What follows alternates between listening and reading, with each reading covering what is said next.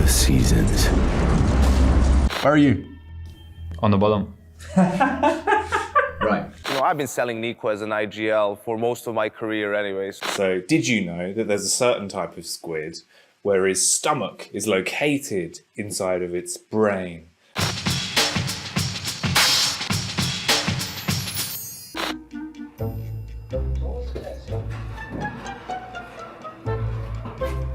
A revamped matchmaking and in-game ranking will have your queues popping again and again and again.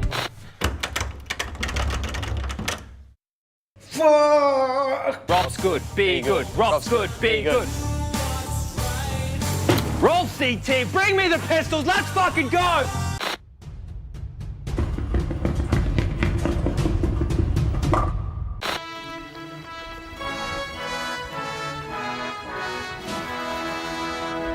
Because the Lord moves in mysterious ways. Like the CS2 movement. And they can't even get that right, can they? There's the flash, that's going to catch Crims out, they're going to push on through, MBK gets one, but Crims with the spray down, he gets himself the triple! Man. Miso direkt. Da. Okay. I don't have time to talk to some deadbeat, salt of the dirt water guy. Oh. The rabbit on the sourdough was exceptional. Catch all of the constantly happening CS here. It's all here, and it's all CS, always. Congratulations, Mr. Nafly, support.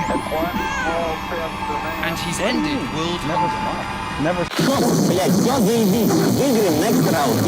I can't understand. Oh, Captain, my captain. Get down, boy!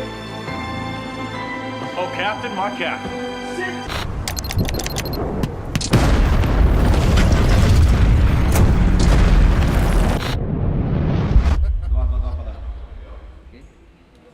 All good, bro. Chill out. Do you sacrifice? Because the team was functioning really well. Why do you do this? I just keep jumping and looking and...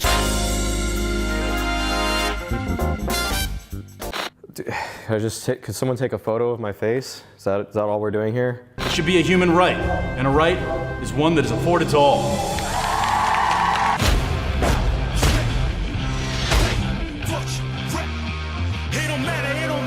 Why should age determine expectation? Breath. Well, Breaking Bad. Okay.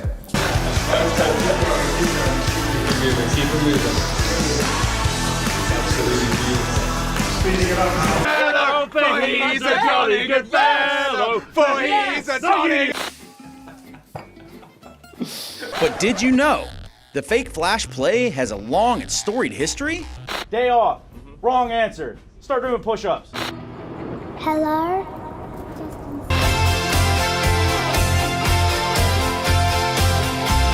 Come one, come all to the annual ESL Bot League. Welcome back to CS Psychology 101. Out of nowhere, a figure jumps through the smoke. Teota! Art unloads the... Bald man bad.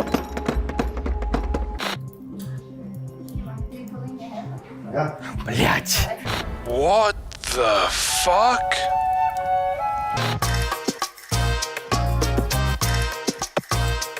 How the fuck else would you do this job? Monster Energy and bananas, my friend. But you don't have to remain unsatisfied. FPS dysfunction is nothing to be ashamed about, so ask your...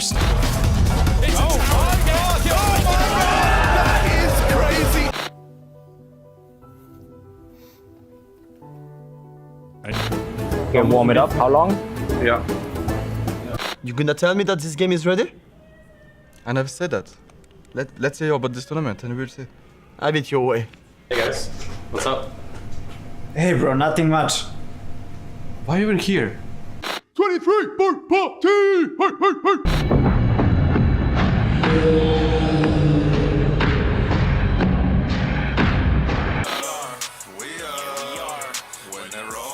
Talking of inappropriate, why don't we finally release the sex tape? To get this #1 spot.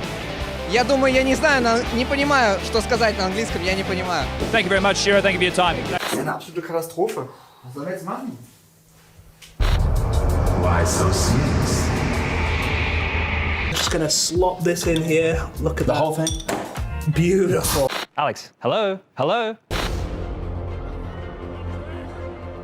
We wish you a Merry Christmas. We wish you a Merry Christmas. A serious investment.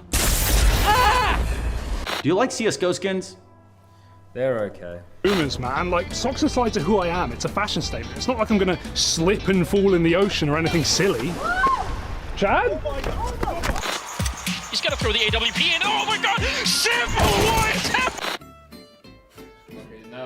When we make that stadium a library, there's only one sound you'll be able to hear. The old flavor of Crims. Now that is a grape, ladies and gentlemen, that has been with us for years. Oh, don't worry that it's getting old, it's getting old. I'm starting. I don't want to be this kind of people who to be recognized every time I go out or something like this. Zippy, can I call you Zippy? Actually, my name is Chipek, so... Zip? Yeah, I just think Zippy's got like a cooler ring to it, you know, like for the youth. And the pelts. Ooh, it's a bit off to the right. It's a bit off to the right. Colloquially known as the the Crimson Jelly. Well, this is going to be really easy, maybe slightly embarrassing, but that's nothing new. Like what? Like this!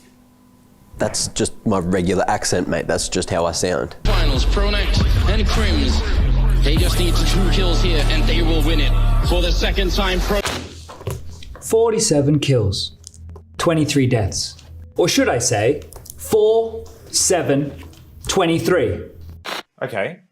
Weird timing. Give me a second. I'll be right back. Sorry about this. I'll never forget when we had no toilet paper during COVID. It was a bit hard. We all went outside, but James never had that problem. It's our first date. Oh, okay. Pressure some vodka then.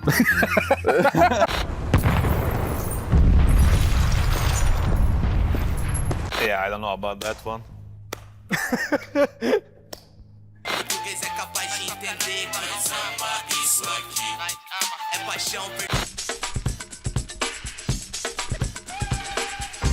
My people need me, man. My people need me. Yo, I don't know, bruh. Bruh. Whoa! Oh my god!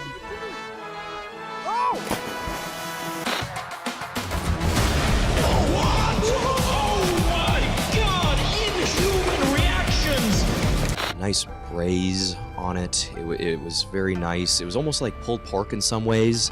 Wow. Yep, that's I don't think you should touch it. I don't think you should. I think this is I have masturbated before. Oh, a bit partial to the old hand-to-hand combat then, I understand. Mirage, one of Counter-Strike's most notorious maps. May the Lord save their souls. Father. Tomorrow night on ESL Pro League, it's the clash of the international squads. And now the winning smile. Hey, why do you... My friend, James here to save you.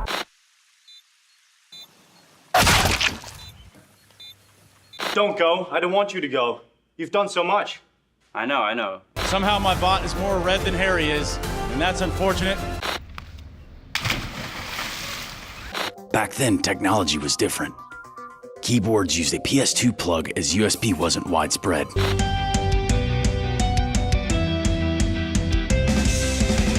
Yes, have fun at EPL and break a leg. At Bristow Potteries in Malta ahead of the playoffs of EPL Season 17. And I'm here with Chief Pothead Jackie. Good evening, fellow gamers, worldly citizens. For far too long has the strategery of this nation led. And if there's one thing I love, it's big piles of greed. Does your moisturizer suit your narrative?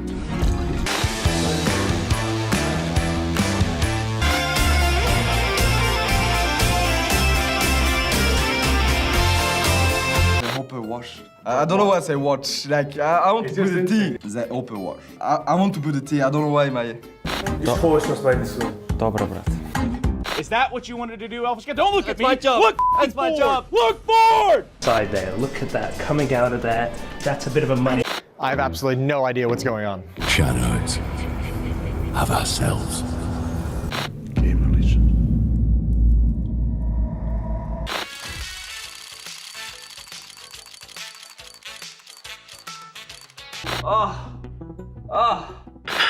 I loved him in Jumanji. You've reached the age where everything in Counter-Strike is a challenge.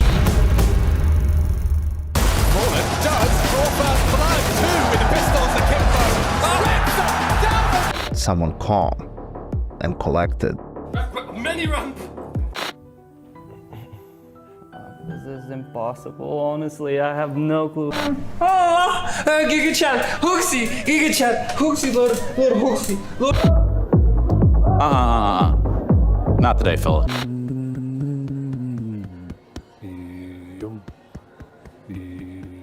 He turns to me and he said, Why so serious? Why so serious?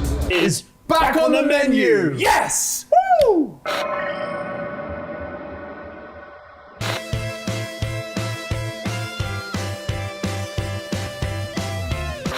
I'm really good at this. How you started? I guess we need A-Base.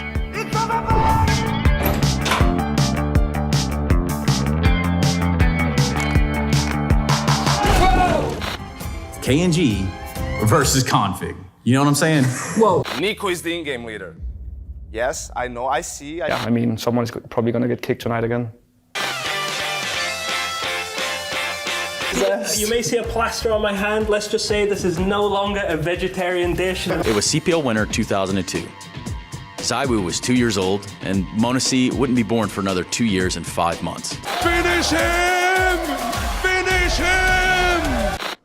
Holy he's fast. Don't actually kiss me. No, I'm not gonna. But like this, How so like close we're can I shaking. get? You can get to my cheek. You can get close. Yeah, I can't lean you're all that lunging way, for me. bro. So close. Oh my god! Oh, it's actually mech, mate. Oh, mapped. Back in the day when we used to play, it was really passionate, but man, seeing in the kitchen bringing that magic. And most importantly, it's the first ever fucking major win for Nico. Yeah, we just kicked everyone, basically. And then we... Waiters, you are clear. I repeat, you are clear. Get the fuck in there. That looks absolutely, vile kind of looking, but that is what we want. 40's got him hunted down. Time is up. Oh my Some of them simply random. What? Just like a prison, there's extensive evidence of segregation within the facility. He knows exactly what he's doing. He's one with the blade, as you say. I am from London. Today we're going to be taking a look at the best region in the world, with North America locked and loaded. Why be a future star for just a year when you can be a future star forever? Please welcome the newest member of our team, Map. It's a long time without CS, but I need you to focus. Show us what you got. Show those bots what you got. Take a look at this. This is bigger than my head, nearly. Is heaven? Father, what happened? This is hell. I will personally find you, and I will eliminate you. And trust me, because I know me. It's the under, now it's the middle, and then we have the top, so... That's the scientific name for the hair. Exactly. Yeah, That's close. Oh, that's really close. With CS2, you'll be standing tall, polishing your trophy in no time. They say the future doesn't fit you. Oh no. Ooh. So you feel like you found home? Yeah, until I'm kicked.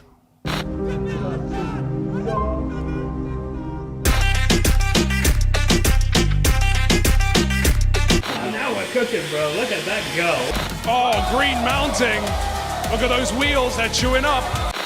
Your time starts now. A weapon so necessary that most people don't even think about it.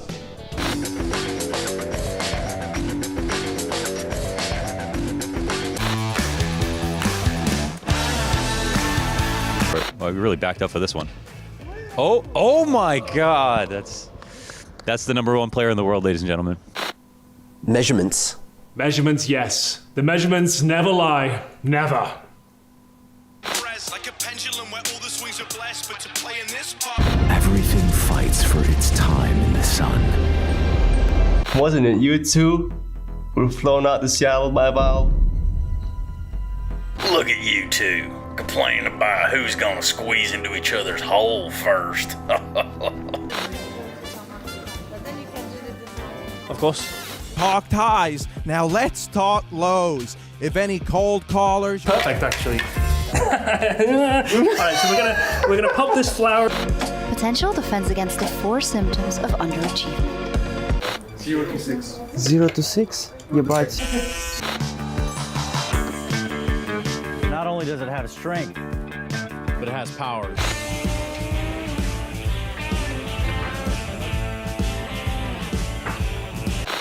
My inventory looks different every single day. I just turned 30 and I can't even spray anymore. Oh, Jesus. These nuts? Got him! I don't think we have space for the hour anyway. Look around you, Johnson, test or something. With only one true allegiance.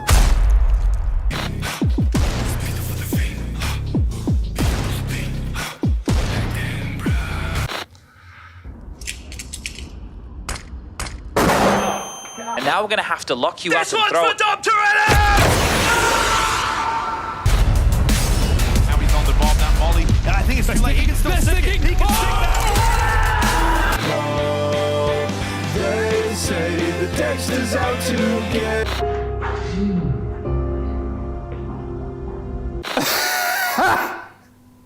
Really? Really? Could have been a lot worse, could have been a lot harder. I expected a bit more pushback on the UK Counter-Strike. Now my question regarding that is, when are you gonna, shut the fuck up about this blame?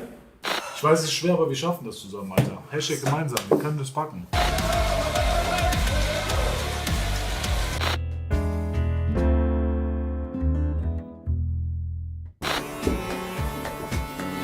Tell me about... Harry, I'm about to lump 20 on. You cool? Look out for a few surprises. No, Chad. Is that a raincoat? Yes, it is.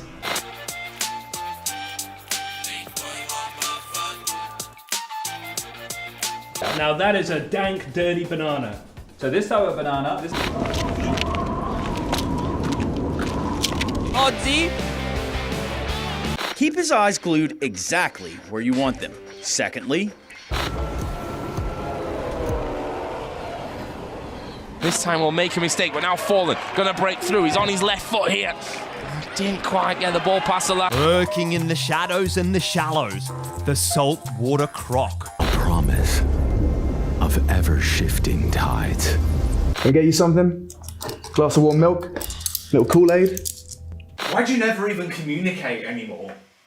They might be rushing A, and you'll just sit there in silence. Fucking Americans. So loud and obnoxious. They will fix it with a patch on the 10th. Patch on... Hey, where am I? Está en Chile.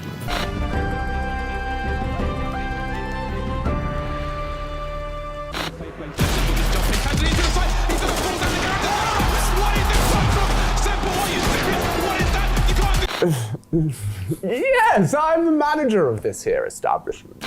Are you telling me I need to upgrade my fucking video card again? So that's the CS. Coming up, watch it. Watch the score. It's gonna change. Watch the CS. It's Counter-Strike. Okay, tagged up. One. He's gonna. Oh, I'm starting to believe as well, Henry, because he's got to take a flick. Stop blowing my mind.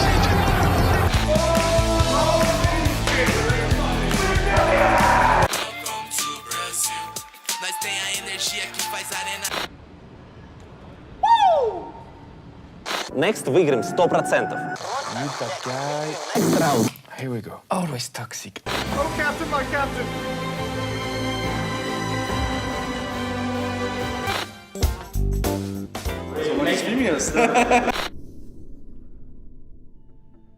I will personally ensure the funding of a global competitive matchmaking ladder on 256 sub-tick servers world. Because safe investments are for pussies. FaZe haven't had it. All right.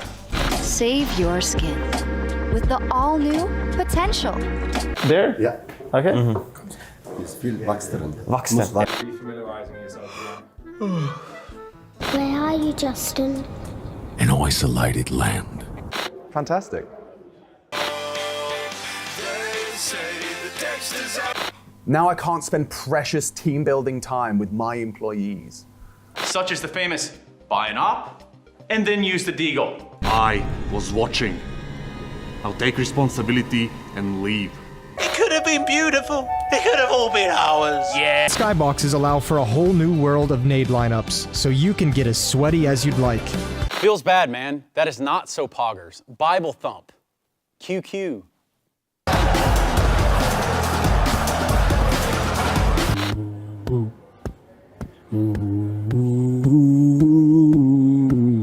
Seriously worried about flames.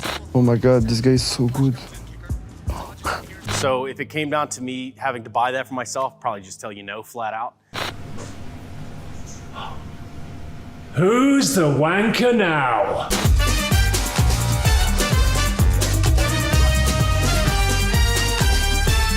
We got pandas. Yeah. We actually have pandas Oh up my ahead. god, I see why they call them pandas. giant, Harry.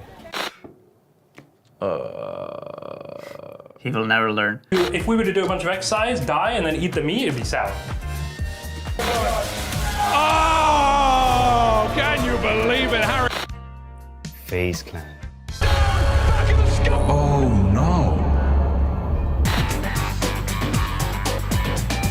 But the epidemic of Mirage addiction sadly shows no signs of slowing. Let's roll.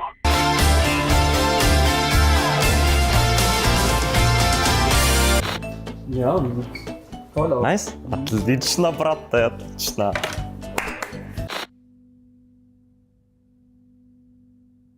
You want to know your balls and you want to get them in hard and fast, all right?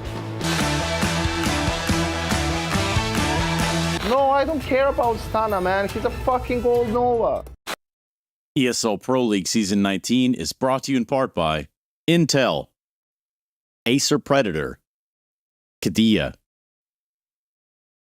DHL, Monster Energy, the United States Air Force, 1xBet, and White Market.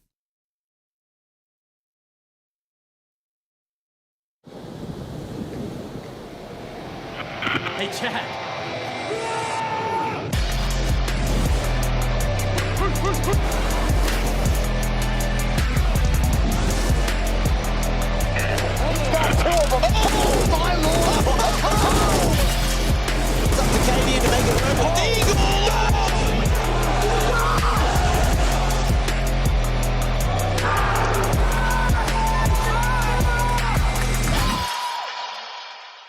Catch all of the constantly happening CS here. It's all here, and it's all CS, always.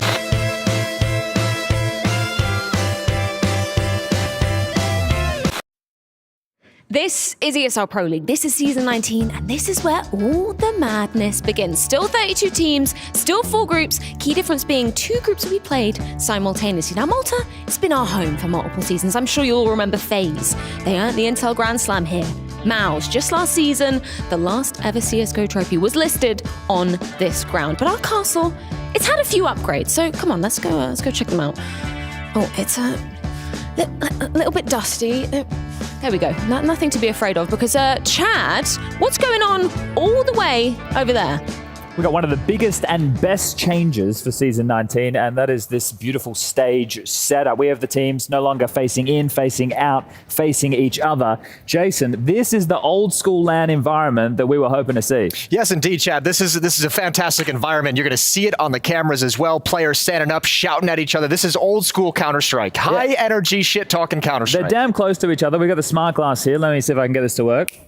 Bang. And Bang. Okay, I'm not sure if clicking is required, but that'll be happening in between rounds. But I do have the magic hands. Does it go again? No, it doesn't. No, it doesn't. It's all right. You ran out of magic there at the end. But this is great. This is exactly what we wanted. We've got them closer than we've had them in the group stages. Actually, should we officially measure this? Do you want to come give me a hand here? Okay, so let me just put my toes down. How many chads long is the distance between the booths? This is about 1 1/3 chads. Okay, 1 1/3 chads is the official measurement, I do believe. Yeah. But yeah, this is my favorite change. Hopefully the players are going to love it. Hopefully you at home is going to love it. Hopefully it's going to get loud in here. And speaking of loud, Proud, and a few of our esteemed colleagues, they got some other changes that they want to take you through. That's right. We're starting over at the ping pong table. It's a bit of a classic. We've been playing all morning. This is my best friend right here, and we love a bit of ping pong, don't Harry, we, Henry? I think historically Pro League loves a bit of ping pong. We've had so many epic duels over the years, from pro players to prestigious talent. I feel like this year will be the most cutthroat tournament of them all. If I had to push you as to who is the up-and-coming talent of the broadcast team in the ping pong world, who would you go for? Who's going to look out for? There's really two that spring to mind for me. One is Jason Moses O'Toole. He is a bit of an underdog, a dark horse, if you will. I would call him the overhorse or whatever. An overhorse? Yeah, he is the overhorse. And then I think the underdog for me is going to be Alex. He's been putting in the hours, and that lefty grip does him well, I tell you what. So this is a very good rally from us. It's actually gone freakishly well. There we go. It is. Had to end it eventually. But that's the ping pong. Ping pong is going to be We love it. Well, take a look over here, though, Henry. This is the lounge. Look how much room there is for activities, Harry. All this space to run around, enjoy yourself. Monster. And a monster as well. I don't know whose this is, but I'll be having some of that. Yeah? Well, we'll make sure that's okay. How does it taste? Is it cold? It's cold and it's fresh. Well, speaking of fresh, we got a new addition over here as well. We're calling this the 5-stack area, and for good reason. It's not a 1v1 area anymore, Harry. It's not a standing desk. We've got a full LAN setup. Oh, this is the dream. So what we've got rocking here, these are broadcast headphones, and alongside them we have the full setup with the key light and everything. Nice little cameras mounted on top. That means we're going to be able to do 5-man CS gameplay For the first time ever. For the first time ever. With no compromises, no audio issues. It's going to be a lot of fun. I can't wait. Have you been playing CS recently? Sure. Yeah, why not? Why not? For the purposes of this, yes, I've been playing lots of Counter-Strike recently. Well, that's about all the areas we've got for you. So bear in mind, ping pong, player area, 5-stack, it's all to come. And golf. And a bit of golf as well. Which we didn't even have to show off, but it's there. Now we've got a very special treat, Harry. We're going to throw it over to the sofa, where I believe we have a very special guest indeed.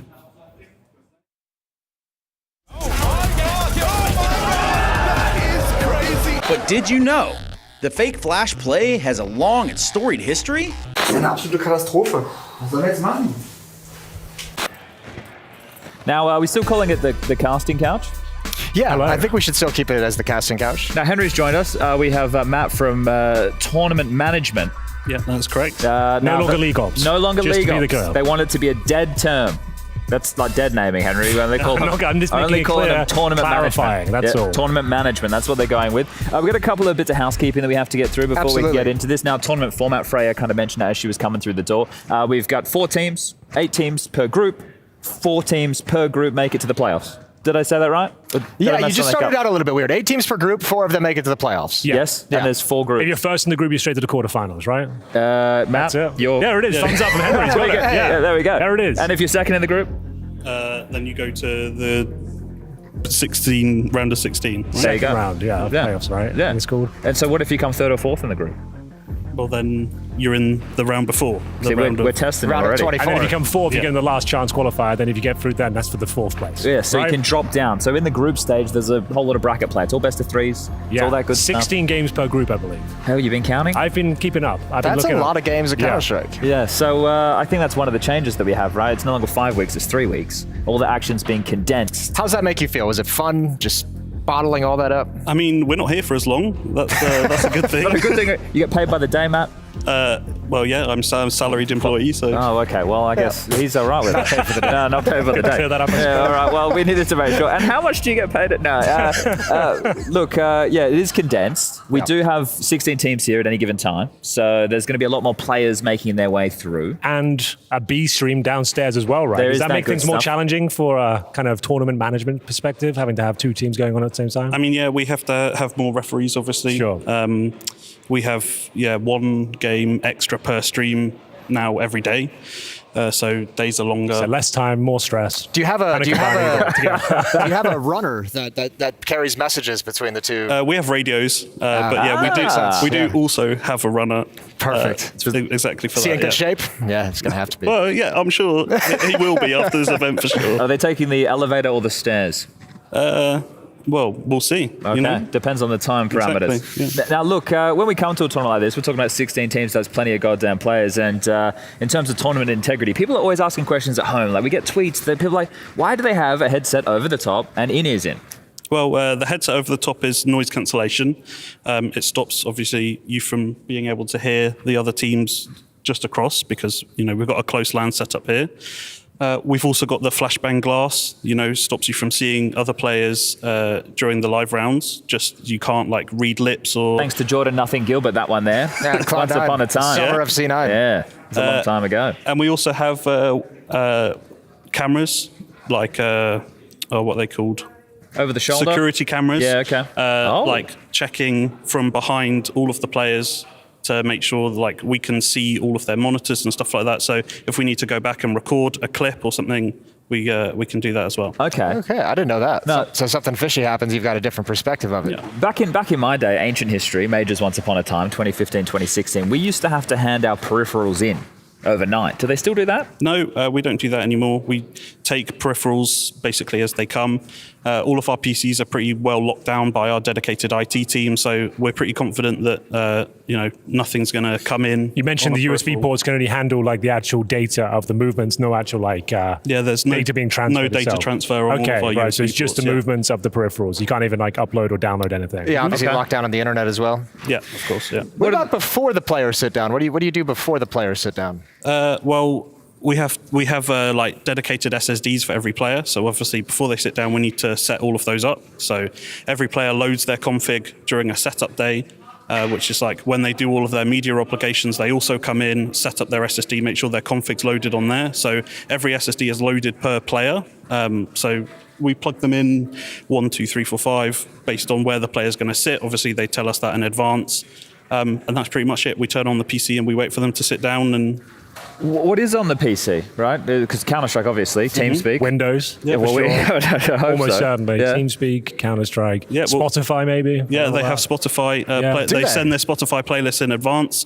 It has to be a pre-approved playlist. Because I guess you could have some unofficial tracks uploaded or something like that with information on the other team. Could you? I don't know. Maybe I'm just thinking outside the box. Henry's already thinking how to cheat. It's like music's playing of this team likes to hit A. Yeah, exactly. You could have a radio broadcast coming in via Spotify. That's what I'm thinking. Okay. It's more the fact they don't have internet, so we have to download the playlist in advance, right? I'll take the tinfoil hat off. What about maps? Do they get any specific if they ask for they get aimbots and the CS stats map. Yeah, the new one for CS2. Yeah. So you don't get to play deathmatch before you get in there. It has to be aimbots.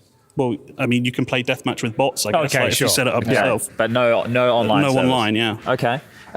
So what about, we've seen some events, people get wanded down. What are you looking for with the wands? So yeah, we've got Let's do a demonstration, shall we? Okay. I've actually hidden a piece of metal on my body for him to find to see how good he is at his job, Chad. All right, here we go. We'll start from the back and see what he can find. Nothing yet. Well, that was the watch. Oh, that was that's the a watch. necklace. That's the That's the radio. drip. Okay, that's also that's his badge. This guy. Can you turn over, please? Turn around and. What's that? Oh, hold on. That's a very hot area down there. You Excited for Pro League. might have to check Do you that want to one take out. them off? Well, that's my question next. Let's say you do find a piece of metal there. What could it be? There specifically?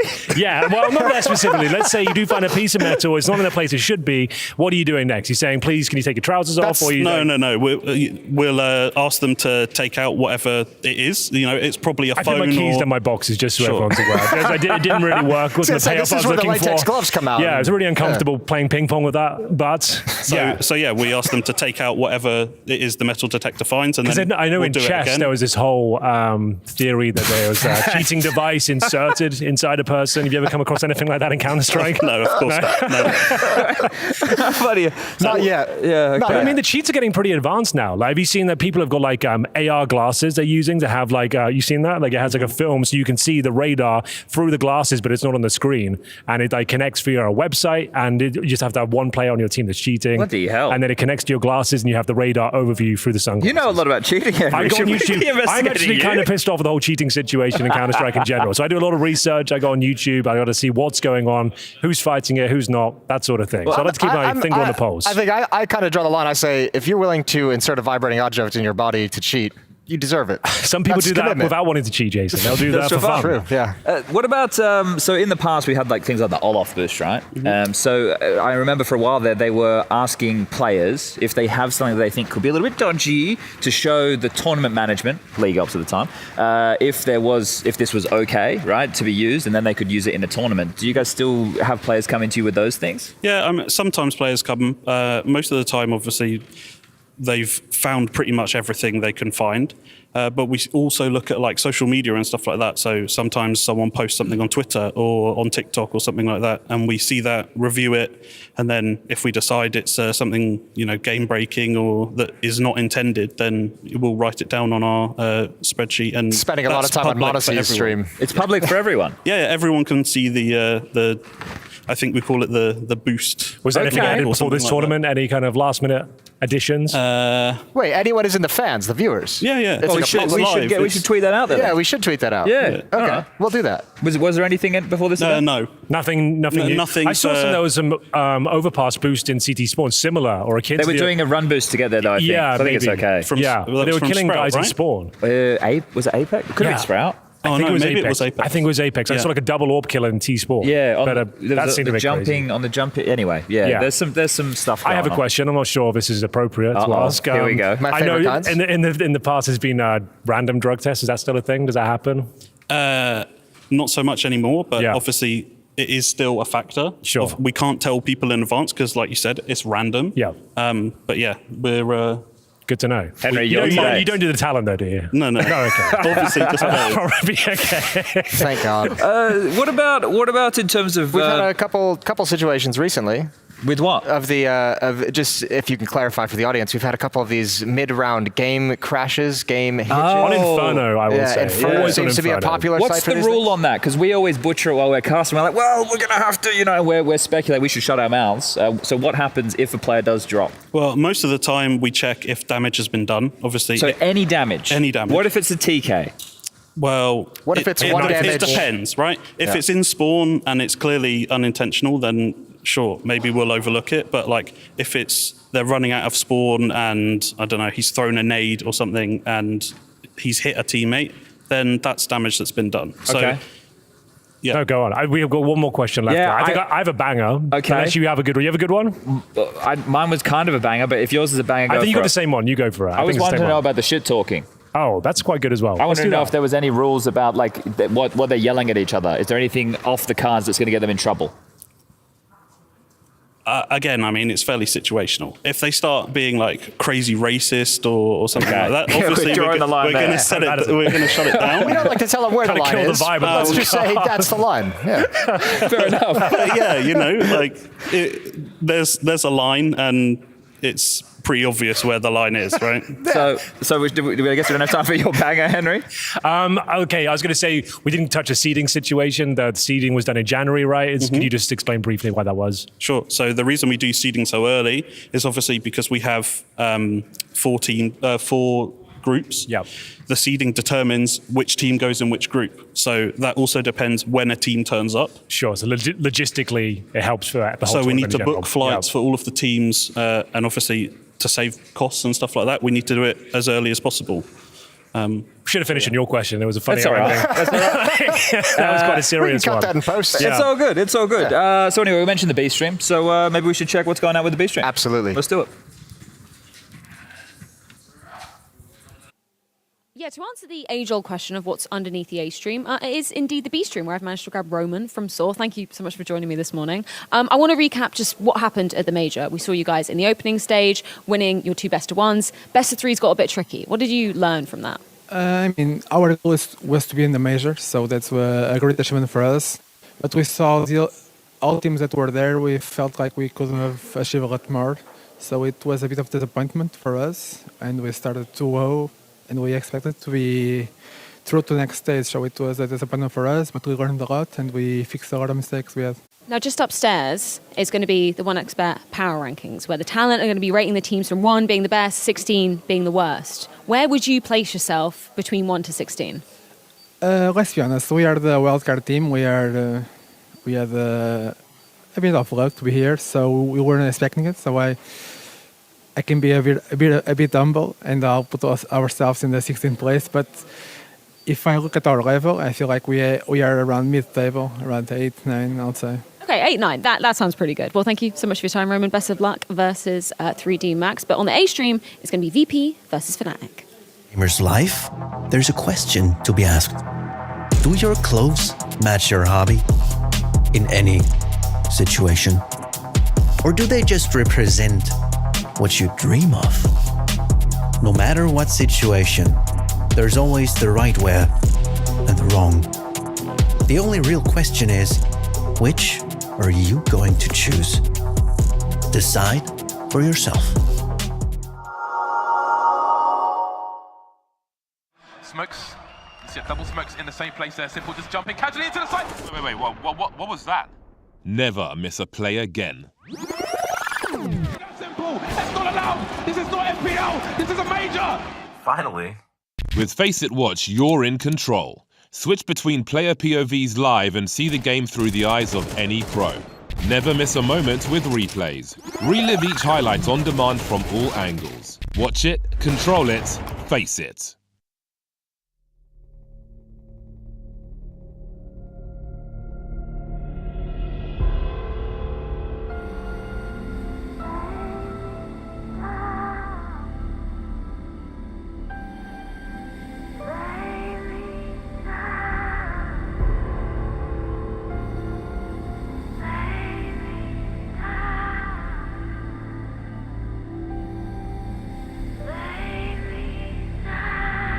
Look into my face.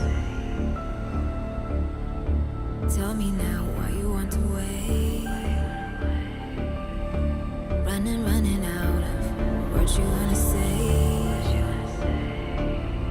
I've been looking for you, looking for you, looking for you.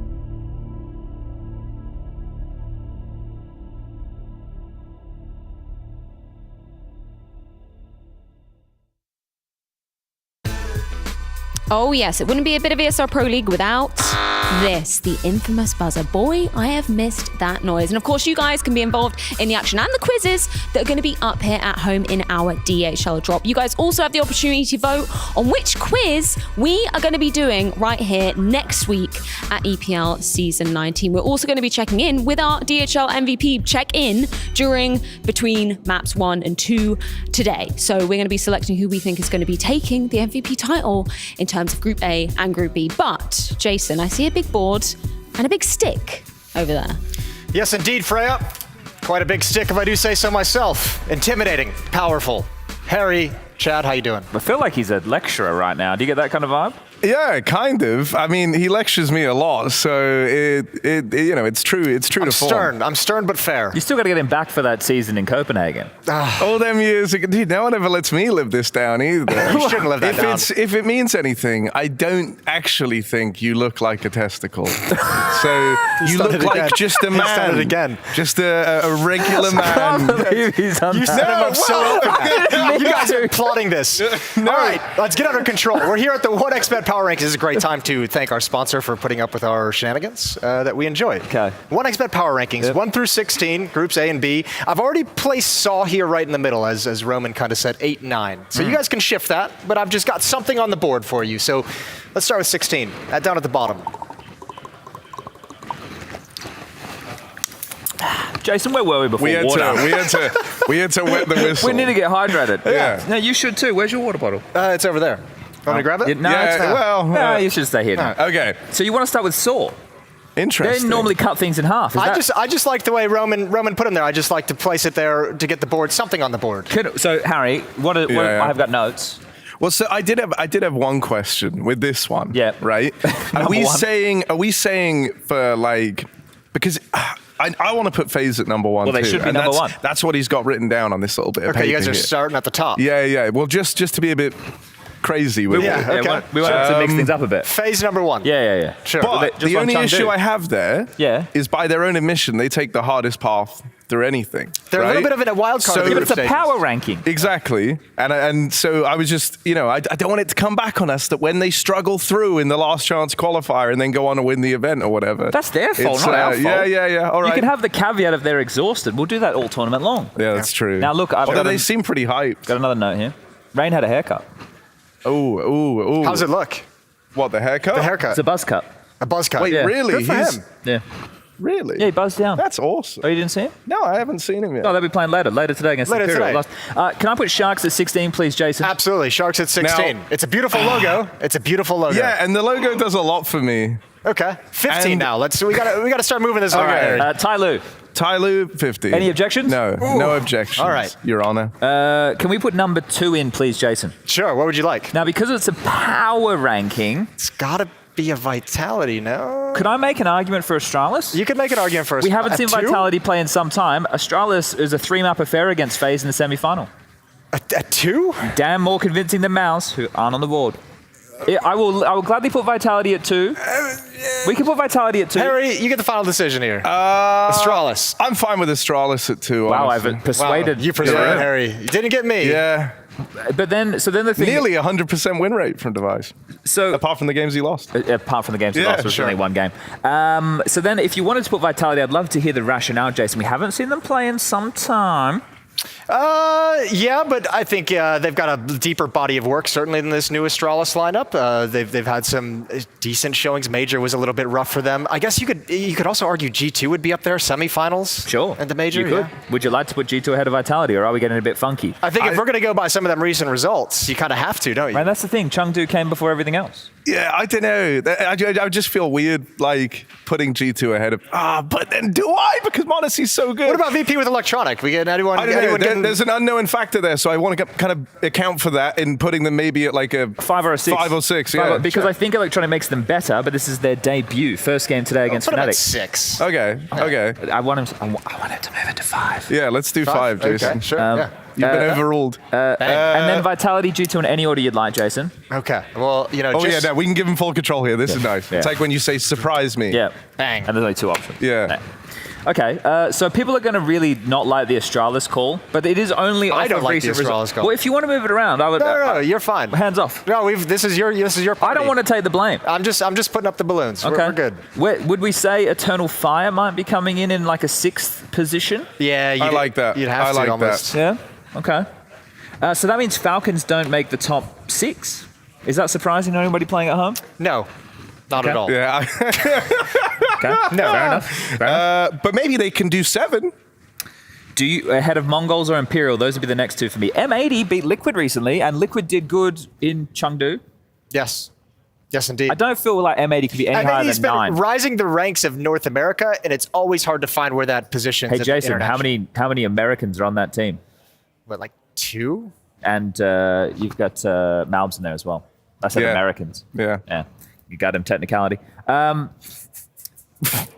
Okay, Chad. Number 7, please. I don't know. Like, you wanna sling either? I'm thinking. Let's speed run this. Let's go Mongols because they're going to play 7. Falcons. Right, yeah. And then let's go Falcons at 8, even though they probably shouldn't be.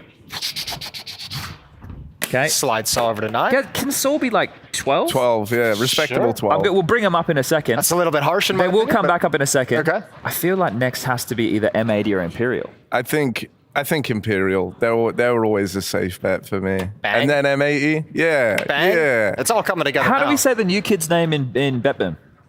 No idea. I'm bad with the names. We'll find out live in the server. Yeah. He's like We'll Don's get a friend. feel for it. Yeah. Well, I think then we should probably slide Saw into 11 because we've slept on Saw a little bit, but that's by their own admission. Then I think it has to be BetBoom in 12. Yeah. Yeah. Right? I might even put Saw above M80, to be honest. Okay, who goes ahead? Fnatic or 3D Max? Yeah, kind of the impossible. Fnatic has Crims. Yeah, I like and we'll give them the Crims. veterancy. Yeah, Let's we go. like Crims. There Okay. we go. Now, is there anything that we want to readdress? Jason, you said you'd put Saw ahead of M80. I wouldn't have an issue with that. If you want to make one hot swap. Yeah, well, one hot swap right at the end of the day. Bang, bang. Harry, is Graham Pitt happy with this? I think he is. He's smiling on from the sidelines. We did it. We smashed it. Yeah, we actually did knock it out of the park. I'm really proud of all of you. All right, give yourself a round of applause. We've got the first game of Counter-Strike coming up. It's Electronic's debut in Virtus Pro. We'll see you there.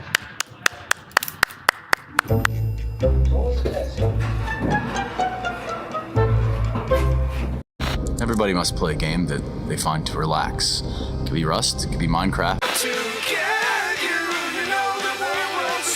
Welcome back to CS Psychology 101. Das ist eine absolute Katastrophe. Was sollen wir jetzt machen?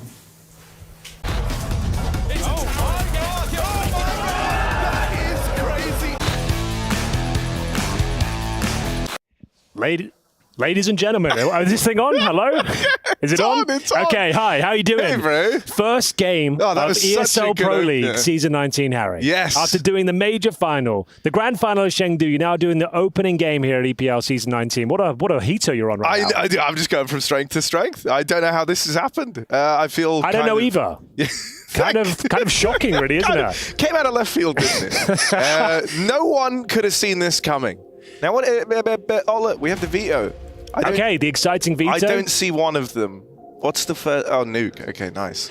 Well, we'll kick things off on Overpass, a VP Classic. And I guess it goes without saying, this is quite the game, Jason. Electronics debut, New Jersey, huge transfer. You've got to be excited for this. I'm actually really excited for this transfer. I love this edition of Electronic. I think it's going to make this team much more dynamic. I think it's going to make them much more dangerous in the mid-round, which is kind of scary because they were already dangerous in the mid-round. I like everything about this move, to be honest with you. I mean, like, this is the first time in a while they've had, like, an X-Factor player. Because we've had, like, the Chirons before, you know? Sure. We've had...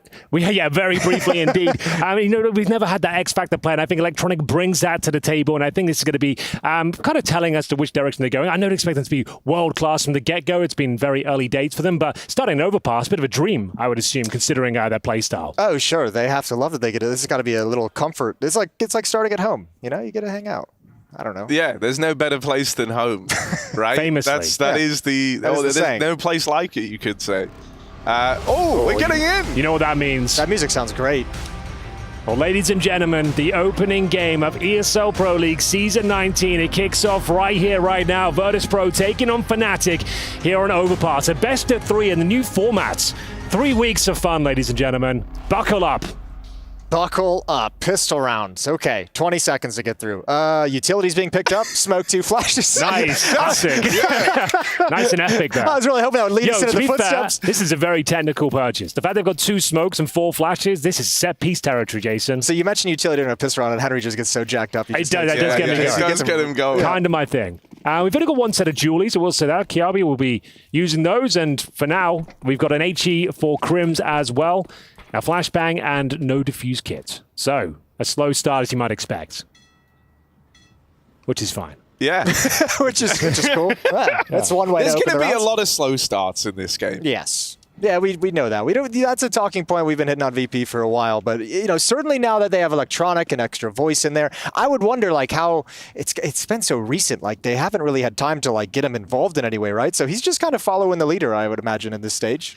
Yeah, and I hope so too. I don't want him to be thinking too much or too hard. I just want him raw aiming. I think that's the electronic we've all been waiting. You've been using your brain too much recently, electronic. Go back to using your balls. Yeah, use your balls, whatever that means. Use them. Here it comes, the B execution. I would assume expecting a smoke towards heaven and the bomb site itself. Flashes to go over, and it's going to be those Julies to defend. Not much damage inflicted, but there it is. Crimson Mattis chiming in. Any more? Yes, Crims will come out with a little bit more from this B-side defense, and VP goes straight into the stack. So for James, I don't imagine he looks to save here. As that would be. But you never know. You never know. 1 HP. 1 HP in a dream. Clutch of a lifetime coming up right now, Henry. This is your big moment. This is my moment? Yeah. All right, James now. 1 HP, 4 versus 1, bomb down towards Monster. Couldn't be many variables against him, to be honest, as we see him go down in the end. It is going to be quite a convincing finish there for Fnatic. 4 players surviving, Kevlar in hand. They're going to have a nice injection of cash going forward, and more importantly, no bomb planted for VPs. That's a full eco coming up next. Well, Crims was the selling point to put Fnatic at the 13th position in the power rankings rather than 14, and he showed you a little bit why right there. 2 kills, double kill. So VP are in the top 5, and Fnatic are in the bottom 4, according to you guys. So you're going to say VP? Why did you just throw us under the bus I'm just saying, I agree with you. VP are the favorites going to this one, but it's definitely a chance it falls apart. Yeah, there's How always... awesome is that for Henry? He just gets to play the other side now, right? Right. There is always a chance. There is always actually can win. That has to be said, Harry. There's always that little period of disorganization when a new player comes in, but I have to imagine Electronic, with all his experience, VP should be getting flowed pretty quick with this lineup. Well, this round, to be fair, not too bad. This is a Glock eco for VP. They've managed to get a couple of kills. They somehow get the bomb down, which is looking very unlikely. They'd be onto an absolute winner. But for now, 1 more kill would be at the top end of the table. Yeah, the bomb is dropped down in connector. So for VP to go and grab that is going to be a mission in and of James going to go all around itself. to CT spawn? But hang on a second. No one was looking at short. They think that they've spotted the 1 player monster. James should have a kill here. Oh, James comes through on the P250. Good smoke from Fnatic. That at least kind of takes the pace out of it. There's time, and with this M4, things can get a little bit weird. They're trading it. Are they saving it? They're giving it to James to save. And he's giving him the PT50. He's like, Electronic, good luck, brother. I'm going to flash you in. 1 more kill here would be so sick. What a round this has been. 1 more kill, and this round is on. He's going for it. Electronic hopping in, not there. Yeah, you can't save this, unfortunately. It wouldn't make sense. You need the money going forward. You have a better buy if you go down. So he's going to try and find 1 more kill. Might as well bleed out the time in the 20 seconds he's got. 0 chance of winning it. And I said he wouldn't save, but I don't know who I'm messing with. I think he might. Why would you say that about James, of all people? This man saves toilet paper. I guess you're right. And it is going to be the save. So he'll be able to buy Kevlar and some utility. He's going to have the AK-47. But I guess not the end of the world. No, but as you said, this is a sick round in terms of economic damage to the CT side. Really going to hurt the funds, force some rebuys, bring the money a little bit low, put them at that breaking point early on, and now VP gets to go to work. Well, the first gun round is upon us. The first gun round of EPL Season 19. Are you guys excited to be back in Malta? Not the best weather, I'm afraid. Not what as. do you mean? It's been lovely. Has it? Well, cloudy and windy. That's what I'm used to. It's lovely That's weather. my bread and butter, cloudy and windy. It does feel like summer compared to what Michigan's looking like these days. I hope by the end of Pro League you're going to see the full summer vibes come to fruition. But for now, the AK-47s are out, and of course the JAME M4A1S. Looking at helmet watch on the CT side, they have come fully equipped, so the M4 won't be a huge factor. They had to because of that saved M4. That's the 9,000 IQ mind of JAME at work. Just draining their bank accounts by saving the M4. I suppose you're right. We'll give it to him. Okay. Well done, Harry. You sold him on it. Yeah. Oh, contact play for Norbert.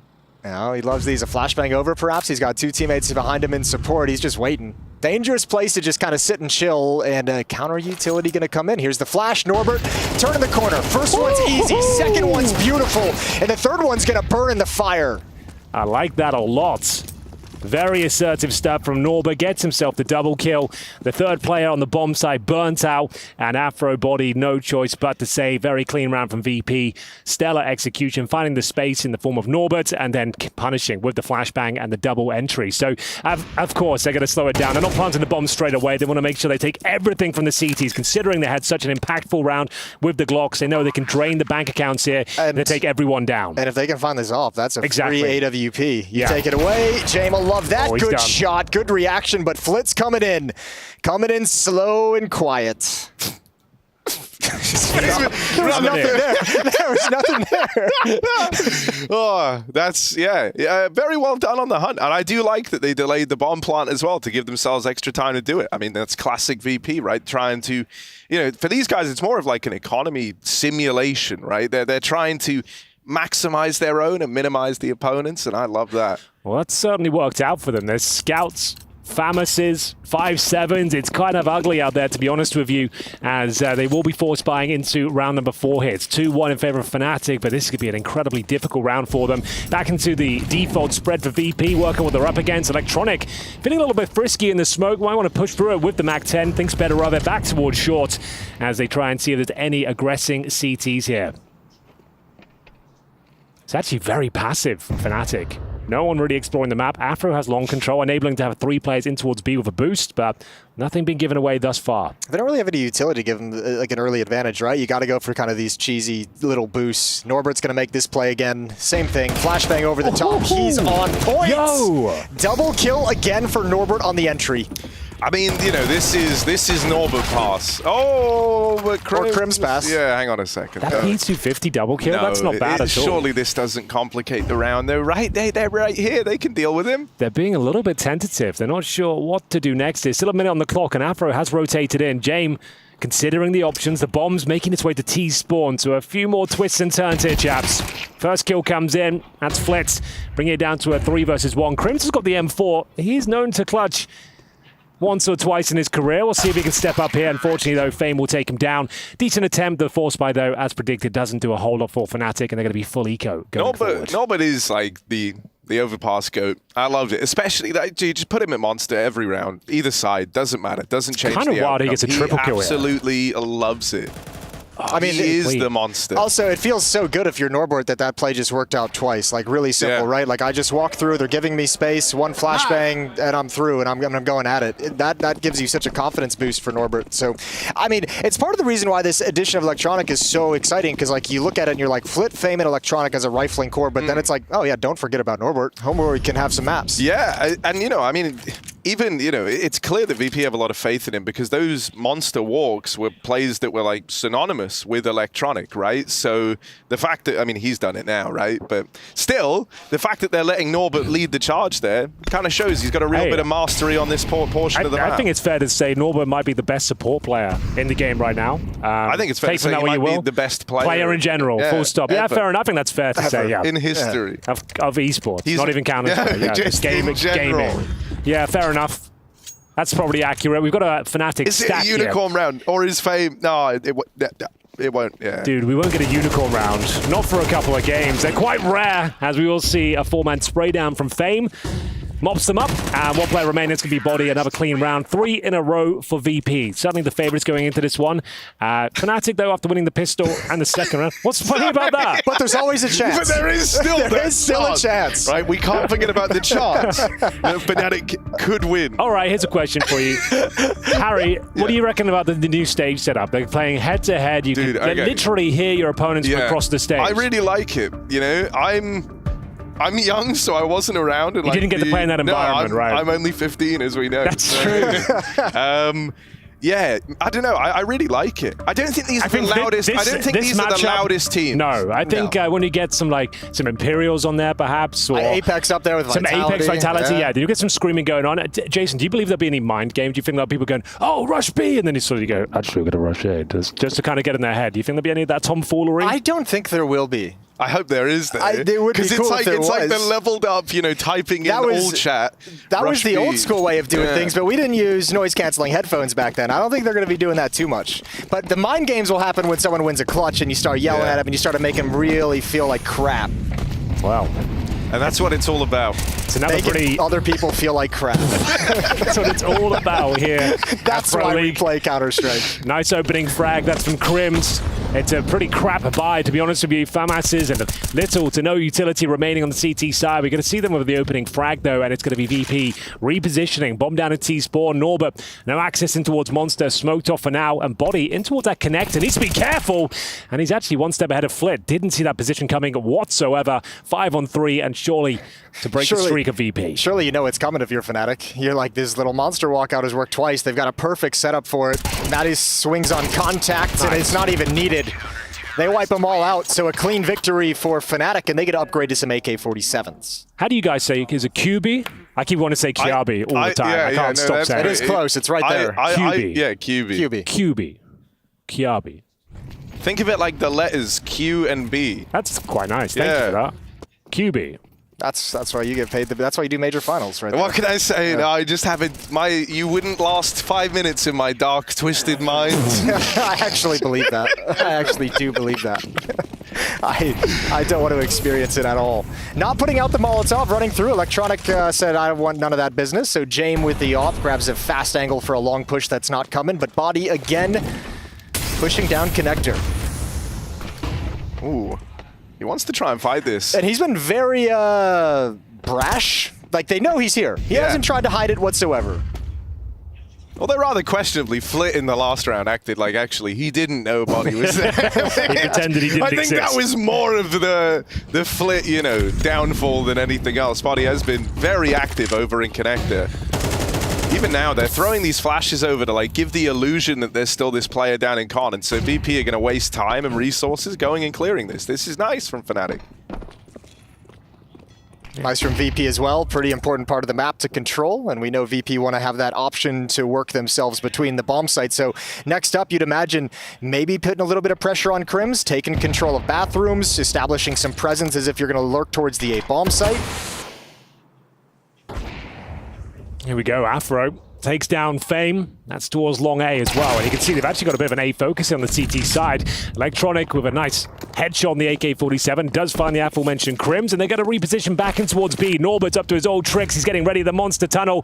QB, though, ready and waiting. Nice incendiary at 25 seconds, Jason. That's going to be very difficult to deal with here. Time is of the essence, just how VP like it. Can they convert the round? No flashbang from Jame either. Norbert's got to go in dry. Here it is, QB. Oh, he's got distraction. Is his ally from his teammate, and that's a beautiful defense from Fnatic. Yeah, can't ask for much more than that. Jame will have no choice but to save this time. Bomb on his back, 4 seconds remaining. AWP in hand. Money will be in a pretty precarious spot going forward, I'm afraid. In terms of loss bonus, going to get 2,400 into the next round. So not even really partial buy territory. This is like Glocks with the AWP. But bear in mind, these rounds seem to work more often than not for VP. They can actually make these ones very dangerous. A couple of bits of utility, a smoke and a couple of flashbangs, a P250 or two. Maybe they can make this round uncomfortable at the very least for Fnatic, who are doing very well on the CT side here. A recovery of sorts. I really hope that Jame is able to explode onto the screen a little bit more than he is right now, and not poor choice of words when it comes to talking about Jame. But because he's had a bit of a rough go at it lately in terms of his individual performance, and I always attributed that to the fact that VP felt a bit like a ragtag squad, and so now you bring in Electronic to like really tie a bow on it and put it all together. Flitz has sneaked past body. He has no idea he's made it for a connector. I don't think it does much for them, but it's some space on the map. They can maybe get the bomb down towards A, perhaps. They've got a lot of room to work towards A, and you have Jame with the saved AWP as the hero op with this much room. Flit and Fame are like, no one's in bathrooms. We can actually get this deep angle with the op into the bomb site. James gonna love that, and all of a sudden that's a little element of danger that Fnatic probably don't really want to deal with. So, bomb plant would be a victory of sorts. If they can find a few kills and set Jame up for a clutch, there's every chance he can win it. They're getting closer and closer because the CT's reacting nicely. Oh, they didn't see him. They don't know. Body doesn't know. Oh, God. That one's free. Okay. But Afro is sick, and it's important to bear that in mind. Now he misses the opening shot. That's not physically super ill. cool. Yeah. But let's see. Grims is dead. Afro does nothing. Well, there it is.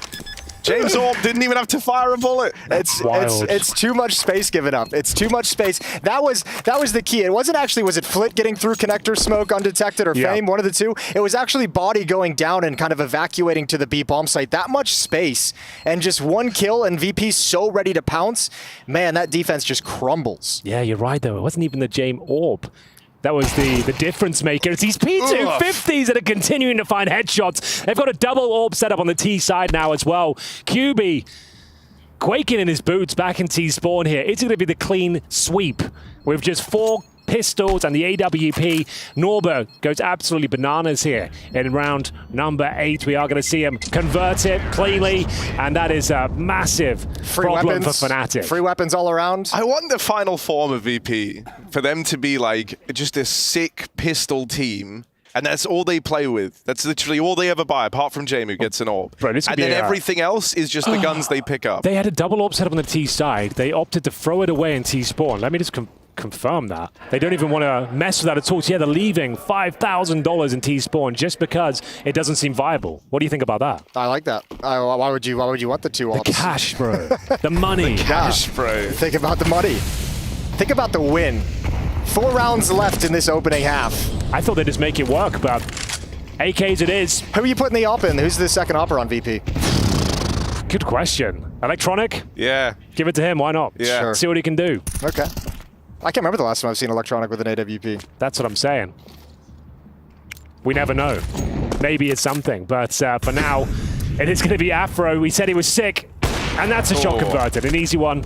Hits the mark, and they've got the opening kill. He's actually done a pretty good job with the op getting some opening picks for Fnatic. I think this is like his third one of this map so far with the AWP. I can confirm for you if you like. Yeah, maybe 2, maybe 3. Let's have a look. But here we come again. This time it's Electronic, not Norbert. He's going to turn the corner with the flashbang, challenging into the B bomb site. Knows the defense is passive now. That was his second.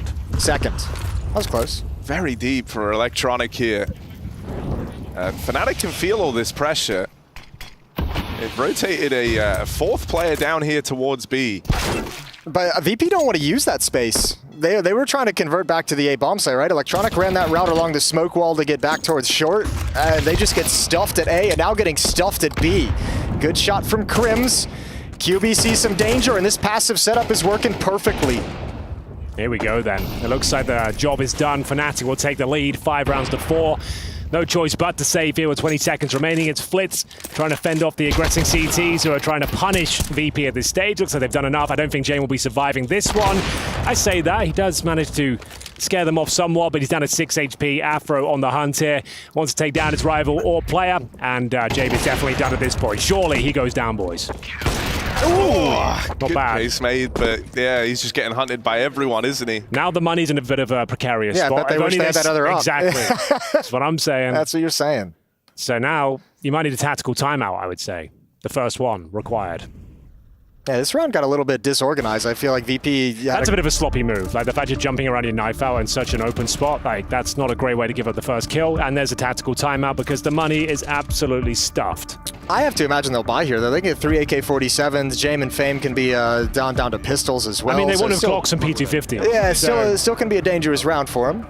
And they are going to invest. Utility being picked up by VP right now. We'll see what they've got coming out of the timeout.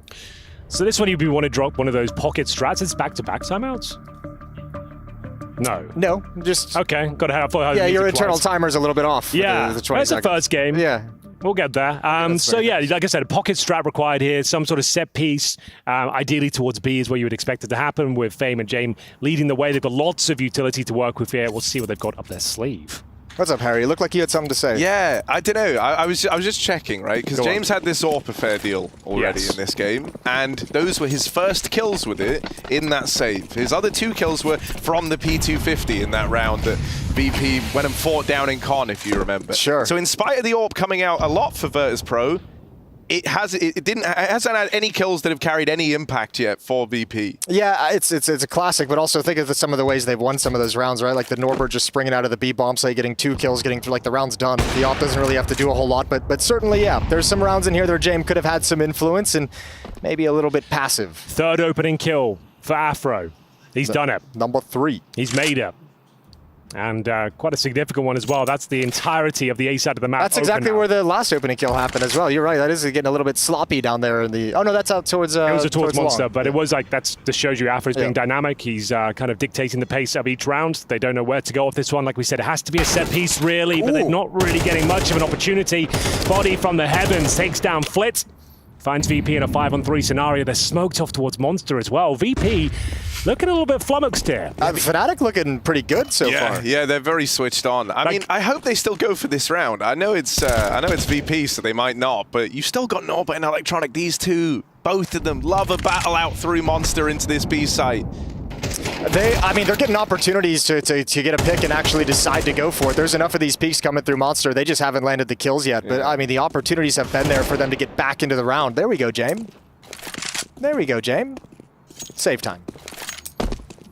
Some things will never change. Back we go to T-Spawn, as Fnatic have actually found a decent haul of CT rounds. But bear in mind, this is the most CT-sided map I would say we have in the pool. Getting T rounds on overpass is incredibly difficult. 4 rounds of VP, I would say it's more than enough for them to convert this map. That being said, I'm still pretty impressed that Fnatic's been able to put up 6 so far on the CT side. Oh, absolutely. With an absolute blunder of a round as well. Yeah, with losing to P250s, losing to Hero Op and just pistols after that, like they're actually doing a really good job. Their economy was broke. They recovered it nicely. Things are looking pretty solid for Fnatic. Color me impressed. Yeah. Dude, even in that last round, the angle the body found over from heaven, like if you're Flit dying to that, you're like, you are annoyed to say the least. You know, it's like, I don't know, you never really think about that one, like being open to it when you're up on top of the railing. And now they've got this little boost employed. It's more gimmicks to find them these early picks over towards B. But VP do want to come through this smoke. This is all that's really worked for them, right? That the contact plan to B, hope that Norbert gets a double kill, but since they've adjusted, it's Fnatic that have actually had all the advantages, the opening kills, as Mattis finds yet another. Look how much counter utility came out off that one flashbang from VP. It was like 2 flashes from Fnatic, 2 Molotovs down towards Monster. They're like, we don't want to lose to that again. Not a third time. Yeah, learn their lesson. Opening frag, 5-on-4. Fame and Jame, unfortunately, just with the Glocks here, these AKs have to do a lot of the heavy lifting. Outside of the one round with the saved op and the 4 pistols from VP, this has been a very B-hit simulator. Yeah. Map. They weren't even really B hits. They weren't like executions, just a couple of flashes over the top and Norbert finding a double or a triple kill. Yeah. And bear in mind, since then, we haven't seen a whole lot. It was the pistol victory for Fnatic. As we said, 4 rounds is more than enough, serviceable on the T side. It was the 2 rounds from Norbert and Monster. It was anti-eco against unarmored USPs, and then it was VP winning P250 and op round. And that's it. That's all they've got. Gun rounds have not been kind to them, have not been pretty. Afro's going to stand tall here. Yeah, first one off that AWP, but they do manage to deal with him. Norbert, there's the win condition. He does get a multi-kill here to bring them into the bomb site. Ooh, delayed the plan, but it still goes down. HE could be problematic. Ooh. Tickles the toes of Norbert. It's down to Jame here. He's got Kevlar on the AK-47, the AWP of Norbert as well. There's every chance they can win this. Body and Mattis are low. Jame, did they see him there? I think they did. They're going to go chase him down. And so now just Norbert left up in this one alone. They've spotted the AWP back at long. And Norbert will run for the hills here. Might try to take the angle from short, but it's not planted for him anyway. So. Oh, don't lose that off. No. Yeah, that's a bit of a maybe a miscommunicated bomb plant. I don't really know why Norbert's trying to take the line. It's planted. Yeah, there was tall open as short. There was no line for Norbert at the end. So that's kind of sick. Yeah, I think James, also just felt really uncomfortable in that position. He didn't want to get sandwiched on the retake, I'm assuming, and just kind of got caught transitioning to a new place. Out in the open, nowhere to go. I felt like he had the advantage in that fight as well. Yeah. Didn't even really connect a bullet. Norbert was low HP, needed James to find at least one. Doesn't happen. It's the final round of this first half. It's AK-47s, Electronic on the MAC-10. He hasn't really got going yet on 4 kills, but Afro certainly has. Continues to find frags here towards middle. Crims will chime in as well, and it's looking very convincing for Fnatic. As far as I'm concerned, job done. Peel off these choke points and body. Well, he doesn't want to take the advice. Will challenge once again towards Playground and gives them some kind of fighting chance back into the round. Yeah, a window of opportunity to get back into this round.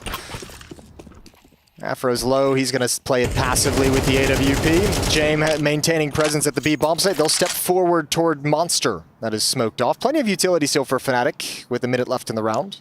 Yeah, Mattis and Crims with the smokes.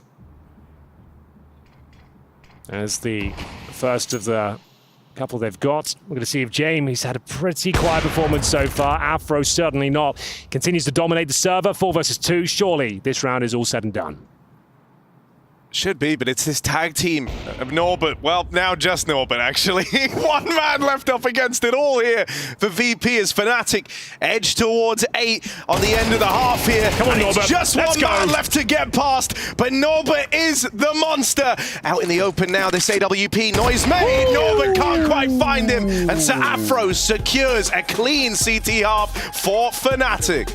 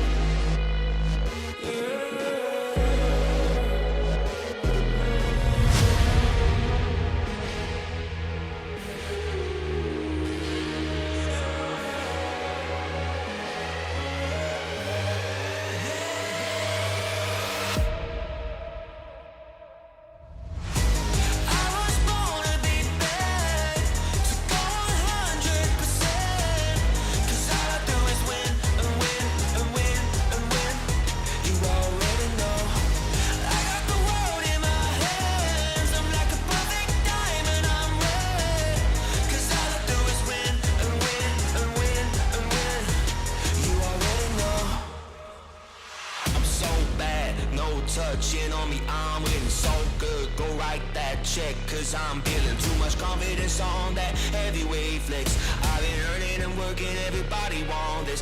I'm untouchable, stacked up Greek god. I got that thunder and lightning energy rush. I've been winning and winning since the day I was made. Bet you wanna be like me. I'm always on top of the game. Ain't never gonna touch second place. Nah, never. I'm always on top of the game. You know that I win, that I win, that I win, that I win.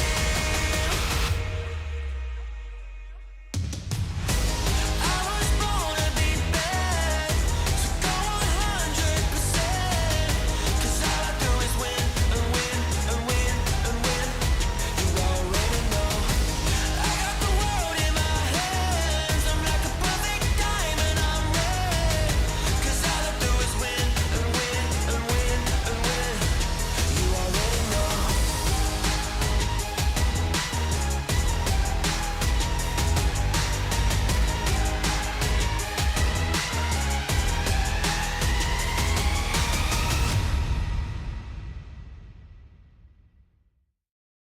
It's the wrong answer, Zip. It's the wrong answer, Zippy.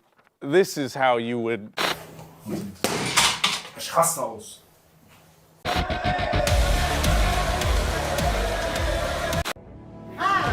Ladies and gentlemen, welcome back. It's ESL Pro League Season 19, live and direct from the sunny shores of Malta. My name is Henry G, joined in the booth by major finalist Harry Russell and a man that deserves no introduction, Jason Moses O'Toole. Boys, how we doing? Oh, I'm feeling so good after that intro.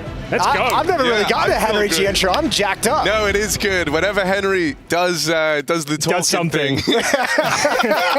When he contributes to the broadcast. It's a nice feeling. And famously, Henry was the one who let us know sometimes the underdog does win. And right now, Fnatic are doing exactly that. They're up 8-4. But How did you call it? Say there is a slight caveat. 4 rounds in the T-side of Overpass is more than serviceable, boys. Yeah. So let's not get ahead of ourselves. The pistol, very important, of course, but And there's not the always, be-all and end-all. There's always a chance the favorite can come back.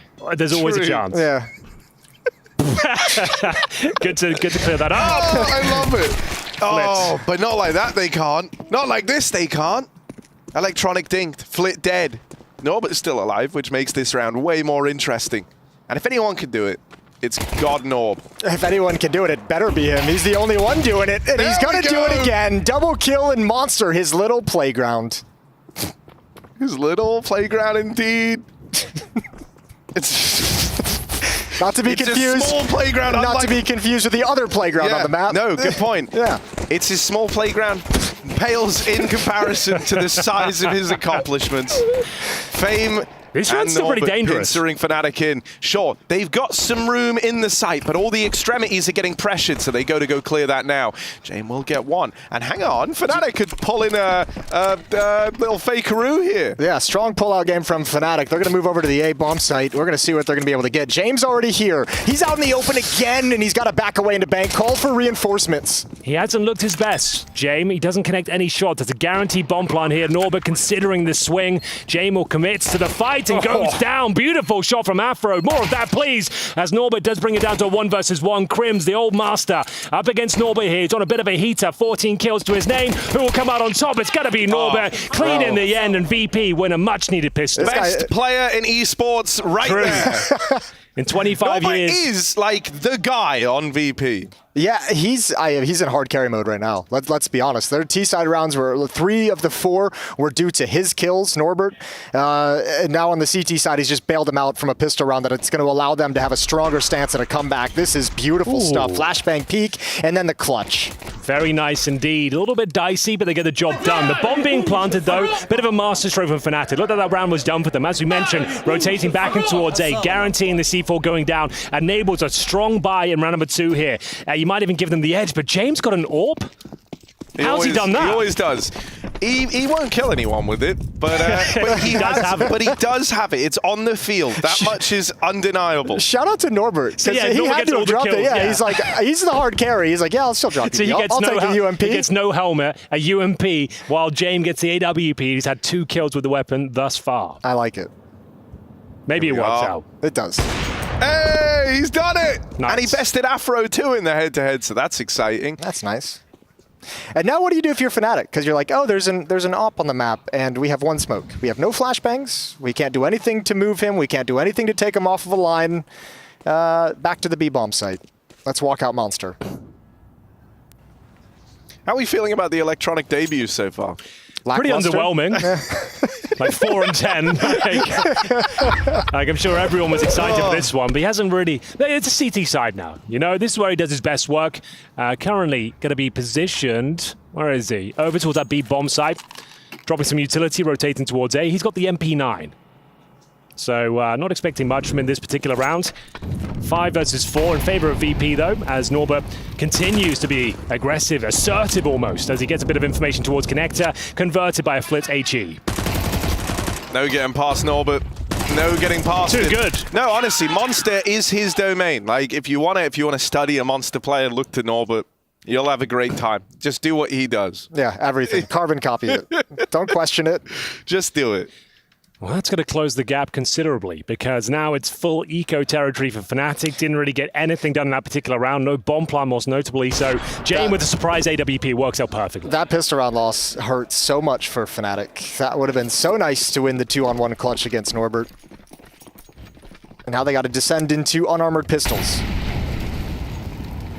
Something I do love is that, like, obviously, right, we had Norbert drop Jame the AWP at the start of this. Yeah. Like, good selfless move there. Sure. Even though he's top fragging, he takes on a lot of the rougher, you know, anchored in place spots, right? And on top of that, you know, he just seems to be like someone who's often the output is good and he's willing to sacrifice himself to set up the other guys.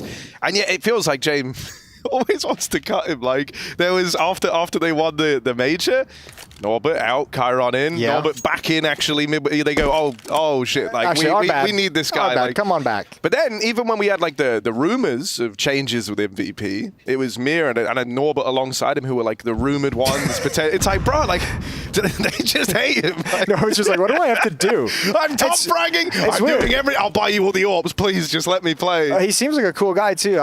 You'd probably enjoy a cheeseburger with someone like him. He's got like Sanji vibes, but like actually gets all the frags. Yeah. Like, kind of does the same role, like dropping constantly, but still top fragging, 17 kills, looking very, very good. And for now, we have got a finish. Jame will start to get into action here. Sanity and warm up as these rounds go by. An absolute gimme here. Afro will find one just to keep them a little bit more modest on the CT side. That should do it though. I think he got a dink on Jame there at range, but it wasn't quite enough to actually find the kill. But there we go. One round in at 8-7. VP now in the driving seat. Fnatic's gold starting to replenish as we will see AKs across the board. I like the way you just kind of like hit Sanji with a little elbow in there. Hey, I haven't seen the guy in like 5 years. I love Sanji. I do too. He got the job done. He's like Sanji, just gets kills. Yeah, exactly. Okay, yeah. Maybe it was a bit but you know what I meant. Same vibe. Yeah.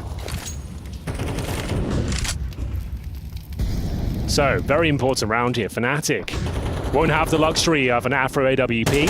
As mentioned, AKs across the board. Some significant damage towards Electronic, up to 6 and 11. After getting a couple of eco frags in the previous round, Jame will patrol middle.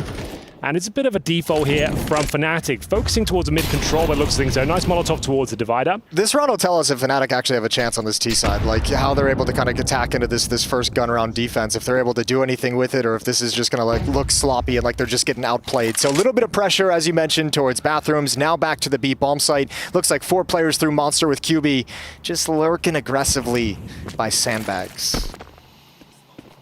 I don't know, going through Monster, it won't work for you.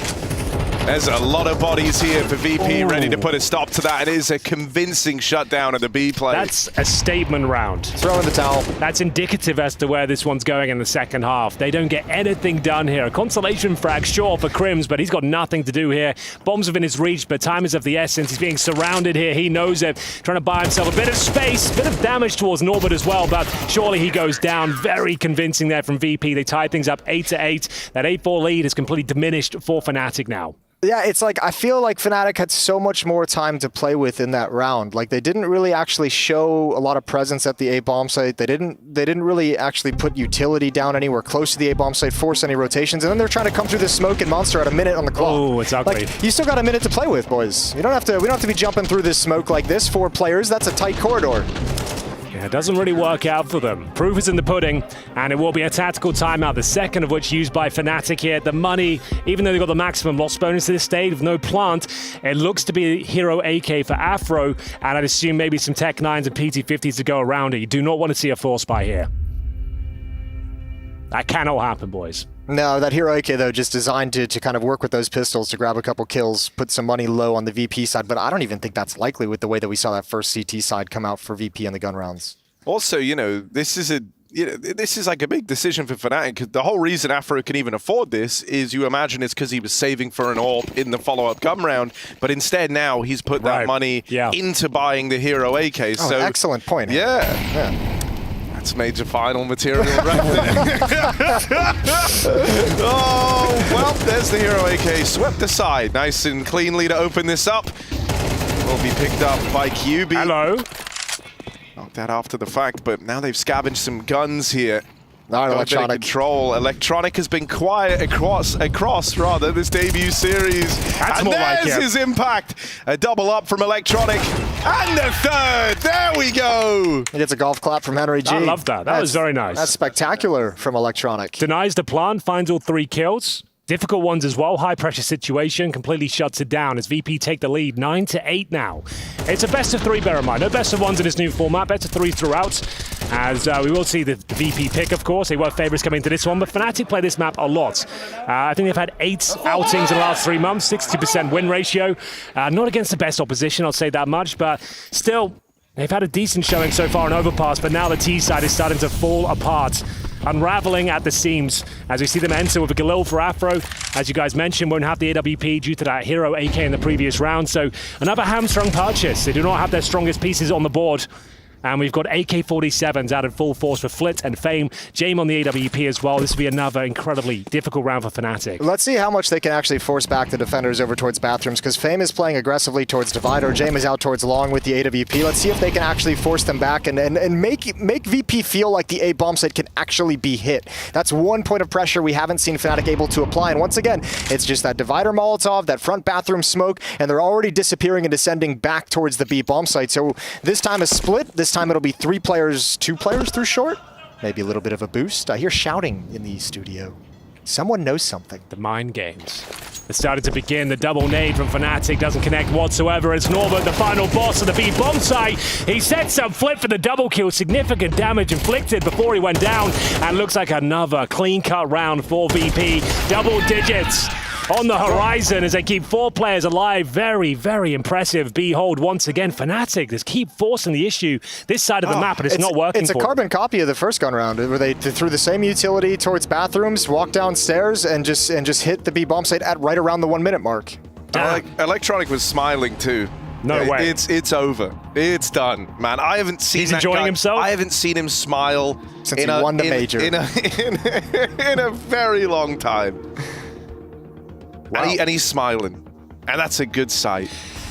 As we mentioned, maximum loss bonus is here.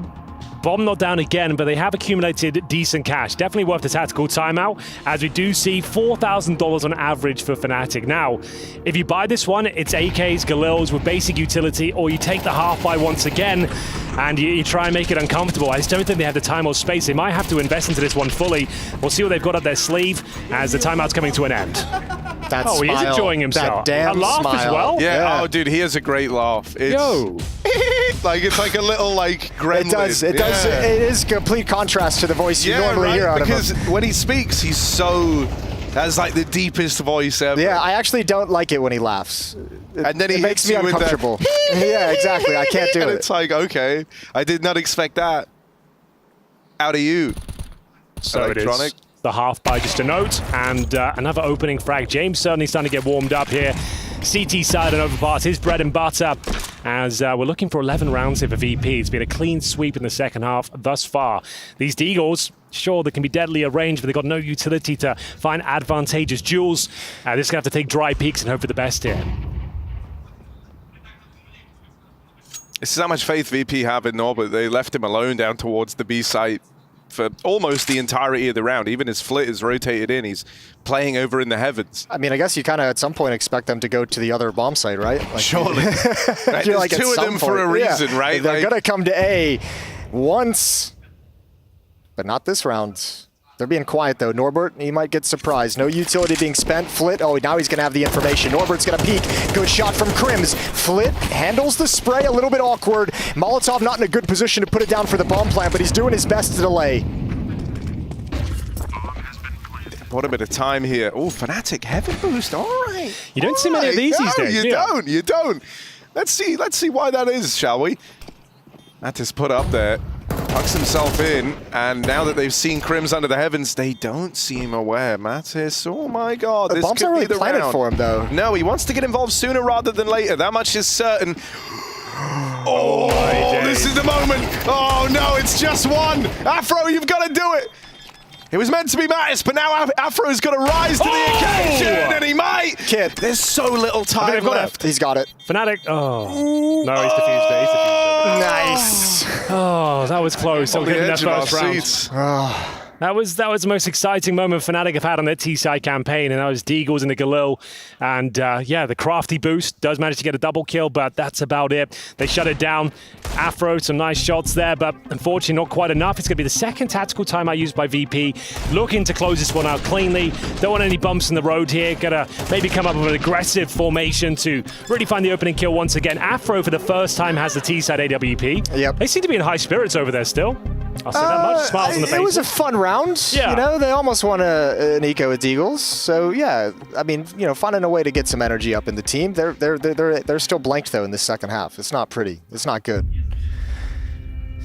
Timeout from VP as they talk things over, and Jame with the AWP has been fantastic in openings. Do we believe this Fnatic team, this squad, can ever find the sort of glory the previous rosters had? Does it kind of inspire you? I mean, that is asking a lot. The old Fnatic squads did have quite a bit of glory. Like, the prestige of the org demands results. Sure. Right? And that's all I'm saying. Like this kind of ragtag squad, you've got a mixed bag of players. It doesn't feel like the final form of what Fnatic's going to be. At the moment, no. But, you know, maybe they can build into something. I mean, Crims, obviously, I'm never going to say a bad word about Crims' game. Afro has been looking solid with the AWP. I think it's the rest of it. I think, you know, and the CT side was nice. It's just this T side that looks like no one's really taking engagements before the execute, right? Like, nobody's trying to get a pick. Nobody's like, they're not trying to like peek and maybe trade a kill to open up the map a little bit. It's just kind of like take basic control and fall into a hit. They seem a bit looser now, at least. Fnatic like realize that this game is almost done. We need to start changing the game plan here, get some space, and they've done so. They've actually got full-on control here, slash bathrooms, and there's not too much CT pressure. You have got Electronic back in towards A, and I believe Fame in towards the connector. We'll see if they can work this one out and find the initial advantage. It's a perfect round to make this call because VP actually positioned Jame at the B-bomb site with the AWP where he's gotten so many openings at A. Unfortunately, it's Electronic to get that first kill off the flash. Matties was just blinded. Fame now caught, surprised as Afro comes from the other direction, and he gets a double. Hello. Wide open B-bomb site. Surely this is the one. Norbert's first man to rotate down lower. Oh, and he's dead. QB able to deal with Norbert from the heavens. James now smoked off, so nothing to be found on this AWP. Oh, bloody hell, Jason's alarm's going off. Who's that? Who's calling me? I don't know if that was me. Wasn't me. My phone's on silent. Yeah, mine's on silent. So mine is too. Well, whose phone was that? He said an alarm. That sounds like an alarm you had set. What time is it?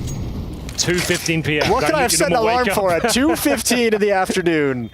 I'm not sure. Are they going to go for this? They might actually. They're going to try and cause some damage on the way out when they're trying to save. I assume. I don't know. Surely they don't go. He's picking up the kit right now. He's dropping in. He's going for it. Oh, they're leaving. They've got it. They've done it. They've done it. Oh, it's daylight robbery. James, whole monster. Yes, he locks it in. They've stolen a Fnatic round away from them. Oof. What can you say about that one? What a blunder! That's everyone in the world thinking VP saves all the time. The mind games. It took 5 years to set this up. Yes, this is life. This is a lifelong mission for that one round. I've always wanted to see that. I've always wanted VP to get away with that. You know they're saving. No, they ain't. That was going to be their first round on the T side as well, and it goes down like that. This one is unfortunately done. Yeah, boys.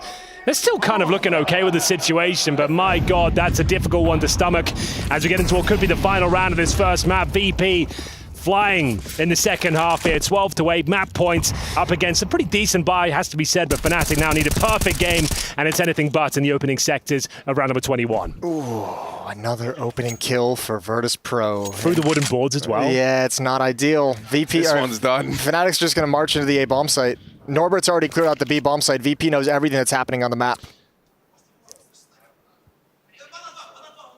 Oh, they're surely not gonna give another chance to Afro there. Crims, determined still, trying to battle forward, but he's reclaimed this advantage, returned it to the 4-on-4. They've still got a 3-man stack over on the top side to break through, and Body up for the task. They don't know about Jame, and now they do. Mattis finds him. So that one immediately, what's happening? Falls off. This felt like the most unlikely round for them to win at the end of the day, and they just march forward and make it work. Good kills coming into the bomb site. That's going to be a 9th in this. I mean, there's no chance of shenanigans here. It's not happening. No, you don't do it twice back to back. They're all dying a bomb. Yeah. Fnatic are not leaving the bomb site. So that's Fnatic's first T-sided round. They've lost some heartbreaking rounds on this. We just saw the Ninja Defuse. They lost a 2v1 in the pistol in the second half. They lost to P250s and a saved AWP in the first half. They've had a few blunders here that have made this a difficult map. Nice shot from Afro. He slides into James' angle, and it's 12-9. Just what the doctor ordered. This one is not going well, but it's not over. You see Keita behind them trying to keep morale high here. It's been a pretty decent performance. Get 8 rounds on their CT side, but the T side has not been as forgiving for them. Round number 22, money's still absolutely fine, as you might imagine, for VP. But if they lose this round, could be down to an eco. They're down to around $1,000 per player. Fame and Jame have a bit more cash than that. No tactical timeout call just yet, as VP go for the coup de grace, looking to take this first map. It's Vertigo coming up next. Just to note that as well, that'll be the pickup Fnatic. Vertigo. One of the maps. One of them. Available. Not the most popular, has to be said. I think it's, honestly, I like it still, man. I've always been a Vertigo fan. Vertigo's, it's slid up the tier list for me. It's overtaken Overpass. Inferno. Nice shot from QB. Inferno at the bottom tier. Yeah. No, I like Inferno still. No, that's guys, you can't be like that. That's a stone cold take, Jason. You cannot be like that. You can't just turn your back. That one's showing up. It's stone cold. It's dead on arrival. It's still worst take of the tournament. Still good. It's early days, but it's a front runner. Oh. Yeah, you might be the only person that likes Inferno right now. No, you guys are all just in like your little bubble that you all over here in Europe. You guys play together. I've hated it for years. You all just and now it's really bad. You all build each other's Inferno hate into this unmanageable beast. That's a nice flick. Yeah, that will do nicely. 5 on 3. Bear in mind the money's in a bit of a questionable scenario if VP give this one up. Looking likely, but Jame will find Mattis. A sloppy kill to give away. Not really much he could have done with it. And at this stage, that he's committed towards the B bomb side, where we have got Norbert and Fame. Full health, little utility. Flashbang about to be deployed as soon as that smoke dissipates. A chance to get a bit of intel here, and Jame is rotated in, but it's nothing but Fnatic here. Finding these kills left, right, and center. Very clean round as we go double digits as well, 12-10. And you might have to use that final tactical timeout here for VP. Yeah, man, Fnatic, they heated up. They started cooking right here late into the party. These last 3 rounds they've played, they lost the Ninja Defuse, but that was a really well-played round up until that point, that disaster. Yeah, they've stayed relatively well composed here. And there's the tactical timeout from VP because they do have enough to buy. Like Fame and James mentioned, had like $3,400 residual cash. The rest of them are hovering around 2K. So they're juggling around weaponry right now. So the AWP has been purchased, of course, thrown into the hands of James. Flip with the M4. And do they fully commit to this one? I'd assume yes, there's still a bit of cash to be invested. They're just working out how they're going to juggle it. USPs on 3 other players. There's the MP9 for Fame.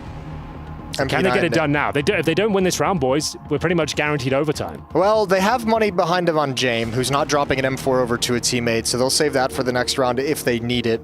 Good point. Jame, we know if he's ever in a situation, will choose to save very early on in a round instead of even kind of flirting with the idea of going for a retake. God, so conservative. Not many teams would do this. Keep 3K in the bank and invested an M4 in the MP9, upgraded pistols. You could get another M4 in the mix looking for that knockout blow. They're trying to have their cake and eat it too, right, Henry? They're trying to like win this round with a little bit of a buy and still have enough left to buy in the next round. It definitely makes sense. You just wouldn't see many other teams going for this sort of approach. He's going to get an opening.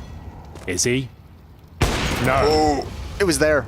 Big miss. Yeah, that was a huge, that's like your big ticket item in the round. That's the thing that's meant to be finding you the impact here, but the chance was there.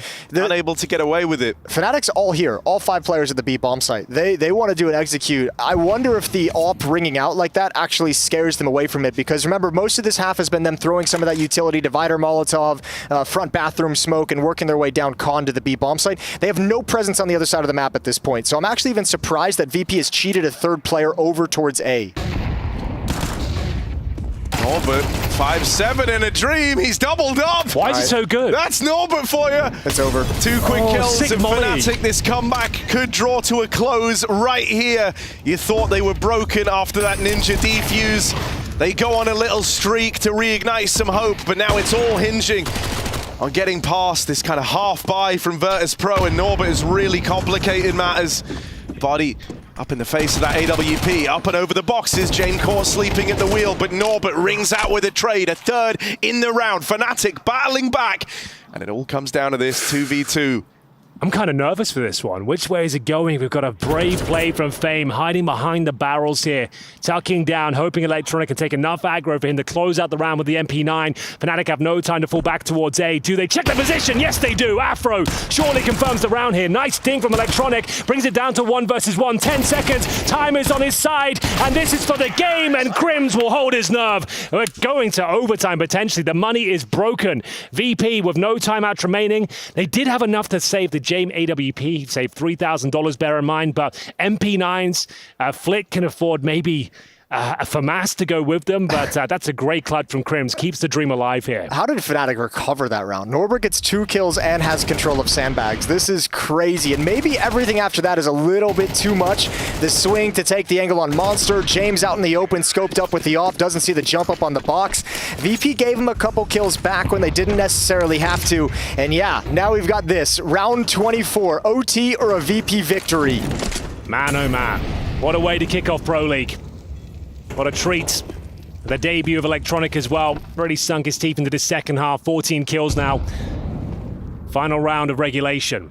Of course, a full buy for Fnatic. AKs and the AWP of Afro, which has been absolutely stellar, to say the least. And Flitz again. He's got like 3 of those kills clean through the wooden boards. And that's heartbreaking because Afro has been such a huge part of the He's got another one. Right? Oh, even more damage done onto QB. Electronic.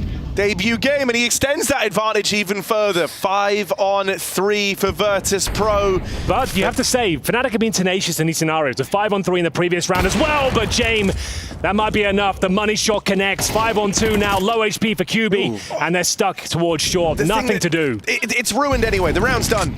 Even if they get these kills over towards B, Fame has the bomb on this flank. It's right here, and he's seen it. And he can just watch this now. 40 seconds, even delaying Fnatic here is enough to win you the game.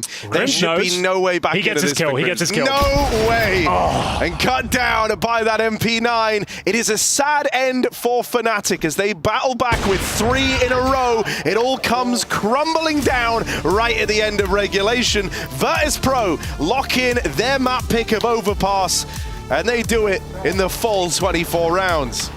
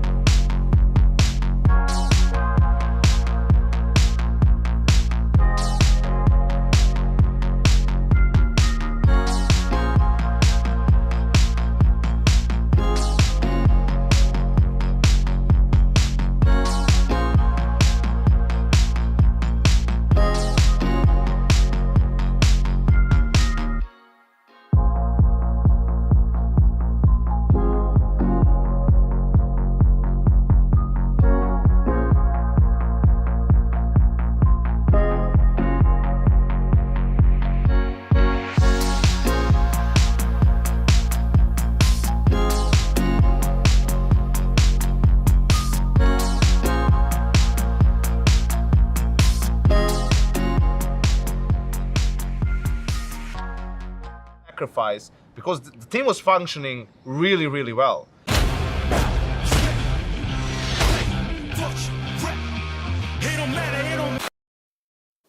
I'm with man of the hour, Electronic, newly clad in his VP jersey. I've got to ask, I have so many questions. When did the opportunity to join VP arise? I don't know, it was like about 2 weeks ago probably. I mean, I was thinking after the major that I need some changes. I mean, the Cloud9 team needed some changes, and I was like, probably it was me, you know. And when I tell to them that I want to change probably my team, they will say, okay, if you want to, you can. And VP just asked if I want to join them, and I asked, and I would really like to join them. I mean, probably like 1 year ago, I wanted to join VP as well, but I chose Cloud9 back in the days, but now I choose VP, and I'm happy to be there. What was the appeal then about VP? You said you've been interested in this team for a while. What did you see from the outside that you thought, yeah, I'd like to join this? I don't know. I mean, I like this team that they're playing that too much. You know, they're growing as a team. It's kind of hard to find this type of the team, you know, in the world who wants to work together as a team, not as individuals.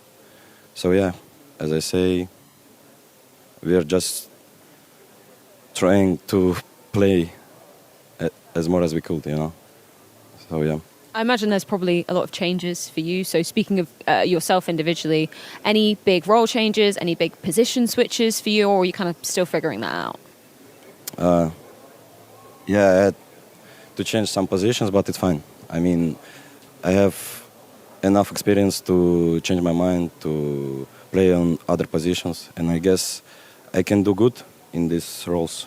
But it's only about myself, you know. I have to find myself here, and I think if I will find myself, we can be a contender of the titles always. Well, I'm sure we will be catching up with you a lot more throughout the duration of EPL. So best of luck, Electronic, and thank you so much for your words. Thank you, man. How long did you know you were going to have Electronic before it was announced? I'm always knew he wanna play with me, but maybe 2 weeks, maybe 3 right now. So it happened pretty quickly? Yes. How much practice have you had? Around 1 week, something else, something like that. Okay, I saw you guys playing Face It to get practice in as the VP5 stack. Is that fair? It was hard, but it's like it was after media, and we can't find cool practice and just play Face. Okay, now I won't bother asking if you're going to change how you're going to play because you won't tell me. But Electronic is a player who has a lot of experience and he knows how he wants to play the game. So if I say it makes sense that VP might change some things, is that a fair statement? I don't know how we should play, how we will play. I think we will play new CS. We need to invite him in our system, and he will change our game. I think, especially versus top 5 teams. Okay, so you come to this event and you have a new roster, and it's Pro League. It's only a studio land, small crowd for the finals. There's 222 days until the next major. So this event, what does this event mean to the new VP? Is it a practice event? Do you want to win? We always want to win, but we had 1 week practice. I think if we will take good vibes in our team, we can win, especially this tournament because he's first. But our main goal is major. Yeah, 20 days to the major, and we will do we will do anything for this tournament. Okay, thank you, Jam. Hello, boys. You thought you could hide from me over there? It's been a long time. How you doing, man? Good, you? Yeah, I'm not bad, not bad. I'm excited to see you back and see you rocking that Fnatic jersey. You've been consistently relentless in your pursuit of the top of Counter-Strike again. You know, you haven't gone anywhere. You've been on that grind. You got that taste so early, and I wanted to know, you know, do you feel like it's kind of that hard work is paying off in your return? Yeah, I'm definitely looking for that. Like, I remember actually my first interview with you back then, like it was ECS, something like this. Yeah, well, shouldn't say that. No, it was a while ago. Yeah, the grind is going on. Like, I'm really happy to be with these guys, and little by little, step by step, right? Absolutely. What would you say this guy brings to the team? Yeah, a lot of leadership, good mood, and a lot of experience as well. Obviously, as a rookie, there's a lot of learn from Buddy and also Crims, obviously. So I'm really, hyped and looking forward to play with these guys. Yeah. And what about this young gun? What does he bring into the squad? Talent, skill that I don't have anymore.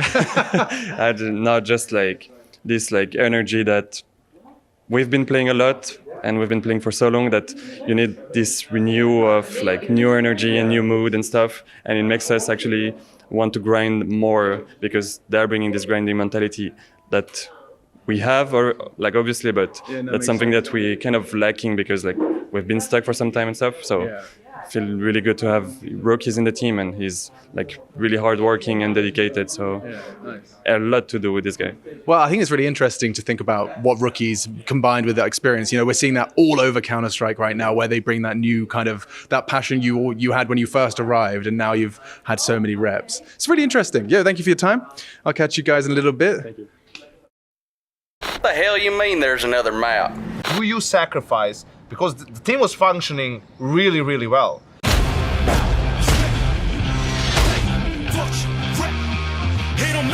But you don't have to remain unsatisfied. FPS dysfunction is nothing to be ashamed about, so ask your... These analysts turned entrepreneurs faced the tough task of pitching a random... That's close. Oh, that's really close. So if it came down to me having to buy that for myself, probably just tell you no, flat out. And it's great to finally get to travel over here and do...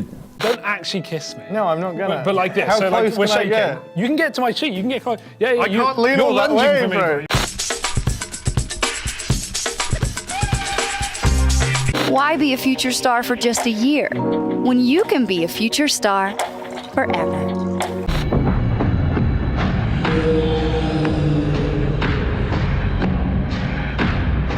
At some point in every gamer's life, there's a question to be asked. Do your clothes match your hobby in any situation? Or do they just represent what you dream of? No matter what situation, there's always the right way and the wrong. The only real question is, which are you going to choose? Decide for yourself. Smokes. You see double smokes in the same place there. Simple just jumping casually into the side. Wait, what was that?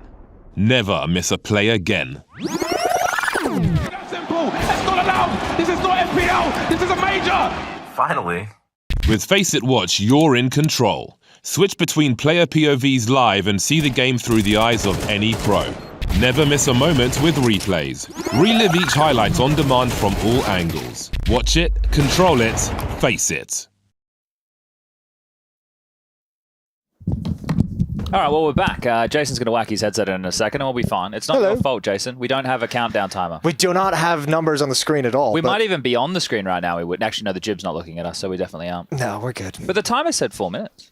Yeah, it did. I think we're going to get that fixed. We were just talking. It was a nice, smooth opening. We found the first kink. Yeah. Well, we've got to iron those out. Yeah, I thought we started those in the pre-show. Harry will join us shortly. He's gone to go get some tucker, I think is the official terminology around here. Sure. And, well, Henry's going to take this map off. And how'd you enjoy the Electronica first map? Well, they won. They did win. What more do you need? True. Still got paid by all the rounds. Yeah. And they got a victory. So it's VP just with electronics. That's all good. Okay. Yeah. Nothing's changed quite Well, yet. you were the one in the driver's seat. How do you feel about it? I mean, individually lackluster. T-side seemed a little disorganized, which is to be expected. I think when you talked to Jane between the maps, he said they'd had a week of practice. Yes, 1 week of practice. Yeah, it's going to be a process working them in and kind of aligning those philosophies. But I like the ninja diffuse. Yeah, that was some attitude. Yeah.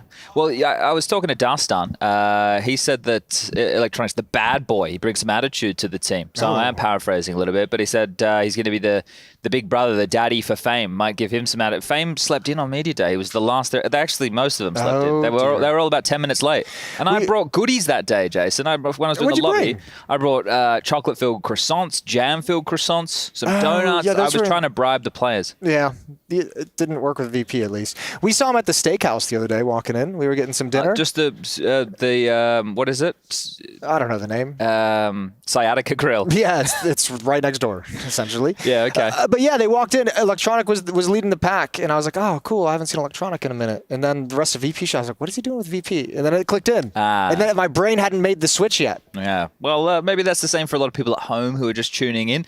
Obviously, the blockbuster news, it was kept under wraps, right? It was a bit of a secret. Nobody knew it was coming. It broke on the travel day from Chengdu. So I think it was the Monday after the event in China we had a week ago. We're back in the craziness, aren't we? Broke at 4:30 in the morning Eastern Standard Time back in the States as well. So yeah, I mean, I wonder if it was kept under wraps. Did you ask James as well, like how this all came to happen? Because like it had to have either been kept under wraps for a while or it just like spontaneously the opportunity was there and seized upon. I think he said about 2-3 weeks. Okay. But also mentioned that they knew that he had wanted to join the team before. So that was something that I think Electronic also spoke about when he was discussing with Freya.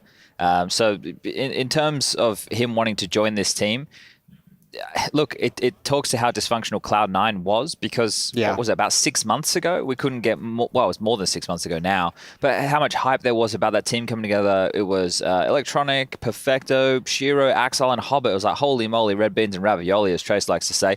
It was going to be a huge team. And now Jack's stuck with another lemon. Yeah, which is it's weird to think about that because like the cost of getting that Cloud9 roster was so nice. Like, was it? I think it. Well, so how much did they pay? I think it was like $2 million for the whole team. The whole team is the number that I heard thrown around. Okay, I think that's the public number. Yeah. That's just getting Perfecto and Electronic? That was for all 5 of the old Cloud. I don't know about Electronic and Perfecto. So from Gambit. Yeah, from Gambit. Yeah, sorry, Gambit. Okay. But like, you know, it felt like that project was actually really, really strong for how it was invested into, and then all of a sudden it just falls apart, and you're like, wow, even with like a really good value, it's just not there. It hasn't happened. The whole Cloud, I think, is weird. I'm sure we'll be getting into that various talk shows and various points as we see where those players are going to end up. Hobbit and Perfecto leaving Cloud9 today. But this is Virtus Pro going into map number 2 against Fnatic. They handled business on Overpass, a lackluster debut perhaps from Electronic, but as you said, the win is all that matters. Yeah, Vertigo is going to be an interesting one for sure. It's something that VP have had their struggles with at times. We'll see if Fnatic can push this to a third. How were Fnatic as far as the eye test was concerned on map number 1 for you? The CT side was nice. I didn't enjoy the majority of the T side. The opening 8 rounds or so that they played was very like basic, was just like, here's a little bit of utility, we're going through the motions, and then we're going to hit an exec. And the execs all got shut down. And then later on, they kind of opened things up, and players felt like they individually made a few more decisions to take some fights, and they started, easing up on the, forcing the defense to be a little thin in places. So it got better, but I wasn't super pleased. Can I ask you a fun question, Jason, as we go into this BX? I would love a fun question. How many times do you think Electronic has played Vertigo in his career officially? Oh, that's tough. 5? 7, but damn close. Meant to be some trades back and forth. Electronic and Jame both lighting up the scoreboard. Flipped, making his way through the smoke. Actually biding his time. Sound Q, bodies grab Norbert, and Flitch found a frag. That's getting real chaotic inside these smokes. Electronic with the dualies, a distraction as James slides back, but he goes down. And now it's a 1v2 for Electronic. Low HP, ducks down, he's got the first, but Mattis trades it. And that's a pistol for Fnatic. Oof, he was looking for the defuse right there, and they're just swinging on out, giving the opportunity. Electronic hadn't even tapped that bomb. So a chance. But it will be 1-0 for Fnatic as VP likely to take the full save. As the, well, I guess the golden boy of the moment, the golden pairing I think we're calling them. We're getting him to grace us with our presence. How did you feel casting map number 1 with Harry Russell? My God, it was such a privilege. It was an honor. Honored to see you, sir. Yeah. Thank you for joining us. Thank you, man.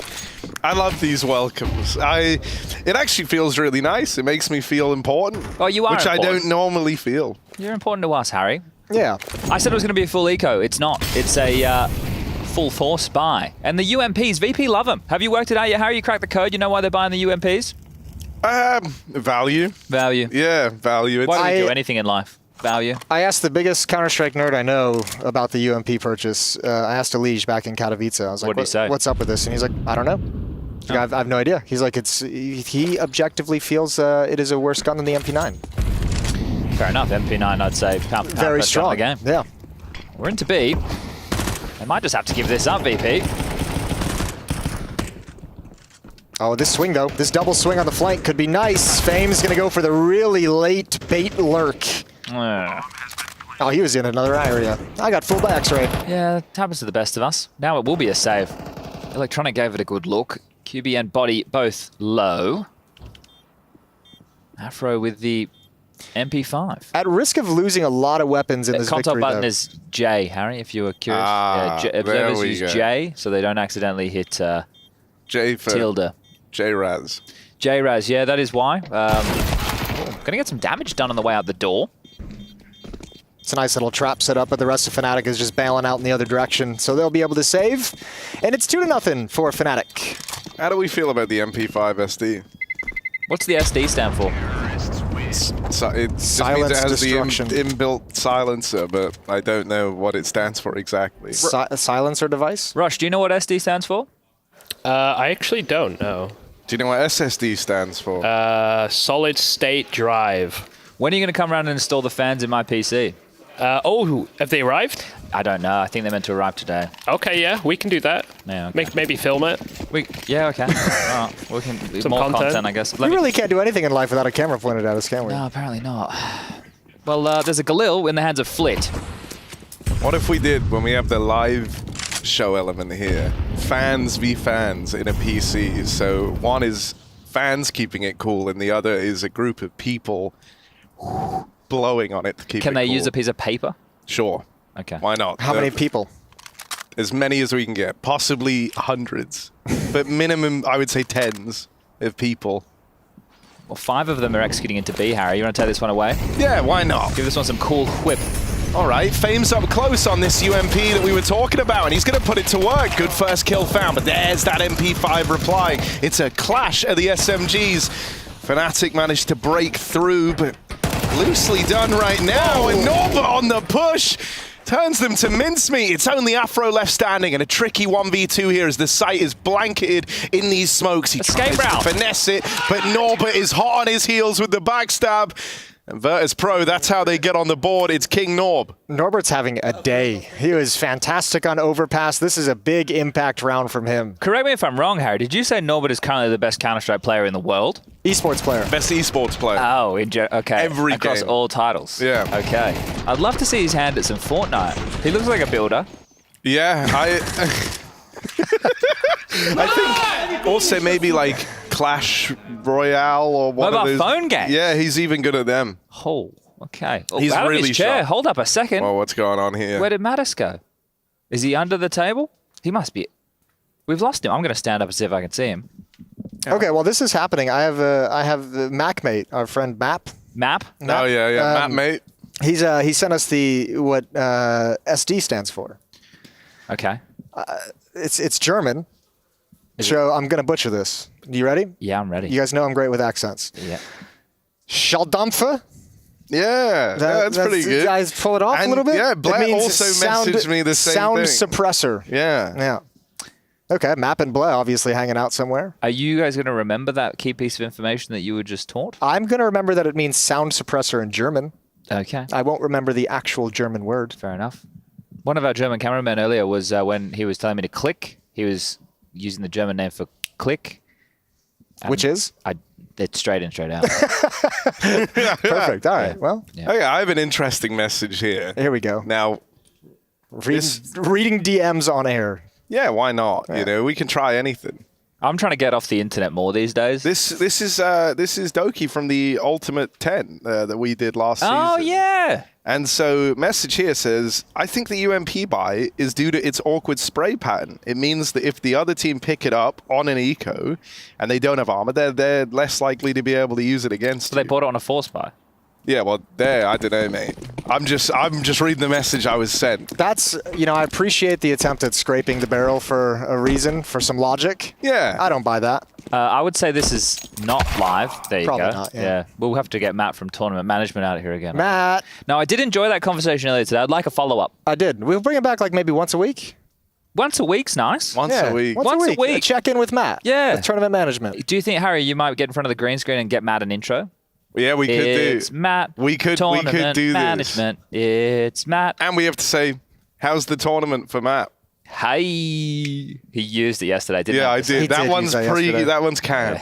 That's not bad. All right, we are back live. Is that a what animal is that? A lamb? A llama? It's a llama, isn't it? A llama? Isn't it lacking the snout size? What's a llama's? That's not a llama. Does a llama have like a baby goat face? Baby goat. That could be the Monacy song. Don't put that tune in my head. James just I've been missed a listening to it. Guys, he missed a smoke. Oh, you hate to see it. I think it was meant to be the yellow smoke, so someone else has had to lob that one out. So a key piece of utility wasted to block over towards A. Fnatic into the force buy as this is intense. And not a UMP in sight. Afro's keen with the deagle, so we'll be keeping a close eye on that. But right now, it's just a bit of posturing over towards ramp. They're respecting the smokes. So not intense yet, but the time for intensity is fast approaching. The intensity is building from a very low level to a very high level. I like that util set. Obviously didn't do it with the smoke towards the top scaff, but the molly Maybe is because nice. they missed one earlier. Yeah, so a little bit lighter on the util. Electronic has been gifted the smoke as well to try and block. Norbert's got one, Fame the other. And it's quite clear that Fnatic are trying to milk the util, so VP aren't just giving it to him. And letting Body kind of really probe. They obviously don't want to commit with just two players here. In fact, they just back all the way down, but Body establishing some presence. So at least has forced the defense to have like a pretty passive defensive setup. And now that can open up the map for them to transition elsewhere. To gamble though, 4 players A, they might try and take some space back. VP is Crims. Oh, does flub the boost, then SoundQ not really going to offer a lot. It's that passive position of Fame towards the window. 29 seconds. This feels very risky. Although there's no smokes, no Molotovs left for the VP side of things. This is all just brawl and see who comes out on top. First fight won't go their way. Norbert and Flip make quick work of the take up through the top of ramp, and Norbert is very clean with it. Flip there to help him, and with James Orp bearing down upon them, Virtus Pro have tied the game up at 2-all. Was that Electronic? Was he doing that last map? He wasn't super loud last map, actually. He did smile like this, though, last map. He's been smiling a lot. He's been smiling. Because he's going to bring some swagger to VP. Which would be nice. They need some swagger. If any team needs a little bit of energy and swagger, it'd be VP. Look at that smoke. Wasn't that beautiful? Just well placed there from James. Just making sure if they did come out fast middle behind them that they would rotate towards B as a... I always say, if you're going to miss a smoke, you might as well miss it really bad right out of the gate so you can call it, you know? Yeah, or you could just say, oh, I don't know where it went, guys. Yeah, just give them the belief that short is smoke. It should be there. I don't know. We'll have to watch the demo, man. All right, Flit. This is your chance. Chance to rack them up. Double kill with the spray. Electronic swings out for assistance, and that's all she wrote. Afro gonna go down quickly afterwards, and VP have a lead. Well, yeah, sure, that's a bit of damage, forcing some rebuys, but Flit already has 10k, 11k for Nor, but that's well, before he makes any purchases, and he doesn't even need to get anything in his hands. He's still on the full buy. Yeah, that first gun round that VP we gets all 5 to survive on the B hit is it's very nice. How was the A hit? Excuse me. How was lunch, Harry? It was good. What'd you have? It was I had potatoes, the spicy potato wedges. They weren't spicy, but they were potato wedges. Okay. Is that all you had? Some chickpeas and spinach. Okay. It's good eating. James gonna fight. Look at this from James. You fit into Furia very nicely.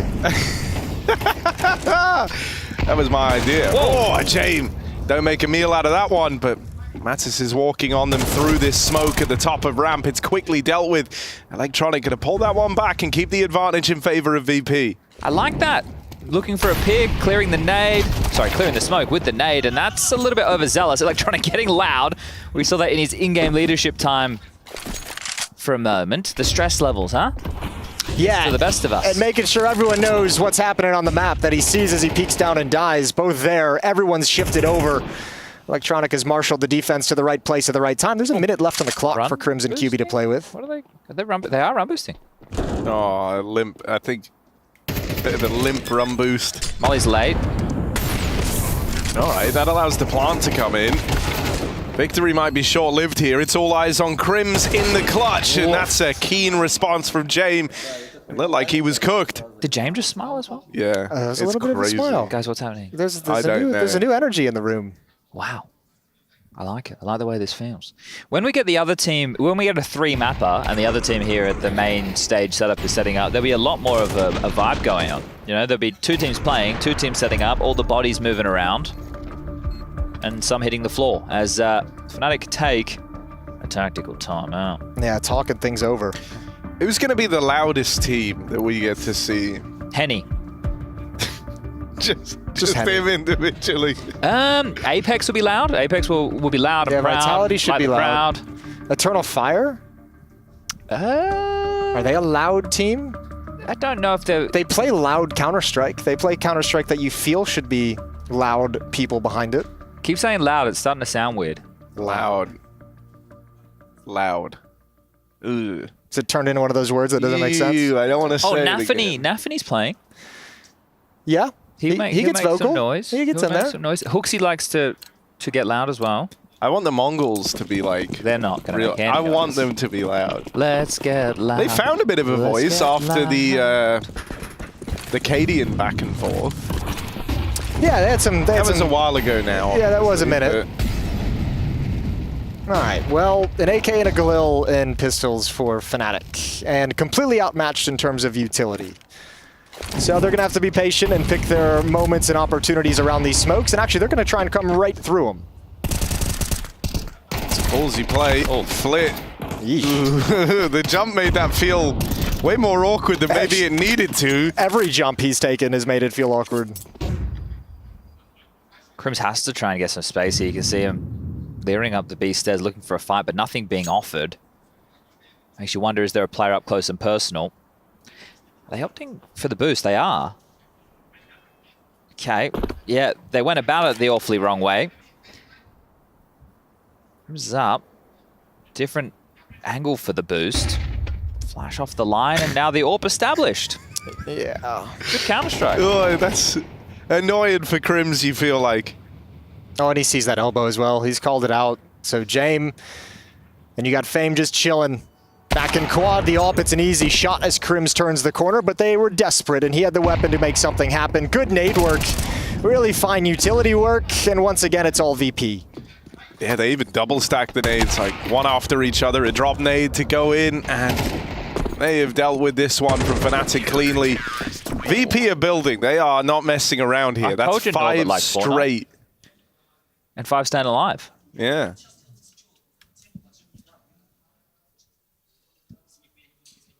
I love the way whenever Chad hears someone talking, his head perks up like a prairie dog. Yeah. Steve. Did you get it? Yeah, I know that meme. Thanks. Glad someone. We need to bring back some old memes. I reckon we should try and do some skits this Pro League season. What do you reckon, Harry? Oh, I hope so. I hope we can at least do one. Only a couple, though. There haven't been really any skits since Flashpoint days, I've heard.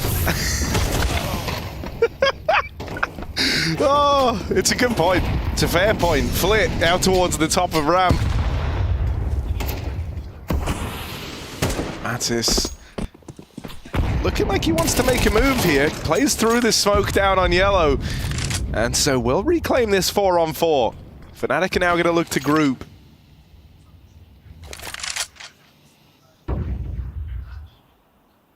It's Norbert chilling now back in quad. Jame not here with the AWP. But Electronic handling middle, and things looking solid still for Virtus Pro. So, like, by the way, Harry, you may have just missed it. This is the 7th, well, this will be the 8th time in Electronic's career he's played an official on Vertigo. 8. Single digits. 8. He's having a whale of a time, isn't he? Yeah. Oh, Jason has a great whale joke.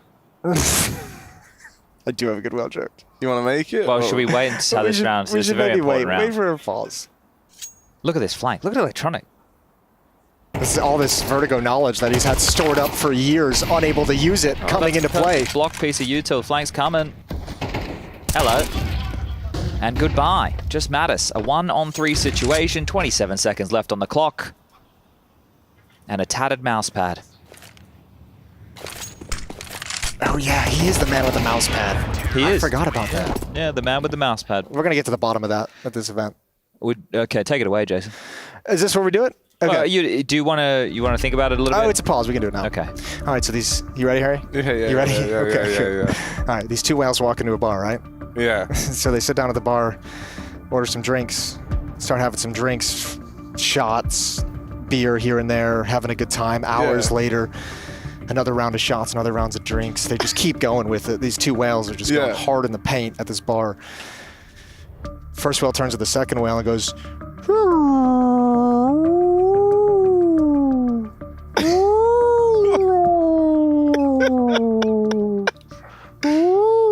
Wow, he's got a lot to say. The second whale turns to the first whale and goes, man, you're drunk. I like this. You interrupted the joke as well. I'm sorry. You did. You made me nervous. You're supposed to extend the conversation, you know? I'm sorry. You gotta let it play out. I'm glad you got to laugh at it. I didn't know if it was just going to end there. It could have done. If it's going to be a fail of a joke, let it be a fail. That's not your problem. No, it didn't fail. No, but I'm saying, you got worried. You thought everyone was there. You thought we can't do dead air. We can't do Jason just making whale noises for the next 15 minutes. We should do that. What, whale noises for 15 minutes? As a whale? With Jason. Half by from Fnatic. Pressure on. Molly gonna hold them back as they made their way up the ladder. Afro ahead of the flames. Eyes on the crosshair. I feel like every time Chad steps up to do play-by-play, a Molotov just comes in to delay things. Yeah. No, but I just trying to bring the intensity back to the game. Yeah. And thank God you did, because it's a fast-paced round here. Because the intensity has stayed high this whole time. Oh, no, wait. We were It's robbed 2B. of that fight. They've got wait, hang on a second. You thought something was going to happen there, but you've been misled. It's all set to happen now. Oh. And that's a clean shot out of body. Response is in from Jamin, so they'll keep it even in the 4-on-4. Fnatic. Get back to your safe place. The intensity is rising. Fame tucks himself in, and now locked at the back of the site. He only gets away with one. It's a fast chase from Mattis. Pistols are in with a chance here. Now they've got that AK, and Mattis puts it to work. It's only James left standing. Not even going to investigate. He's out, saving the AWP. 11,000 in the bank. He wants more. So that's a third round for Fnatic. That's not bad. Told you I had to dial back in the intensity. That was Yeah, good. you did. Very That well was- timed. yeah. You could see that happening. Well, yeah, and that's because 45 seconds into the max loss future. bonus, right? They went with a half buy. I've been to the future and back, gentlemen. You don't want to believe it. We're going to a third. Oh, we're going to the. We're going to call it a third map already. I thought Flit would have had Bobby there every day of the week, but he was able to scoop his way through the smoke, and that was the kill that made the difference because it looked like they had everything covered off. Flit was somewhat aware of that type of a leak. They were ready to deal with construction. They already had heavy presence towards B. Mattis, obviously, with the multi-kill on the site, very good work for him with the scavenged AK-47 weaponry, up to 8 kills in total from the man on the screen. If Body doesn't get that kill onto Flit, then Fame has Jame working with him with the AWP, and that second player can't cross to quad to trade him. So that opening kill was very nice from Body. Little double tap with the Tech 9. I think Rush is showing us this intentionally. I think he wants us to talk about how this is a lineup that Just James trying to doing learn. in Spawn, and then he's missed pretty the good. big. Are you learning, Rush? So- You taking notes? I wrote that one down. You'll see it. Now you know how to smoke off elevator from elevator. That's a CT. Instant elevator smoke. I think Rush was already pretty good at that one. Oh, shut up.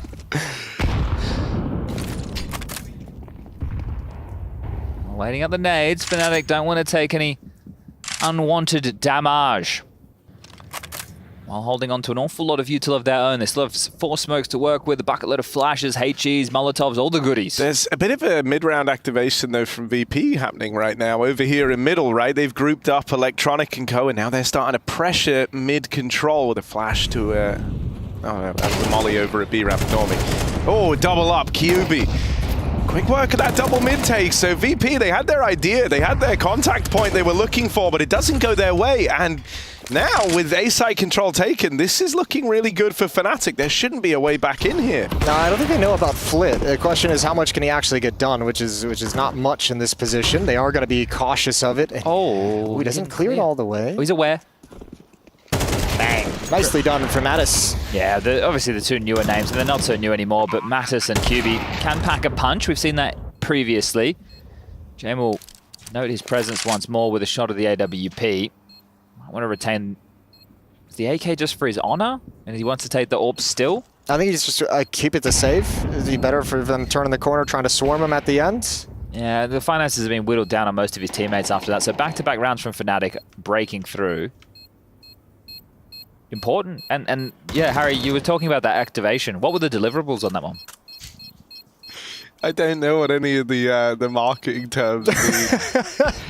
Yes, we will be delivering stuff. And the activations and whatnot, it's all happening. Body all the way down there. 2-round lead. I was wondering if Jame was going to save the AK and throw it across to someone. No. The CT AK. That'll never happen. This is nicely done. You want to talk about deliverables. Obviously, at the very least, you wanted that 1-for-1 trade if you're VP moving into that position, because they set up a very passive defense at the A bomb site so that they could have an extra body to push that and take control of that part of the map. That sets up a fast flank later on if they're able to gain control of it. All of that obviously denied by QB. I think Chad might have been right. This might be going to a third. All right. He's got me convinced. Thus far, everything Chad has said is going to happen has happened. How would you not believe me, Harry? Or Jason.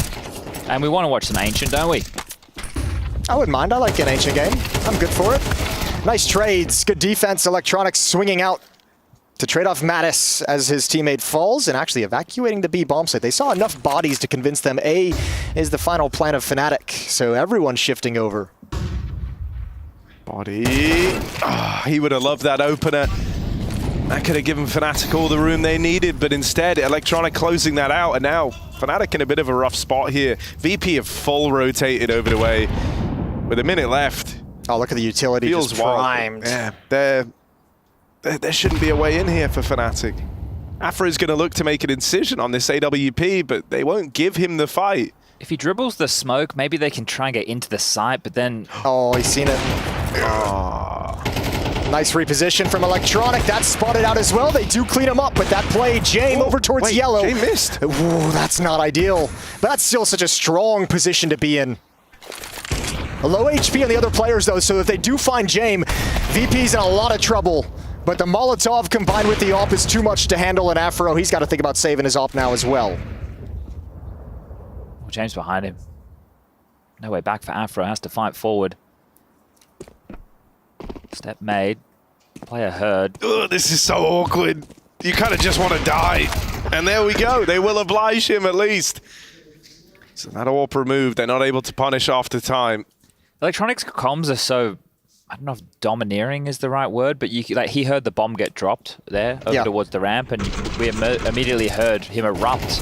Right, it's a key piece of information.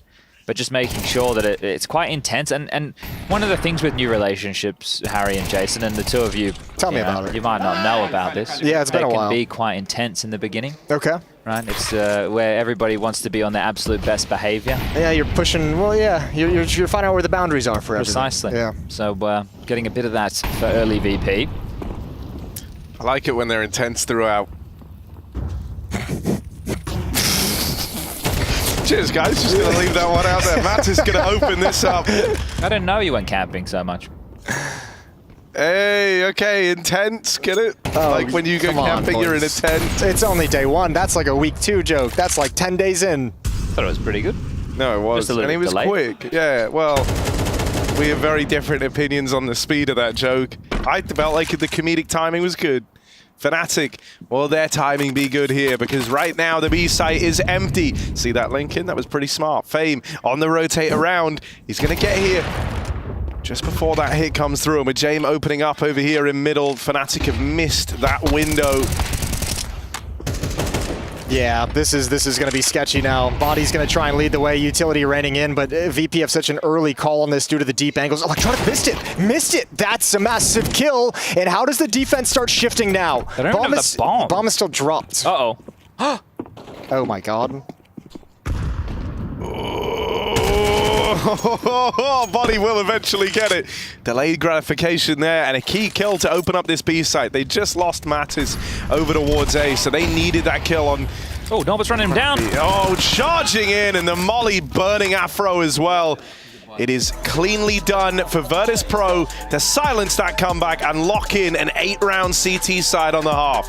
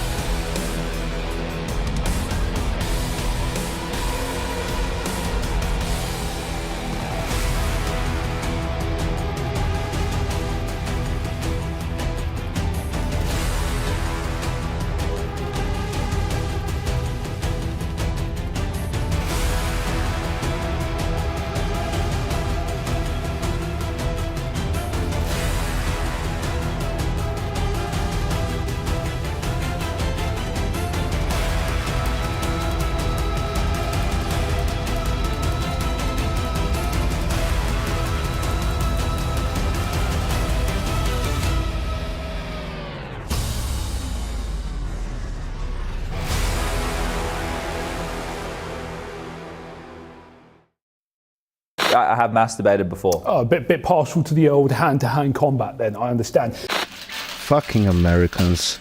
So loud and obnoxious.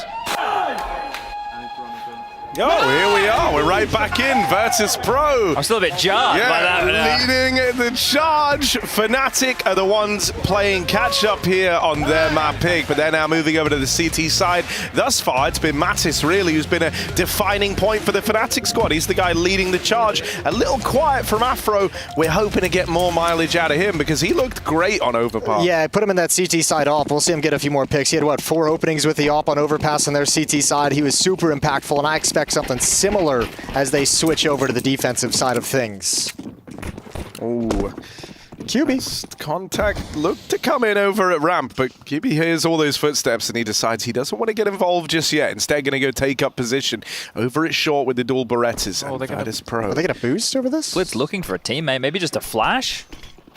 He's just ready to pounce. It looks like they want to coordinate everyone here. Oh, that's beautiful. Well timed with the hit, and he slides through the smoke. Sandwiches the defense, and the A bomb site is VP's.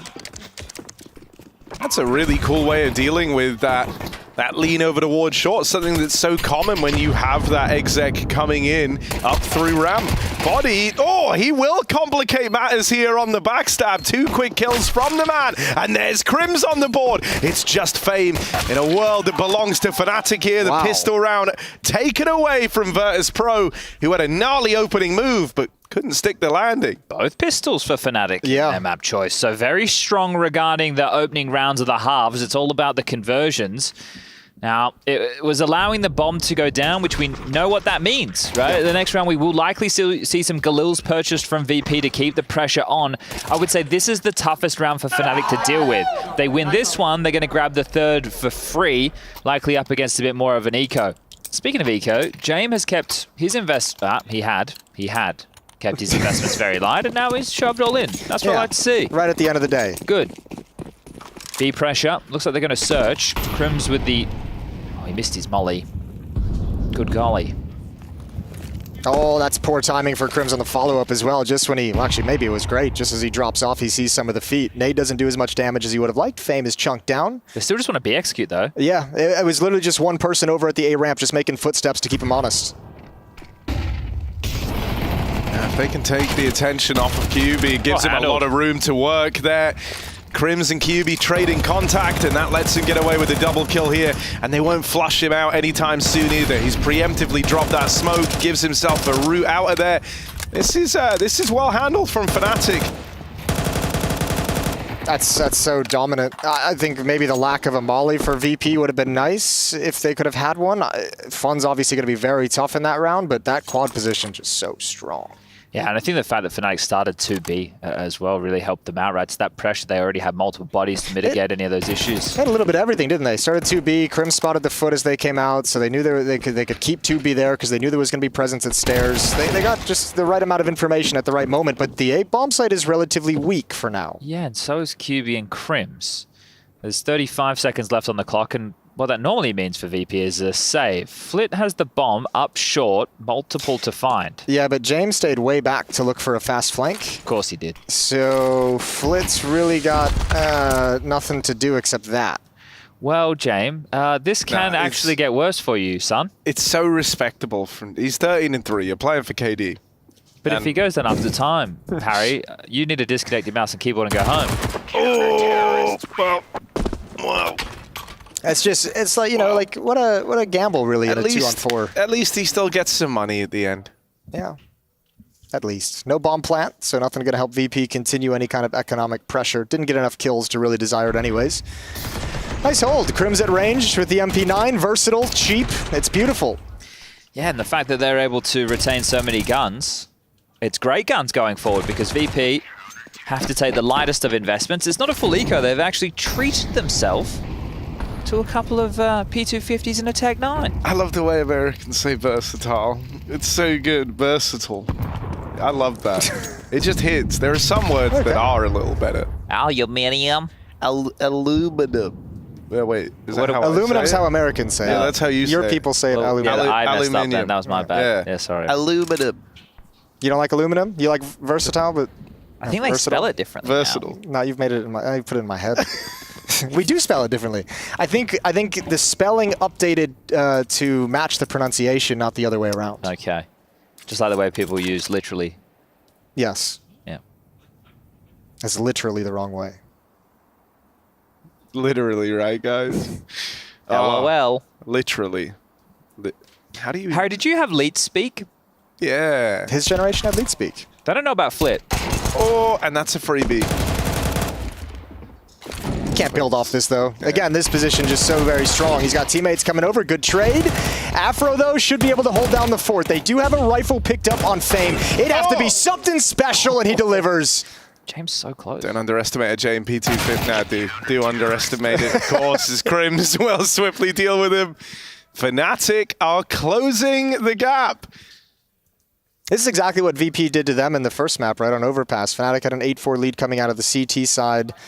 VP won the second half pistol, which Fnatic did here, and just kind of ran it all the way back. So this is just playing out deja vu. Fnatic returning the favor on Vertigo. Decent damage. I'm going to say words weird all day. You're making that very French, it feels. Yeah, damage. Well, there's a lot of French and Germans in the building. Damage egg. It's kind of like a Fabergé egg. Just different. Yeah, a little different. Oh, hang on, Electronic. He's also been able to sneak up. Little blind. His eyes are stinging. But maybe he's swinging and winning. Let's find out. He will just hold short for now. There's a way he gets rewarded here. 14 ADR for Mr. Afro. Yeah, rough first half, but this is where he comes back. This is where he bounces back with this AWP. Double push, smoke to clear things out, to give him some cover. And that's a nice kill onto Flit. So now Fnatic's just like, we actually don't need to do this push anymore. We'll back away. Yeah, isolating the angles. Timing from Mattis. Scrambling now with VP. Strong first half, but yet to get going in the second. Still have a couple of smokes, some mollies, some flashes to work with. Is that util being juggled around? They need to be able to get this yellow and stage 1 ramp control. Now, does Jane want to burn that molly over towards Sandbag, or does he want to use it elsewhere? Well, ahead of the timing, Electronic applies a lot of pressure. 45 seconds. B push has come in from QB, so constricting the player has to be A. Oh yeah, you have 4 defenders at the A bomb site essentially. One of them is just keeping eyes on middle. Fast flank is going to come in as well. So VP, if you win this round, it's got to be really powerful, really strong entry kills. Any kind of grinded out battle lends to the favor of Fnatic. Nice nade on the smoke, but no one was open for Fnatic to that angle. Mattis has been the problem player to try and get past, and that keeps up. Virtus Pro reduced to just 2. It's Fame, it's Jane. They might rhyme, but they don't got the time on this one. It's a save called from VP. And death after time for Fame, perhaps. I think he died right before time. Nah, that was death after time. 350 in the bank. No, that's painful. Harry, you can do that one again. We ready? Ready? Yeah. QB gets the kill. And that's the death after time. We'll fix that one in post. Yep. Wait, is this live or a rerun? This is a rerun. We're bringing that back. Guys, could someone tell me? Serious. I feel like we've been here before. All tied up between VP and Fnatic. First time out used from VP. That isn't covering his mouth. Oh no. They've changed. Oh no, everyone's because Electronic's there now. Okay. So he doesn't need to.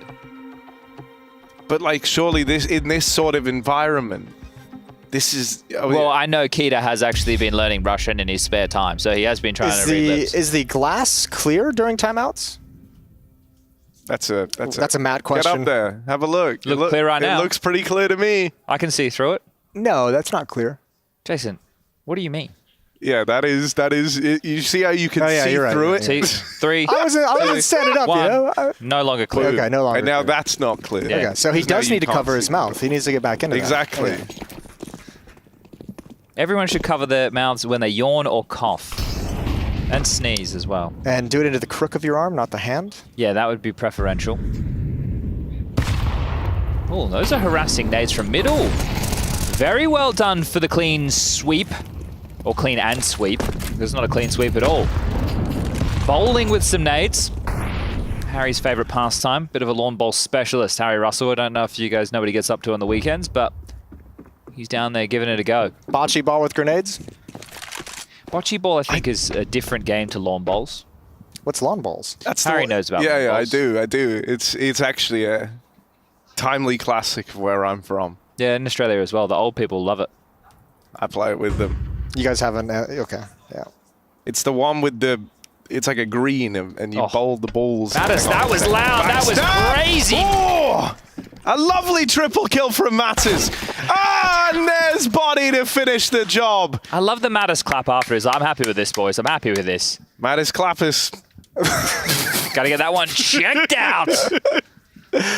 Well, He's having a game. 20 kills. Afro's still on 2. He hasn't gotten a frag in the second half. But Mattis is good, right? Yeah. There was conversation about him, and QBO was in Sangao, and he had some moments when I think it was not this RMR, the previous RMR, when he was still on Sangao. I remember watching him play, and he has his moments, that's for sure. It's about unleashing them. Well, let's be real. The mouse pad he works with is a very overshadowing factor to the game he brings to the table. Yeah, if they win, we will be asking about that. Electronic's going. He might have a timing. The boost is a little bit late. Oh, no. Body's seen them. He knows they're already up at the top of round. They're pinned. They're pinned in, but there's worse places to be pinned than over here at short. They can pressure the extremities. Damage onto Mattis is far from ideal, and now he's there all alone on 1 What HP. a nade. It's a great nade. Beautiful nade. He's done some massive damage. Flit has stepped forward. He's gotten so more aggressive, and now over the top, it's all coming crumbling down. That's off the back of Electronic, right? Just taking a timing. Being able to put so much pressure. They note the boost. They surge forward. They constrict the rotation, but now they've got to get the bomb down. Sight laden with flames for now. Electronic is going to be hearing this. Oh, that's fast. That's fast for number 4 of Afro. Bomb does get planted 2-on-2. James on 1 HP. It's Crimson Afro to retake and defuse the bomb. They've got a smoke. They've got a flashbang. Early nade from James. Misses its mark, and Afro takes the line. Electronic with an off angle. Afro slowly slides into a headshot, and Electronic, one more kill, can't get it. So it all comes down to James, who's just a breath away from death. Oh, he's even taken an aggro stance. That offers him up to Crims. It's real close as he opts on the bomber with the kit locked in. That round is recovered for Fnatic. And it's a bit of a heartbreaker for VP, who feel like they find a way through on just the pistols. And it's taken away from them in the dying lights of the round. Oh, that HE, the util damage from both teams was phenomenal. You can see the thought process of James here. The smoke goes down. He doesn't want to allow him to get across the bomb, so wants to take the fight to beforehand. Norbert's frustrations showing, and well, Mattis showing a bit of, well, I don't know, it's not bilingual. I'm sure he speaks multitude of languages. Yeah, polyglot. What character from Hogwarts is that? One of Hagrid's friends? Yeah, one of the little beasts that flies around. Ooh, right now, Body might be looking to slither in down through the ramp here. Well played. That was good. VP need to start Ravenclawing their way back into this map. Although, well, right at the moment, they're huffle and puffling their way through this. About to blow the whole house down. They're knocking on the Griffin door of Fnatic, that much is certain. And we've run out of houses. There's nothing left. Oh, right now, Fnatic are Expelliarmusing them away from the A side. Oh, no. Well, you can see there's 3 players in the Beam bomb site. One of them is going to play Wingardium Leviosa.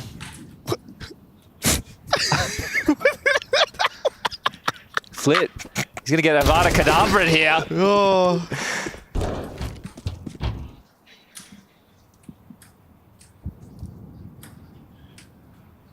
QB in this position. He's got so many Horcruxes, he just can't die.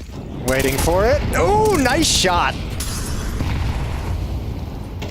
Harry's just thinking about Hogwarts. I don't know any more spells. Oh, he's lost it. Oh, no. That was a good run. It was much better than I expected it to be. It's a clean run. I'm proud of all of you. It's going to be 11-8. A clean sheet so far in this second half of play. Pistol conversions and everything else on top. That's crazy that the VP haven't been able to get anything going on this T side. B bomb site has been locked down so well by Fnatic, and then Mattis over at the A bomb site playing super well. There's just no good options at the moment for VP. We always say that a map like Vertigo can be difficult for AWPers to find impact, and Afro with his tough first half, he's still having a pretty rough second half, all things. But it's the riflers, and either just their, the Crims clutch, that's nice, right? It was a 1-on-2, it's had to be done. Mattis with a couple of nice multi-kills as well. QB with either good information over towards B, or when they come his way, he's able to get 1 or 2. So everybody contributing when they need to. Well, this is faster from VP. Couple of Tech 9s coming around the smoke, but Body's hiding in it and wrapping around the backside. Should have a double kill, and oh, it's messy. It could have been better, but it does some work. It does some damage and slows him down. Yeah, still, I mean, you feel like that could have been so much more, man. Flitz right there, look at him, 3 HP, limping away from that fighter ramp.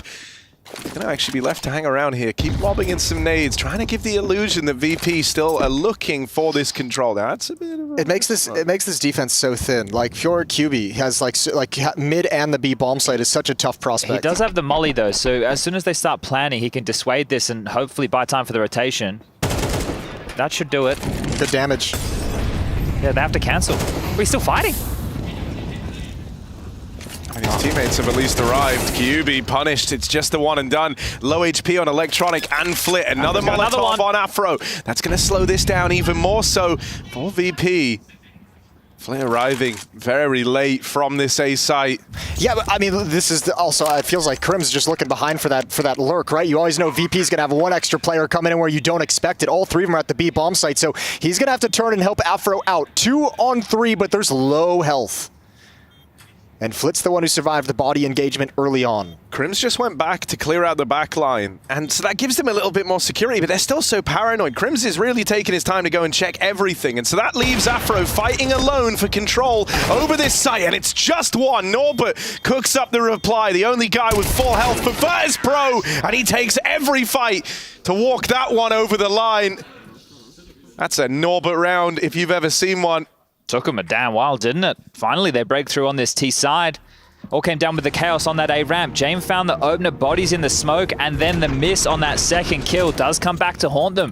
You think it's great information, you think he's done an awful lot of damage, but it's not enough for Fnatic to be able to convert. Yeah. That feels horrible. If you're Body, you're thinking about the fact that you only got 1 kill in that exchange. But I wonder if there was at any point where Body had mentioned, hey guys, the finances aren't looking great.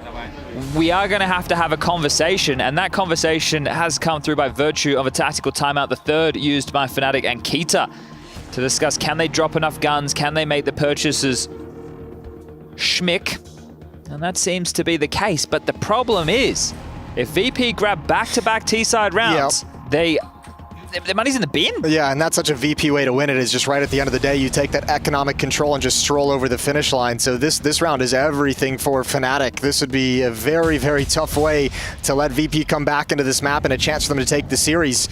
James going to aggressively stand in towards middle, goes for the opening gambit, forces Afro off the line with his own off. And through the smoke, Matties finds Electronic, just stepping through it. A 5-on-4 provided for Fnatic. Don't do it, Afro. There's that voice in Afro's head. It's like you should peek. Oh, and he will! James knocked out down in middle. And Fnatic, they might have taken a little L in that last round, but they're quick to get back to their winning ways here. A 5-on-3. Virtus Pro wounded on Flit as well. This one might be dead in the water.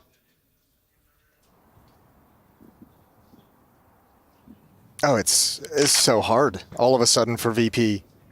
Do they just call a save like at the 1 minute mark? It would be classic. I mean, they don't really have a lot of money themselves. They kind of need these weapons for the next round. So I think they're just going to sit and T-spawn for the... Okay, what do you guys want to do for a minute? Well, Astralis just arrived. Hey! Oh, yeah, I see them. Yeah, they just arrived on the other setup over there. That's cool.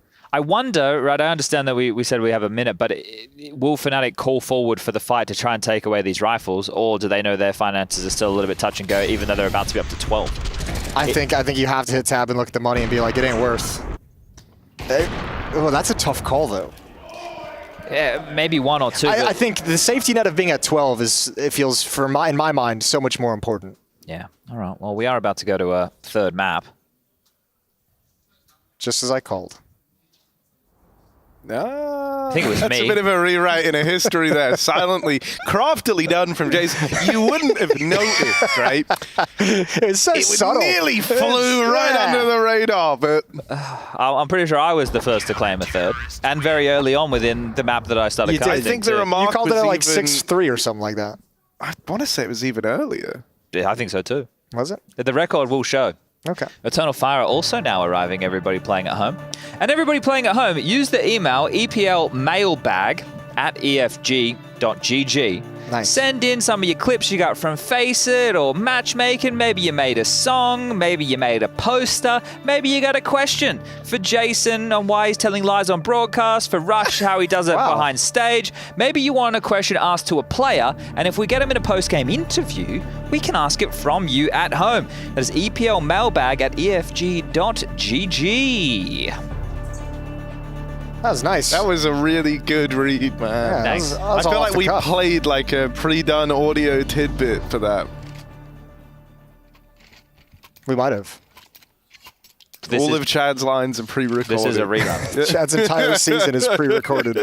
3-round difference. We're either going to overtime or we're going to map number 3. Well, infamously, Virtus Pro, a hard team to put away. It just stops being fun after we've said it 1,000th time, doesn't it? All right, Flit.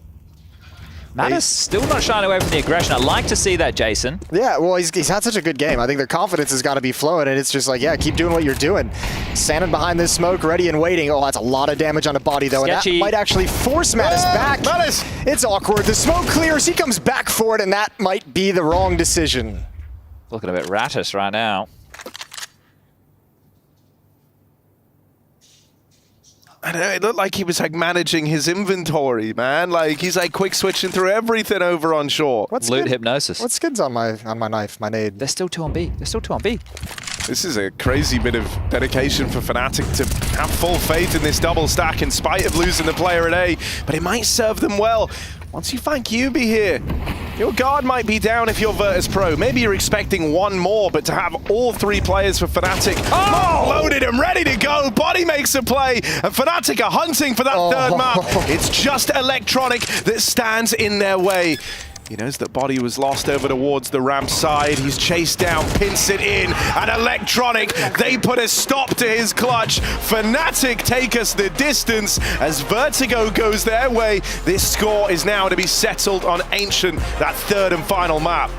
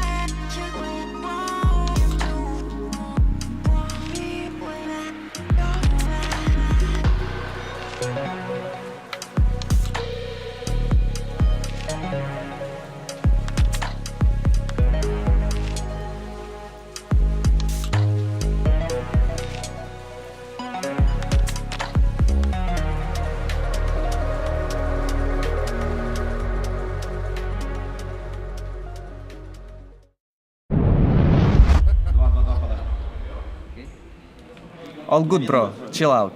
cause uncontrollable rage. Smokes may be blown open unexpectedly. The subtick system may actually just be 64 tick. You may experience intermittent microstutters. Is back on the menu! Yes! Woo! Hey, where am I? Está in Chile. Why should age determine expectation? Where are you? On the bottom. Right. But did you know the fake flash play has a long and storied history? Will you ever forgive me for pronouncing your nickname, I think 6 different ways over the course of one cast? I mean, I will have to think about it if I regret, but yeah. No, I really did. I did feel terrible about that. But can you, for one final time, confirm the correct pronunciation of your nickname? Matisse, she's all right. Matisse. Yeah. Okay, kind of like the artist. Yeah. Yeah, maybe when you start making plays, we'll call him the artist. Matisse, he's I'd like to play, definitely, but in the game, obviously, so yeah. Yeah. And how are you settling into things now? Are you enjoying the kind of the next step as you've been climbing through the ranks? I mean, obviously, it's a lot different, right? I've been playing 3 years in my domestic language speaking, so it's a lot different to jump up. But I was already feeling like it has to be right now the best moment to change. I will never regret it for sure. It's been a lot like language barriers a little bit from the beginning, but I'm learning, I would say. I don't think my English is bad, but sometimes I'm previously speaking too fast, also under pressure. So a lot of stuff to work on, but I love it for sure. Yeah. And how does it affect you, like when you're, I assume your roles get disrupted when you join a new team and you're doing it in a different language? Like, how long do you reckon that's going to take to fully adjust? I mean, it's a project. I mean, already it's been like, okay, I would say from the beginning, we are together like 5 or 6 months, something like that between that. So obviously in the start it was rough. On the other hand, like I was also picked to my aggressive roles. I still have them and not obviously the same, like identical, but we're trying to figure out the system which everyone is like comfortable with, which like I would say almost everyone is able to initiate in the game. We're trying to combine this with each other, also with the support between each other. So it's not really like I'm dedicated star player, but every kind of human being in our team is able to have an initiative in the game. Nice. You can have your impact. You feel like you can have your impact. But he says he's got bad English. You've got incredible English. What are you saying? Thank you for your time, Mattis. The night's gone and the day comes. We are. Boomers, man. Like, socks aside to who I am, it's a fashion statement. It's not like I'm going to slip and fall in the ocean or anything silly. Chad? Play on a clean kitchen table connection. End of quote. Repeat the line. Ich weiß, es ist schwer, aber wir schaffen das zusammen, Alter. Hashtag gemeinsam. Wir können das packen. Dennis, would you like a chocolate croissant? No, thank you. I'm on a diet, Oh, okay. Yeah. So healthy food only for me. I didn't bring any healthy food. I only brought chocolate croissants. It's bad. I'm sorry. No, thank you. Are you gonna own everybody now that you're in the VP jersey? Of course. Yeah. I wish. You wish? Yes. Where's the ego? No. Nah. No. Or how do you like James' system so far? Or are you blending electronic style and James' system? I like his system a lot. Yeah. So I think we will do some balance between this. Okay. I think people are very excited with this roster change because it came out of nowhere. So it kind of tells me that you were unhappy in Cloud9. Is that fair to say? I mean, now I'm totally happy with my team, So let's see what we can do. I don't want to say big things, We just want to play and show our best. Is it surprising for you to hear the rumors about Hobbit and Perfecto in Cloud9 that came out yesterday from Overdrive? Yeah, it was a bit surprise for me. I didn't knew about that they want to get out of the team. So yeah, it was kind of shock for me. But anyway, I just want to wish good luck for them and good luck to Boomic, to build new roster. So yeah. Okay, thank you, Electronic. Look forward to watching you play. Thank you. All right, let's see if we can get rid of these croissants, guys.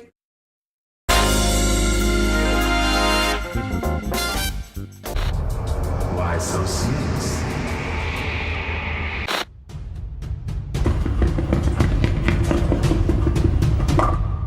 Ich weiß, es ist schwer, aber wir schaffen das zusammen, Alter. Hashtag gemeinsam. Wir können das packen.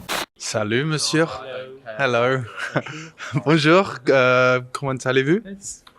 Ça va bien. Très bien.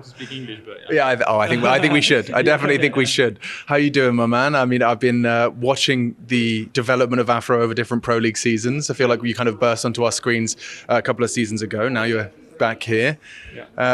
What's your objectives coming into this one? You've got a pretty stacked group, a lot of players. Mattis is smiling at me. We'll come to you in a second. But what's it like to be back at Pro League? Yeah, feels good. Third time for me, I think, in Malta, and for the Pro League, yeah. And pretty happy about that. It's always nice to play Pro League. It's really chill and really nice to play those games. And yeah. Who's a team you're looking forward to playing? Is there anyone in particular you're looking forward to? We'll take game by game. So yeah, we're playing VP first, and it's really nice to play them every time. We got tracked every time for now, but yeah, we hope that will not be the case this time. And I think we're more prepared than we were before, and yeah, having good chances, I think. Rock's good, be good. Rock's good, be good. Roll CT, bring me the pistols, let's fucking go!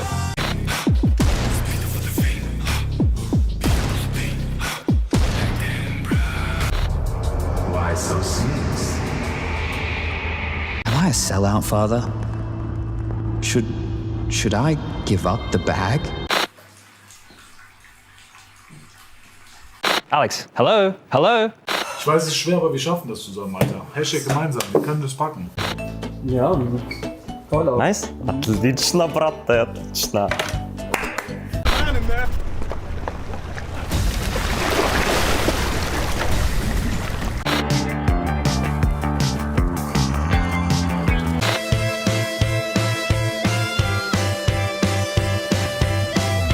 And most importantly, it's the first ever fucking major win for Nico. My friend, James here to save you. To get this number one spot. Я думаю, я не знаю, не понимаю, что сказать на английском, я не понимаю. Thank you very much, Shiro. Thank you for your time. Welcome back to CS Psychology 101. Rumors, man. Like, socks aside to who I am, it's a fashion statement. It's not like I'm gonna slip and fall in the ocean or anything silly. Chad? I wonder what's going through Cold's mind right now, watching the absolute talent at work. Oh my God. Fuck! Play on a clean kitchen table connection. End of quote, repeat the line. Okay, whilst we've had some action going down the A stream, we also have a game going on at the same time on the B stream. That's Saw versus 3D Max. Now, just for a little bit of context for those of you at home, they did play each other basically a week ago. The maps last time were Ancient, Nuke, and Overpass. We did require all three of them, with 3D Max taking the W. This time around, though, we've got Vertigo, we've got Inferno, we've got Overpass. Vertigo was actually the pick of Saw. I feel like that was a bit of punished pick, but unfortunately it didn't pay off. 3D Max actually took that map. It did go to overtime, though, with both teams really struggling on that CT side. Now we're on Inferno. I'm just taking a look to my left. Looks like the score is pretty tied up right now. So a tight game down here on the B stream. At some point in every gamer's life, there's a question to be asked. Do your clothes match your hobby in any situation? Or do they just represent what you dream of? No matter what situation, there's always the right way and the wrong. The only real question is, which are you going to choose? Decide for yourself. Smokes. You see double smokes in the same place there. Simple just jumping casually into the side. Wait, what was that? Never miss a play again. Simple. That's not allowed. This is not FPL. This is a major. Finally. With FaceIt Watch, you're in control. Switch between player POVs live and see the game through the eyes of any pro. Never miss a moment with replays. Relive each highlight on demand from all angles. Watch it, control it, face it.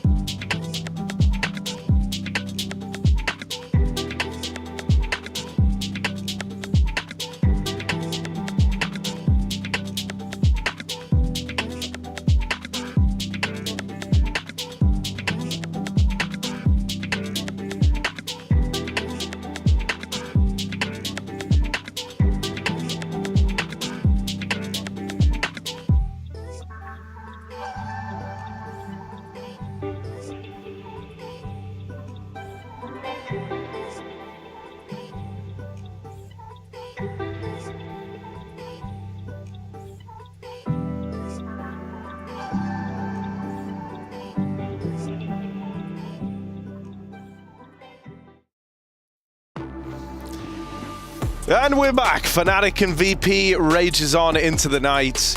But, Chad, I heard that you've been having a little rummage through the mailbag. It's only 3:51 p.m. It's a digital mailbag, right? We couldn't get the PO box. It's not night. I just want everyone to know it's only the afternoon. It's not. Because this is pre-recorded. It's dark in here. It's Fair enough. It's always night. Yes, so we mentioned this during the last map. There is a mailbag for EPL of a digital variety. We couldn't get one set up for real post. Hopefully, if you guys want, you can send Mattis a new mouse pad. But no, use the email eplmailbag@efg.gg and send in some clips. I've already had 4 emails come in since I mentioned it last time. A couple of Counter-Strike clips are in here. There's some questions. There's one that they want to ask. How would you say this gentleman's name? DiMaggio wants to know if we can ask Device how he's enjoying his role as the new in-game leader from Astralis. We can definitely get there today, I reckon. We could do that for DiMaggio. He's on the stage right now. Yeah, so we can ask that question. But yeah, if you want to email in, feel free. Because at one point he wasn't enjoying CS2 all that much. No, that's the truth. He wasn't enjoying it whatsoever. But yeah, thanks for the question. It's not necessarily for us, but we will ask Device at one point. Yeah, okay. Harry, are you enjoying CS2? Yeah, hell yeah. I really like it. It's pretty cool. It's kind of like enjoying it since I game. started playing FaZe. Then I started enjoying it. I will say that much. It's like another game I used to play. What is it? Called CSGO. Very similar. I also have some other good news. Now, you gentlemen are aware of this, but I've been talking to Mr. Marvin Vey, or Marv as he goes by. We're trying to get an IP set up for an online server for when we have these long breaks. We can go jump on the 5-stack. We can tweet out the IP. It's like a public server. And we can play with people at home. That's amazing. I've got the IP. That's epic. Well, speaking of playing at home, you can now sit at home and watch people play. It's a third map between VP and Fnatic. It's so good. 7 pistols on the CT side, chaps, and an A execution. It's a smoke strat, Henry. They're smoking A. Smoking donut and CT spawn. In we go. No, Cleo. Flashbangs are going to be going over momentarily. We've got 3 players. You don't see 3 players on the A bomb side very often. On a pistol round, this is a read. They know. You do not see this at all. They're tucking 1 player in. All right. Keep your eyes. Actually, it's a rare double tug. A double tug. Oh, you're right. This is actually huge. What a read. An anti-strat of sorts. Mattis takes contact first. You think that's the tucked player, but oh wait, they just saw Crims. They swung it wide. Come untucked. It's not good. Well then, it's unraveled. The bomb will be planted. Advantage VP and then some. Low HP on Afro. No defuse kit in play. Julie's on the retake. Not ideal at all. QB goes down with nothing. Electronic going supersonic with Flitz. As we see 1 player remaining. Afro, as mentioned, low HP. Nothing can be done, surely. Yeah, I don't even think he believes.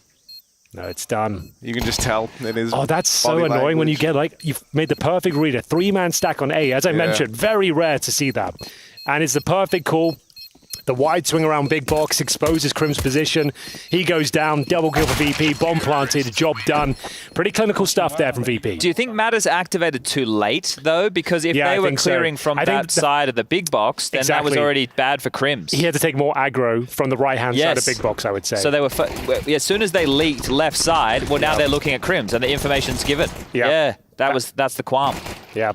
A really nice call, anti-strat, I'm almost certain of it, but doesn't work out for them. Crims knows if he goes unchecked, he probably gets 2 or 3 kills in that position. Full eco, I'm afraid, for Fnatic. USPs across the board, $0 invested. But Fnatic, they always have something up their sleeves, always something interesting on the full ecos. This round is no different. The snake has been beheaded in towards middle. Electronic sprays them all down. A little bit of help from James as well at the end, denying his first ace in the VP jersey, but still, very clean. And a very quick round. I actually really like that from James, because you don't want Electronic's first ace to be anti-eco. Why not? Yeah. Because you want him to do like an epic one. You know what I mean? When it's like really epic. That would have been like, oh, cool, he killed them all. That's more the reaction. Yeah, I see where he's coming from. You want it like 1v5 at match point. Exactly. That's 1v5. The Electronic first ace. Oh, run boost. Oh, didn't stick the landing. The nade. Yeah, I asked you this yesterday, Chad. Are teams opting for the jump or the run boost? Seems like these guys want to go for the consistency, but the grenade actually shuts them down. Yeah, I think with the way that teams harass middle now, it's very risky, right? You're talking about the double HGs or the molly towards heaven. It can be quite difficult to garner that mid control, but Fnatic feeling they have to make a move when they're down util. So they've sprawled forward, they have full B lane control. VP have been blocked over towards A main for the interim, so they haven't just been able to thrust themselves in towards a fight, which has allowed a rotation. Looks like another A execution. You've got 2 players in A main, again, quite rare to see so early on in the round. And the CTs don't have much at all. They've got 1 smoke and a couple of flashbangs here. I don't think there's anything on the A side to speak of. It's a very passive hold. Crims, tip of the spear, hoping to defend, but Mattis will have his work cut out from him as well. So it is going to be the A finish here. Not an execution just yet. Going for more of a contact play. Crims with the first kill, and Afro chimes in for a second. It looks like it's a done deal with James getting dinked in the process. A bit 1 by 1 there. Now they're boxed. Wasn't that compelling, was it? No, I think the close mid players is what forced VP to think that they were going into a lighter defended bomb site, but they were heavy A and heavy mid. It was B where it was much lighter on. Fnatic had all the info, played ahead of the rotation, get the first CT side round, and draw it back to a 1-round game. Well, there we have it. Fnatic on the board what in the game. game. Do between maps 1 and 3, Henry? Ate some fish, trying to go back on the carnivore diet. So just had a bowl of fish, which was quite delicious. Fish. Yeah. Were they alive or dead? They were dead and fried, but had like 7 pieces of fish, which was actually quite delicious, Harry. Interesting the contrast in diets that we have between you and Harry. Yeah, you only eat meat. Harry avoids it. Yeah, I'm trying to get back into 2023, Henry. I let myself go a little bit. Yeah, feeling a little bit kind of out of shape. Just want to get myself back to where I was, get the confidence flowing. What diet are you on, Chad? I'm on the eat whatever I want diet. Okay, the seafood diet. Yeah, you seafood and you eat it. Yeah, the old classic. I heard Jason's joke in the second map. What was that about? It was good. Apparently, that's an established joke. That's the thing. I was like, "Where's the punchline? What did that even mean?" Well, because the whales were talking to each other in English. It's a bit not, I don't think we can have this conversation while he's not here. That's like, because he can't even defend it. I spat my fish out when I heard the joke. I was like, where's he going with this? And that was it, I guess. Have you got a better whale joke? I'll think about it. Maybe I do. I'm not going to say no, but let me get back to you. This one is actually an A go. So execution, CT smoke, donut smoke, rotation, hightailing it over. VP, if you're going to call it off, there better be a good damn reason. You've used all your util.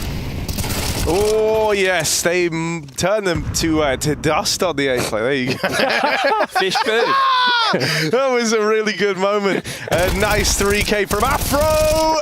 And he gets all 5. That's going in the play of the day in the morning tomorrow. That's a good ace. If Electronic could get an ace like that, then we'd all be talking about it.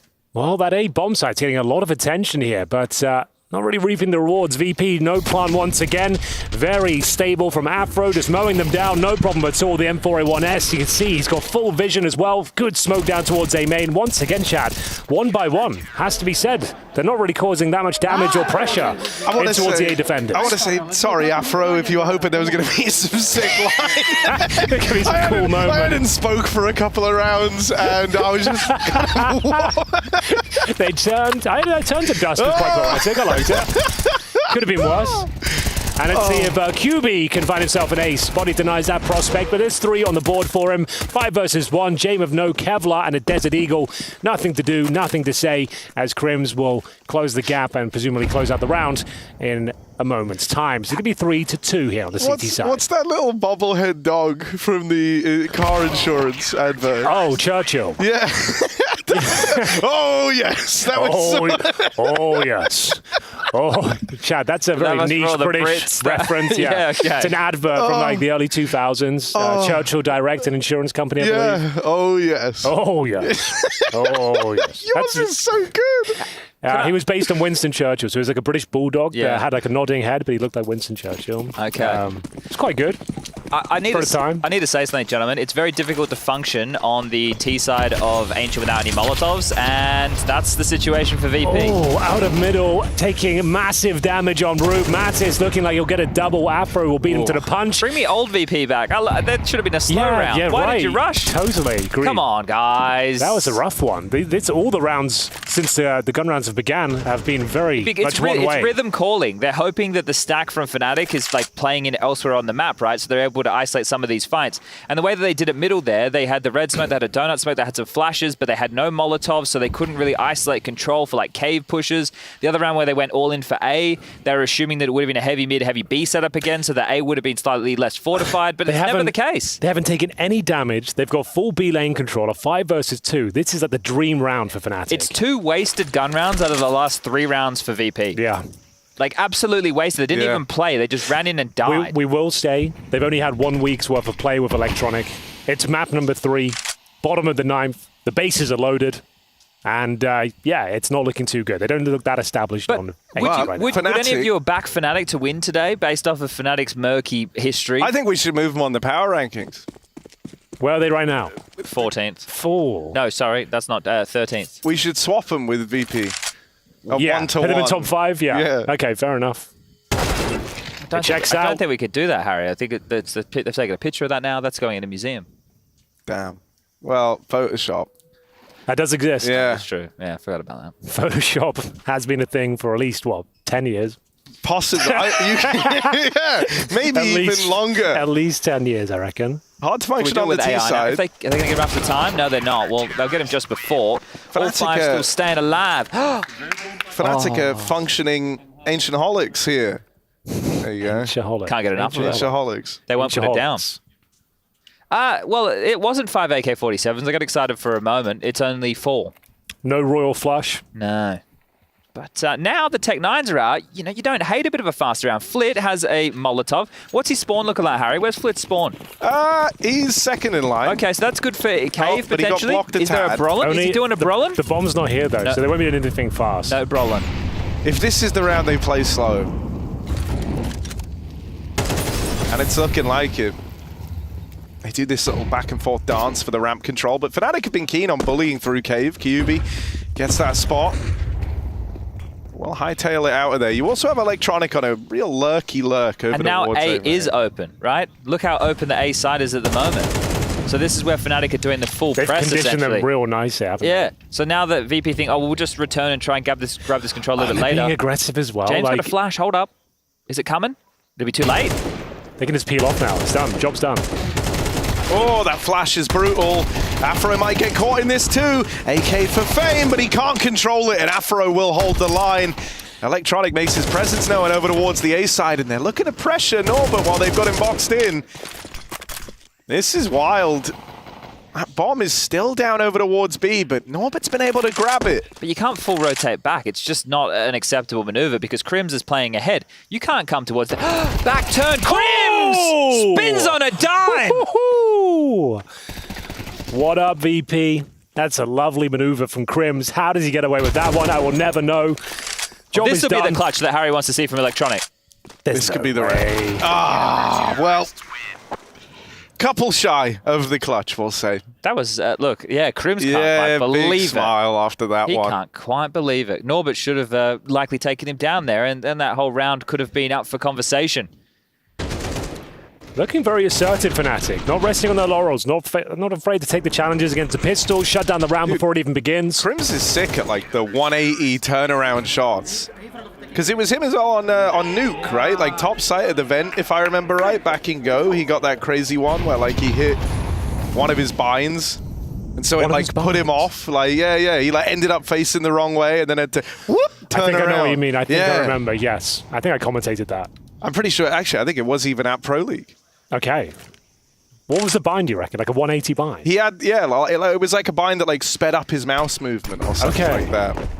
Yeah, I do remember something like that. But either way, here's Crims again. No binds are going to save him from the spray of fame. That's an opening frag, a rare one for VP. Need to get the skates on here on the T side of Ancient. We have got aggression from Body, trying to reclaim territory elsewhere. He's pushed down B ramp. VP locked out by the smoke for now, but still plenty of time. I want to overstay your welcome if you're Fnatic. Likely want to try and draw a kill back, sure, but your Yutsu will eventually run dry. A minute on the clock. Good real estate. Yeah, but that's the thing. It's just one flash, and they're in a lot of trouble. James got the flash. Electronic too. Good damage into the doors, but the flash is perfect. He's going to try hold the fort, but that swing out is punished by Fame down in middle. So finally, VP, who have been Feels like they've been trying to get through some of this lane aggro all damn game. They finally break it apart. And they find themselves now in a 4v2. Afro will rotate in on this AWP, but Long just got smoked off. This is good to delay. Look at the time. Hang on. They wouldn't give this one up, would they? He can plant wider, right? But it's going to get a little bit risky. 14 seconds. Okay. It's all under control. Nice nade. Won't do enough. Oh. And that's going to be the end of the round. Decent effort. Could have ricocheted and got a bit of flit there. Well, they should save, but maybe look for damage if you're Fnatic. You have a bit of residual cash. Yeah. Try and get because we know the bomb radius, so take down as many as you can. Keep the pressure on VP. Ancient's got to be the most egregious for the bomb blast, right? I like it. Stay active in the post plant. Yeah. Don't let anybody just sit in the site and save. Make sure they're active. Get them out of there. Oh, here's a couple of kills. Mattis, what have you got for us? Times it well, but Fame with a stunning headshot. Keeps the dream alive, and 4 players indeed for VP. A missed shot from Afro. Probably should have connected that one. I think he knows it as well. Get him back on the rifles, Henry. Yeah. He was a little bit quieter on Vertigo, wasn't he? On Overpass, he was lights out. Vertigo a little bit quieter, but he's been very good today. But that was a standard round from VP. They didn't rush the issue. Yeah, they took right. A main control. You saw that flash that unraveled Crim's plans. Then they took B lane with a nice little flash. A good shot from Fame there on the way out the door. And a standard round. Whereas VP, I think they tried to ego Fnatic at the start of this game with the fast players. I think they were just like, hey, let's just steamroll them. We're better individually. Let's just run over them with pace and momentum. Didn't work. Then they got brought into a position of respect. Now they had a standard round. They convert, and they convert one more of those. Well, it's likely they need to win maybe 2 more, depending on saves going forward for Fnatic. Yeah, the money's still very strong on that side. 5-3. Round number 9 coming up next. VP presumably going to slow it right down at this point after finding pretty convincing success in the previous round. We've got AKs across the board. James doesn't need the AWP on the T side of Ancient, of course, but should be more than fine of the AK. Afro's lining up a insta-door smoke from Spawn. Those are the ones I don't know. You know all I'll of these, show right? them to you. Yam taught them to me the other day. Yeah, I think I normally have to have them a secondary monitor up with all that kind of reference points. It's quite with the methodology that I was taught, quite easy. All right. Yeah, it's one Same thing. as Mirage I don't have any windows. instant smokes. I'll teach you instant windows as well. I can do all the smokes from Spawn, but it's not instant ones. This is about to get cheeky. Is this electronic? This is his regular tricks. Oh, might have to activate now. QB's found flick. QB's found a double. That was easy. Yeah, Light very work. nice. Yeah, that's complete B lane control and middle as well. Mattis, good check on the corner. Electronic lying in wait, goes down, no problem. Mattis continuing the push here. Cosm is live. Not sure that was required because this is where VP thrive in these sort of scenarios. They'll wait out the round. They'll try and get a little out of, or get a lot out of a little, I should say. As Crims confirms the round, Jame out to the B doors. They know exactly where he is. Should be no further kills for VP. As he goes, I mean, he's getting pincered in. They're even in spawn. Crims is committed to the backstab, and there's 3 players on the lane. Crims has been in T-spawn so often. Yeah. He's getting his timings dead on. That's a good volley to learn for everybody to clear out the pocket. That is quite nice. Wow. James has to be snuffed out. There you have it. Body will deal with him. So 3 rounds still to the good for Fnatic. This is already a strong CT defense on Ancient. And the world is their oyster. If they had done the damage to the rifles in the previous, in that 2-on-4 situation where they were just playing for exits, if they've gotten a couple kills, think about how poor Virtus.pro's buy would look now. It should still be pretty decent going into the next round of play, even after the round loss. But good work from Mattis as well as QB, even though Mattis did overcook the pooch, as we say around here. Yeah, Poochie still living on. Hey, that's a Simpsons reference. I'm not sure if you've ever seen that show. Might be a bit before your time. It's still going now. It's like the longest running TV show ever. It was basically, it's a sitcom, Harry, and it's animated. Bang! Been around longer than Photoshop, Jay. Don't need anything to make that look pretty, though. He's clean with it on the AWP. QB is tucked in here, but that J-Morp is hungering it once more. Will he get it? Afro caught looking the wrong way. Caramba. Oh, my goodness. Okay. Cyclops push on the AWP does not pan out. Wheels starting to fall off here for Fnatic. Lots of time on the clock, 4 versus 3. Still have a couple of AKs in hand on the CT side. Looks like they might be going for somewhat of a gamble stack. Kind of relinquish control of the B bomb site. Focus their efforts in towards A. I think we all know what a gamble stack means at this stage. Try and stick together. They come in your direction. Great. If not, give up the round, save the weapons. It is interesting that even though Mattis was just spotting middle, they didn't see anybody. They're still opting for the reroute. You would think at that point, if you don't see anybody middle, maybe just gamble towards B. You had 1 red, 2 B. But they're searching through Donut. I think the timing will work against them here, Fnatic, unless QB goes huge. Oh, he's got so much to do. 0 information. Smoke's going down as well, so he'll have no vision. Go for the spray. Give up his position entirely, and they've got a backstab as well. QB's covered for now, but it's just a matter of time before he's dropped. Yeah, there's the backstab arriving, and even though he looked kind of cautiously aware of it, not able to flick back in time, Mattis and Crim's going to arrive too late to this party. The teardown's already happening. The balloons have popped. It's all over. So VP are clawing away back in here, trading blow for blow across the last 3 rounds. They've at least stopped Fnatic from these streaks, and they've started to find their way in. Uncharacteristically quiet thus far from Norbert, sitting down 1-9, bottom of the board. He's been kind of the go-to guy for VP across this series. But instead, it's Electronic in his debut series under the VP banner, cooking up a storm. Is he really? Yeah, 9 and 6. Well, he did go to the school of Blade. I don't know if you saw him when I did the HLTV Confirmed episode, but Blade loves to cook. Yeah. He loves to cook. They're always cooking over there in always RV. cooking. What does he like to cook? He just likes the vernacular. Okay. Yeah. Fair enough. It was great. Blade's always good fun. One of Harry's favourite people to work with in skits. He stuck around the whole episode as well, right? He was there for like 4 hours. Well, it was only 2. It was only 2. Okay. I don't keep him over 2 hours. I'm not cruel. Yeah. Cruel and unusual punishment having to talk to me for 2 hours. He does a great Seth Rogen laugh impression, does Blade. And See you if we can wouldn't do it this believe it. season, Like, huh? you say that to me, you don't believe it. But it's actually a banger. Look at this. Don't look at Flit. Look at Electronic instead. This guy's all over the server. Good trade down in mid. Puts a stop to Mattis' reign of terror. And as QB tries to come through, he's got a lot to worry about down here in middle. Locked in a bit of a stalemate right now. If Body can stay alive... Oh, no. Oh, God. Yeah, he will spot him. But there's the trade out from bottom middle. And with Body dead after 1, we end up in this 2v2. Reaggress? All the info gone over towards B. Fnatic, they creep forward and look for info elsewhere. Crims seems aware of this. I think he would have heard the footsteps. Jane was running towards the tail end of this push. His timings have been sublime. In towards T-spawn. Surely they've got to go to the standing. Didn't they hit Donut Scope all? We'll find out. Fame seems to be peaking with conviction right into the scope of Afro. 2 versus 1. A classic James scenario here. Plenty of time to work with. Bomb on his back.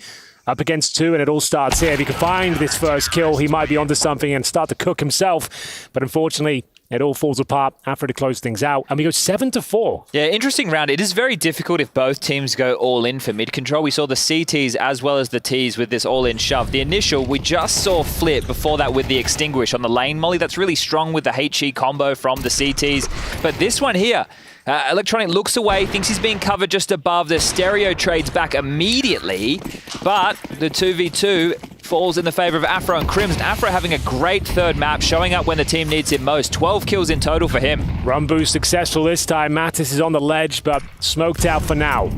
Very meta smoke you'll see at this stage, smoking towards the top of ledge on the T side to deny that sort of aggression. He doesn't have many options, even though he got the run boost landed. Here comes but the boost, Henry. Oh, you're right. This is one of my favorites, actually. This actually is going to... Oh, they won't see Afro there. He's on top of Big Box. He's He's spotted like... Oh, this is cheeky. Big Box actually has a strong position. Oh! He says, as it all falls apart. That's the round, I think. He played it perfectly right until he had to hit the shot, but then it just eludes him. And for someone topping the charts, that is an awkward way for this last of the half to go. 5v4 taken for VP. And Electronic's trying to take this even further. Look at Flip and Norbert. Yeah, they're in B. The bomb is still outside of A. What is going on? A kooky round. Does Norbert clear? He's not going to clear cutout. Oh, he's going for the bomb. That's such an important kill to find. That's the 2 top performers out of the round for Fnatic. And there's the Electronic backstab arriving. Bomb retrieved. Just Crims left up in this. All alone in the donut. And he's getting pressured on all sides. VP, it's a very roundabout way of getting there. But they get into the site. Crims is warming up into the clutch. This is a 1v5 as it begins. Gets it down to a 1v3, nice but nade. VP don't want to overplay their hand now. Crims won't give them a choice. He's going to force a fight, force a peek here. Not quite. Dodges the danger. That should be it. Has to give it a go. Last round. That should be it, though. Walking in, looking for this first fight. No one's given it to him yet, and he is a dead man. Cut down, shy of the 1v5 clutch, and that's how VP find themselves at 5th, sailing into this second half.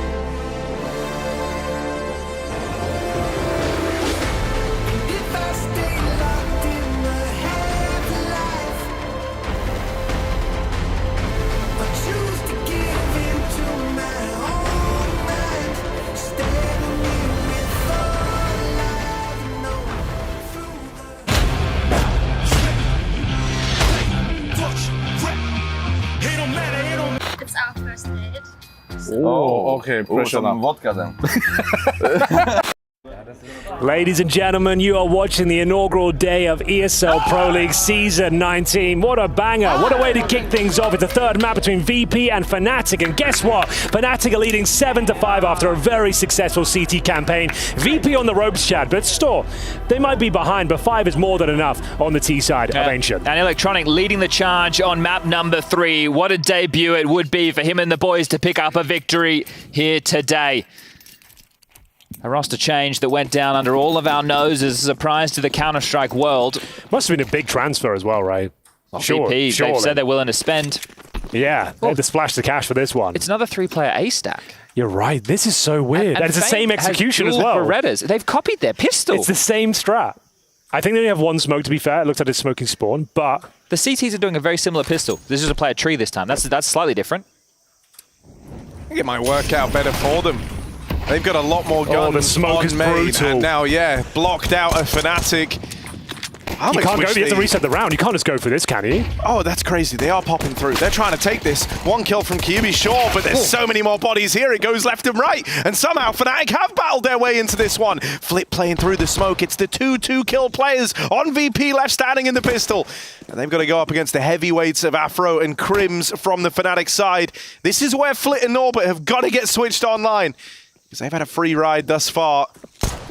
But we all know Jane pinches every penny, and so it's time for them to start paying their dues. They've got a smoke and a kit as well, just to note on the CT side. So a lot of the rounds have to be played at 45 seconds. The bomb presumably planted towards A momentarily. They're going to fight spawn, or they're just going to plant? Oh. It's the former, and it doesn't work out whatsoever. Afro, though, with the P250. Sprays off the magazine, doesn't really work out for them. You can see it's a massive pistol victory for VP. All right. Have you ever seen Dastan getting that hyped? No, the vibe seems a little different in VP. They're a little more rowdy. The energy, it's great to see this whole new, like, VP are one of these teams that I painted for the longest time with their style. It made the viewing experience lethargic. Right now, I'm standing to attention, just like Harry Russell on an aeroplane. Wow! All right. Oh, I just got that. That's good. Yeah, all right, nice. Good. That is quite good. Now that Norbius has switched online, it's Norbin time, baby. He's got. Yo, James gone full eco as well. It's an old classic. Wow, he gets Kevlar. Yeah, but if you didn't get Kevlar, what does he be doing, mate? But it's always a scary call. I've done it a couple of times this week. When it does work out and you get the AWP third round, it feels fantastic. But we'll see if there's any damage inflicted by Fnatic here. They've got nothing, but it's a relatively open A bomb site. If they could somehow trade out like 3 frags to 1 against Fame, maybe there's a plant going down here. Maybe. Well, that's the thing. Not getting the plant on the pistol round on the T side now feels like a death sentence. It feels like if you find yourself in a number disadvantage or even equal situation like Fnatic just did, getting the bomb down should have been the goal. I think that's why we're seeing a lot more of those set pieces. And it looks like it. Oh! He had the DPI for that one. See him spinning around? Yeah. Doing the breakdancing on the floor? Dude, that was sick. Didn't that was quite work so out. cool. Dance, I know. baby, dance.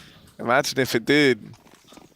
Everybody! But yeah, my point is, I think we're seeing a lot more set piece on the pistol just to guarantee the bomb plant. Like you're just doing 2 smokes on the side just to ensure the bomb gets planted at the very least and see what happens after that. We're not seeing many defaults in pistols anymore. Must have been damn close with Body's reaction right there. Well, a couple of bonuses brought through the UMP, the MP9. Oh, dear. That's not ideal. Crims has completely smoked himself. He's going to edge. He's edging. He'd be too scared to go into that, surely. Okay, that's fine. The second smoke, that's enough for the edging. Hold up a second. Body's in B? Real deep as well. Sure, they lose Mattis, but Body is on a tear. That's enough to win the round, Body just decided, I will win this round, and I will win it now. Runs up ramp all alone and carves the path for Fnatic. He hasn't stopped shooting. Okay, that's wild. What the hell just happened? Well, it's one of those rounds, you know, they've ecoed in the second. They're going to be buying in the third. It's going to be a compromised buy, right? They might not be molotoving towards the bottom of the ramp. I don't know how quickly he got up there, but it felt like there was some pace behind it. Virtus Pro is presumably focusing towards the cave. There was the Molotov down. There's a flash over. Oh, the flash just held the player towards the long side, so Norbert just got isolated. Cave was also smoked off, and then Body almost got the lineup with a double kill there. So much damage done, frustration shown, timeout called, VP in a bit of trouble as the headset from Jame. He looks pissed. Yeah, you don't see that often. Yeah, normally a very calm and subdued player, but certainly showing signs of frustration now. It's going to be a tactical timeout call from VP. They will have the funds to invest into this one once again. They have 3 M4s thus far. MP9 in the hands of Norbert. Jame yet to buy, and he's only got $1,400, chap. So what is he intending to do? Keep the 1,400 and go full eco, Chad? I think he'd just get a pistol and some Kevlar. Surely. I don't think he does. I think he's taking a full eco. He's got himself. Yeah. The self-Sanji. Like no Kevlar? That's wild. So he'll do the elbow smoke. He's got an incendiary. He's going to be a full-on support player, I suppose. Okay, well, let's see how far it gets them as all 5 from Fnatic heading over towards B, and they're setting up a bit of a piece. Smoke's being left, players being boosted, Mac 10 on Body to lead the charge, and just Norbert in the site to deal with this. Norbert needs a multi-kill. Yeah, and he's got to do it with an MP9. That's it. Pounce attack again. Yeah. In we go. Smoke's going to be too late. Fnatic are already up and through it. It's one and done for Norbert as Body once again cracks open this B site on his own. Yeah, putting his body on the line, Harry, if you don't mind me saying. I don't mind you saying that at all. See what I did there? Incorporated his name into a famous saying. That's an uppercut. The fact that they weren't able to like joust back. Are we still, you know the saying? Yeah. You know, there is a, Harry, so basically if somebody like is in, I would say it would probably be more physical type of sports, yes, right? And they're going for like sports. a tackle, or, you know, they're going to contest a ball and they're going to do something that'll probably put themselves in danger, likely a concussion in traditional sports, I would say. Yeah. Then I would say putting your body on the line. What about in, what about with a disc? Like a frisbee or something? Would you put your body on the line for that? Yeah, you're diving to like grab it, right? It's going across like 6 feet away. No, because disc golf, there's no contact. But is there a frisbee game where there is contact? Yeah. Ultimate frisbee. That sounds awesome. Yeah. I think it'd be your game. I think it's like football and frisbee combined. That's sick. Yeah, we could play that if you like. I've never even seen that. I didn't know that was a thing. Yeah, no, it definitely is a thing. And I think it's quite popular in the United States especially. So Tristan Saranthus will be with us later. He could do a whole segment on Ultimate Frisbee, actually. Ultimate Frisbee. Any sports you want to play while you're here, Harry and Malta? Ultimate Frisbee, anything ping pong. catching your eye? Ping pong? Of course. There is the ping pong championship at some point. Do we know when it's happening? Presumably this week it kicks off. I think it's unofficial, the ping pong championship. I would like it to be. I think that was the most compelling part of the show, like 2 seasons ago. Well, we haven't completely pivoted into a full-time table tennis broadcast yet. It was very fun, though. I think that was like the most high. I think we had like 30K viewers for that, for the talent championship. Dude, we should try and get a table tennis pro to come in. Get Ma Long. He's my favorite. Yeah, just bring in the world number one. Well, he's not the world number one anymore, but he was for the longest time. I did ask Blitz on the media day, Henry, if Mongols win a game, if he'll come and play you in chess. Yeah, that does scare me. So bring the chessboard in tomorrow. Tomorrow? Tomorrow. Oh, bro, my plan was just to get some games in this week. I haven't been playing. Tomorrow morning, bring in the chessboard. First game. All right. Embarrass myself in the stream. What else is new? It's because we get this is the fight. Needs to be traded. Electronic will make good, but Mattis, a menace. Save rifles, not able to get too much done. Smokes a bit deep towards B doors. That's awkward. Yeah, on fire.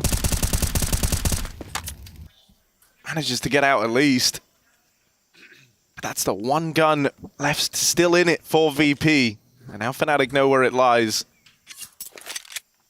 Fnatic take all the pace out of the round. I like this. It took VP forever to slow the rounds down. This is a perfect time to do it. You know, there's that one big rifle left to worry about, and everything else, well, you're just going to wait and see what the reactions are. Now that you've got them over here in middle, Fnatic choose that now is the time to make their move, and they'll go into an unprotected B site. Next round's essentially the game, boys. I want full focus from all of you. Got it. Next round is essentially the game. 10-7. Loss bonus accumulating for the CTs. Oh, they're into $2,400, so they might just have to save these 2 rifles. I think that's confirming the bomb being planted.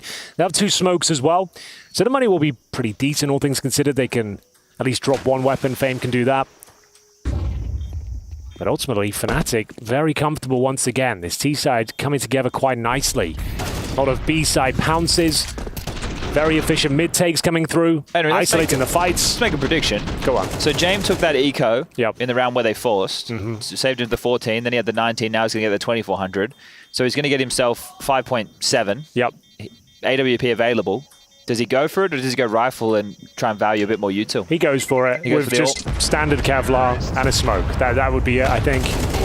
That's if they save these 2 weapons, and they do. So, yeah, 5,700. I expect James to get Kevlar and the AWP. Then he has to. Kevlar, then 1 smoke. There it is. It's dead on. But think about what's going to happen in this type of a round. If you're Fnatic, you're probably smoking red. You're probably smoking cave/heaven. You're probably mollying down. Mollying top of B ramp so they can't push. Yeah. So where is the AWP meant to find an opener? Do you just sit him over towards A? Anchoring A. It means you can have more rifles active on the map. Though. Yeah. But it does mean that it's safest houses that side of the map. Middle, certainly a different story. Low HP though. Mattis took heavy damage to the initial utility. Early 5-on-4. Now it funnels him into the AWP, but James, Chad, you said be low impact, but with the advantage they found and a freebie for James, that's surely enough to find number 8 here on the board. Fnatic, nothing really to do. Flashbang in toward the temple itself. Molotov with the boot. And yeah, that's absolutely fine though. Even then the bomb go down and set up a retake, I don't hate. Don't risk it 1 by 1 going through the utility. Should be fine. Interesting CT smoke. I like to think this is all right for VP.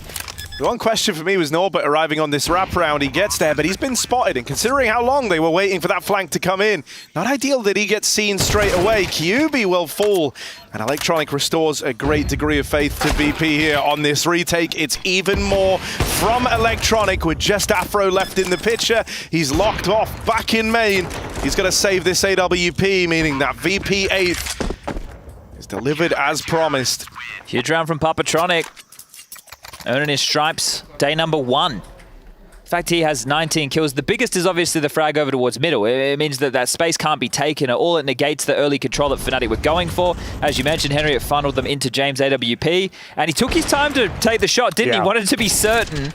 But if they can keep a lid on Body, who I want to say makes these classic in-game leader plays, right? He's trying to pip the gap, find the aggression, get himself into these... Oh, they're going A again. Yeah. Donut smoke fast from QB. Very fast. Yeah, you're absolutely dead on here, Chad. All 5 players. Not Fame. And Fame, oh, nice response, though. He knows what's coming. Oh, it's a Mac-10 jumping into the first kill.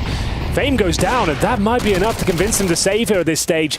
Smoke goes down towards Donut as well. This is a perfect call from Fnatic. Nothing can be done on this retake.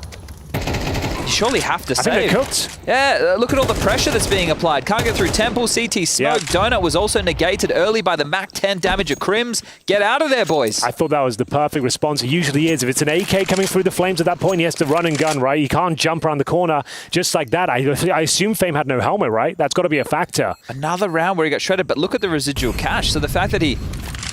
I guess the thing is, he wasn't expecting a Mac-10 because it could have been an AK. There was more than enough to afford an AK. Yeah, you're right. So actually, that was all by design. They want to send him in first as a sacrificial lamb. If he gets an opening frag, amazing. He's the only player that can jump through those flames and make it happen, and they're going for the hunt here. Good smoke. Might thwart their efforts. I think they'll give up the chase. Not worth it, Norbert. Keep that in your hands, mate. Oh. Big round, though. Fnatic. There's an evil laugh just there from the Fnatic side. Well, they know how dirty that is, right?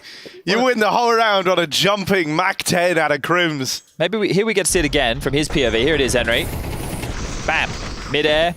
Yeah, lovely. Head shred. Exactly like you said. No Kev. No Kev love. And that's just a well-read situation. Like you said, he could afford the AK-47, but by design, the Mac-10 in the right scenario can be one of the best guns in the game for that exact reason.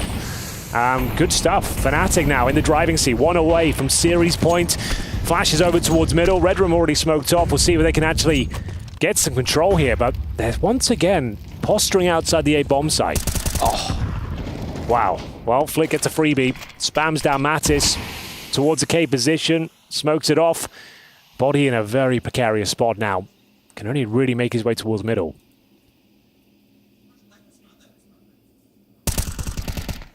Or does he try and push through on the reload?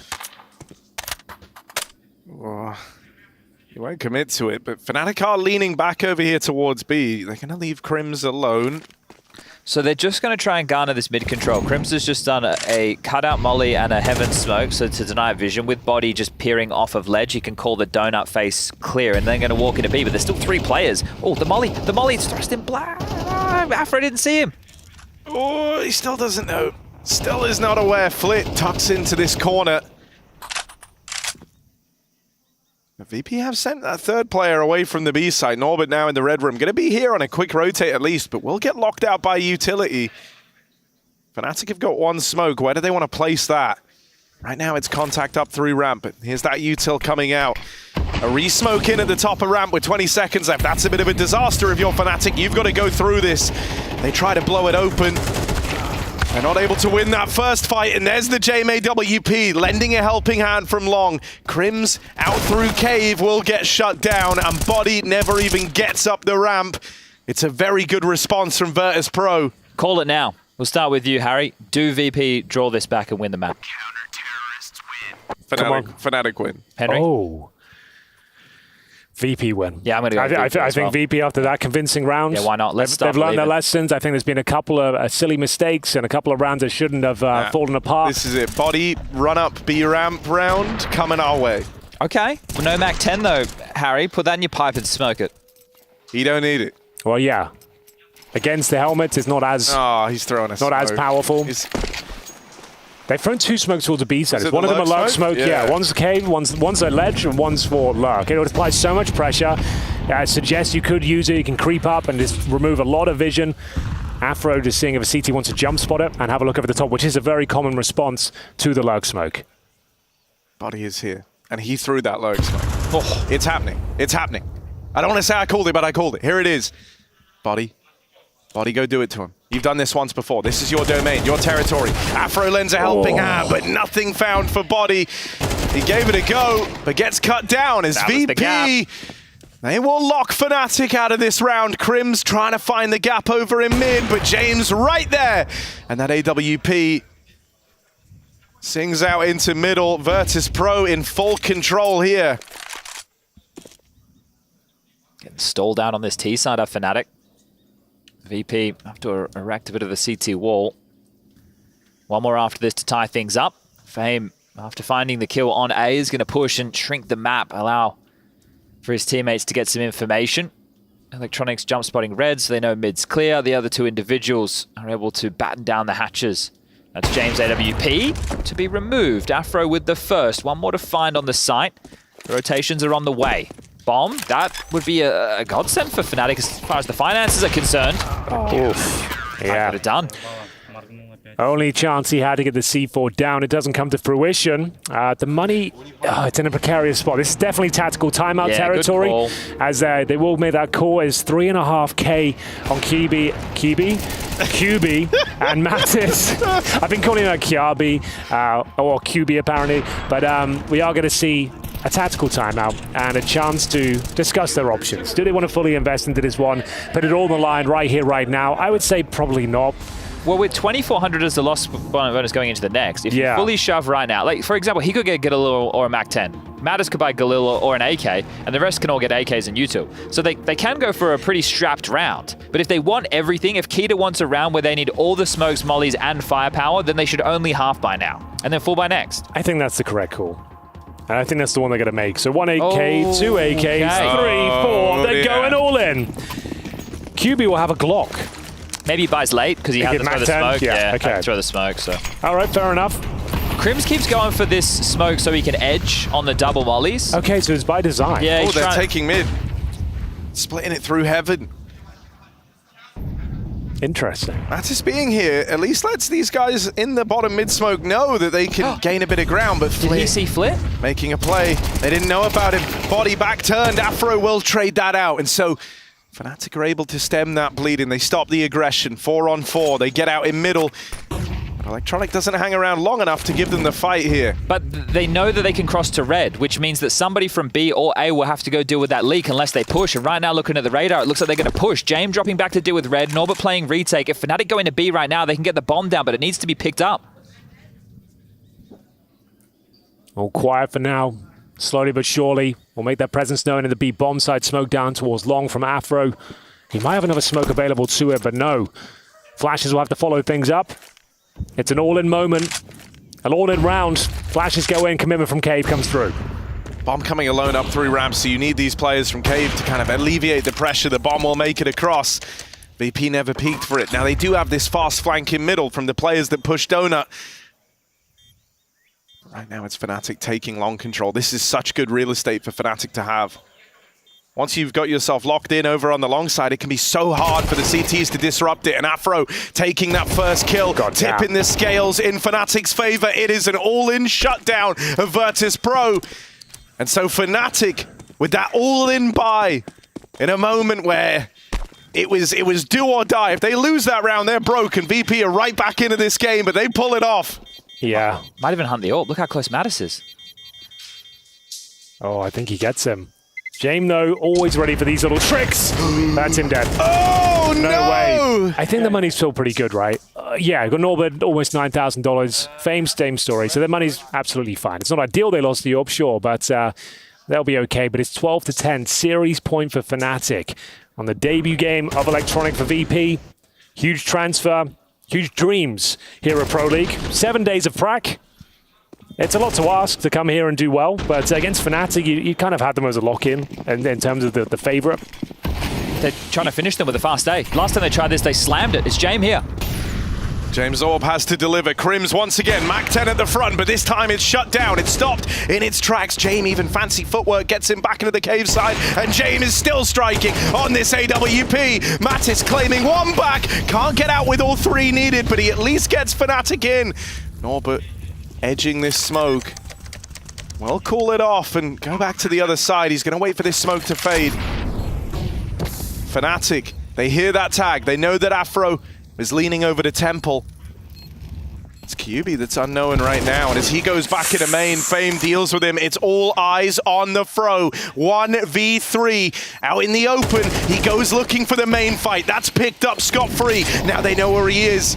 Afro dancing around behind the boxes, tap on the bomb, but he calls their bluff. No spam needed. Little bit on the exit, and that's when Norbert finds him. VP is still closing this gap. Well, that was Fnatic looking for that aforementioned uppercut, the coup de grace. The final play that would win them the game. It was the same execution. The Mac 10 leaping in towards the A side, but Jame was there this time, combative with the AWP, nails the first shot, beautiful reposition to get the second as well. Fnatic had a pretty good run of it. That was definitely possible for Afro to win that 2 versus 1. He played it very well, isolated the fights with the Molotov on the right-hand side, but didn't trust his guts. Went for the spray and ultimately cost his life. As we get into the final round of regulation, round number 24. Money's actually pretty good with the plan and loss bonus accumulating. They still have the orb, AKs and the Mac 10. Just do it again, boys. Jame won't be there again, will he? There's no the one site's there. empty. He won't be there. It's a brilliant empty. call. Oh my God, they've done it, Chad. They've actually done it. I think they've won the game. Look at all the mollies they have for the post plant. Playing with their balls, Harry, as you would say. And that's how Fnatic are going to look to take this over the line. A crazy call to run it back. VP did not see it coming.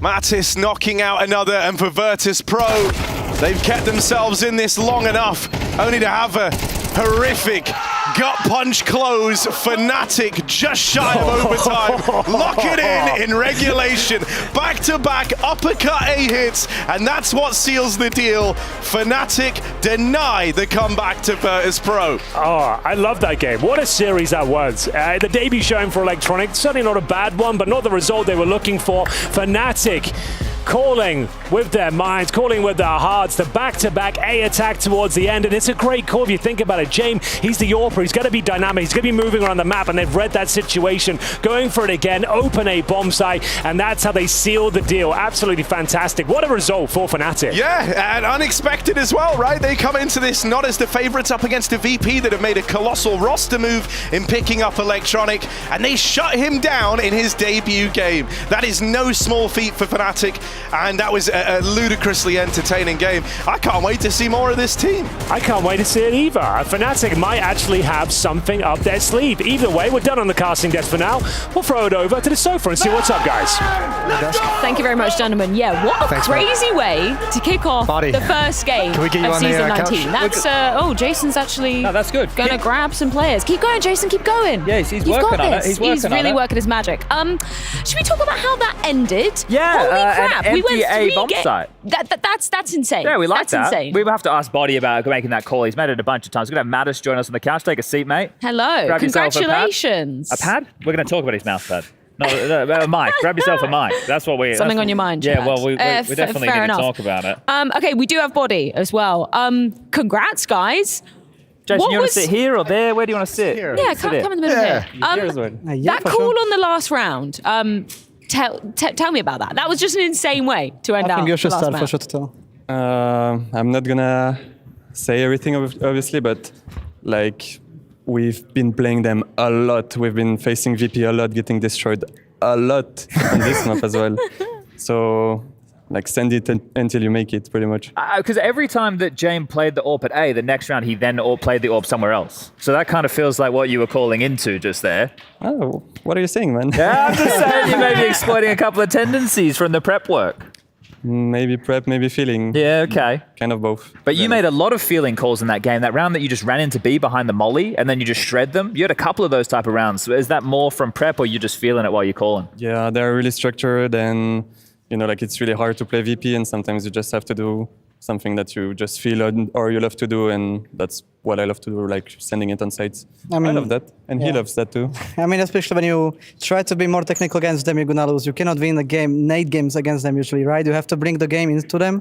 I think the game would be already done like the previous round, but I choked to trade. I thought Jamie is gonna repick because he would understand he cannot run away. But I checked the situation and I traded very late, so it got a little bit hectic. But yeah, it was a nice call again to rush 8 last round. It was amazing. We managed to get the trade right.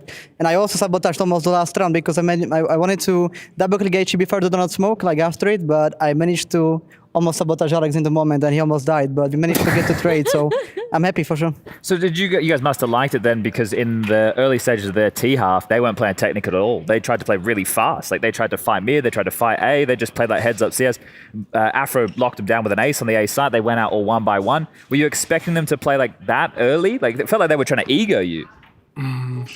Yeah, it feels like they don't respect us much a few games, so like I think what we've done was pretty much everything we know how to do, and like what we kind of based our game on like countering them and like sending it to them because they love to sending it to us. And yeah, I think like Afro had a super nice game. He was like completely shutting them down every time they were coming to his side, and like I don't really know what to say. They really wanted to take some timings to us, and I think this was our game.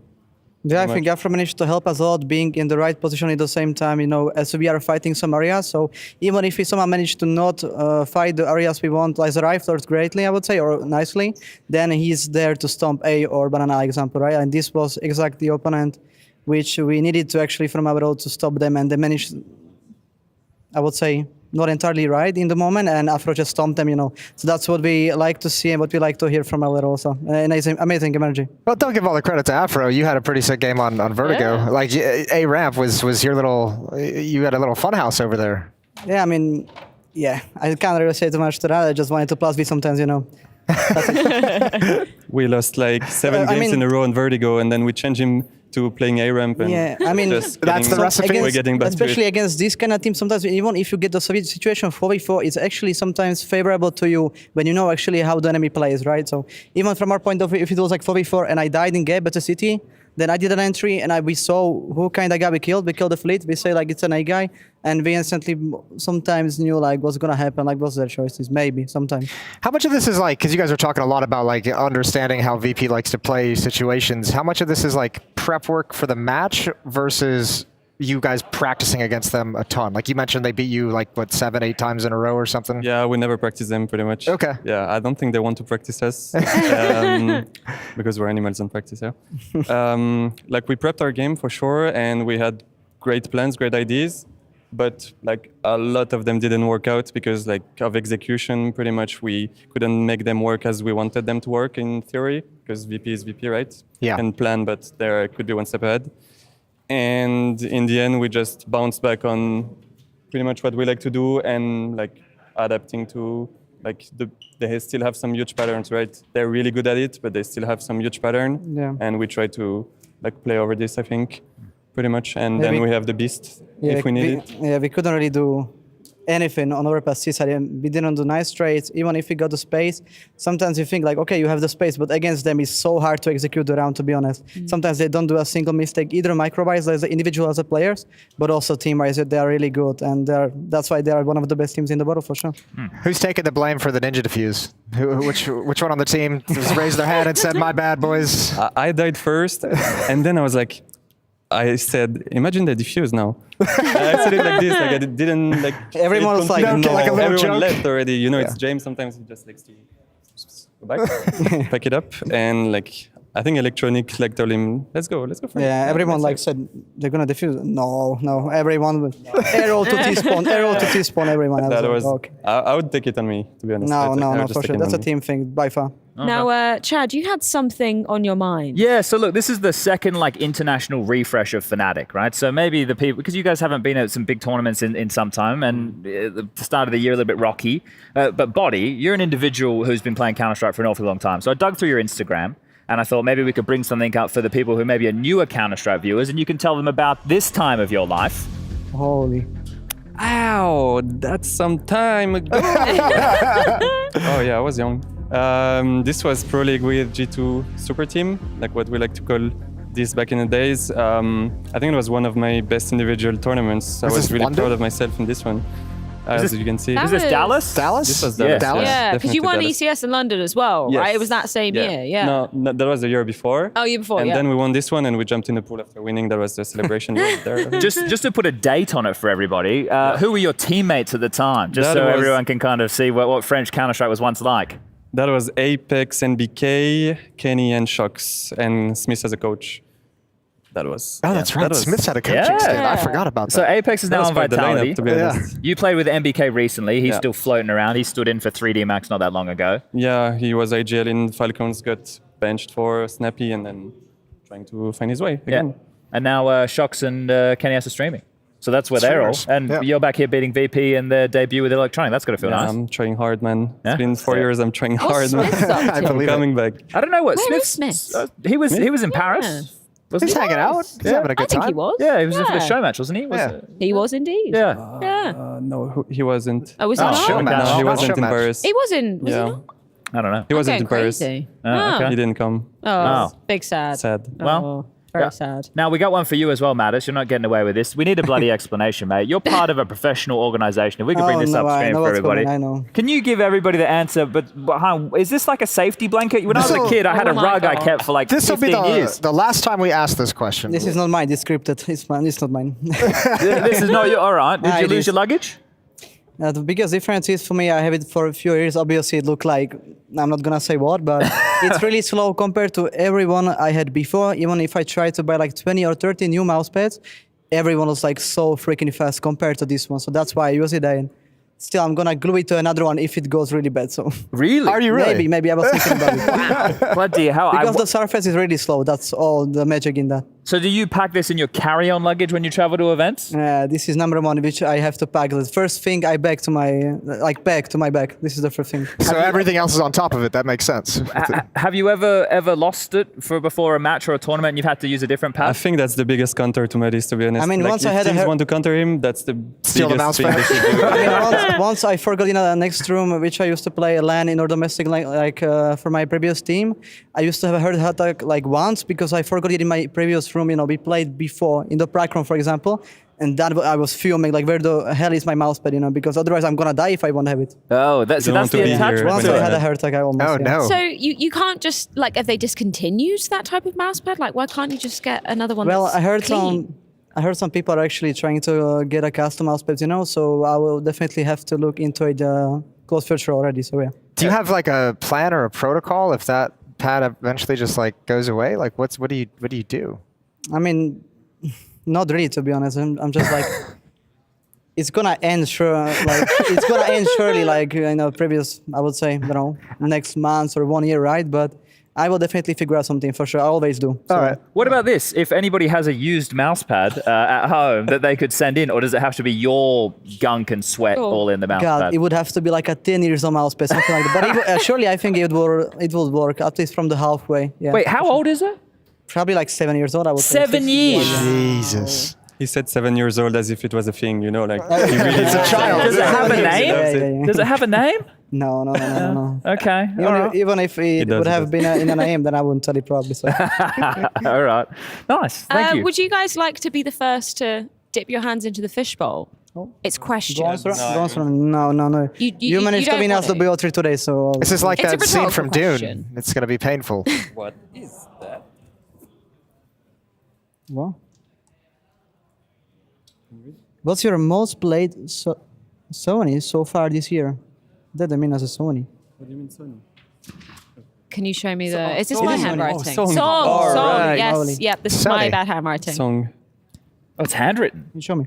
Yeah. I wouldn't use a expect your pen. handwriting to be bad. I got a compliment on it yesterday, but clearly that's just been completely nulled. My most played song, I think, is a French artist, French rapper. I've been to his concert like last month or something. So I would say PLK, Nouvelle. It's a banger. It's a banger, Yeah, it's an absolute We banger. can ask Matthew about it. Yeah. I guess he's into that. What about you? I listened to a lot of artists, but most favorite one or the most viewed for me was from Kaigo, I would say, Raging. I have 2 new songs to listen to. Kaigo? After Or this Kaigo segment. Raging, yeah. Should we check in with our Air Force Aim High? Do we See want to who take got bets on who in got the it? match? Oh, I would assume Mattis, but I don't know. We'll have a look. Oh, Bonnie. Okay. They gave it to Bobby. They liked you calling that much. You get MVP of the match, mate. Yeah. Really? Yeah, apparently. Look at that. Like this one, flash assist, that's why. Yeah. Well, someone's got to do it, right? Someone's got the tough job. But over the 3 maps, a long series, right? VP, they like to make it tiresome, don't they? You win all the rounds. Right? You set yourself up now with a win in the tournament. How much confidence do you think that fills you guys with going forward? Pretty much our goal in this tournament was to obviously play a LAN and get some experience because we have rookies in the team. But one of the biggest goals we had was to actually get a notable achievement, like a notable win, so we can gain confidence into this kind of event. Because recently we've been playing a lot of online tournaments, and it's online tournaments, right? It gives you experience that we took into coming here, but at the same time it's not the same than beating a team here. So even though they just change a player, we're really happy with the win and aiming for the playoffs now. I don't want to dob you guys in, but I see look what's coming. behind you. That wasn't us. That was someone else. Was it not? I thought you were the one with the big stick. With the power rankings, he just said it. He gave the answer. He just said they've been playing online Counter-Strike. It's not the same. Okay. Yeah, so it's power rankings. But now if we were to do power rankings, they'd shift a little bit up and VP would shift a little bit down. Okay, where would you put yourselves? You're currently what? Quick maths 12? 13th, 14th? 13th, I think. Yeah, 13. Yeah, that's right. Yeah. 6 plus 6 is 12, plus 1 is 13. Where would you put yourselves, 1 to 16, in terms of, this is Group A and Group B? If I'm speaking honestly and I take the recent results and stuff, I think we're fine here. Yes, vindication. I think we're fine here. Look at that. We're aiming for more for sure. See, honesty is the best policy. It is. Who's going to win the next match in the Ace stream? Astralis versus Eternal Fire. Astralis, what do you think? I think Astralis, to be honest. Obviously, Eternal Fire is a really good shape. Have you practiced last against month. them? I think we did They were in China. not that much, to be honest, but remember a few practices, but not much for sure. Yeah. But obviously, it's going to be a nice match by far.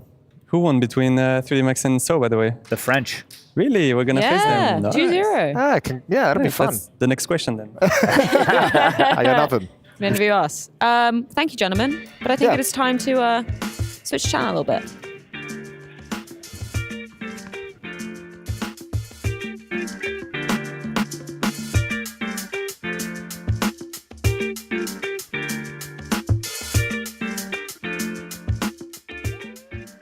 At some point in every gamer's life, there's a question to be asked. Do your clothes match your hobby in any situation? Or do they just represent what you dream of? No matter what situation, there's always the right way and the wrong. The only real question is, which are you going to choose? Decide for yourself. Smokes. You see double smokes in the same place there. Simple just jumping casually into the side. Wait, what was that? Never miss a play again. Simple, it's not allowed. This is not FPL. This is a major. Finally. With FaceIt Watch, you're in control. Switch between player POVs live and see the game through the eyes of any pro. Never miss a moment with replays. Relive each highlight on demand from all angles. Watch it, control it, face it.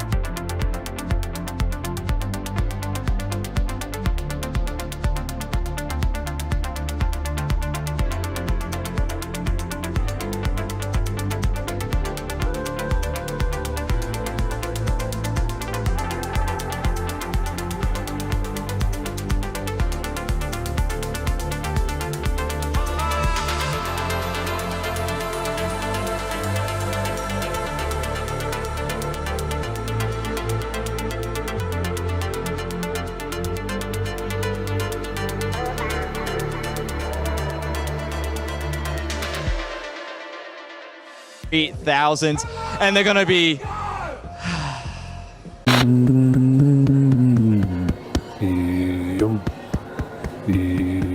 Talked highs, now let's talk lows. If any cold callers... We got Astralis versus Eternal Fire up next. I think it's fair to say we know a decent amount about those two teams, yeah? Nod, if you agree, yeah? Yes. Yeah, I'm not forcing you to nod. Yes. But the A beauty decent of ESL Pro League, Chad, is that we have some teams that we don't know too much about. Yeah, like right? Sharks playing Vitality on the B stream right now, and Sharks are up 7-2. No. Ooh. Yeah. Seriously? Ooh. Yeah. No. Yeah. Wait, they're winning? Yeah, they are. But look, That's epic. we got to get into this next game, so I want to fly through these. We don't like doing work around here, so we outsource some work. So I want to take a look. We had some experts out there take a look at a 3D Max, so let's see what they came up with. Wasn't that? No, it wasn't that. That wasn't that. No. I believe we have a video, right? Well, we do have a video. Okay. Yeah, about 3D Max. It's coming. In 3, 2, 1. I'm Karine, an esports communication coach and team counselor. Where others over-index into performance, here at 3D Max, we choose to focus on the strong human connection within the group, enhancing our fridging ability through the power of love. French Counter-Strike is a delicate construction of romantic relationships and interpersonal conflicts. It is my job to identify any potential boiling points on the server and offer guidance as emotions run high within the team. Our full French unit comprising of Lucky Joko, Exercise, Maca and Gravity not only uses the smoothness of the French language for peak server-side communication, but has learned how to harness the passion behind the keyboard to elevate our in-game potential. Where previous French rosters failed to maintain emotional equilibrium, the learnings of their failures have paved the way for a formidable French renaissance built on the foundation of friendship. The Sharks and Smith's legacy lives on. Now, Rush, do you have an IFB in? I do not have an IFB, so I can't hear any of that. What did you make of it? I thought the video looked really good, to be honest. It looked good. I don't know what was said, but yeah, it was nice. Harry, what did you learn? Oh, I mean, it's all about love and the synergy of the French language. It's beautiful. The romantic relationships between the players, which I wasn't aware of. In 3D Max. That's actually quite insightful. She was very good at smiling while talking. It was a very calming presentation. You found it calming? Yeah. She wasn't a 3D Max She almost person, had like right? a love heart. She was outsourced. She wasn't actually working for 3D Max, just to be clear. No. Just make sure that's perfectly clear to everyone. That's part of the gag. Okay. Yeah. Just wanted to make sure. Now, I know you've been asking a lot of questions, Henry, about Tai Lu. I actually have. Yeah, I haven't got to see much of them. Well, do you want to hear about? Oh, I'd love to. Oh, hold up. Do you have the video ready, Jack? The Tai Lu video is not ready. We will be looking at a Sharks, which I know even less about them. Sharks. Yeah. So let's run it Let's back. have a look at the Sharks video. Sharks. Right. Breaking news, Sharks are on the ground here at EPL. Ignoring recent results, these boys are coming in hot after storming to an upset win over Payne in the South American qualifier. Doc finally hits the LAN servers in CS2. Schwabe Doc Ahmed finally... Not that Doc, different Doc. Is this one an onliner as well? He is. Okay. Well, in other news, I'm thrilled to announce the return of DRG. The legendary Zerg player just will not... Sorry, what? CS2, not StarCraft 2. Well, who's this DRG? Motherfucker looks like Steve Aoki. I can spin this. Now, I don't know if we'll be reusing. I don't know if we'll be reusing Sydney Steve. Oh, I didn't see that coming at all. He was not up to date at all with Sharks. Okay, I still liked his energy. I feel like I That was good learned stuff. less than I already knew. We knew they beat by Payne to watching get that. here, so we learned something.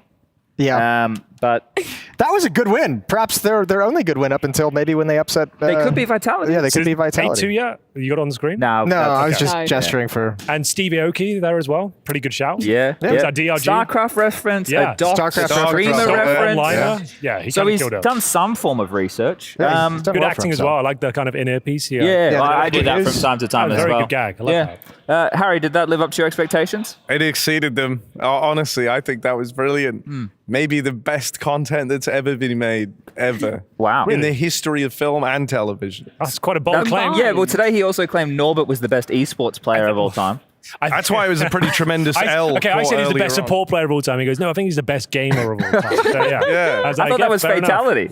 Well, that's true. Actually, we didn't consider Fatality. You probably know him, Fatality, don't yeah, you? he's an old boy. Yeah. I know him. He's good dude. I don't think he's kicking around anymore. No, he's just building PC parts, I think. Still? Yeah, Buying them? I think he's still got them. Yeah, fair enough. Rush, are you observing the next game? Yes, I am. Do you want to get everybody hyped at home for Astralis versus Eternal Fire before we get into it in a minute and 8 seconds? We saw a lot of good stuff from EF, and we saw a lot of good stuff from Astralis at Chengdu, you know? So both these teams are looking good, I think. So I think what we're going to see is a lot of frags. I think Device is going to be having fun, of course, and I think he's going to get right in the guts, you know, and he's going to absolutely do some crazy things with the boomstick. I'm sorry, Rush. We got to switch. Bye.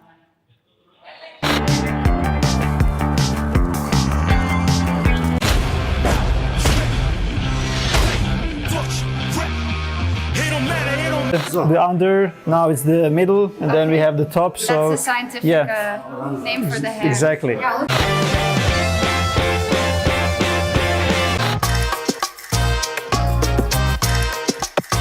Rob's good, be good. Rob's good, be good. Roll CT, bring me the pistols, let's fucking go! Oh, we're live. Hello, we're back. By the magic of TV. From We've point A switched to point channel. B. Yeah, here we are. Eternal Fire versus Astralis. So to kick off another best of 3 here. No best of 1s, no nonsense here in EPL Season 19, of course. And we've got Astralis versus Eternal Fire. So I think Rush put it quite aptly. Both of these teams on the up and up, especially Eternal Fire. Very good Chengdu from Astralis, making it to the semi-finals. And Device looked like he was in top-tier form. Yeah, is that you basically said what Rush said, but better. Yeah, well, that's the way things go around here. Rush will be joining us for the broadcast as well, right? He'll be here for a bit of casting. I'm here right now. Oh, nice. Hello, Rush. Oh, he's already in our ears. Yeah. Do you have anything else you want to say for yourself? Well, it was just a bit of a shame I couldn't hear anything in that segment. I probably should have. They did ask me if I wanted an IFB.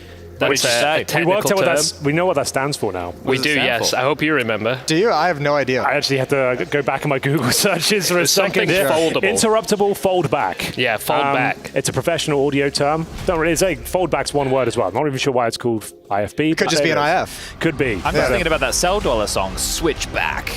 I don't know. That was a banger back in the day. Yeah. That was part of a really good frag movie as well. Probably a bunch. Yeah. We're about to have a really good frag movie on everybody's screens. Eternal Fire, the Turkish powerhouse, taking on the Dogs of Denmark. It's Astralis. The Great Danes, indeed. Step on to the rooftop to Vertigo here, and we're kicking things off. It is going to be quite a technical approach once again. We talked about in the previous series, lots of teams opting for these executions of the T-side pistol to guarantee the bomb plan at the very least. But Chad, they've got 2 HE grenades as well. You'd assume that's for sandbags, but we'll see what they've got up their sleeve. Well, they're forcing the defense back. So, yeah, I mean, it can be sandbags, but if they feel like no one's there, they can actually audible it and put it elsewhere, right? I think that's dead on. Oh, but it looks like Astralis want to step up to the plate. Yabby's stepping in front of the smokes as well. Stown is cordoned off, and here comes the turn of the corner. Into the bomb side we go. Equal exchange for now, but it is going to be Astralis taking the lead and then some. Stair knocking them down as Wicardia. Nothing to do. There'll be no bomb plan here, that's for sure. Looking for a clean execution. It's going to be Yabby to find the killing blow in the pistol round here, and it's going to be 4 players surviving for Astralis as well. Most importantly, no bomb down. So. If we go back to Chengdu, where Astralis were playing, with the game stars casting for them on the CT side pistol, Stair was always finding so much impact. Like multi-kill on CT side pistol. He's done it again here. A nice little triple kill. A beautiful way, stall them out. That smoke to negate the short push as well. It pipes them through 1 choke point. This is like Eternal Fire's best map, I would say. So the fact that they've got the pistol here on the CT side, a good start. There's no bomb going down. So we are going to see pretty much a full eco. Zantares will have dual elites. That's a unique choice. You don't see it too frequently, and it's going to go down without firing a bullet. Nicely done from Stair stepping up. Wakadia's just beneath him, but the Glock just can't get it done. It's just too weak. Certainly not. Bomb's gone down, round over. Maja hoping to find a kill at the very least, but I don't think that's going to happen. Nice damage.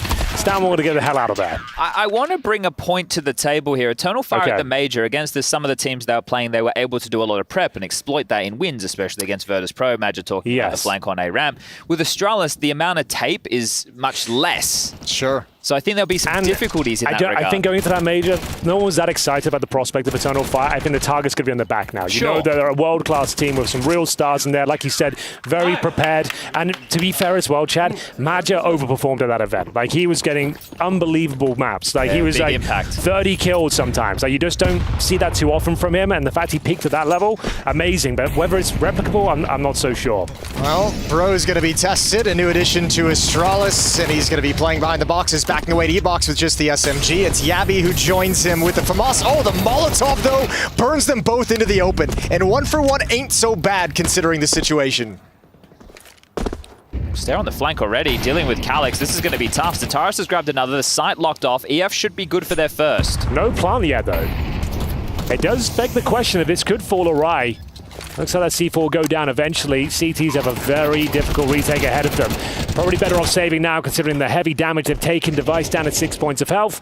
They don't have a kit either, so yeah, hold on to the weapons you have. Round gone, but not the end of the world. Now, Chengdu, I guess for Astralis, I think what was so surprising to me was that was one of the events where you looked at Stound and you were like, oh, he's been unleashed. He's been unlocked. He got a lot of his positions back. Yeah. That was one of the keys. Okay. Yeah, him getting a lot of his spots back from the blame scenario. Yeah, the blame era that existed. Sure. Yeah, and there's a lot of blame going to blame in the blame era. That's a nicely highlighted Molotov there coming in from mid. You saw just how much damage that did, forcing them into the fight. But yeah, I think that Stound and Yabby look a lot more like themselves within this team. We discussed it a lot, Jason, you and I, in the 17 hours of podcast we do a week. Yes, apparently. Sir. We never shut up. But we're talking about, the fact that they're with an AWPer in-game leader, which is what they were used to with Cadian. It means there's a lot more autonomy on the type of decisions that they get to make. Bro just plugs into the team and he gets to play anchor roles, which he was already doing over there in Monty. And then you have Stare in for good measure, who's a player who I've heard only positive things about. So the puzzle pieces are just fitting together a lot nicer with this team across the board. Let's see if it continues at Pro League. Here we go, first real gun round now. Couple of FAMASes in the mix, but the Device AWP is out and about and active. At the top of this ramp, absolute freebie on Zantares. You'd think he converts that second, but still hungry for more here. Gets back up from Stare, who does considerable damage towards Woxic and Mukadia.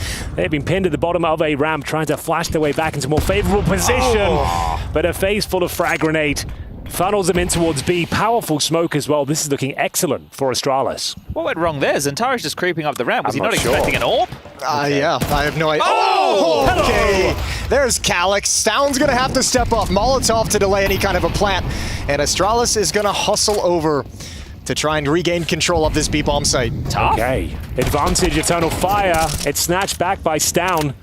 Bomb still to be planted, and Woxic left in a pretty undesirable situation. Does well to find a single kill, but Astralis back to their winning ways as they post 3-1 with no plan. Pretty clean round from Eternal Fire in the previous, so there will be up by, but I think the first tactical timeout will be coming in right here, right now. I think Zantares might have expected a little bit of covering fire from his teammate to like keep that upper or somebody pinned down. Like, watch this kill comes out. Device is going to love that fight all day. This follow-up repeak, though, we're not going to get to see it. It was either Wakadia or Woxic just emptied a magazine into the smoke and just didn't have the ammunition to punish Device after the fact.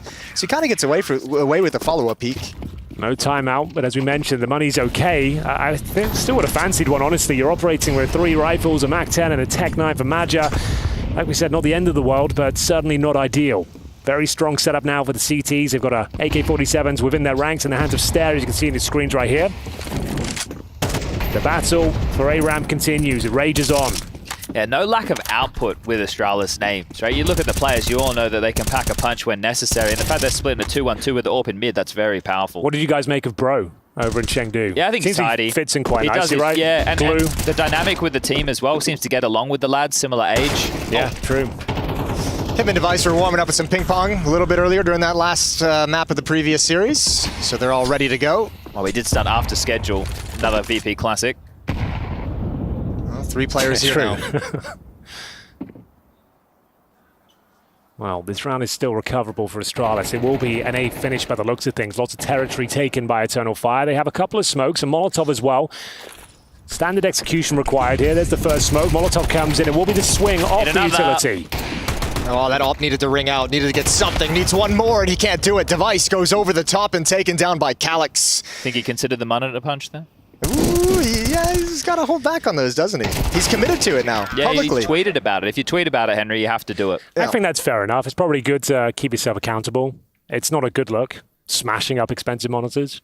I enjoyed it. Yeah. I mean, I'm all here. Well, we would have. I'm just saying it's probably not a good look for your brand. Like, you want to be known as that guy. We would have had more segments if that VP series didn't go so long, and one of them would have been talking about what peripherals and things we've smashed with Gaming Rage. So maybe that's one that can come later. With I like Pro that, League. yeah, a little teaser for the people back home. I'd let everyone know I've punched a monitor before, not in a professional setting, just at home. You'd break it? I broke the stand, not the panel. Oh, well, if you're going to break anything, that's the thing to break. But I punched the panel. Oh, good push from Stair. Once again, opening kill, but it's traded back by Xantares this time around. Yeah, good response advantage, Eternal Fire, and then some. You can see this is an all-in purchase from Astralis. Device wants that the M4. Does Down flash Device? Okay, you're right, Jason. I was going to say, do you flash him in and try and fight? Because at the moment, if you lose track of EF, they just win the round. Look at all the nades. Yeah, Bro won't be able to fend off this B execution. If they're smart about it now, full-on dump of utility. Molotov all over the bomb side, like Bro won't even be able to fire a bullet. Yeah, they haven't taken the gamble quite yet of just a heavy rotate. There's the Molotovs. Yeah, round over. Round done. You should save this and double dip into the next. Yes. Why throw away anything? I think you're right. I don't think they'll go for this at all. Especially with that. Okay, it's done. Save the weapons, drop them from Eternal Fire. You can see why they're highly rated on Vertigo. That was a round of 3 rifles, a Mac-10 and a Tech-9. Didn't really break a sweat there. Trade out their initial kill. Xantares picks it up, apply that pressure, push them back on the A side, remove that vision, executing towards B against a weak purchase of Astralis. Job done. Nothing they can do in response apart from save the aforementioned weapons. They upgrade to an AK-47 at least, so they've got 2 rifles now, but still. I mean, next round's looking strong. You could probably even dip a little bit into the money and get some utility if you wanted to really make it. I reckon you buy behind it. Yeah, completely? Well, it's a timeout situation, I reckon. I think it's a conversation. Yeah. 1 round loss bonus. I don't think exactly. That's why I'm saying you buy behind it. Oh, I don't know. Yeah, maybe. I mean, you could because you can just fill out utility and kits. Yes, oh, there it is. They will have the conversation. So at least there is a conversation to be had. Rugger, an opportunity to get on the mic. What I want to do with Rugger, if we get Astralis for a post-game interview as well, is get him to rate every member that he coached on OG. The one with the most potential to the least. Okay. Long list of players. Exactly. Yeah. There's tons. 20 players. That's a segment. Yeah, that's fair enough. Or pick his favorite OG a power lineup. ranking of OG over the years. Yeah. That's pretty nice. Okay, I like that. Just write that down. That's a free one. Harry, if you're listening, write that down. Start printing out pictures of OG players. All of them. Every single one. Was he the coach from its inception? I'm pretty sure. I'm pretty sure as well. So. Yeah, he's been there for years. Didn't do too much necessarily, but he and then got promoted to Astralis. Fair enough. Tells you how life goes, doesn't it? Yeah, it's not bad at all. Failing upwards. And they didn't shove all in. So there's been some investments. Next round with the 2400. So the thing is, the rifle round next round is still going to be touch and go. They can still win this one. Hold the phone. This? This is very fast towards the B-bomb site. Look at this stairs. boost. You don't see this every day of the week. So it doesn't give them extra vision. What does it do for them? Oh, it does considerable damage, but takes a lot through this smoke, and now they know there's a bit of a stack going on here. 2 players down. It has made them lose the position of Bro. They never knew there was a second player there. They didn't realize that was a stack, so... But it's like MP9, he maybe gets 2. 1.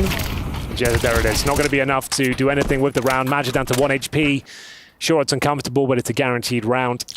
Yeah, that one might need a little bit more time in the oven. They also probably didn't expect that much presence coming up the stairs. I think if they went for a default, right, you can catch the player scaling from the boost. When you peer out, you have an angle where he probably thinks he's safe behind the back of the stairs. But because it was almost an all-in shove from EF there, they were just overrun and the boost looked a bit silly. So probably had some applications that we didn't get to see manifest.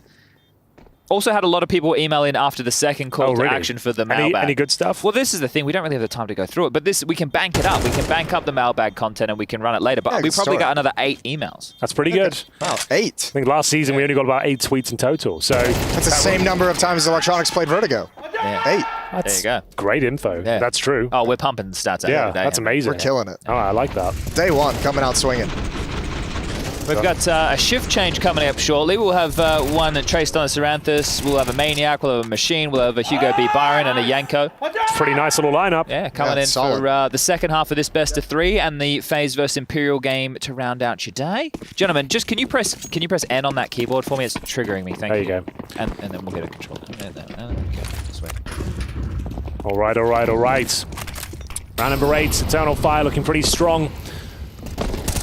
been a convincing T-side performance after going down 3-1 after losing the pistol. It's been nothing but Turkish victories in the last 3. Yeah, you mentioned it when it opened up. Very strong map for Eternal Fire. We've obviously seen them have some great wins on this map, and it's a huge comfort position. Xantares is in a nice place to have good impact. It's Ricardia who's the star of the show. Usually on the T side of Vertigo, he works at a ramp to perfection. Like, he's an absolute beast, so just walking up by himself, finding a couple of kills. That's a nightmare of a pairing, Xantares and Ricardia, to deal with that ramp, actually. Super powerful. Like, people have been saying it on the broadcast already, but this is the best Turkish lineup we've ever had in 10 years of CSGO. Quarterfinalists at the Copenhagen Major. Amazing. What a story that was. Deep run, good to see Woxy back at top tier CS, actually playing well. Yeah. At the same time, wasn't just there to make up the numbers, he actually had a really good showing. Yeah, some very good maps. This is Eternal Fire getting this map control at a ramp and then just bleeding all the utility away. Oh, Miss Molly. Yeah. Oh no, that's going to be uncomfortable to deal with. Woxy's not flushed out, Xantares fired up. He wants to push this smoke, goes to the spam instead, and Stown and Device holding their own here, fending them off towards the A bomb side. Madja trying to scramble toward the side with the bomb, can't get it planted, and with 25 seconds remaining, I think it's a done deal. Now already missing out on the shot, Calix will relinquish control of A ramp, and Yabi on the backstab. This is dirty. Nice, and he already saw Xantares as the forward player, so he knows exactly where he's evacuated to. 14 seconds on the clock, and Astralis is going to be happy. Ooh, they are hunting. They actually are pushing all the way down for him. They probably don't go past the bridge. I guess the AWP for certain. Some AK upgrades as well, 3 of which. So that is a nice little bounty. Yeah. Not the chocolate bar. How do you guys feel about coconut in your chockies? I hate it. I like it. I'm indifferent. I like it, bounty. If it's there, it's the only option, I'll eat it. But I don't really... Henry doesn't like sweets. Yeah, I don't really do those anyway. So if I had to, sure, I'd eat a bounty. Those. I'd eat one. If you had to. If I had to. If someone really sat you down and said, you must eat For this some reason that happened, yeah, I'd choose the bounty. Right then. 4-4. We've got a game on our hands. We do indeed. No blowouts yet. I think this is a CT bias map, right? So Australia should be setting their sights on the lion's share. So 7 I think they should be happy with. Well, they've got 3 AKs now in the mix as well. It's the strongest that defense can look. Device, the same pick he took in the first gun round. He took down, it was Xantares before, but Madja runs straight by him, and it's going to be Device. Oh, that's a big miss. Big miss, and it's actually saved by Stare. He gets himself the 2nd kill of the round. Device chimes in for the 3rd. Looks like the 4th as well. Calix will finally silence him. And it looks like Astralis done more than enough. Oh, absolutely. Just mauled him. Especially because he's the one who takes the attention of the first player coming through the smoke that allows Device to stay alive and re-peek for the engagements after the fact. Does a great job of providing some support to his AWPer, and it's a 5-4 lead. And it might be a partial investment from Eternal Fire. It's on these Xantares with enough to get the AK in the hands. Well covered from Step. Phenomenal work from him. Lines him up, locks him down. And he feels like he's coming into his own in this team as well. Yeah, well, I think the vibe is just generally so much better. They had faces like slapped ass over there at the RMRs, so... Oh, their asses did get slapped at the RMR, so... Yeah, they weren't having fun. And I mentioned Xantares can buy an AK. That's what we're all here for. We're here to have a good time. Some ass-slapping fun. That's why the people at home are watching. Have a good time, lighten up the day, give you some enjoyment. Oh, this is a Xantares round if ever I've seen one. That was his first chance to strike. He doesn't convert it. A little bit of damage inflicted towards Bro. And that might be their only chance, because now they know exactly what the rifle is. They can start taking some map control. They've rotated 3 players over towards B. Do they dare go back towards the A side of the map? He's flexing, man. He wants that fight so bad. It's so difficult to return and go back without info. So what's the next play? You're just hoping Xantares can find a pick? That's kind of the call at this point. Yeah, 1 smoke, 2 flashes. I don't even think you have the resources to really scale and progress up A ramp into the A bomb site. No idea if they push down. You don't know if they have the scaffolding under their remit. Send in the Tech 9s first. But this is at least a long-range duel that he can find. So the pistol's making noise, gonna jump spot. I think Madja did see Stare. Sure, they just go back though, right? Have to. You just want to show presence here. Keep the rotation, which it did. Yeah, but Stare's playing this smart. He's still I don't feel any risk from this. This doesn't feel like there's a whole lot of strength behind it. I'll keep information, stay stacked over towards the B bomb site. How many does Yabi get? I'm saying 3. Ooh. 2. It is hard to say 3 when someone opens with 3, isn't it? Well, you can say 3. I was going to say, it doesn't matter. He's got 0 so far. There's the 2. There's 2. 3. Oh, he's done it. Give him 1 more. Calyx with the Desert Eagle. He's got Kevlar as well, but I don't think he'll be doing much with this. That was his opportunity. Yeah, don't kill it. Just run away. Oh my God, just run away, He's got boys. the AK though. He's got the AK in armor. You're It's right. fine. You're right. Doesn't matter. So much excitement. Yeah. I had to grab him before I got Yeah. Right him back in. The world The classic class. Henry G. Yeah, Zaydeker's clip it moment. Yeah, we just talked about that in the pre-segment. Okay. Well, so he saved the AK. Like we said, he won't get money, but he already has the armor. He's at 1800 for utility. He's actually in a pretty fine spot. It will be the tactical timeout, second of which used by Eternal Fire. This one's starting to slip out of their grasp. 6-4. Some very convincing rounds from the likes of Astralis. Now who've got 4 AK-47s on the CT side. An incredibly potent prospect for the Danes. Device on the M4. Could bring out the AWP, but it's not worth at this stage to get one more round ahead of them after this. I don't know. It might be worth it if you wanted to play with it. I mean, plenty of cash, you know? Yeah. But how does Centaurus buy the hero AK now? He's having to operate with the MAC-10. He's one of the star rifles. He's the only player who's got they gold. passed it over.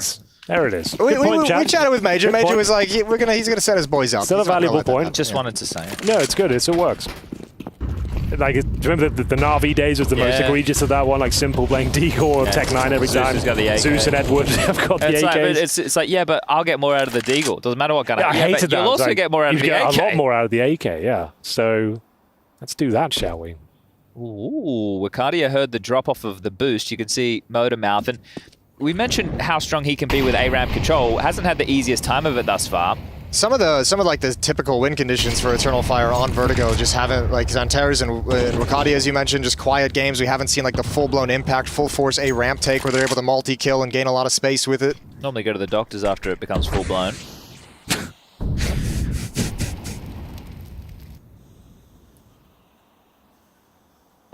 So what can be done? A minute on the clock, very much brawly sort of round here. You have 0 utility on the T side and 0 Xantares now as he gets removed early. Stair will find him and continues to push out of scaffolding. Punished for it. It's Woxy with the AK-47, brings that to a 4-4. Wakadia, that is ugly. Dear. It was a good seesaw, just couldn't control the shot. Yeah, it was actually a really smart movement, just misses the kill. Lost control of the garden hose. It happens. Well, Bro is kind of on an island here for the moment. Molotov's going to separate them. That's good. Yabby comes through it just to get the 1 kill. And Bro gets to relax and chill. Major coming up over the top, and it's a 2-on-2, but not for long. All right, Woxic. You take the plant. I'm down for a clutch, actually. Oh, okay, maybe not so much anymore. That damage hurts. Couldn't have been more severe if they tried. His device to close things out. Nice flashback from his teammate as well. Nothing could be done for Woxic, but he did get the plant. Yeah, good utility usage. The nade, the flash from device, the flash from Stown after the fact. So just nothing for Woxic to do in the clutch. No time to even get it going. 7-4. Yeah, there's the 7 that Astralis would be looking for in this first half. 8's great. I think Eternal Fire are happy with 4 or 5. So going into the final round of the half coming up next should be... The defuse took a while, guys, because Astralis were picking up all the goodies. That's just if you're wondering. There's no issues. No issues at all. Some alarm bells, though, Chad, because the rounds they've won, I think, have been more in an intellectual manner. They've been finding one pick, completely segregating bomb sites, forcing them to save. Their stars are not showing up as of yet. Like Wakadia, as I mentioned, one of the best A-Ramp players in all of CS2. He's on 3 kills, 11 deaths. Antara's only with 5. Like, it's early days here, but they're not looking their usual steadfast selves. We'll see if they can pick up the pieces here in round number 12. Last of this first half. Maja, going to be challenged by Device here. He's having a strong performance, 8-3. New in-game leader for Astralis. Oh, Major's got to run, and he's got the kill, but Device returns with the AWP. Device has been pretty impactful peeking down this A-ramp with the AWP. He's had supremacy so far in this map. Yeah, but it feels like Stair's the one that's mopped up when the mess has really started to manifest. Yeah, the 4-4 technically favors the T side. Oh, that smoke. Yeah, Wakadia can path through it. Device 2, this is crazy. Yeah, Device not expecting anybody to brave it. Wakadia looked at it as an open window. Yeah, but the follow-up of Stown in this position, will Wakadia expect that? Oh my god, if he goes down. It's actually kind of sick. It's actually really sick. But he's dead. All right, so a lot of risks being taken in this round so far. Without risk, there is no reward. Amen. Bro. has shifted over. He's going to anchor down this A bomb site. Yabby is tucked in deep at the B bomb site. Defense is split. Bro's going to call them over, and that's a good time for him to step up. Oh, the footsteps might be heard. Is Yabby hearing any of this? Negative, Ghost Rider. Ooh, maybe he did. He does now. Has to let the bomb go down. 2v2. Major's so far away though. This is I don't think Astralis realizes it, but this is a 2-on-1 at the B bomb site. Yeah, he's going for the long con, the big backstab Have a through the and elevators. kids, Henry. Oh yeah, you're right. Imagine he needs to get his skates on here. Calyx, all he can really do is try and stay alive. He can't really justify going for the fights. He needs to try and hold him to the bomb. Just sit it, boys. Oh, they actually could. Major's coming up over the boost now. Good spam. They're actually not sticking the defuse, so a chance. Ooh, and that's a good turn from Yabby, but a nice shot, a better shot from Calyx. It's a 7-5 scoreline. New look Astralis with Device in the leadership role is in control.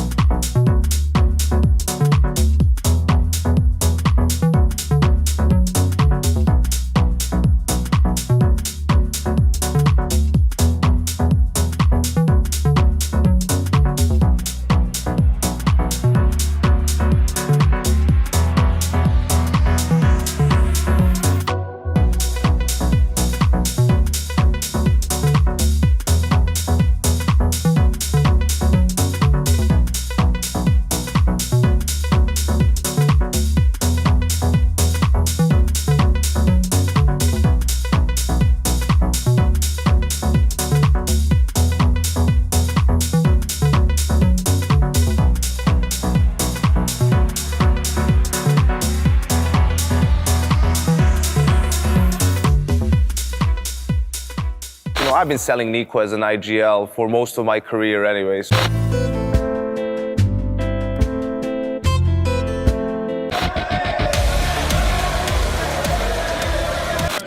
What's up, ladies and gentlemen? I hope you're enjoying it Tuesday. It's just gone 5:30 here in Europe. You probably clocked off work and you've chosen to watch a bit of ESL Pro League Season 19. Thank you for joining us.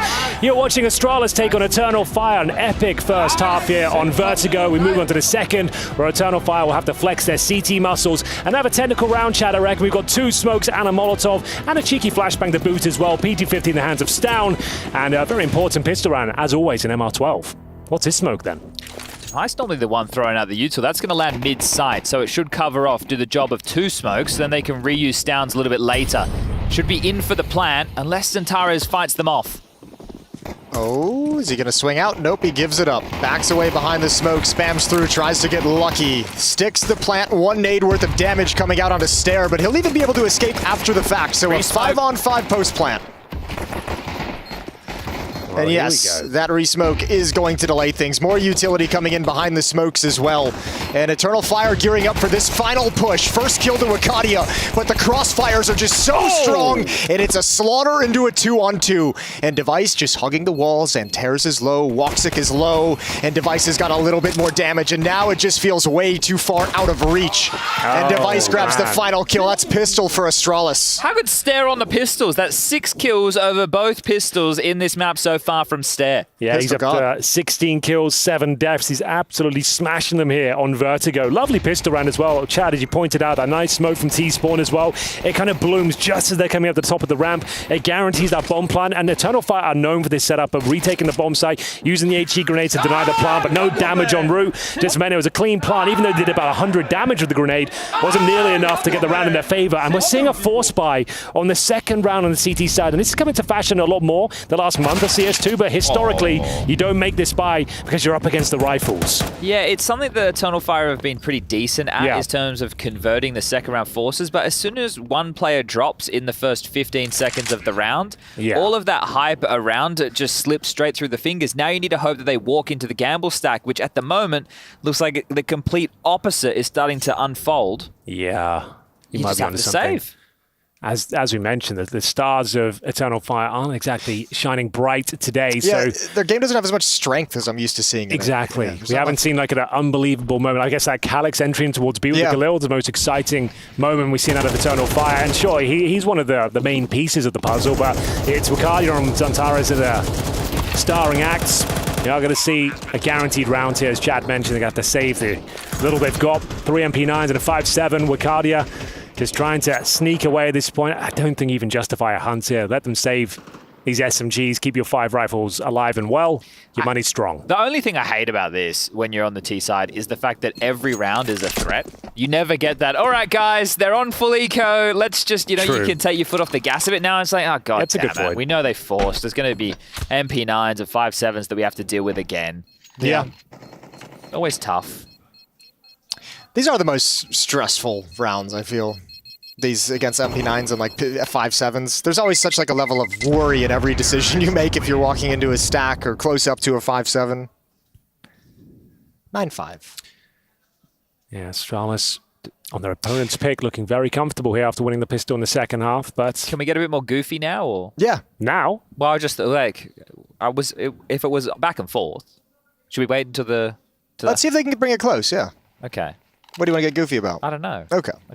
I like getting goofy. You guys did the Harry Potter segment. I think that's been the strongest. Like it? I think it's been the strongest part of the broadcast so far. Thanks. We prepped that all morning. That was actually. I like Jason's contribution of Wingardium Levioso when he had playing in Guardian. That was pretty good. That was really funny. That was nice. I was impressed. For the first time in a while, I actually laughed. I'm not usually, top tier at those kinds of things, but that might have been some of my best work. You surprised me. I expected Harry to carry that, but you stole the show.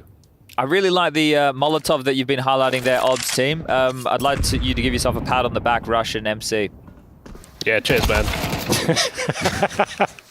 That's what we do down here.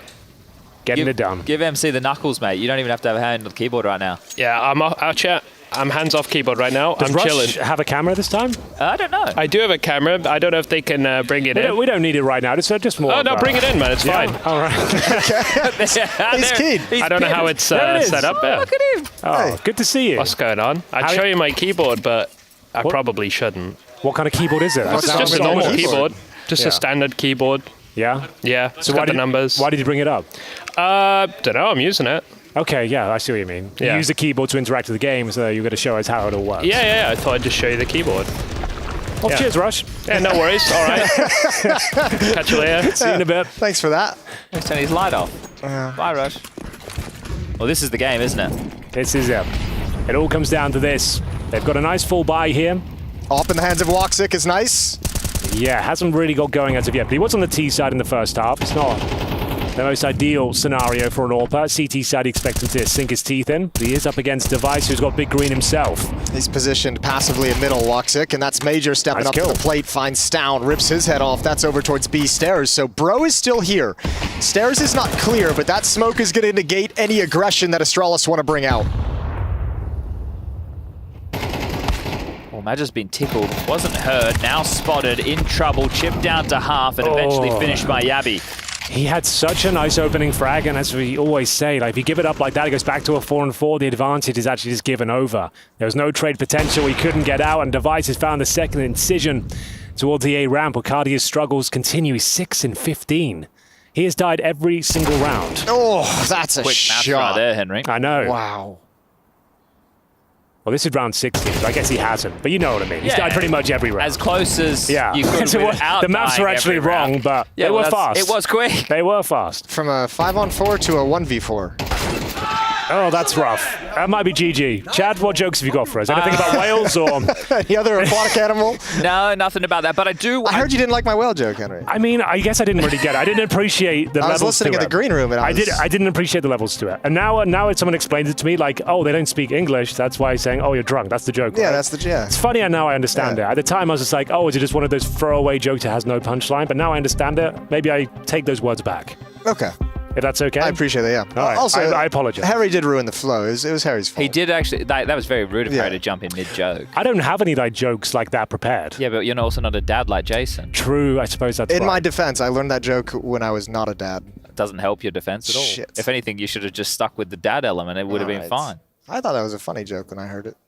No one's saying, well, I'm sure it got some laughs, but remember, as Joe Rogan always says, American comedians are the best. So it's probably a bit highbrow for Henry, myself, Harry, when we're from places that don't produce comedians as good as the US of A. Yeah, we do a lot in the preservation of free speech, us comedians. Yeah, you guys are great at it.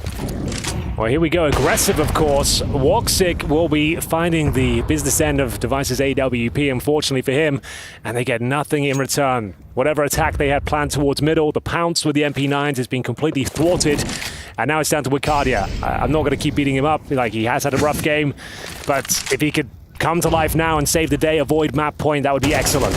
Doesn't happen whatsoever. Disjointed from his teammate.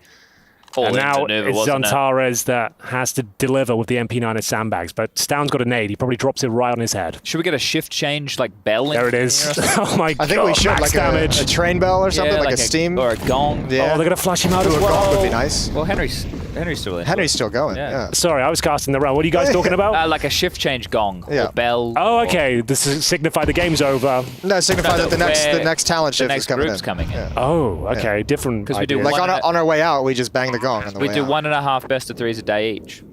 And content. What's the halfway point after the first map? After this. Yeah. Okay. Because the first shift is the pre-show to the second. Oh, that makes sense. So yeah, that's 2 segments, as it were. And now we're going to go record content for a couple of hours. Some good content, I reckon. I hope. Calix, unfortunately, you are dead, my friend. Clean sweep. This one starting to deflate. Eternal Fire's map pick as well. And they are down in the dumps. There is almost zero chance they bring this one back to life at this stage. They're looking flat as a unit. It hasn't been unlucky clutches that have fallen apart. Like, this CT side has just been very weak. This whole map really has not been the Eternal Fire we expected to see after Copenhagen. No, suddenly not. So does it all come crashing down here? Never normally does. They'll have a couple more left in them, I reckon. I think it's over. I think it's over as Round well. number 13 is the hardest to find. This is a non-starter. Yabi going to throw this molly again, is he? Oh, he's been burnt down. They've actually delayed him being able to do that with a deep ladder molly. Did get out of his hands, heard it ricochet. He's down with a flash at the ready, pounce towards middle, and away they go. Calix able to deliver one. Yabi with the trade, going to continue to take this space. He's hightailing it. There's a lot of pressure on this round. Look at all the space Yabi's hoovered up. Yeah, but he's the only one actually being aggressive. Stound is coming in a little bit late, but he's just locked them into their different rotation points, and he's trying to keep some space for Stound to have impact coming over the top. Not quite there yet. Molotov faded, so the rotation can now come through CT spawn. But Bro and Stound in perfect position. Cuts down Eternal Fire. They get lost in the execute of Astralis, and that is a well-constructed round. Wicardia, the last one left in a 1 versus 3. Gonna step into the Lion's Den and see what he's got for us. Trying to find anyone, but Astralis playing this smart, not letting anything slip away. It's all done, Chad. Unless It's a blowout. Unless it's the first destruction. blowout. It's the first blowout of season 19. You hate to see it. And yeah, that's a map pick as well. It's an absolute disaster, but very strong from Astralis. Great showing throughout. Great performance individually from Stare especially. Just great team effort. And like I said, it was just a slow start from Eternal Fire. And I know that's a team we're not used to seeing here. No one really showed up in terms of Xantares, Wicardia, Woxic. Those are names you really want to see at the top. Calyx had his moments, and I think he top fragged with 10 kills. Where is everyone else? We'll have to find out on map 2. We're going to a break. Be right back.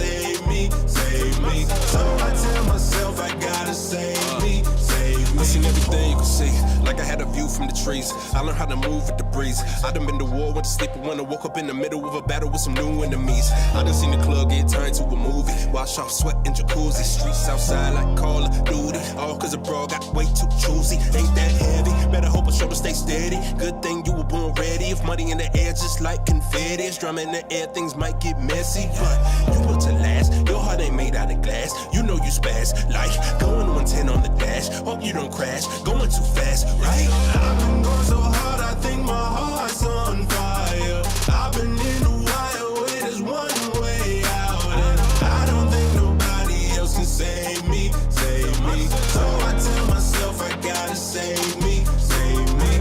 One hand on the foul, another hand on the wire. Running through the wire with this one way. Snow Potteries in Malta ahead of the playoffs of EPL Season 17. And I'm here with Chief Pothead Jackie. Right, a brief breather in the action between Astralis and Eternal Fire. I think it's safe to say it's the first blowout of EPL Season 19, but no rest for the Wicked. And by the Wicked, I mean the other talent, because we have some serious business to attend to, don't we? The DHL MVP check-in. Yeah, I thought you were talking about Harry. You're saying Wiccan, so... Nice. I don't actually know. Whose hair's better, actually? I gotta say, I think I can rival you right now. Yeah, I mean, but only one of these is the real deal, Matthew. Come on, you got to start growing it out and dyeing it blonde, and then you would look fantastic because it does suit you. Listen, and it pains me to say it, but it looks good. Yeah. All I need is a trip to Eternal Fire, and maybe I can organize all of that. Let's see what he's done there. Trip to Turkey. Yeah, there you go. Let's see what he's done there. Well, maybe with your winnings, yes, which you may or may not get from this, actually. This is the DHL MVP check-in, where we are going to be predicting, just to reiterate the rules, who will win the MVP of the entire tournament. We're not doing just Group A and B, the whole damn thing. So Group C, Group D, which should be coming up next week. Oh dear. You have a choice of that. And Matthew is dressed in this, well, not dressed in this wig, but grown this hair. Hey, you chose a wig, so don't you dare turn your back on it right now. It suits you great. To be my glamorous assistant. In these hair balls, there are names of all the talent. They do. They do. They have names inside, yes. And whoever is pulled out first will get to pick first. So Matthew, do you want to do the honors? You're actually really well balancing that. Yeah, I like how you're doing that. That's good technique. Good form. I know. So I would start with myself. Would you believe it or not? Would you believe it or not? And I will pick Zywoo. Yeah, no prizes for guessing that one. No, shocking. All right, everyone. I don't like the vibe on this couch today. So, God damn. And who you have? The other host. Freya is We need a recount. Another vitality. This is working perfectly. I'll pick Manassi. Manassi. Oh my God. Manassi. Well, they're all gone. And now we're all scrambling for who we could possibly pick. Well, Mr. Greer. Obviously, you're up next. Woxic. Waxing for you. Everyone laugh. He's going to win this series and actually be the MVP. Didn't you pick him last season? Yes, Henry? indeed. Well remembered, How did Hugo. that go for you? Not well. Not well. But second time's a charm, as they say. You're picking him after he got stomped first map. So yeah, but it's a best of three. It's a best of three. Well done. A marathon, not a sprint. All right, listen. You were talking about scrambling right now. Where'd you end up, Mr. Harry? I'll go Stown. Stown. That's a good pick. I like kind that. of a rogue pick. Yeah, there. I like that. Hold on. Let me just balance this mic again. Ooh, your partner now. Oh, ain't gonna be nobody left. Hugo. Yeah. Do you know other players after that? Yeah, weirdly enough, I do. Don't worry, you can go with Smooya. He's coming up next group, but I will go with Device. Device. All right, double Astralis. Yes. Mr. Chatty B, you up next? I'm going to take Frozen. Frozen. Oh, I like that. Is that. Interesting. All right. We get in that. So, what do we do about absentees? Because my man Yanko is just like Nico. I saw He's him. gone. Yanko. Well, we could pick for him. Pick a player. You want to pick for him? That's fair. I mean, if anybody has any suggestions, like communal suggestions, and then we can narrow it down to say. I've heard that Yanko loves Smooya, actually. He just picked Frozen, but Frozen is already taken. Frozen's taken. Unfortunately, we cannot accept it. He can't just rock up late. I mean, kind of like how you guys just made yourself the first pick. Brokey. Brokey. That's Brokey. That's good. Brokey. Sorry, Brokey is Alex. in for Yanko. We have 3 more peeps. Let's have a look at this. Jason, beautiful What's up, man. baby? I haven't seen you yet. Yeah, what's But you're up, dog? now? It's All up right. to you. Cool. Clock's ticking. Yeah. I'm taking You have 10 seconds. I'm taking Henny.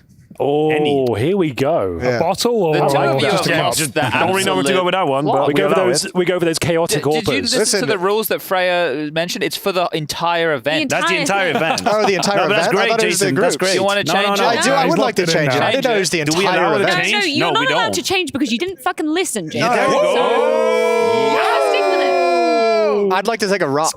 That's a green card. I'd I like think, a for Rops. Freya. Wait, does he get to redraw? Is that how that works? No, we can take Henny. it's First Henny. answers only. Well, Trace, who you want to pick now? Well, it's funny you should say that. I was in the middle of writing something, and then I'll go with something else. We'll go with.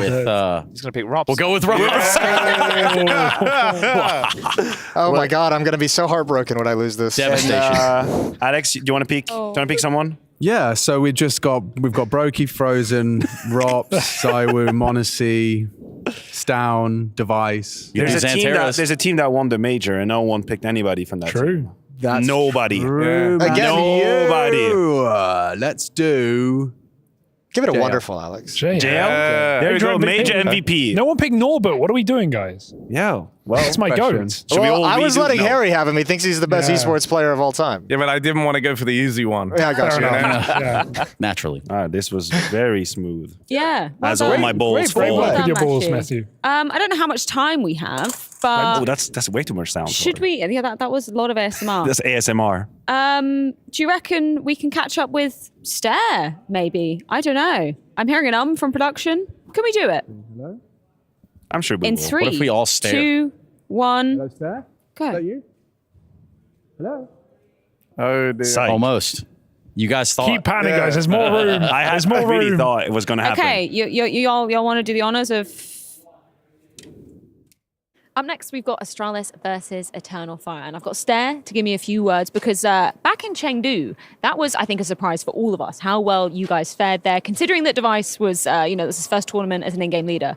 For you, coming into the team, he wasn't the in-game leader. So can you tell me the biggest differences in terms of how he's kind of handling this new role?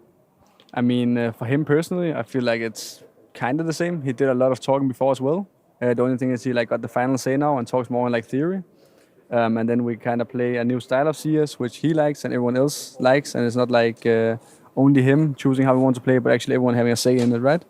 So yeah, it's basically just like him having final decisions now and not only in the game mid-rounds, talking, but yeah, more, how can I say it? It's more initiative-based Counter-Strike we play now. Okay, that makes sense. Speaking of Chengdu, be honest, did you actually expect to do that well turning up to that event? I mean, we played pretty good in practice, I would say. So I was hoping we could do some damage. I wouldn't say we would I wouldn't expect us to be this good in the group stage, beating FaZe and VP pretty confidently like that in the start. But it's also easier to play when they don't have any information on us, no info on our maps or how we play or anything, right? So I think it will be harder at this event to do the same, but I believe we can do it.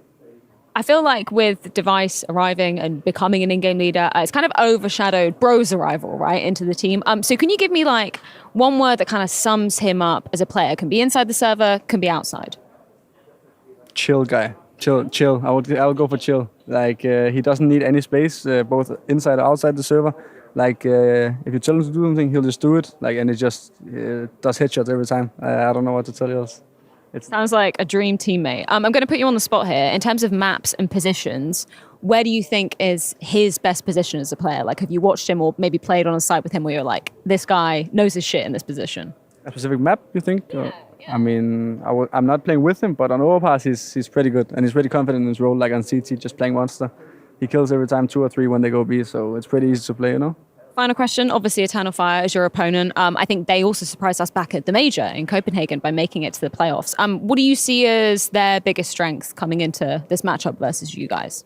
I mean, I think Eternal Fire always have extremely insane individuals and very skilled players aim-wise. So I think if they pop off, it can be like tough games. You know, if Antares has a good game, it can be very tough. He's one of the best aimers in the world, I think. So that's probably their biggest strengths.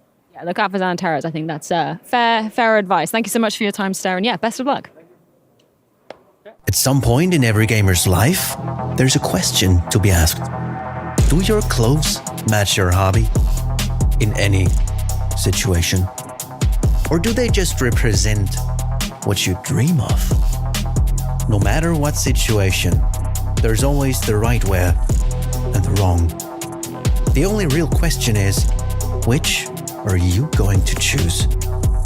Decide for yourself.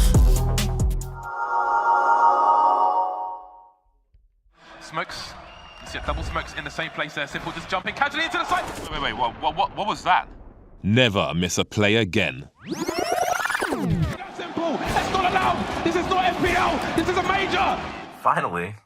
With Face It Watch, you're in control. Switch between player POVs live and see the game through the eyes of any pro. Never miss a moment with replays. Relive each highlight on demand from all angles. Watch it, control it, face it.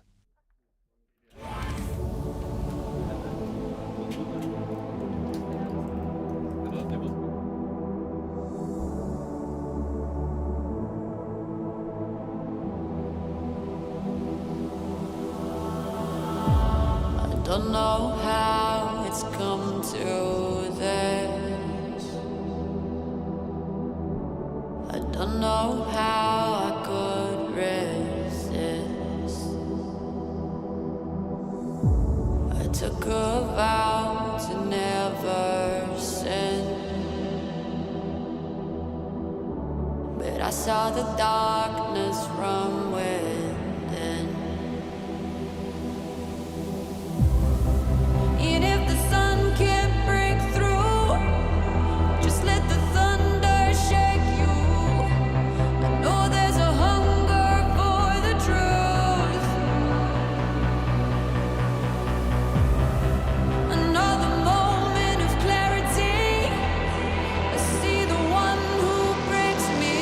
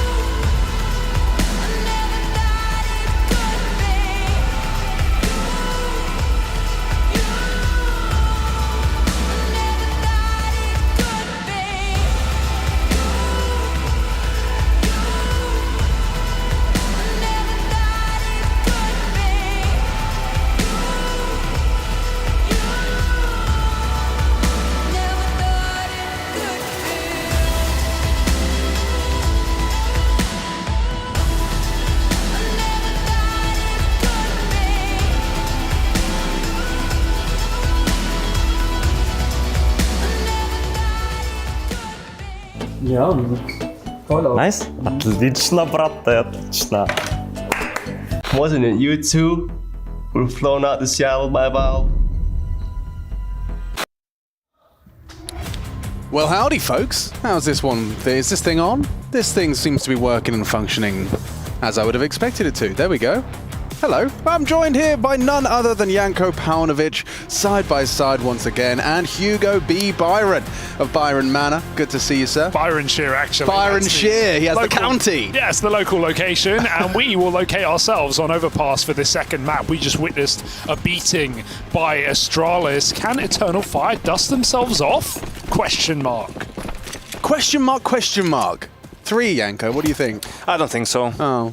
Oh, well. I think that's all she wrote for Eternal Fire. Astralis, probably still, Alex, the horniest team in Counter-Strike. Yeah, by what definition? That they want it more than anyone else? Just eager to prove that blame was to blame. Yeah. And now they're all unleashed. They can play the brand of Counter-Strike they want to. They all got their roles back. Everyone's happy. Definitely saw like some immediate, did never click into a microphone, by the way, in case you were wondering, but some immediate results in their run in Chengdu. Taking down FaZe Clan Virtus Pro 2-0 fashion, semi-final, a different story. And Devices, he's got a pretty complex pistol here. He's responsible for the util, and Zantares responsible for the opener. Little click. Yabi getting closer here, and Zantares has a gap in front of that smoke. He'll fight on the headshot angle. No more kills. Astralis take the site, but trying to go one step too far is Yabi. 3-on-4 now. Device firing back with the P250, and Astralis cowering behind this smoke, but it's got a timer, and so do they. Eternal Fire moving in. Yeah, it gets problematic here, especially with stare onto Zantares. So it's a 3-on-3. Astralis have dug themselves out of this hole. Maybe they haven't. It's a lovely sequence. What's it matter? 2 each. And now Bro on for the third. It's all Bro. Strong announcement into map 2. Big Bro. He didn't need to do anything last map. He was just there. He was along for the ride, strapped in. Oh, the tilt. And now he's strapped up. Yo, that is going to be a real frustrating one. You felt like you had control of that pistol from the start. Like, you see how this one kind of started to get righted? It was the bump going down, but this from Bro. I think he's frustrated about this last bit, right? Because they should just swing. If he's fighting him, just swing or just get the trades, and Brother shows up in the pistol round. Brother. Hey, brother. He had a couple of big clutches on Ancient in that semifinal against FaZe, right? Yeah, I mean, is that what you would describe as something that's expected of him in his role? I mean, is he not more of a supportive element? Yeah, but that's what you would hope for. You can close. Right? Like when he does find himself in that sort of a situation that he can make something happen. And yeah, that was a sick 1v3 from him. Yeah, and this one is just going to be, I mean, it's just curtains, isn't it? And economical. Some dual Berettas, a P2K, and a long peak. Yeah, Bro shouldn't have too much more to be done here. He has got stare quickly farming up some $600 kills. I know the stack is here, and they'll make it nice and easy. That is a bit horrific on the way out. No casualties for Astralis, keeping it clean and keeping it calm here. The vibes do look very good. Yeah, I mean, Janko's actually a vibe professional analysis. True. Absolutely. That and vetoes, Alex, are my 2 strong suits. So from your professional analysis, obviously the veto, first of all, was won by Astralis. Well, I think it's interesting, you know, as Astralis themselves sort of figure out what their map pool is like. I mean, they played a lot of maps already in Chengdu, right? Like a lot of different maps, and they were solid on all of them. Vertigo seems to be pretty strong for them too, so perhaps a bit of a trap card there that Astralis, that's the Eternal Fire walk themselves into. MP5. Hard to trot. We have Yabi set up in short water, Device resetting with that bomb. Back around the world, Astralis take mid, but they got to cross past this aggressive long position. You've got to be cooked on this one. They're not ready for that. That's the bomb. And that really becomes increasingly problematic. Oh, can he get out? Oh, nice spam. Lovely. That's the pre-spam. Sees him through the smoke. Won't let him cross out. Yo, really nice start. Now they got the bomb back, they've got long control, and they've got Zantares dead. A big piece of the puzzle under the table. Eternal Fire split 2-2. Well, considering you lost the bomb early, that's a solid recovery. 4-on-4, looks like they're trying to walk themselves up contact into A. Woxic the first to receive them here. He'll be spotting them out on his left jiggle. And, ooh, could have, maybe would have, should have. Didn't. Good have kill, and that's opened up the runway to get this bomb down. That was on the B stack as well, so no saving this one for Eternal Fire. Well, they'll be saving this one. I see what you're doing, yes. No saving this, purposeful. But definitely need to be saving this. Ricardia had a real tough time on Vertigo, didn't he? Poor lad. He's been having a couple of those recently after bursting onto the scene with his flamboyant game. It was at Pro League where he popped off. I want to say, was it 2 seasons ago, where he just came through and he ran Eternal Fire to the playoffs with some incredible Vertigo games, some crazy just double, triple entry rounds where he was shocking everyone. Yeah, I think it was last season, Hugo, but understandable. Season, time flies. So much happened for you, in that period. So time does fly by. This is such a crappy way to start the game if you're Eternal Fire. Like in the pistol, you have a 5v3, kinda. You have the retake all set up for you. Then the first gun round, you get the kill on the bomb, right? You sort of are in a good position. All of a sudden, just Woxic loses one duel on A and the round is over, Yeah. And it's tough because they don't have a lot. They only had this one flash you see on Major. That's all they had. So I don't know if he went to B to try to make a info play, and then Astralis just hit the right timing to go A, but yeah, just can't recover. When you're solo on the side like that, I suppose your main objective is info as opposed to damage and kills. Just depends, like what's the round situation, what's the call, right? If you're on your own, I mean, you could either play retake or you're in a position where you're trying to gather info, but he was gathering info, then taking the duel. You lose the duel, you lose the round. If he wins the duel, probably then the flash from Major comes in from B. He can peek again, buy a little bit more time. Rotate is coming fast up, so it's a little bit of a, the style of the player individually, but also what's the plan for the round as a team. So I like to try and, when I've got voices like this, ouch, oh, that's a lot of damage. Quick maths, how much damage was that? 86 plus 69.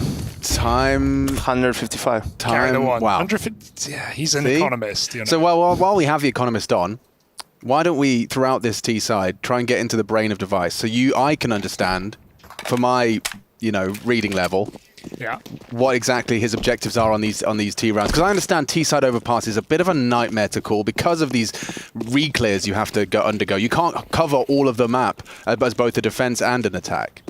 Yeah, I think it's just the nature of the map. The rotations are so much quicker for the CTs than for the Ts, so you don't. It's not as easy to fake out teams and to rotate. You need to have connector control to do that efficiently. So that takes time to clear so many angles, flashes, smokes, and here they speed up, take long control, and just an A split through long. There's only one player in the site as well. Xantares might even have to give it up. It's only Woxic, and he just gets flashed perfectly with an entry from Bro. I mean, you could throw this round away if you're Eternal Fire. No util, bloodied and bruised from that nade stack on B, and Astralis' early util on that lower site keeps Eternal Fire 3 strong, 4 even at that B site, and they just convert. So that's something you could write down in one sentence, Stack nades B to start, try and walk up long and exec A. It's worked wonderfully.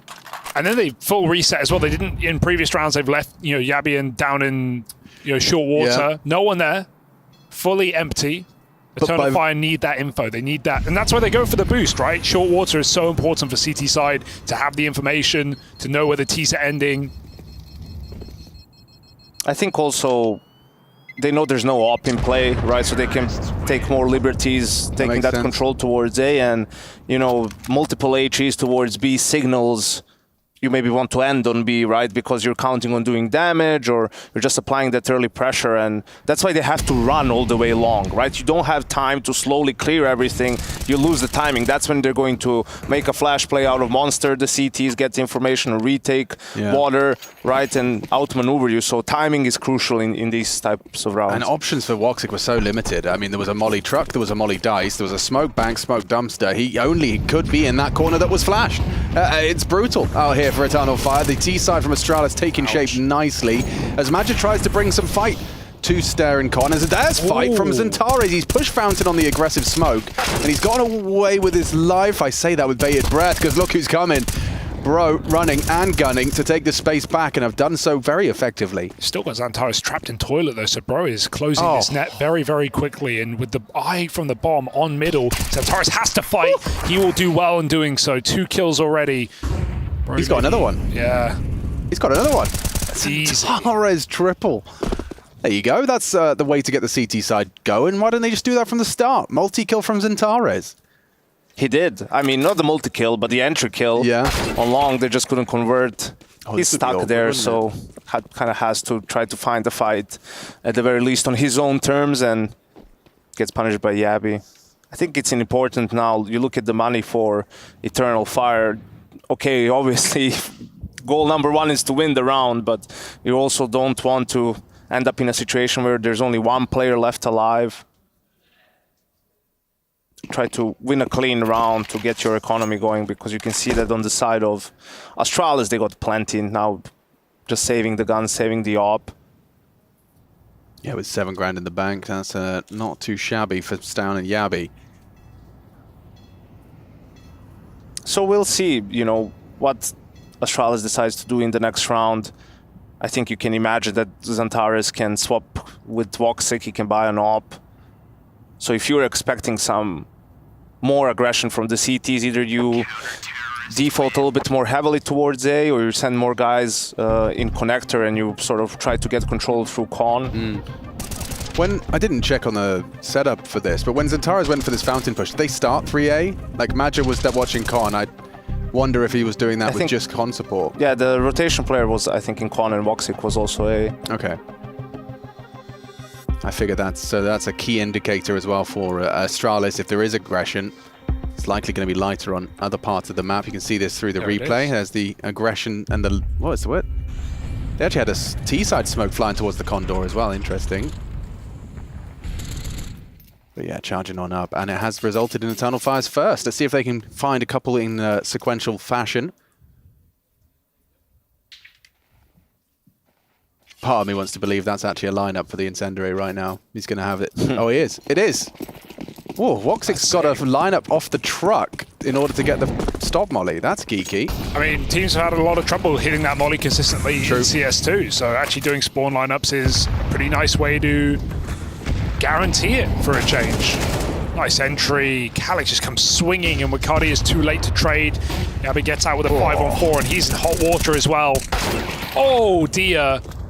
Couple of brutal headshots to start this round and pack it up for Astralis group. God, every time Wakadi touches his W key, it feels like he's just cursed to an early exit in these rounds.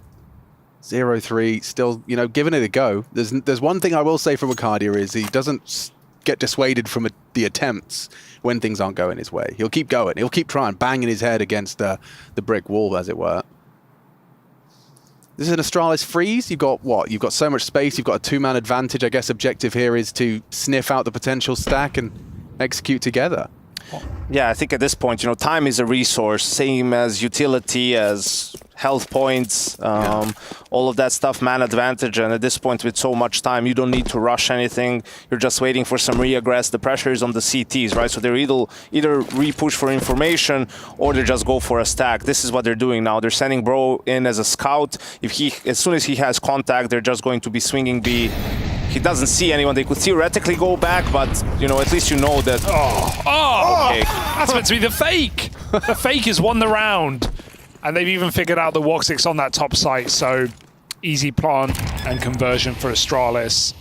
Yeah, even delaying that plant for a couple of seconds so they can get on their hunt. Yeah. They're coming for you. You know, funnily enough, if Voxic just dropped CT and went for B, he'd have a 1v1 for the round. Instead, he is quite literally combat saving. Oh, he's a dead man. There will be combat, the jump up and the swing off the orb. You can't kill them both. Device takes the trade, and Astralis take a dominant T-side at worst case. And the reason why that is so strong, what Astralis does, is, especially when you have like a 2-man advantage, is probably the only way you lose the round is if the CTs are playing 1 guy A, 2 guys B, and then the scout dies to the solo player. You know, you speed up B, it's not a planned execute, so to speak. You're not covering everything really, and then the guys on B also get some multi-kills, right? Like the AWP is posted up in a defensive position, and then the rifle is sort of hiding, playing off of that contact. But that's a lot of things going wrong for you, you know, to lose the round. Well, when lots of things went right for Bro in that one. Another impactful round from him after starting so strongly.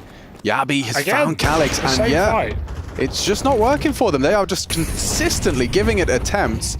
An exit attempt from Woxic, surely a death sentence. If he tries to leave now, this forward position of the AWP, it's noted. Device is waiting for it. He's too smart. He gets away with his life. A leg shot, jump, saves Woxic. Has his gaming boots knocked clean off. Bare feet back in A, but he's bruised. Gonna just have a full reset to B. They know the AWP is upper, and in fact, most of Eternal Fire are as well. But Bro's still puffing up his chest, stampeding around long.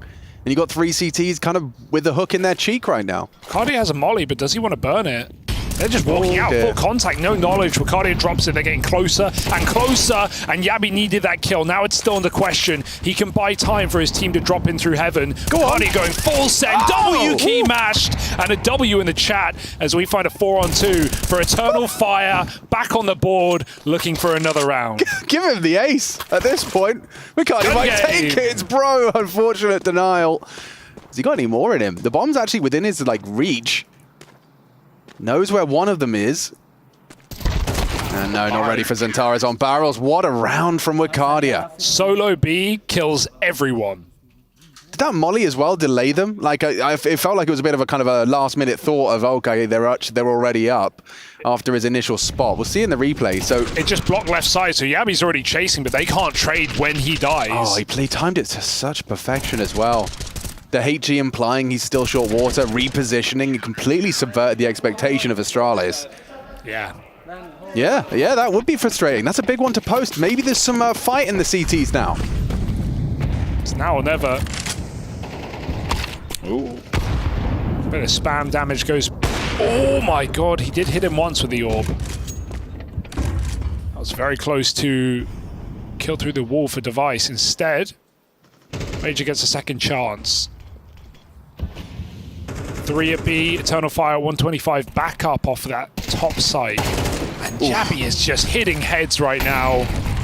The exception of that previous round, he's been knocking them out. There's 3 rounds in a row. Yeah. He gets the entry on Calix. At this point. 0-5. Yeah. He is his daddy. Yabi daddy. This is a far cry from the overpass we did see over in Copenhagen in the best of 1. Eternal Fire thrashing FaZe with 11 CT rounds. Now, I'm sure they've been put under the microscope. Gaps have been found between their CT cell membranes. These rounds can get scary, even though they're 5-on-4. Luckily, Woxic's caught out with nades in hand as they just, again, pop Monster. Not bad. On contact. There's a man in the smoke. Wicardia misses the jump, though. He's getting body blocked everywhere. And that was inevitable. Jabby will find one more before all is said and done. And it is done for Eternal Fire again. Will they stall the plant out to hunt? No. This feels like this feels how Overpass feels when you play it in scrims. Yeah. Like it's never a 5v5. There's always a fight happening early. The CTs are always aggressive, and so far Astralis didn't have to do much except default, and then they found the opening kill so many times that the rounds were fairly simple to finish from that point on. Yeah, at this point you just want to kind of maybe put a leash on Calix just to see if you can play a later round. Well, okay, in this round it was sort of in the mid round probably they wanted to get closer to flash for water or something, and Yabi had a great play where he was more aggressive this time around and actually had that control and was just ready for that repush. You could see how he's jiggle peeking, like that was so clean from him. Yeah, it's resulted into a 6th. Yeah, nice boys indeed. The Danes will be feeling real good about that already. 13-5 thrashing on Eternal Fire's pick of Vertigo. So finding themselves here in Overpass, Astralis is their turf, and they're certainly making a strong case for it with 60 rounds, a potential for a whole lot more. Can't be having 10 T rounds on Overpass, and I think Madja knows that. Stam cooking up a smoke from Spawn. Monster smoke lands from Eternal Fire. aggression the name of the game. Org over Watch, lovely find with a clear of the smoke. It actually results in an opening kill for Eternal Fire. They need to be good on this though. Could still go wrong, could still spiral. Short water is Astralis for now, flying that flag. Major on a hot pursuit of the flank. The smoke covers them. They've been audible on the throw and not ready, exposed. Both down on the fade, job done. Not often do you see the CTs coming down connector into water at 120 in the round, but they do catch Astralis off guard. Yeah, pushing that's the T smoke thrown out. That is a little avant-garde, a little unique. This game has just been a brawl from the get-go.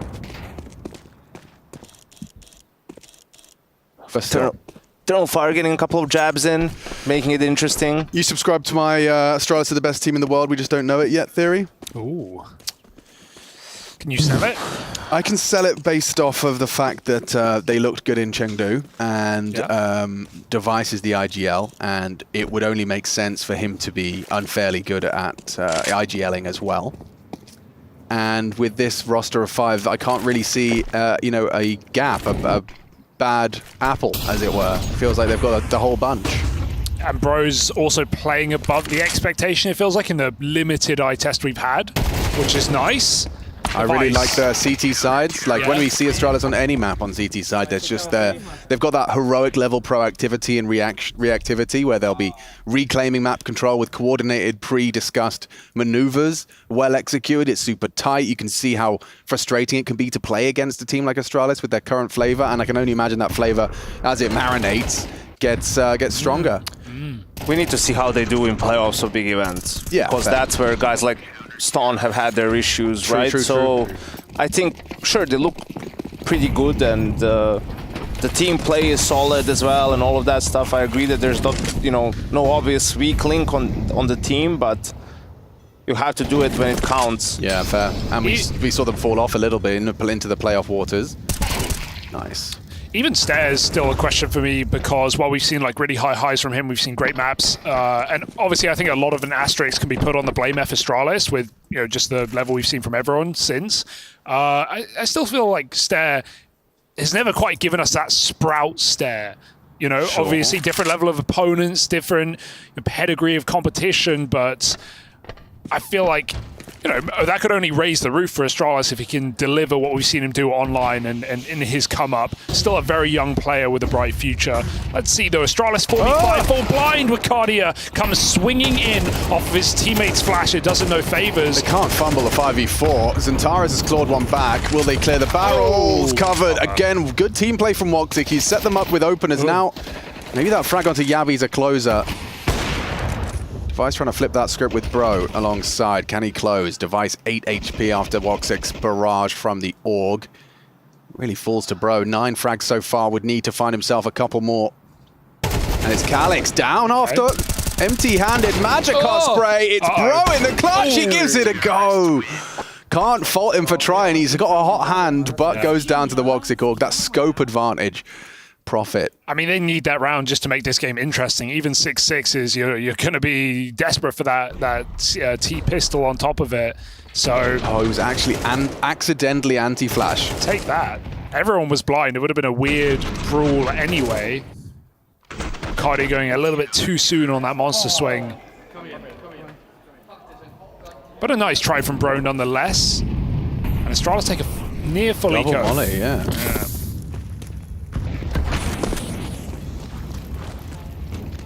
Some bits and bobs, and Yabi has walked through the monster smoke, not for long. I was going to say, please don't win that. Would be uncomfortable. Now it's the opposite. It's very chill. Sit back and relax. Let Xantares get a multi-kill.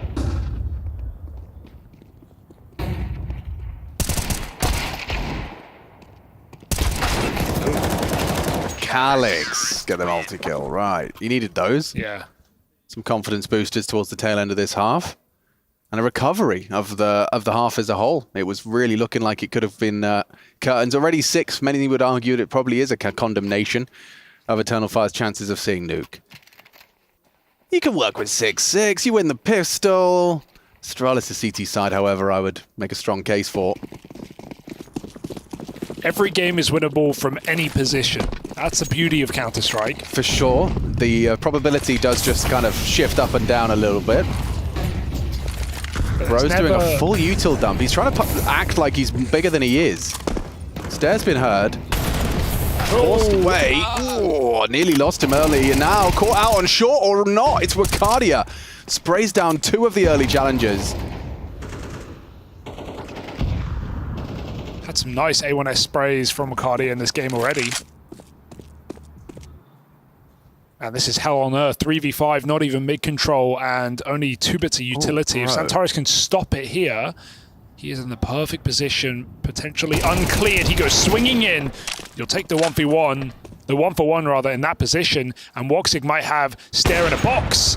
It's just Device against the world, and Eternal Fire recovering somewhat in what began as a very difficult game.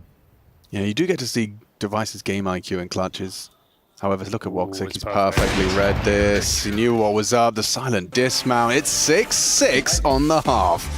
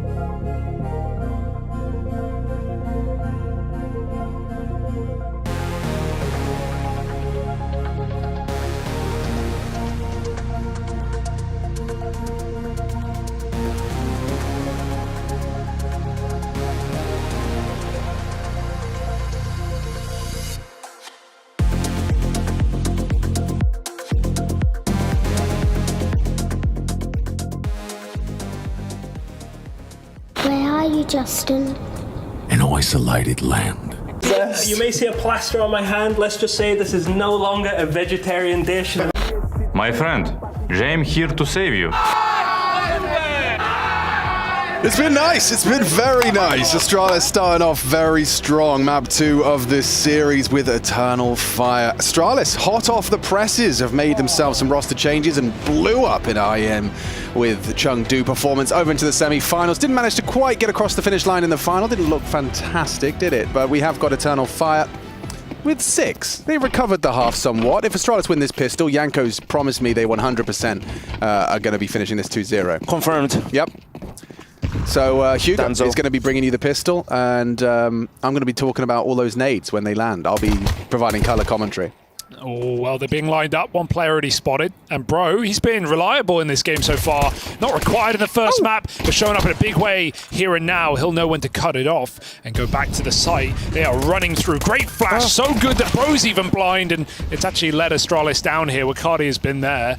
4-on-4, they're inside the site, but that smoke is a bit of an awkward one. It forces them into a heaven fight, or so they think. But Astralis are grouped up on the bridge. Son of Fire, late flash, out they go. Good clears, but still Device takes 2 heads. Calix alone, he's had a rough showing, but this pistol could put them back in the picture. He's got loads of time to do it. You'll suspect Sandbag spotted by his teammates, so now he knows and does manage to isolate the Jules. Calix now upgrading to the USP for this final fight. An important clutch ahead of him, and he's found it! Calix coming up clutch right when they needed him. He just doubled his kills in the first round of this second half, and it's a huge pistol. Well, Astralis actually maybe not a guarantee anymore, Yanko. Okay. Okay. This definitely makes it interesting, Alex. Couple of clutches in pistol rounds. That's an interesting smoke from Eternal Fire. That's their smoke, pillar and short. Then they pop through it with the second wave of utility. Device with a couple of good kills, but Calix steps up just 6th sense to realize Stone might have timed him and went into water and delivers a huge round for his team. Could still go wrong now. Good. Okay, Doomer. Just saying, I've seen what Device can Isn't that my role? You're supposed to be the full of life optimist one. Yeah, well, go wrongs for who? You know, maybe he's being optimistic for Astralis, but I'm not so much in this round. Losing connector. Yeah, okay. Scout tag comes through though, Alex. Right. So what if? Yeah, well, you never know. We certainly do. The Major could die here, and suddenly it's a 4v4. They've got a health advantage. That's what I'm saying, Yanko. Health advantage, you see? Okay, well you know, short-lived. Technically, still have the health advantage. I knew you were going to do it. Technically, the maths, we've got our mathematician on the side. Does it check out? Yes, it does. Yes, it does. Okay, confirmed. Okay. Astralis are winning this round, even though they are AAA and Eternal Fire are about to Oh, wait, we've got a crash. No, we haven't. That looked like a crash. That is a crash. Hugo, you can't be prematurely calling crashes these days. We have a technical issue for Xantares, who is playing his PowerPoint game off of his teammate's monitor, and he is a trade bot right now. That's what we call him. Go in, die, and I will avenge you. Oh, it doesn't look pretty, does it? Oh, God. Get him, guys. Don't get your teammate. He's dead. He's dead. I think that's a relief for everyone. Well, optimistic for someone, but that's how you do it, Device. Yeah. Doomer for a reason. Oh dear! He's taken down the bomb carrier as well. We just were joking about losing it. They've actually lost the second round. Force and a crash as well thrown into the mix. Oh, God. 2 tickets, please. 2 tickets to the Tilt Factory. Yeah. It's a free entry, actually. Meet me inside. Oh, I would be testing the bounce of my mouse pad right now. Oh. That's, yeah. And that's Antares with an AK crashing in a 4-on-3. Oh, my God. And the Device. Stop celebrating. You didn't work for it. Well, they didn't know. I know. I'm just giving you the Eternal Fire fans. I'm channeling the energy they're going to be feeling right Welcome now. back to Astralis. Divine intervention. Okay. Oh, yeah, there it is. And Zipbalep. I don't know what they did. What was that smoke? Like, they didn't smoke mid-side. That's why there was a line of sight for Device to get the kill on the bomb planter. That was a bit strange from Eternal Fire. Yeah, you know, they weren't out of that round just because of the crash, but still, everything fell apart. Just doesn't feel like it's their day, does it? No, not meant to be. After a clutch like that, and now you're staring at 1,500 in your bank account. 7-7 on T-side overpass. Call it a day? Yeah, at this point. You know, I'm already visualizing how I'm going to wrap up my mouse cable efficiently. Notice Centaurus is a cabled user. Oh. Yeah. And I feel like Overpass is probably the hardest map to win this sort of rounds if you're T, right? For real. Because, you know, you can go B with pistols, but that's really predictable in a sense, right? There's no reason for the CTs not to start maybe even 4B sometimes, right? Just to stop that early rush or an early pop towards B, and then the ranges towards A, only the Deagle can be useful. They don't even have a single Deagle. Yeah, they've just got some Tech 9, so it does look it's going to be flashy and poppy. Double monster. Yeah, but they're not going to give a single moment of those smokes fading. Calyx getting into position for a... Oh, they can double HE wood. That's actually a perfect call. They are a bit too far forward, unfortunately. But there were players heavily invested to this corner. It's worked out nice from Astralis. Well handled. One back from Madja, but another required. He's put Yabi on red. Woxic. One bullet would have done it. He's whistled one past the ear, but it's not to be. And a Mac 10's not the weapon he was hoping for. Straight on in to Stare. 8-7. Astralis feeling good now. I do like the vibes. I'm going to record that. It sounded like he was saying, "Come on, Alex." Yeah, I did hear that. Yeah. They've heard you. Oh my cheering God. for you. No, I'm just going to have that like cycling in my music kit every time I went around. ringtone. Yeah. That's because you jinxed Eternal Fire in the second round. I did, That's yeah. true, My yeah. voodoo, caster meant voodoo. Oh, it's because he's called Alexander Bro. Isn't he? Yeah. Come new men. I'm not sure if his last name is Bro, but... No, it is. It is? He's just Alexander Bro. Nice. Yeah, Hugo doesn't believe me. That almost feels too good to be true, but it does sound Danish. Bro, I think It actually is. It actually is. Yeah. Wow. Mr. Bro. Mr. Bro. Hi, pleased to meet you. It's Bro, Mr. Bro. That's sick, actually. All right. Creeping, crawling, and presumably dying. Oh. Do you think Mr. Bro has a brother? Mr. Bro's bro, as it were? Because he'd also be a bro. Couple of bros hanging out. Yeah. Anyway. Maybe he has a sister and she would be a bro too. She would be a bro. One of the bros. Talking like best surnames. Do you know the new Monty player's surname? Have you seen that one? Absolutely not. I don't even know the old Monty players' surnames. Okay, true. Oh, is this the UK lad? Gizmy. Gizmy. The UK lad.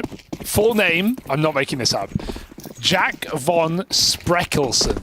Well, he's definitely not of English origin. That's a pretty cool name, His though. family sailed the 7 seas.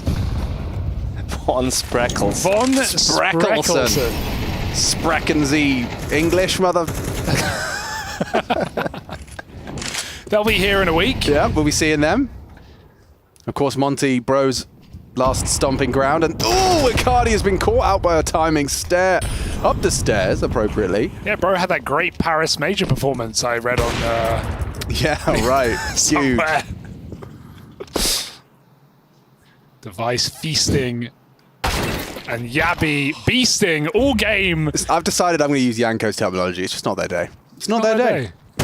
It's Astralis' day. Not everyone can have a day. You're in a competition.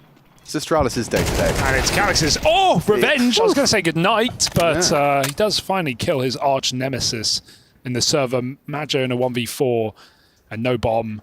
And probably, he might have this. Stare. Not getting greedy, though. Oh, look at this restraint. He doesn't need to do it. His job is spotting long and spotting top con. What's he doing? His job. Business for Astralis. 10 Anything rounds. more is just, looking for glamour. You're looking for the hero maneuver. You want to be the guy that ends the round. Everyone says, nice. No one touches your fist. Fist on fist action. My favorite kind of action. Yeah.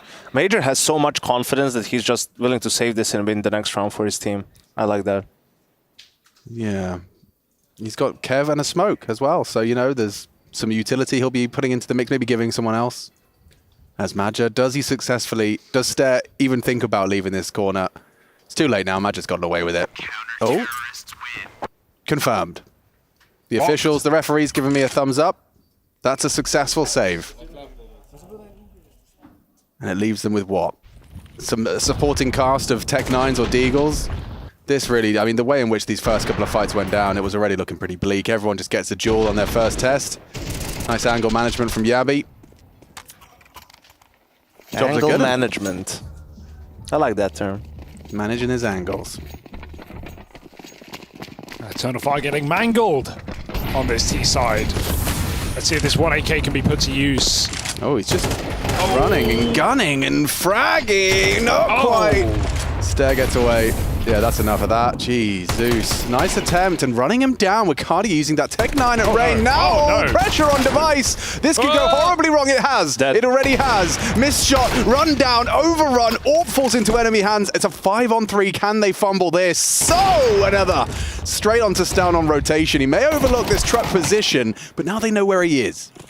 3 entries for Wakadia is not bad. They've got to do right by him, though. Back into this B side, bro. Has no utility and every reason to fight for this round. Down in the water. He's going to let them in. See if they overstep this one. Yabi baiting from the top. Molotov comes down onto default. That will slow any roll here for Eternal Fire. Bro. And it's ugly. Calix is waking back up bit by bit, round by round. And Yabi should be looking at saving here. Does that stabilize them from the second round fumble? You reckon that's one back? Winning a compromise, just a saved AK and pistols? It's a long way to go. Yeah, okay. T-side overpass. They're not breaking the economy yet. Yabi's combat saving. He's going to grab that AWP at the last second. He's just fighting his way out first. Might die immediately, though. Losing the second round was more painful. Yeah. Definitely. I mean, Astralis has money regardless. A step in the right direction, though. Redirection. Oh, God, can he get that up now? He doesn't feel safe enough to risk it. He's parked all the guns on top of dice, and there they go. Calculated. And he's...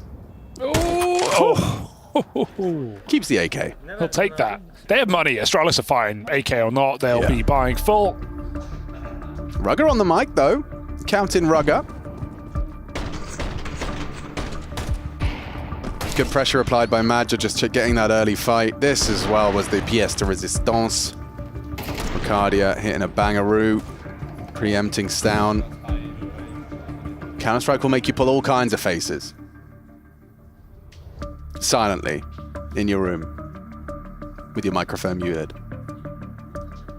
Or just screaming at your teammates. Yeah, no, but the power of the microphone mute is you can get it all out of your system and no one hears you. That's the power. But it's not as cathartic if no one hears you. There's an argument to be made. Also, if you don't let your teammate know he made a mistake, Alex, how will he correct it? But I think if you can don't spend 30 seconds berating you during the game, you know, during the game, that will make how will you improve? He'll play better. How will you know? Yeah, they'll definitely play better when they've been shouted at. Yeah. Exactly. It's the Balkan way. Yeah, and look how far that's got you in basketball. Yeah. You know, lots of Balkan boys b-balling. Cardi, he could just close swing this orb, but walks it instead. He didn't realize Device was right there covering Stair, who can now aggress, and they both will. Oh, Device has had enough rotating that orb. They don't know about Stair's position. They'll find out the hard way. Another flash, another peek, and a bomb dropped. This round is falling by the wayside for Eternal Fire. What a well-structured aggress. You dispatch 3, you leave with 3 frags. Everyone doing their part. They don't even need to play the bomb. Oh, gets worse for Xantares. Stan was unprepared for that, still gets it. Missed smoke might result in Stan walking into Calix, but he doesn't seem particularly interested in pushing the limits. Keeping 5 alive here, especially with AK-47s, would really aid the Astralis pursuit of a 2-0 conversion here. Calix just wants someone to swing him. He wants to fight. 30 seconds, 1v5, you're not getting given a thing. Astralis playing this by the books. Was a good read as well from Astralis. You know, Eternal Fire being a little bit greedy and trying to take map control and just punished by the aggressive setup from Astralis. Cheeky, and he turns and pushes with the flash. Nothing worse than turning and getting peeked on it. This is just a painful game for Eternal Fire. I'm impressed they've got 8 rounds. It's felt more dominant than the score would suggest, but a couple of cheeky, the pistol 1v3, the eco rush on B on T side. Well, that's actually all they've got. And despite that, Astralis have reset them both times, 11-8. Can they close it before it gets interesting? 2 guns in this round for Eternal Fire.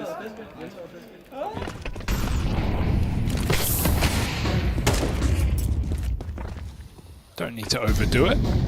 Back they go.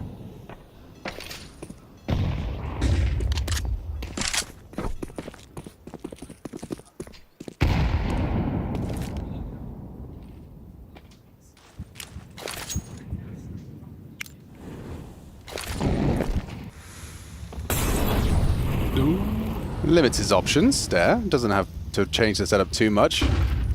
This setup is typically named after Astralis, who had device open back then as well.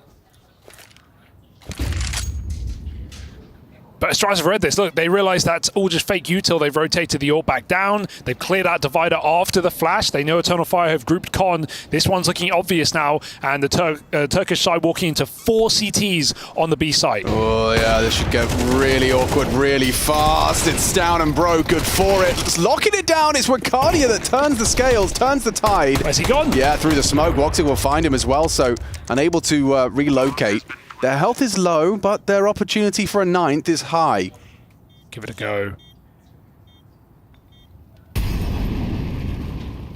Oh, it's right thought there. He spotted him. Yeah, goes for the wall bang. How? Angles, you see. And he's getting pushed now. This could be bad timing. Stairs getting closer. Where have they gone? Nice conversion. 2-on-2 though. Time is ticking. Yeah, no kid. I think he's just threatening, trying to keep their boots on the ground, trying to make sure they go down with the ship. I think they will. Run! Woxic. He's gone far away. 1 HP. A singular point of health. I think just Device missing that first shot really crumbles the setup a little bit for Astralis, because Eternal Fire, then you can see Vicaria gets into position. I think it was him who would have died to Device, and it would have been just Astralis mopping up the round, but they eke out one more round. It was the same where Major saved his AK. Yeah. Now again with a shoddy buy. But what I mean, that they find the round. That felt like Astralis did everything right up until the... They did, but they still didn't, Device misses his shot. Right. Sure, we didn't get to see all of the perspectives. Maybe someone else also could have gotten a kill, but they didn't. Vicaria hits a couple of good shots with the Mac 10, and that's the beauty of it, Alex. Yeah. You do everything right, but you still need to hit your shots. So let's see whether or not there is more fight in Eternal Fire. This round will be very telling.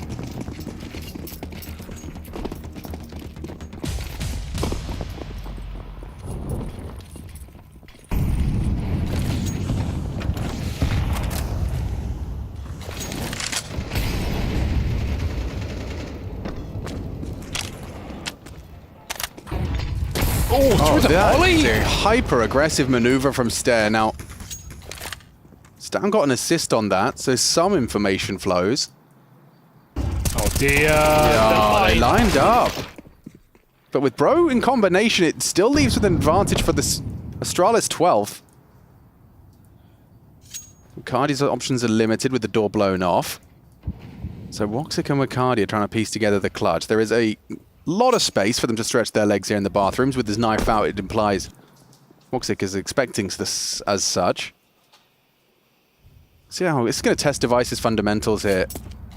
They walk through the smoke. He caught a very good timing. Oh, perfect timing from Woxic. He's exploited the AWP, catches him, pants around his ankles, and now Ricardia demanding Woxic does it all. Get the bomb in. I got frags to find. Bro going round the world. That's going to take forever. Yeah, no kit here. Unless they can find one perhaps on Device's body. I think this one's going to be a little bit cooked for Astralis in a 2v2. Got to go through the smoke. Needs a kill as soon as possible. Stan makes a move. He has a smoke. Bro is running.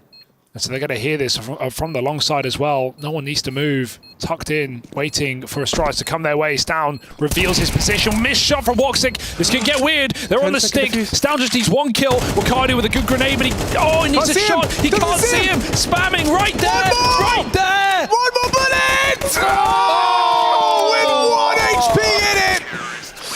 That has gone horribly wrong for Eternal Fire. The bomb was down. A 10-second defuse. It is just not their day, Alex. Oh, you're right, Yanko. It's not.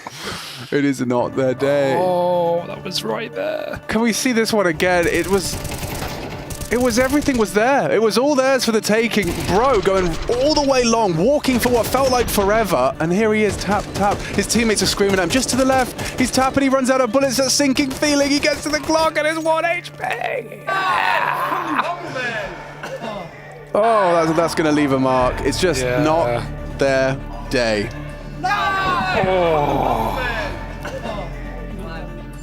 Fudge, as Willy Wonka would say. Yeah. Straight to the chocolate river now. They're drowning in it. 12-9. You know, 3 rounds. They got a 4 by here at least, but just the way that some of these rounds have been going in the second half have not been pretty. It's tough, but you know, you just need to keep grinding. You need to believe, right? Like you had the Calyx clutch in the second pistol, right? Maybe some other player can step up in that sort of a situation and you gain some momentum. I mean, if they win this gun round, they have a good chance of taking it into OT, right? Like the money is pretty depleted on Astralis. But it's going to be tough. No AWP. Calyx forgot to buy armor. Oh. Or nades. So this smoke really screws with their setup right now because you no longer have info. Device has to attend to this, or the rotation player has to attend to this potential slip-up toilets. Yes, Device.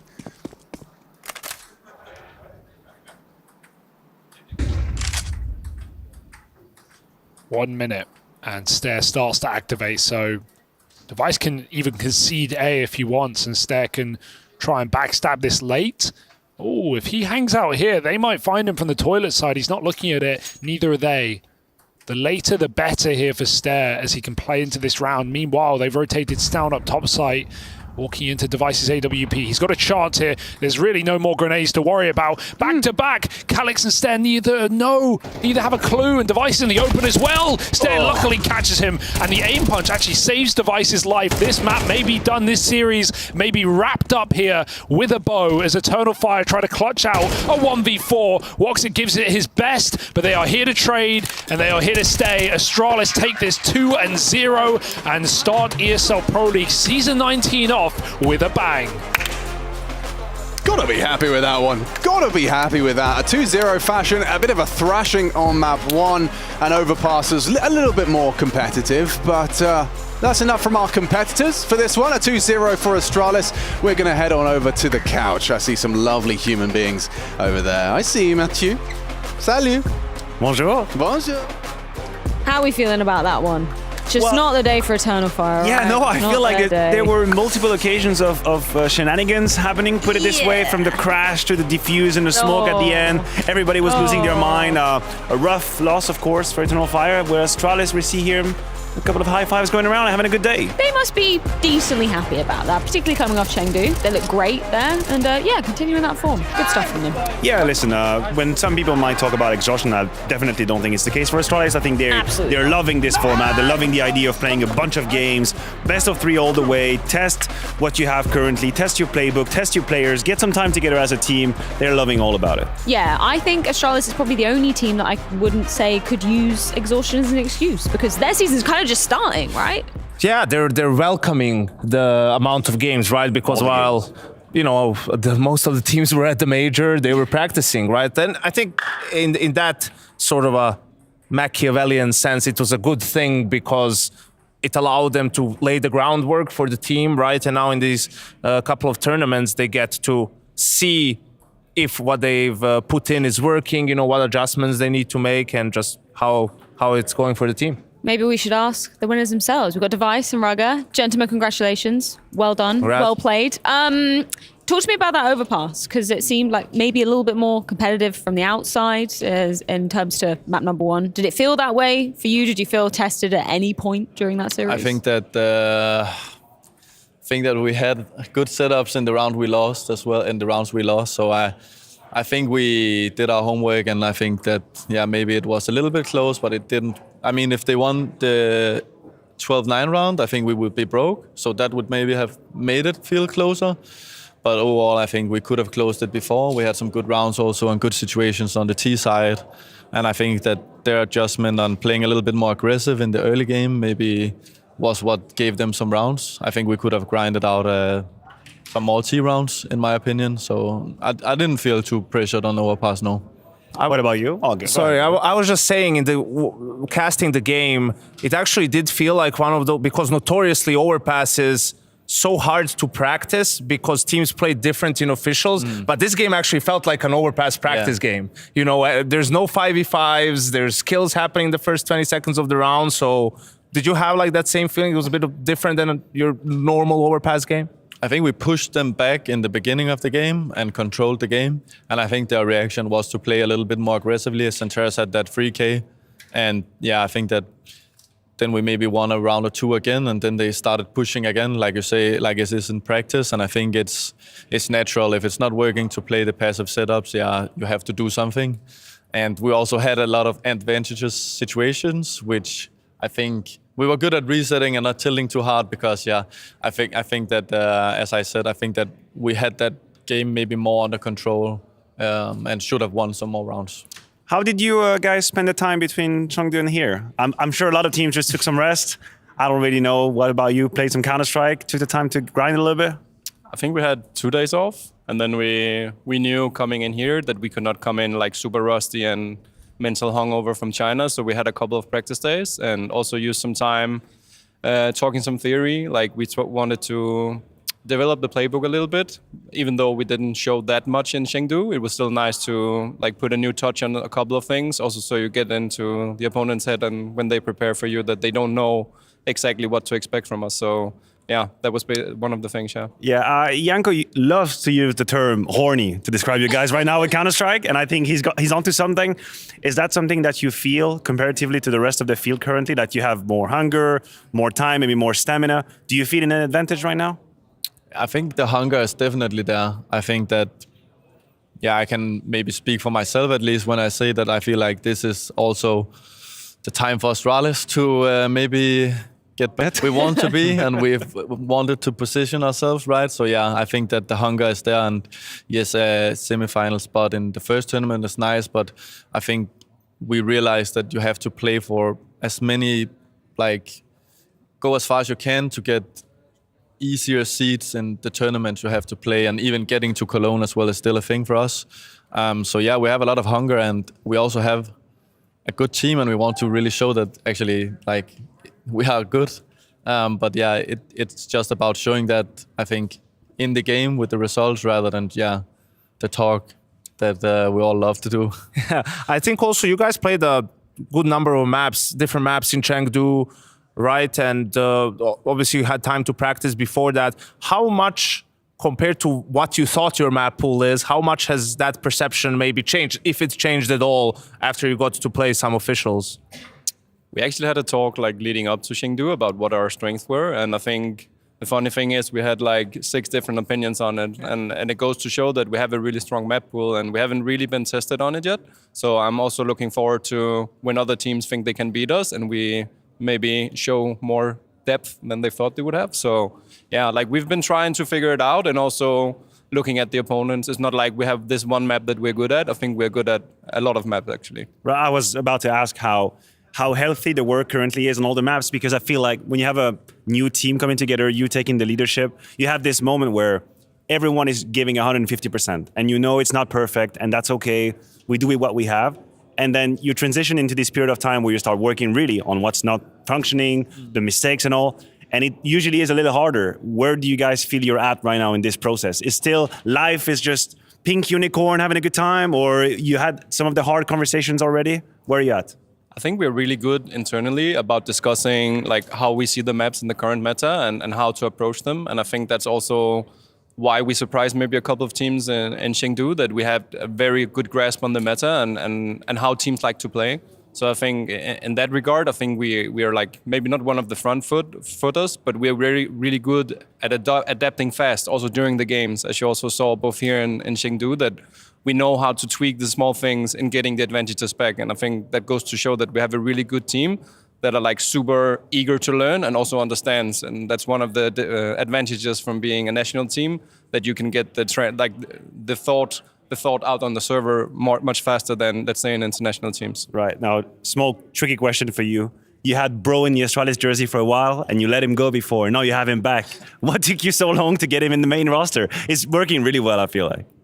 Yeah, I mean, maybe it's really hard for him. He wasn't there. And for me, I don't know. Yeah, he's good. As you said. He looks really nice. I love to play with him. He's also a really nice guy. And yeah, I don't know. I think that sometimes you have to take a journey and... you don't know what you got till it's gone, you know? Probably best to not go over all the things that Astralis did up until the last year or so. You know, let's just focus on the positives. Let's pretend some of those things didn't happen. I just have a question for you, Raga, as well. Going from, you know, OG, where for the last couple of years the focus was on sort of developing younger talent, and, you know, coming to this roster where you have established players, veterans, and younger players who are, you know, capable of holding their own. You know, what's the main difference for you as a coach, like, that you maybe had to change your approach in?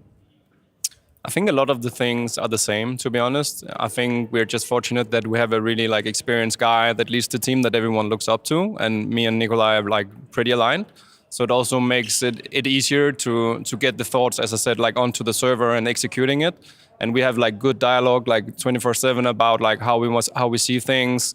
How do you want to approach this game? How do you want to approach like the practices? So I think in theory the things are the same, but the hunger and also maybe that we have 5 players that are as good as they are makes it easier also to put your like print on the server.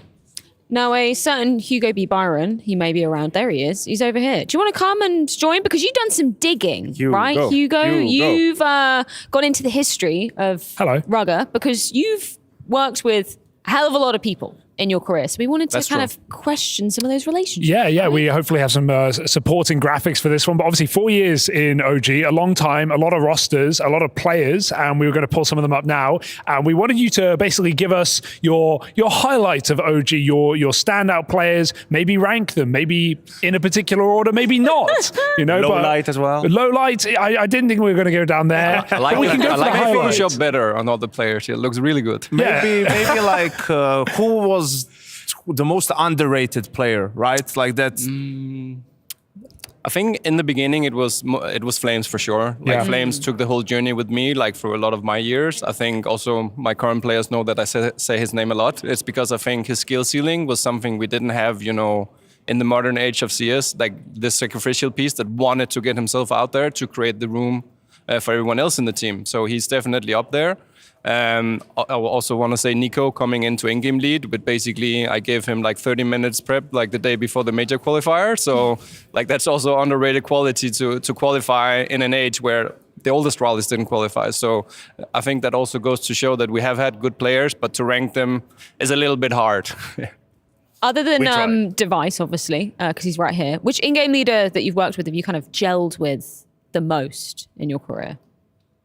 I think it's a good question because working with Nexa was, I think it was an interesting thing for me, working with an in-game leader that had been, you know, in a successful team as in G2, like some of the small ways of structuring the team. I learned a lot from him and making sure that you had everyone on the same page from the starting of the game until like in the mid rounds and how he controls that. So I think I learned a lot in that aspect from him.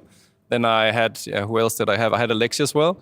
I think his way of, you know, putting his print on a team, that's also pretty unique. And I think he's doing the same in Navi now. He's had a lot of criticism, but I don't really understand why, because if you know how he works and how he calls, he's actually really, really good. And I think I'm also happy that he shows it in Navi now, that he finally gets some respect to his name. Who else did I have? I had Kito, very fast learner. I think that's also his journey now, coming into this current version of OG and leading it. I don't think it's for everyone. and him showing from day one that he is like a really good leader and really wants it. It gives, you know, the passion and fire in the eyes of the others. And then of course my boy Nico, like I think the journey that he took, like being an in-game leader in his national team, like not a lot of players can do it with zero prep. So also kudos to him. Was that everyone? I'm guessing. In-game leaders. Yeah. I mean, I probably in terms of leaders, yeah. MSL. Oh, we're going back to the Optic days, are we? in OG, yeah, I was like MSL in OG. Did you have Nico in the Optic? You were in Optic before OG, right? Was Nico part of that Danish team? He was, right? Okay, so you've been with him for some time. Device, you mentioned back in Copenhagen at HLTV Confirmed, you were talking about Rugger and his style of coaching and the mesh there. Now that you're a few weeks on from that post-major, post-Chengdu, what would you say about this guy and how there we go and how do you feel like he's incorporating into the team? Because through as Janko mentioned, the many eras of Astralis in the last couple of years, you guys have gone through a lot of pieces. So with you stepping up to a new role with a new coach, has that made your life easier? Do you think he's brought in good experience from this OG team? Yeah, definitely. I think as he also said, he taught some people how to in-game lead in short time. Same for me, I can say. Of course, I think that maybe the best thing for me is his calmness and his way of noticing patterns in the players, whether it being mental signs of frustration or in-game stuff that's happening that can repeat. I think that's very unique to have that in the game, to take good tactical timeouts and think ahead. And yeah, so I would say that's good, and then also that we are quite aligned on how we want to play. I think that is also unique to have it also as a team. I think we're quite aligned as a team, which is sometimes a bit random when you assemble people. But yeah, he has a good way of making people believe we play the right way, and also in the same way that Kerrigan does, also likes to play on the strengths of his people that he has. So we do that a lot with Stair. I think that he's just a crazy good player. I've said it a lot of times, but we try to utilize the guys we have the best way possible. Also, Bro, with crazy anchor and we put people in the situations they want to be, and I think he has a lot to do with that as well. Right. We usually use the buzzword potential a lot when we talk about the desk on players and what they could achieve and where they're at. Obviously, you're the most experienced player out there in this jersey. Who do you think amongst your teammates have the biggest runway, like the biggest development curve, could go the furthest from where they are currently? Because Stone and Yabi, for example, they've been around for a little bit longer. Yeah. Stair and Bro a little bit less. How do you view it and that potential, again, buzzword, that they might have? Yeah, I mean, before I played with Yabi and Stone, I have to say it slowly, otherwise it might it's okay. Do it a couple times. I tried. I think before I played with them, I think actually Stair was the guy where I thought he can do whatever he wants with CS. Well, yeah, I still think that. Strong words. But honestly, I think that everyone in the team has X factor. I think that Stone is very unique as well. I've never played with a guy like him before. And then again, he reminds me a little bit of In what way? In what way is he unique? I'm interested because it's very strong communication, and I think one of the things you just have to do is always be one step ahead. I think he knows how the river flows, what you say on the map, and he just knows what's gonna happen, and he knows how to communicate it and play while communicating, and then mid-round, and I think Stone is very probably one of the smartest not in-game leader players I've played with in that regard. And then I mean Yabi is Yabi, he's just crazy.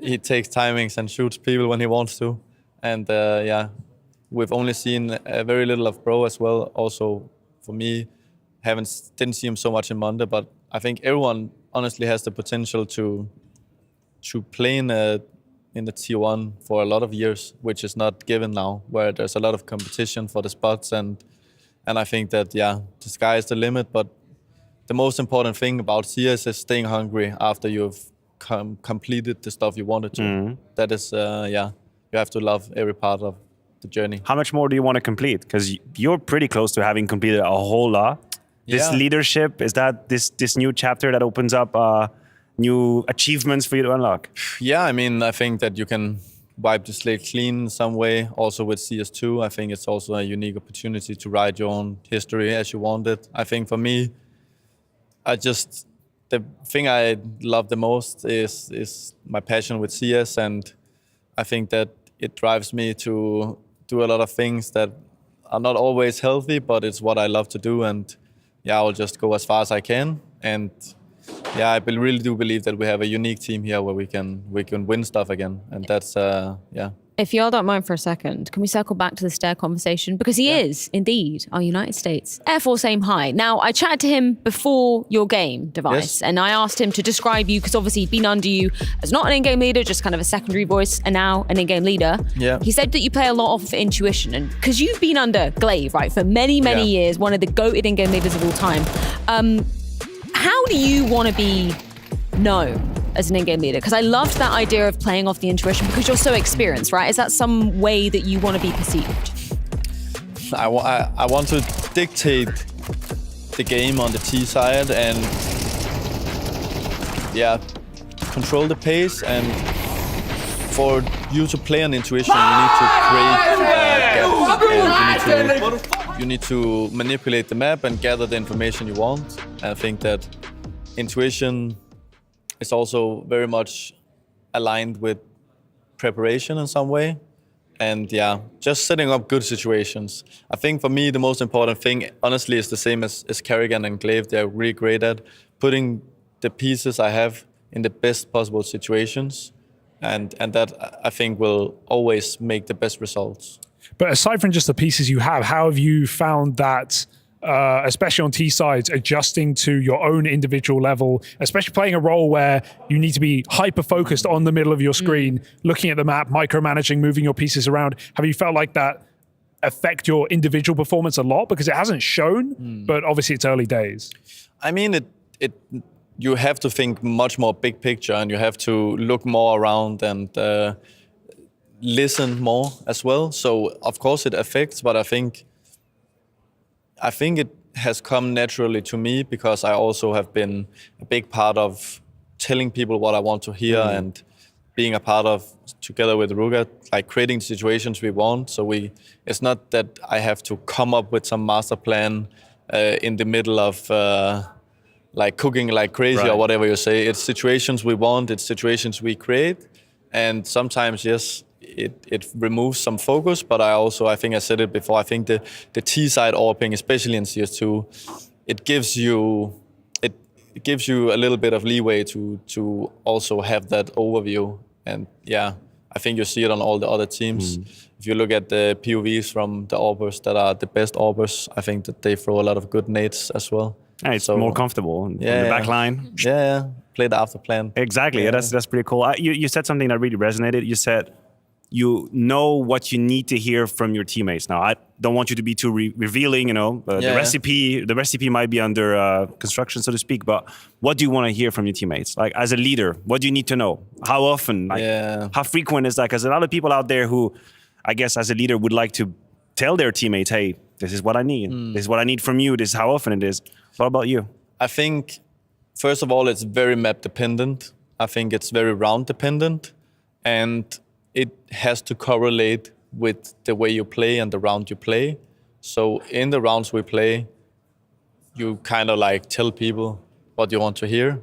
And then there are some roles and some maps where there are the same patterns happening over and over again. Then it's obviously the same thing you want to hear, but yeah, not being too specific. I think it's I've learned absolutely nothing. I don't know if I'm trying to find it. No. Politician I know or exactly something what like you that. Yeah. But it's definitely you have to be very mindful about what you want, and then it's very easy to know what you need.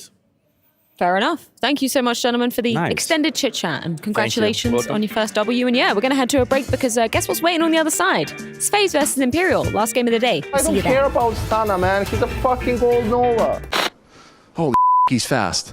He knows exactly what he's doing. He's one with the blade, as you say. I am from London.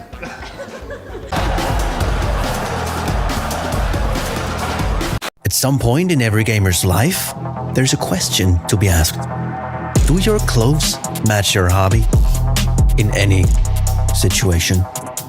Or do they just represent what you dream of. No matter what situation, there's always the right way and the wrong. The only real question is, which are you going to choose? Decide for yourself. Smokes. You see double smokes in the same place there. Simple just jumping casually into the side. Wait. What was that? Never miss a play again. Simple. That's not allowed. This is not FPL. This is a major. Finally. With FaceIt Watch, you're in control. Switch between player POVs live and see the game through the eyes of any pro. Never miss a moment with replays. Relive each highlight on demand from all angles. Watch it, control it, face it.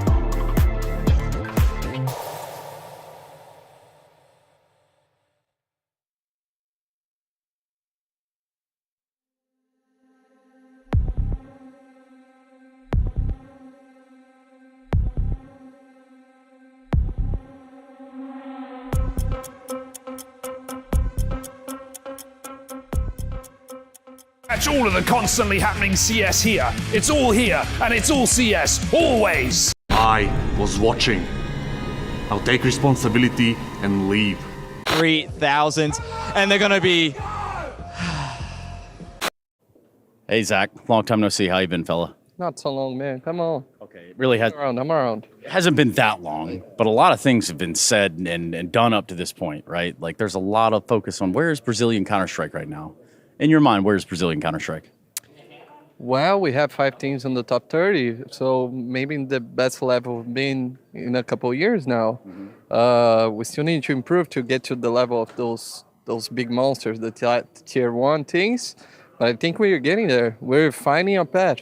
So, I mean, because you absolutely preface this interview, but like no hard-hitting questions. Well, I got one for you. You ready? Yeah. Okay. So this guy that owns Furia did this whole like interview tweet process where he says like a full Brazilian team can't do it anymore. Essentially, right? Like, what's your thoughts, man? How do you take that? I actually don't agree with that statement. I think all the Brazilians, like the best talent, are very spread in all the things. I think if someone with big money and with big brains, if they pick up all the right pieces, they can build a monster. But I don't see anyone doing it. So that takes a pretty big pocket. I think that's a very big wallet that you have in your pocket at that point. So Brazilian Counter-Strike, you're kind of painting the picture there for me. You tell me that, at least for what he's talking about, international lineups in the future, does that resonate at all? I mean, they seem to have power, but, what do you think about international lineups then? I think the main problem is the cultural barrier, because Americans are very different from the Brazilians are very different from the Europeans. If you can get like people that are easy to get along with, it can work, but it all depends on the person and not the player. You need to see the person behind the player and try to build something. It can work, but it's not easy. I think it might be harder to build an international team than building a Brazilian juggernaut. Which is ironic, because on the other side of you right now today, you have one of those international teams that's found success. I'm talking about those guys over there. Rain even cut his hair for this tournament. So tell me about playing FaZe today. I'm excited. Last time was a very good match. I think we could get the last time we played Nuke, and it was a pretty good Nuke. I think we could have won that match, and we're going to have a rematch today. I think after the major, we got a little bit out. I mean, we had to improve our tactics, but we didn't have time to do it because we played a lot of officials in the last couple of days. But we have a good plan against them today, I think. All right, Zach, well, I'll leave it at that. I'll let you get back to your guys. Good luck to you, homie. Thank you very much, man. Yeah, let's do it.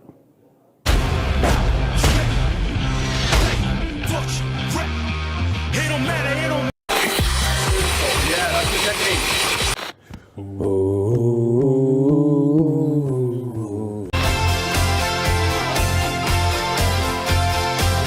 Odzi.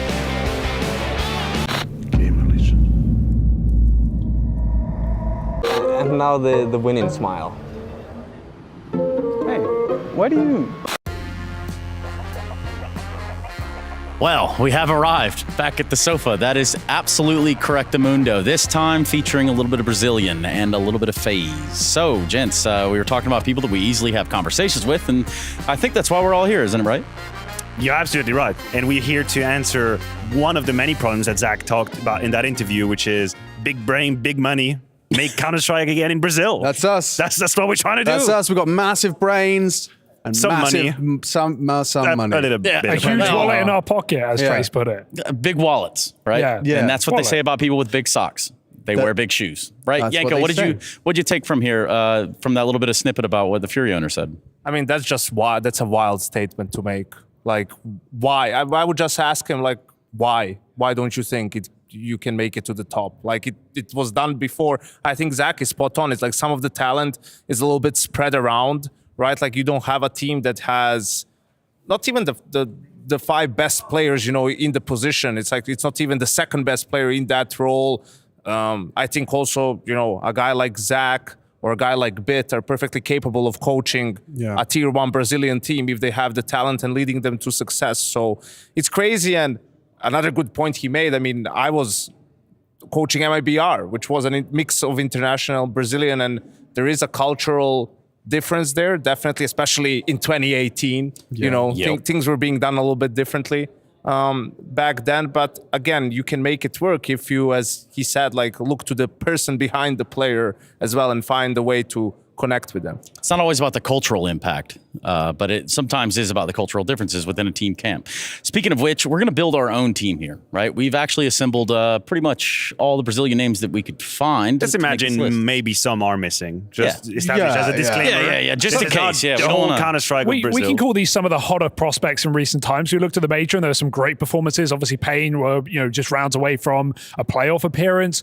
Imperial, who are sat right behind us, had an incredible run as well and took some big wins. They were I think it was the most prominent nationality at the major. There was the most Brazilian players of all the countries in the world. There was the most was Brazilian. However, Not a single one made playoffs. So, I mean, who would you pick first then? Let's go with dude. it. I know how this goes. I could probably give you all the answers right off the bat. Okay, So yeah, pen out.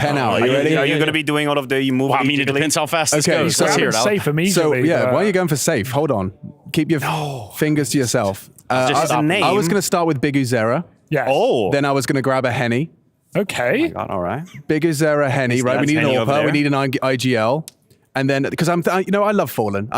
But I'm thinking we need someone with a bit more longevity. And if I'm getting AWPers, I'd probably put Henny as opposed to Fallen Deddy. And then obviously, I would suggest a K-Serato as like a shoe-in. Yeah, cool. Like that goes without saying. Kind of fun stone up So you've got Big Uzera Henny, K-Serato. And at that point, Serato. We've got Serato. Serato. And then I was thinking, floating and opening up discussion, do we look at Phelps? Is he next in line, or are we abandoning us? Just the Yuris of the world. You either go for what you know was good at a time and could potentially be, or you go to the Senti and you bank on the future. It's the whole Big Uzera Fallen conversation. Yeah. At some point, you're going to have to look towards the future a little bit. Cold is on the list as well, but that's what you're saying. Do you go for a previously proven and in what role do you do? Because the whole Fallen versus Big Uzera conversation, think about the leaders that are winning today in Counter-Strike. Just look at the last few events. How long have they been around? Are they experienced or are they new kids around the block? Chopper played Counter-Strike for 50 years. Yeah. Kerrigan, it's been a while. Yeah. Apex been playing as well. What new, fresh leader has been winning in Counter-Strike? Big Uzera. Big Uzera. Yanko. Not winning. No, that's my point. Not winning. Hooksy. I think also we just had Device, a 4-time major champion, MVP, one of the best players we've ever had in CS, talk about how his players all have the X factor and how that's important. And looking at this list, there's one name that just screams X factor. Wait a minute. 3 letters. I don't see Stuart 2K anyway, Yanko. What do you mean? It's art, man. What you I knew it. I absolutely knew it. I'm kidding, but you have to put Lato on this team. Yeah, Lato has to be on this team. On the right. I feel like that whole legacy and before 00 Nation, Godsend, that whole team, it was a dysfunctional team for a very long time. They're one player away from having a proper good team. And even with that, they made the major a couple of times and all of that stuff. But I think in the right environment, he can really thrive. I would like to put a debate for the group right here. If we're talking about future players, nice, future players to the right. Let me go here. I would like us to make a choice between the two. Okay. I feel like this is the choice I would like to put away to the group. It's Insani, Descenti. Insani, Descenti. I'll go Descenti. Insani. Recency bias. Yeah, well, that's it. Split desk over here. I would have leaned towards Insani if he'd have managed to keep even half of his form up. Yeah. It seems like he's fallen off a cliff. Decent. Well, how do we agree? We can say decent. We can just say decent. Yeah. The Portuguese say decent, but I don't think we're going to do that. So we can just call him decent. I'm down to commit to an Imperial player, considering they're getting ready right behind us. They just did their huddle. I think this player is fire as hell. Yes. Really. Yeah? He is. Slapping on Get him in. That's a pretty dream team, actually. Okay. Get him in. We could probably build another. Yeah, I'm sold on that. Okay, so we just need millions of dollars and an org. And we've got it. Do we just Constantly happening CS here. It's all here, and it's all CS, always. The diversion. Like what? Like this! That's just my regular accent, mate. That's just how I sound.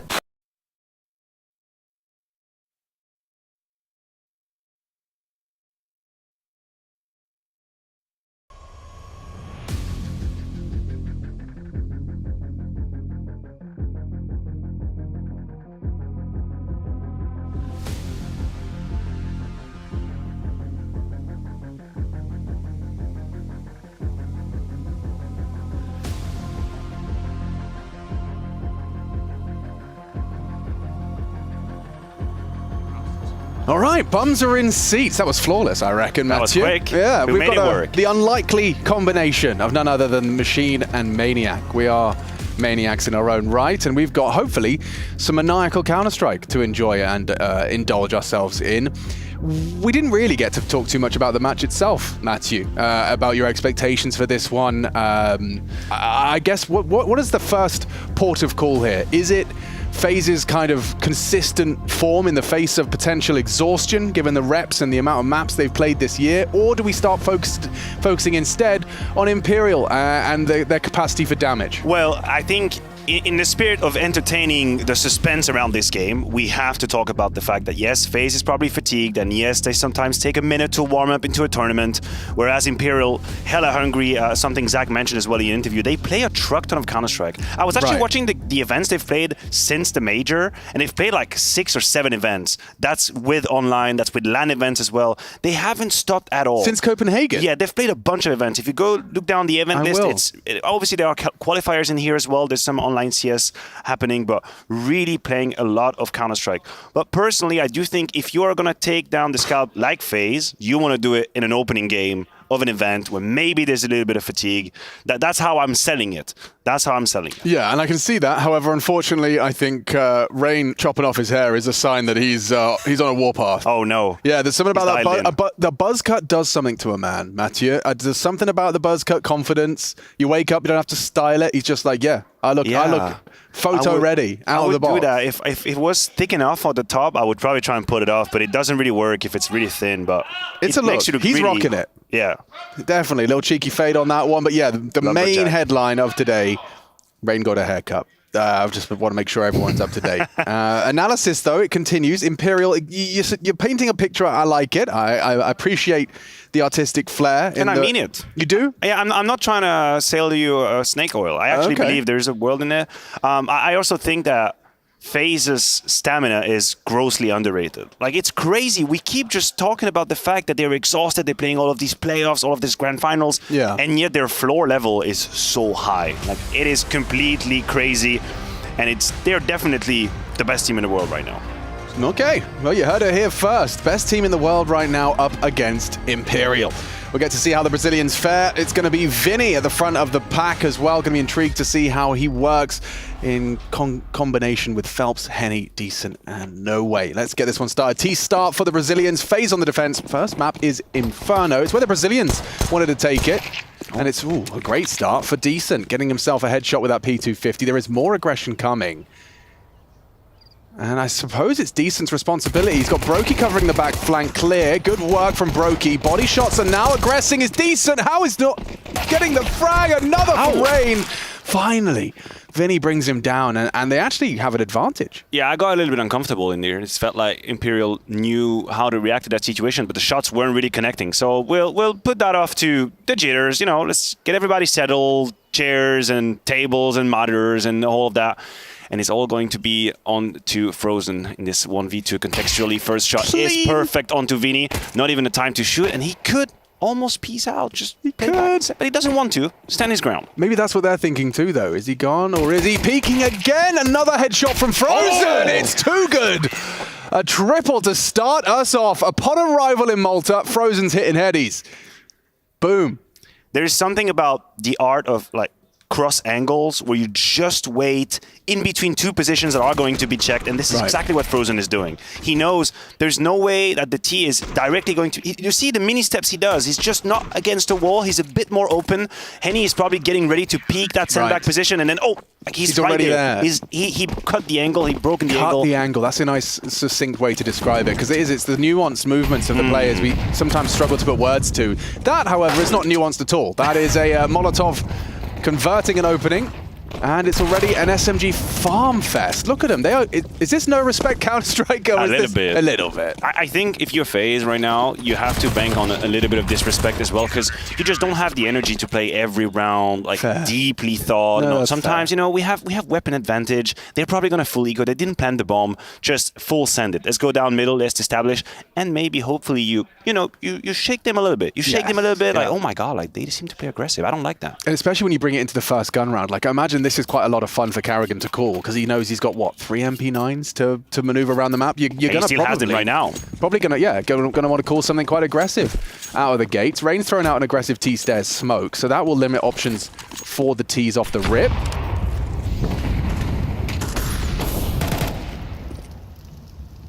Not a lot of damage being done. It's become quite complicated for the CTs to truly establish banana control, and it takes an incredible amount of commitment. You see Carrigan's going to wait on the second wave of smoke, and then it's going to be probably a flash for him to go into this. Oh, burning. He's forced forward.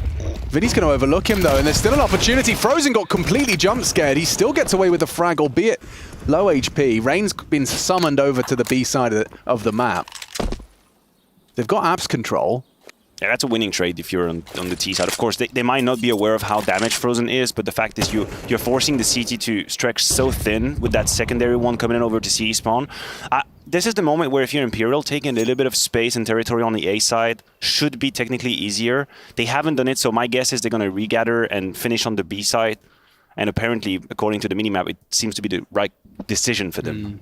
I mean, this is a very typical kind of Inferno flow, right? Where it is just the manipulating this Rain character, trying to keep his expectations a little warped. And well, with the flashy through, they know where he's coming from. One man and an MP9 up against 3 Brazilians with rifles. He's gone. So is the round, at least the hopes for FaZe to find a 3-0. Does that bait him in? Does that bait him in? Spamming one through the smoke. Rob's is miles away, though. I mean, had he connected there, maybe it's a different story. Yeah. Fair enough.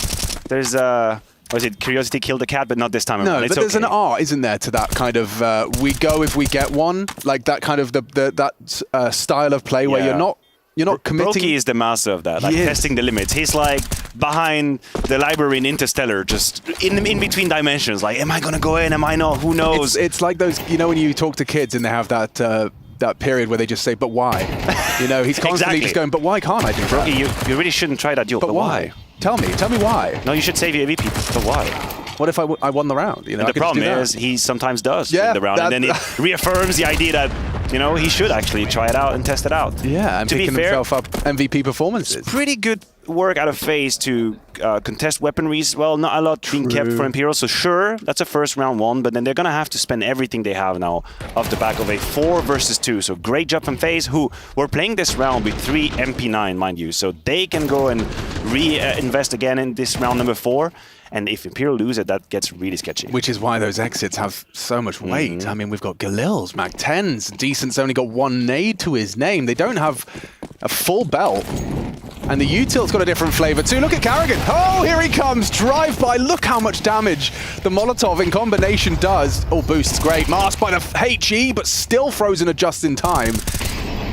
I don't know if Frozen was quick or Vinny was slow. I think it's a little too dry from Vinny as well. Like, you know there's going to be a second wave of defense, like one flash maybe, or a nade, just something to mask your peak. If you're just going to be like a bird in the sky with your Mac 10, I feel like anybody in a decent position is going to punish you. Now, FaZe opting for a very strong gamble in that 4v3 rather. 3 players on the B side retaking Banana at the same time. So if Ruffs were to fall for some reason, it would be a matter of timing, and the bomb is behind. The bomb is behind. That's the bomb on no way. Yeah, but I don't even know if they have their info. How do you get him out of here? Flash, get him out. Get him out! Still sticking around, grabs the guns. Now this retake of Banana gets awkward as they spot out Rain. The backs are turned and Rops will strike despite his isolated nature on A. He's ready for Decent to hunt him down as well. He could not be more ready for this fight. Rops, a master of his craft.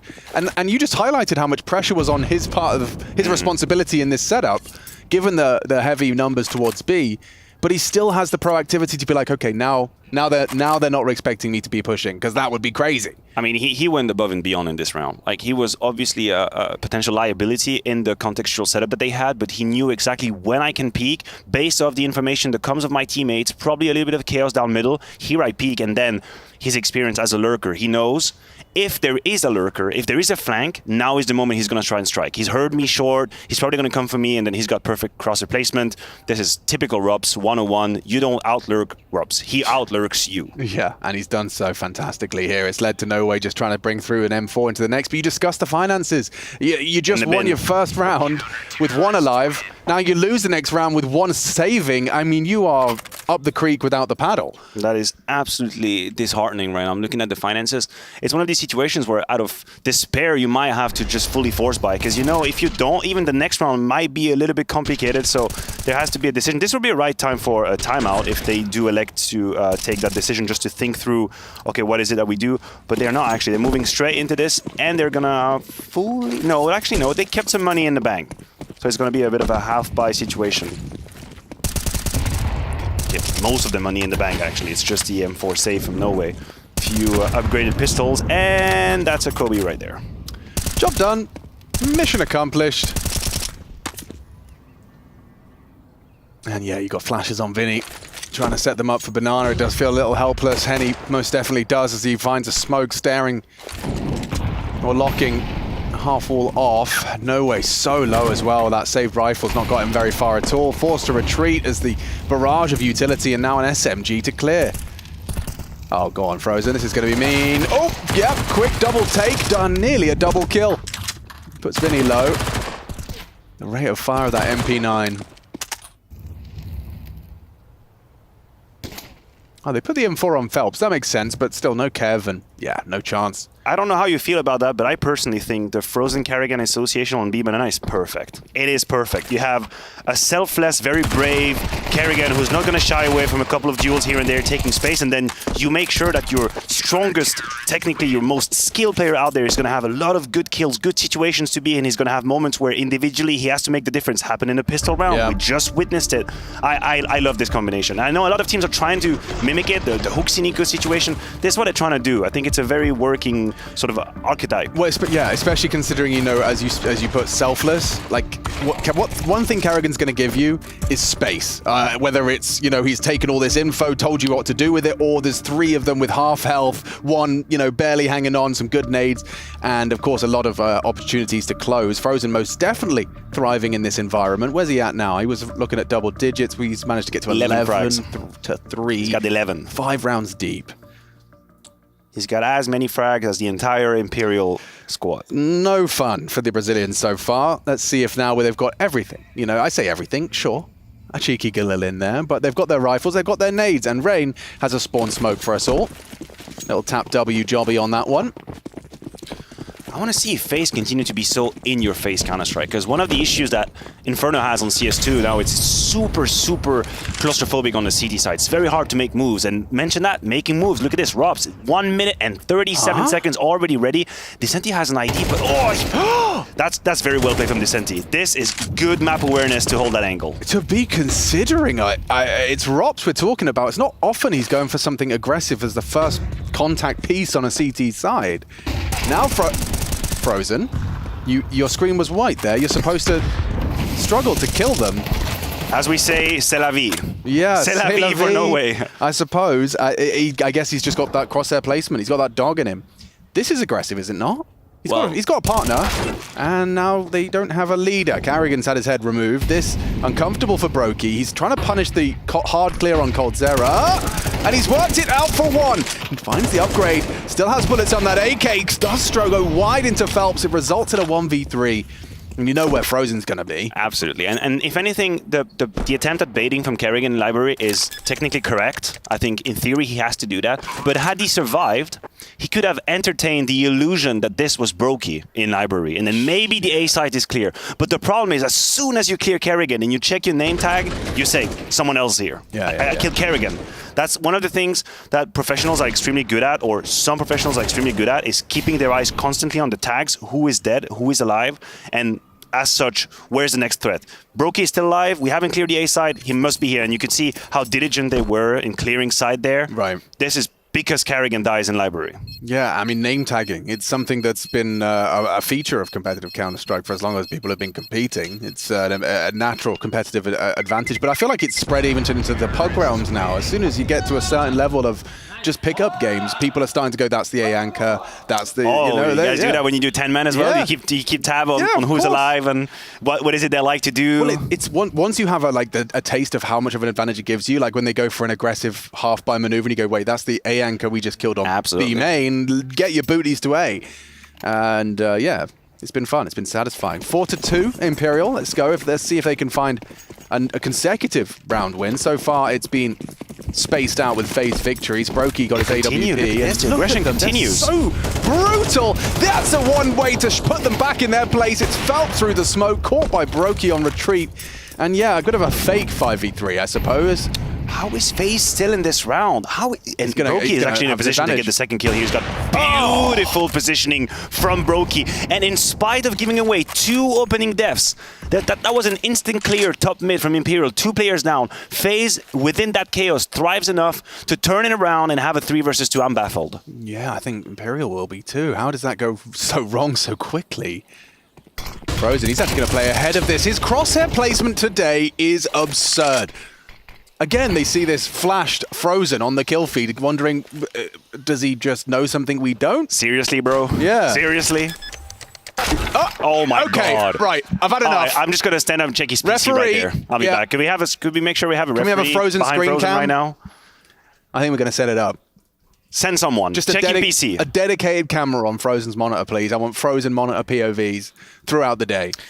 And so just to put on my psychologist hat for half a second here. If you're Imperial, this game is infuriating. Oh yeah. There is nothing makes sense. You're never in a position where you can execute any plan you've come together during the freeze time. Anything you've discussed, you can never get there. FaZe is forcing deathmatch sessions in the first 20 seconds, and then on top of that, you're getting insult on injury. Look, that's what they're doing. They feel like they need time to discuss. They're gathering in T-spawn just to make sure we can catch a breath. Say, listen, okay, what do we do?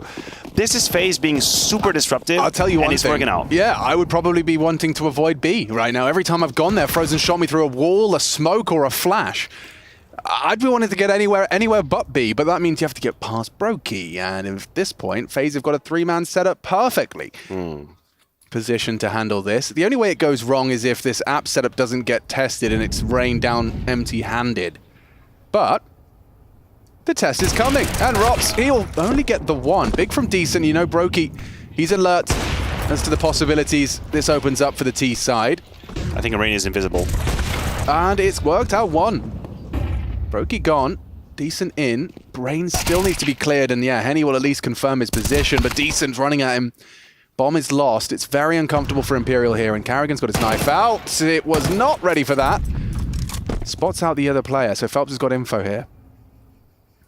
Will Frozen have another perfectly placed crosshair for this one? I wouldn't be surprised, but Phelps has outdone him there. They can go to B now. Now they're aware. Rain has been known, he's been located for sure. Frozen's down CT spawn, and now you got Phelps on a little bit of a cutting position. He should have Rain to right. No, absolutely not. Very aware in that situation. That leaves Decent no util, mind you, but Rain either. So it's going to be a straight duel. Oh, and sometimes the easiest way in Counter-Strike is just to swing and take your shot. Oh, there's no better feeling. Catching Rain with his W key fully held down. And that is one way to solve your team's problems. No overthinking, no choosing your angle, your corners, choosing your moment. It's one of the ways you can think about Counter-Strike in the duels, because sometimes we hyper-focus on aim and cross placement, and I think that's legitimate. But one of the hidden rules, the unspoken truth of Counter-Strike is, my movement is going to catch you in a not opportunistic moment to fight me. Yeah. You're going to be in a movement you're not ready to fight. I'm swinging on you. You're moving whatever way you're going, whatever direction you're going, but you're not ready to fight. And this is the name in Counter-Strike. Yeah. That's why you cut angles, because you want to catch people in transition. And my argument would be that is something else, and aim is when you aren't ready for the fight. You have to be ready to be counteract. as in your reaction Correct. to the gap in your expectation. That's when aim comes in, when it's just pure, instinct, pure animalistic response. And that's something that Simple and Monacy, for example, do admirably. Oh, yeah. Like, no matter where and where you're being caught, you can still win duels. And there are other players who are a bit more, I'm going to just decipher all angles. I'm going to make sure my movements are correct. Robs used to be an absolute trendsetter for that. Always ready to fight, never running when he's got to walk, never being in the wrong crosshair placement as well. But yeah, I agree with you. Some of Counter-Strike is also being caught with your pants down and still getting away with it. That's the beauty of it. But I mean, Robs' style of play definitely has merit in the sense that you're reducing the amount of times that's possible. How many times you are going to get caught off a game. How many times do you see Robs caught off? I mean, it's once a game, maybe. Most of the time he's ready for you. The most striking difference is if you play a back-to-back POV of Robs and Kerrigan, for example. Yes, That's the IGL syndrome as well, because you're thinking so much throughout the game that you have moments you're caught in transition, you're moving from one position to the other, maybe you're giving out orders, indications, and you're not ready to fight, whereas like Robs is ready to fight feels like 80% of the time, 85% of the time. So they have B site, but the bomb's T stairs. They did 2 smokes B, coffins and CT, and they're in. but it's quiet. And Carrigan can't quite believe it. It's going to be a day in the office. It should be fine. Yeah, I was just wondering as to whether or not these A players would get a wiggle on now, but that Arch Smoke has actually kept everyone busy. It's a perfect kind of anti-eco setup. The only flaw in the plan is that Robs is not spottable. But Phelps has got himself mid covered, and Frozen's going to walk into his POV. Quick one! Lovely transfer. Still an AK recovered. Yeah, but if the anything, investment, not that bad. It's a silver lining. I don't think Does Robs Raid get a deserves Zeus that. here? Maybe. Could do, we could do. Go on. Oh yeah, the distance is... Yeah. The gap has been closed. Oh, robbed. I think it was maybe like 2 centimeters. Yeah, probably. Too far. It was like 5 Just centimeters a couple off. of centimeters. Oh, almost well. feel it. We can almost touch it. But they got themselves an AK. There you go. You a skin connoisseur, monsieur? I gotta say, I'm an admirer. I enjoy it, but I don't know much about it. I'm too You old like the school. finer things in life. You'd rather have a nice Barolo than Yes. a Doppler Karambit thing. I am very fancying a glass of Barolo. Obviously, not while we're Not working. while we're working, absolutely but not. later down in the day, you might catch me at the hotel bar. All right. But when it comes to skins, I think the first generation, let's say 1, 2, first 3 operations, I really kept tab on them, and then after that, I just appreciated it. But I lost track of, that's one of the new skins happening right now. So you don't have like a setup that you've kind of put together and coordinated and gone, oh, the gloves go well with the AK. and blah, blah, blah. Unfortunately, Alex, I spend all of my money in resorts and Yeah, hotels and yeah, fine okay. bottles of wine. I don't have that kind of money for skin anymore. Yeah, you're right. Okay, so it's us, basement-dwelling, Nice plug. I gamer see what you boys. did there. Hey, hey. Very happy and for you, he's my got bro. himself Robs, and we've got ourselves a game here, folks. This is a 5T round taking shape. And that's a huge, huge round from Imperial because that's a call straight from spawn, immediate A execute. And the only reason they can do that is because the previous gun round, they finally won all of the skirmishes in apps and in boiler. So they've finally put FaZe in their place. They said, listen, you guys want to fight us? We're ready. What's the answer from FaZe? They play a little bit more conventional. You can see it was just a long and short sort of setup, 1-to-1 with the 3-star banana, and then bam, immediately. That's a good call from Vinny. It's a good understanding of where they're at in the half. And slowly but surely, they're making a game out of this. That's 5 rounds. We were looking at a 4-1 start where they had no money. Yeah, and this 4-1 start is very quickly starting to feel quite high pressure for FaZe, especially if they lose their guns here. There is a bit of a hunting party. They're using diligent nades, and they've got themselves this far. The molly, however, I think has done enough. They can't accelerate upon that bomb detonation, so 5 alive, loud Brazilians in the studio. It's Decent that's being this kind of talisman. I was talking to him with Zach translating a little bit, and I got to learn that Decent is most definitely the energy of the team. He'll be the motivator. He'll be the one that doesn't get tilted. He's that's kind of crazy considering his profile. Yeah, right. It is. I have a feeling he's one for the future. For at least when it comes to Brazilian Counter-Strike, I think he's going to be a catch, and I'm sure a lot of players are. Or a lot the of orgs person, are not the piling player. You know, we heard that one recently, and I think he's definitely got the person part down, as well as the player. Lovely little gap here, which also facilitates a boost. No, wait. Gonna have to have some quick wrist flicks on the anti-flash. But he's got such a Saved good by position. this. 1.5. 1.5. Vinny happy to swing and tested by Ray. Profits, lovely work from the Norwegian, gives us a man advantage for FaZe, and look at Robs managing his angle so well. Just exploiting the stairs. Decent didn't clear it. Carrigan's trying to slip away. Oh, and he's actually anticipation for this play from Phelps. He's ahead of the play. Huge awareness from Carrigan. Love to see that. Once again, you have to realize what Robs is doing here is so much legwork for FaZe. Because there's a good understanding from Imperial. They see Rain in an M-tag at the killer feed. They know he's on the B side, which means very likely only 2 players. That's logically the moment you're going to take a bit of space in A-apps, and Robs is playing the gap to find gaps. Well, hold on a minute. Maybe I keep my theory crafting for a little bit later, because Henny's making a situation out of this. Yeah, it's actually made a 1v4 look slightly doable. I mean, the nade doesn't even seem far off as well. Just shy of the mark, he's going to get swung on. Yeah, there was some hope there. Something was happening. There was brewing. It was. I mean, he had the teabag in, just didn't leave it in long enough. 2 to 3 minutes. 2 to 3 minutes. Is that what you usually do? Yeah. Not that I'm timing it. It's all about. Are you a tea connoisseur? I wouldn't say connoisseur. I definitely returned to my motherland recently and was reminded of how good a good old-fashioned cup of tea is. That's fair. So now I've been working through the Tetleys. Having a tea before bed is nice. A chamomile as well to wrap up the day. I feel like it is. But far from a connoisseur. That's a limitless world, which the I tea don't world? know a lot No. about. It can be very confusing. Yeah, I do have some man who's an expert on tea in my Instagram. He pops up on occasion. So this is actually frozen back to his old tricks. Yeah, but only with 2 players, so they have to be really mindful. Robs finally got punished for his little bit of a line walking he was doing in apps. That was a good opening from Descenti as well. And this is where Brokey's supposed to shine. This is where he's supposed to take his tax. Whenever you're executing top middle, he's supposed to get one, stay alive, change position. Ooh, that could be the moment. Oh, wasn't punished on that. And they're going to let the smoke pop, so... You going to stand there or you flash and go? They flash and go! Rain's got 2 on his screen, both dinked. No one dead. If Brokey goes down here, this is the round. We need a kill out of Brokey's AWP. He's gone. Will they overlook the position? They might not know. Logically, they might not know. And he's going to get himself the double. Carrigan, a huge contribution. He shouldn't have a third. Very close to finding it, but we're calling it 6-6. Decent with impact. 3 kills at the tail end of the half. We got a game here, folks. So stay tuned.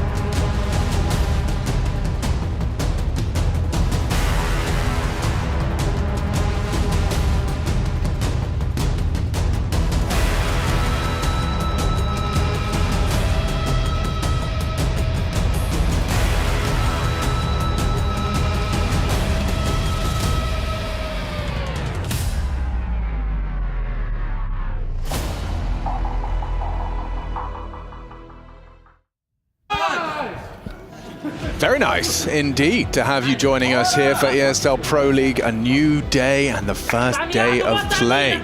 for new look, new vibes, ESL Pro League, baby. We're live from Malta. We've got Brazilians taking on the international powerhouse that is FaZe Clan, with Carrigan at the helm, Frozen by his side, and they were locking down on B. Now it's their turn to attack, to bring the fight.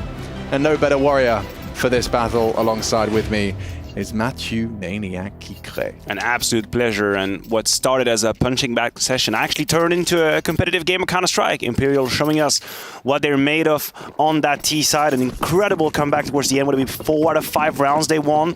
Great job from the Brazilians, and Decenti was talking so much between the halves. I'm getting hooked up on that player. I'm telling you, there's something that's brewing here, and I don't know if it's coffee or tea, but it's definitely to my liking. I like the flavor. I like what I'm seeing. Yeah, well, that flavor could have Phelps down early. Robs has actually pushed right up into the fight. He's taken that first frag and a second from Brokey. They are running at Henny, and all of this investment into holding A. He's triggered discipline for a little bit. He was flashed as well. Carrigan gets him with a full flash to the face. Brokey will plant, and the round will fall into FaZe's favor. That's a pure Wolfpack mentality from FaZe right there, just holding each other's pockets, being ready. Immediate headshots on most of the occasions. Phelps a little bit blindsided, but then the train is just in abs, nothing you can really do. A bit powerless, must have felt if you're Imperial. Right from the get-go.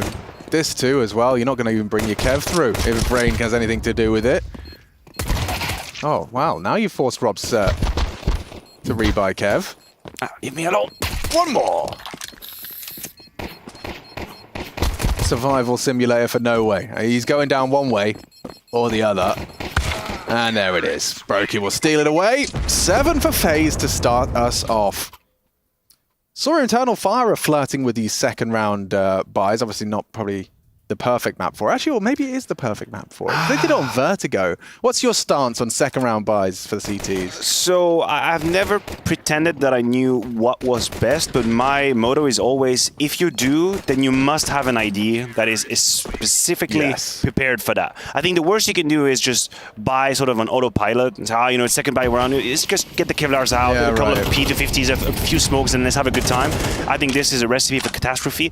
If you tailor rounds where you have a couple of tricks, you know the zones of the map you want to fight in, you know where you want to close the gap and when you want to do it, I don't really mind it. But also, it has to be sort of implemented in the grand scheme of things of your CT side. Yeah. If we lose, when can we have our first strong gun round? And what are we not going to have? Are we going to have an AWP? Probably not. What smokes are we going to be missing? There are ramifications to that kind of decisions. If you have a game plan that takes that into account, be my guest. Have fun. Sure, but with 4 SMG or 5 SMG frags, I saw Rob's got one and ended with an AK. So yeah, well, majority SMG frags. FaZe have got extra cash to splash. It was Rain who managed to catch the Phelps aggress, farming himself up a multi-kill. There's really not a lot of utility coming out of the Imperial camp right now. I don't know if they're going to adjust their purchases, but we're talking about, was it 4 smokes, 2 Molotovs in general? So we're going to have to see if they decide to have the good old banana battle. They have Molly and smoke to start. That's a CT smoke at the logs position. Barrels now. Early apps control. 2 entering in through bedroom.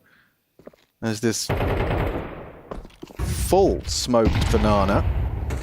Is being investigated by Frozen. It's Carrigan having a look. Yeah, that Molotov's going to push Henny out of his position. Same with Phelps. So what they're making sure of is that bracket is clear. But we see the shut-off is coming in from Henny, so they want to fight. Imperial want to fight towards bracket. They have the bodies. They have the util for it. He sees the shadow. He knows the duel is coming, but Rain destroys him with the MAC-10. See you later, no helmet. Another shadow advantage. Another 1-1 by Rain. The MAC-10 doesn't care. Carrigan has another one, and it falls apart like dominoes very quickly for Imperial. Oh, it looks so simple when FaZe do it like this. Just walked away. The fights come their way.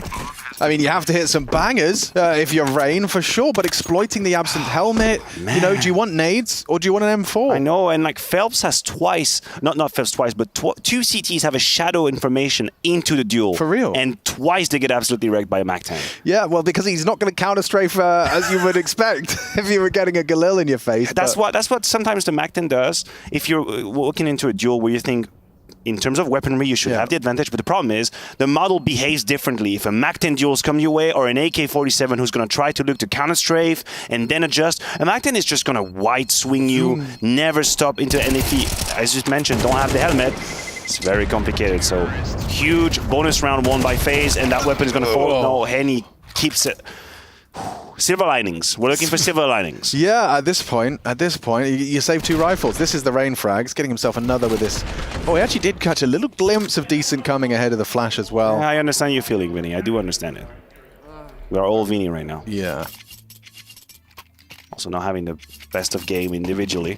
Just realized right now, it really caught my eye, but it's been a bit complicated. So Henny, he's got himself a 3rd rifle in the mix. That's a big investment. There's not a lot of money. That's a very important round for Imperial. It's going to dictate basically. I think it's they're staying alive in the game right and then now. you catch double nade. This is the bait. Now you need the switch, but Henny reveals the M4 in apps. Rops will get away, and Rain will start to tighten the noose. It's a bit of a shame that Henny was so far away from the Senti in that setup. I don't know if they miscommunicated because of the nades, if they wanted to take that space or not, if they wanted to play a little bit safer, but it felt like both of them had distinct reactions. The Senti decided to go forward, even though the nade was here, whereas Henny waited for it, and as a result, Rops isolates a 1v1, which is never supposed to happen in that setup. And now it's a free 5v4, which is going through the motions. Yeah, and every time they've come A, they've successfully taken it so far, and we need Imperial to prove that they can hold on to it. As actually, it's No Way's angle here. How diligent is Frozen on the clear. Oh, gets ahead of it. A lovely one from No Way. Triple kill. And they'll finish it cleanly. There's a confidence booster right there. I see you're Frozen, and I raise you in No Way. Bang. He was, I mean, this is what we talk about with the kind of the cutting the angles as well. He's just started, I think once he got a premonition, be it a sound cue, the tip of a barrel, and one of Frozen's previous clears, he just starts to edge into the fight, so he's ahead of the expectation. You can see Frozen was starting to clear that, and then they end up losing 2 of them in immediate succession. Frozen, Brokey, both going down. The superior M4 with its magazine quantity. Tremendous work considering this was a 4v5, and FaZe had made the right decision, right? They go towards Banana, No Way's right there on his own, and then he triple kills them. Imperial still very much alive in this game. You've still got 5 smokes, not a single CT smoke thrown off of spawn. That's quite rare. I think the first has just been thrown out there, top Banana. No Way on the re-clear. Oh, this is where the util battle will start to rage on. Peeking over the flames, he's still going to get one. At least he's punished. Vinny finds a 4v4 and doesn't really pull off the gas. He continues to try and spam and poke and prod.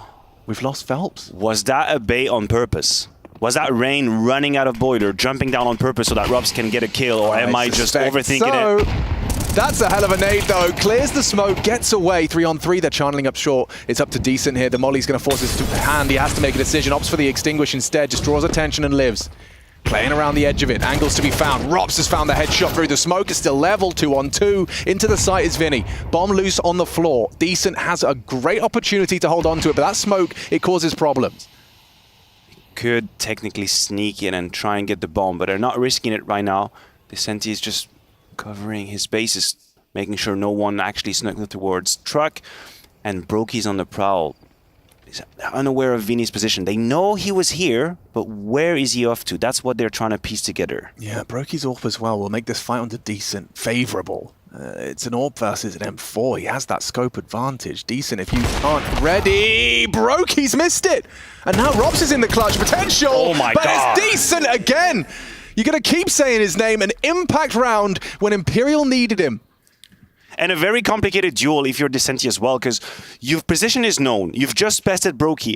And this is, again, the game sense from Robs to coming out of apps, not focused on that information, not focused on the position below, knowing I have to find Vinny. If I find Vinny, which he does, the next duel is a position that I can just swing immediately. A swift change of position as well here. Descenti changing his angle, and he keeps them alive. Ooh, that's a big win, and that's going to put FaZe into a bit of a downward spiral here. It's Kevlar, Deagle. That's on the high end. You've got an Armored Tech 9. This also was a missed shot from Brokey. It was, He had the read. He had the right position for that as well. He had the long range duel with the AWP, and that was a make or break moment for FaZe Clan, definitely. If he finds that shot, he connects. We're looking at a 10-7 situation, but not meant to be. Imperial are fighting. They're not ready to give up, and I like what I'm seeing. I like the intensity that this game is getting right now. Yeah, I mean, this is their map pick for a reason. They're going to flash and go. Will Decent eat it? Oh, for breakfast, mate. He's gone, and so is Phelps. No. This is all on Henny now. No. He's in so much trouble. They've already tagged him. They're running at him. Nails another with the orb. Hasn't dropped. Will get overlooked for a second. Frozen will find him, but this 2v3 has gone horribly wrong. It's going to get even worse. No way, not ready for this angle of Brokey. And with his back turned, it's body shots to condemn them to losing this one. An essential eco, Mathieu. Oh, it's heartbreaking. It's heartbreaking, and it's also... The flash is definitely perfect from FaZe, but is it necessary to be in such a committed position where a flash technically just offs you straight off the round? Is it necessary? And it's frustrating to watch because you've done the hardest part. The round you won before was the hardest part. You've won an incredibly complicated situation. A 2 versus 2, contextually hard to figure out. You put yourself in a position where you have FaZe and an eco round, you can catch right back up, and you play so committed towards bracket. The longer the round draws out, the better it is for you. They don't have util to finish. You don't need to kill them before they exec. You don't need to be that committed. You've basically allowed them to close gap with the shots, and then again, the util is great, but man, that hurts for Imperial. Yeah, and that's a scratch to the back of the head there for Zach. What can you say? What wise words can you impart onto your troops? And now they have to buy. Look at the money as well. Look, yeah, they're buying, they're reselling again. They're not exactly sure what they're doing. You can see, you catch a glimpse of No Way buying a weapon, reselling. They're scrambling right now. They're scrambling to figure out how do we approach this round. There's no post-map analysis needed. If this does end up going the way of FaZe, Imperial know what's up in the demo review. Well, we don't lose ecos again. That round would be a turning point. No matter which way it goes. For FaZe, the review is more complicated. You know, Brokey, don't miss that shot again, whatever it was. But for them, it's so easy to pinpoint. Now, the investment, it's not entirely. They're keeping enough. They have to keep enough in the bag for what would be the next round. Lost bonus of 2.4k, so they're going to have a decent buy after this. Let's be real as well. This could be a threat for FaZe. We have seen pistol rounds go very early, so I'm not going to write Imperial off straight off the gate. Sure. So what you gotta do, okay, this is like a bit of a poker game, right? When you're Imperial and you have so little to work with, you sometimes have to make FaZe believe that you have much more to work with. So that's one of the reasons why you do a deep smoke. You try to trick them into thinking, oh, hold on a second, are they being aggressive right now? Do they have more? So you force them to slow the pace just a little bit so that you don't get caught off guard. We'll see if that is a shot. It mollies him off of half wall. He's still gonna get one. You would have loved to have gotten away, but you'll at least find a frag onto Frozen. And I don't think that Aug's going to be easy to retrieve. Maybe in the smoke you could go for it, but it's not in his interest. You have to make a decision if you're Imperial. You have to accept the fact that one of your bomb sites is going to be very weak and frail, and that's what they do right now. They just say, listen, we're going to leave you alone, no way. We're stacking the A side. We'll see if that works out. Yeah, and it's how Rain clears this now. The library smoke is up. Henny knows that he's on a timer. Like, he's got decent to cover. It's not really cover, though. Henny's going to be spotted first. Oh, he could play ahead of this. Chooses not to. He'll actually play a little later. He's still going to be the first component. He's edging around this corner. Tucks into Moto now as App starts to investigate. Coming up short. That's the first context. So they're not looking. They're going to be focused on this apartment short. And then Rain. No, a little early. Instead, they do reveal themselves with a nice couple of headshots from Decent. A 2 versus 2 established with long range. CZ, yeah. Oh, it's not the weapon for the job there, Phelps. Anything else? You might have to save. And you were spot on the money. The timing of Rain was a little precipitated. It wasn't necessary to hit so fast. I also think in this situation, Phelps played a little too timid, his position towards CT spawn. I mean, of course, he was trying to make sure that nobody was wrapping towards B, but this is where, I mean, sometimes you have to accept that there is a scenario or two scenarios in which you are losing, but if the third one is happening, then you're winning. And I would have liked to see Phelps rather a bit more committed to the A side, a bit closer maybe, so that if FaZe actually decide to go A, which they did, you're in a much better position. And they were one duel away. That Phelps timing could have been here to make a whole difference, and he tried to play it too universal for my liking. Oh, I like that. That's really interesting analysis. Puts FaZe on 11th, though, which does seem to be spelling trouble for Imperial with a nuke up next. And FaZe's nuke, we'll get into it, Matthew. We'll get into it. Yeah, it's going to be fun to kind of have it pictured or rather painted for us live, as FaZe do their usual antics on Nuke and what makes it so good. So stay tuned to find out a bit about that. But for now, let's see how Inferno ends. Any more twists in the tail, Piggy style? Let's find out. I think this is the type of round where Henny has to be a little bit aggressive. There's obviously a lack of utility on the side of Imperial. You can see already no more smoke on Phelps, no Molotov on Dissenti as well. No way. Actually, scratch that. There's only one Molotov, and that's on Phelps currently. That's the situation for Imperial. So you're not going to win the round based on util and on timing management. So I would like Henny to try to dare just a little bit more, but it's complicated. Long is smoked, so he's got to assume someone could be towards top mid. But this is where he needs to strike. He needs to try and do a m0NESY impression. Very good nade. You've seen m0NESY do it plenty of times. And who's waiting for him? Brokey, very aware. Yeah, but that Molly's going to get Carrigan swinging. Brokey's still posted. It's Phelps to bring the fight. They got caught off guard. Carrigan looking the other way, but he's still empty-handed. Phelps gets nothing. Vinny going for this surprise play.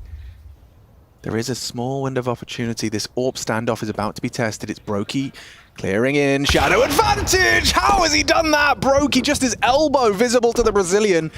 And now, oh, decent, dead as well. This one, it's curtains, folks, and it's a clean one from FaZe.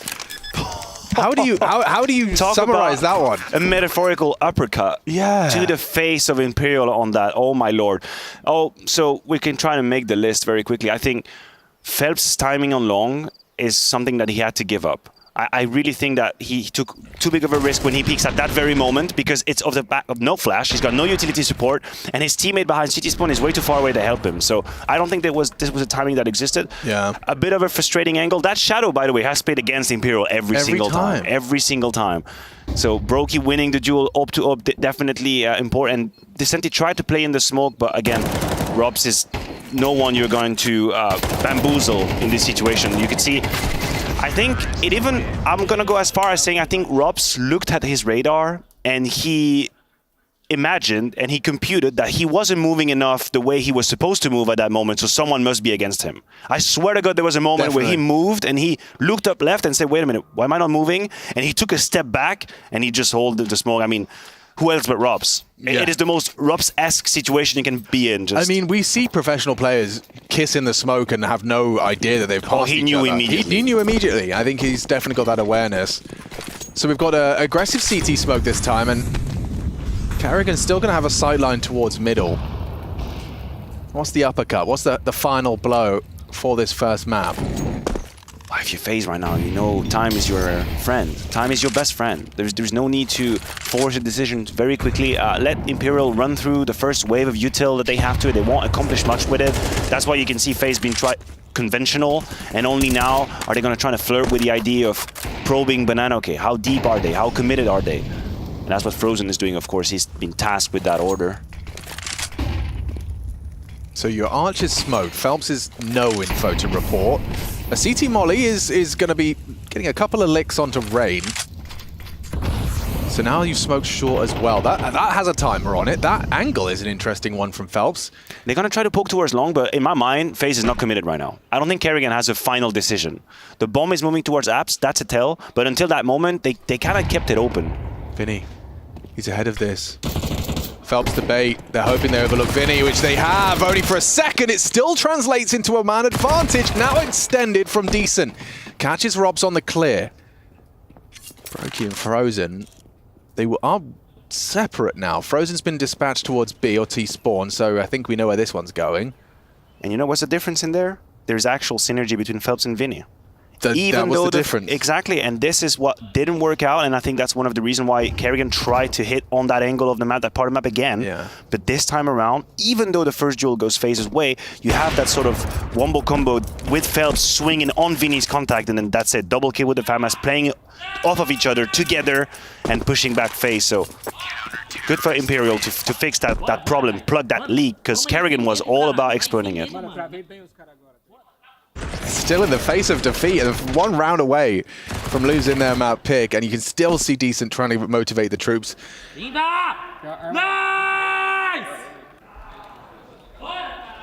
Carrigan's like, first day in the office, mate.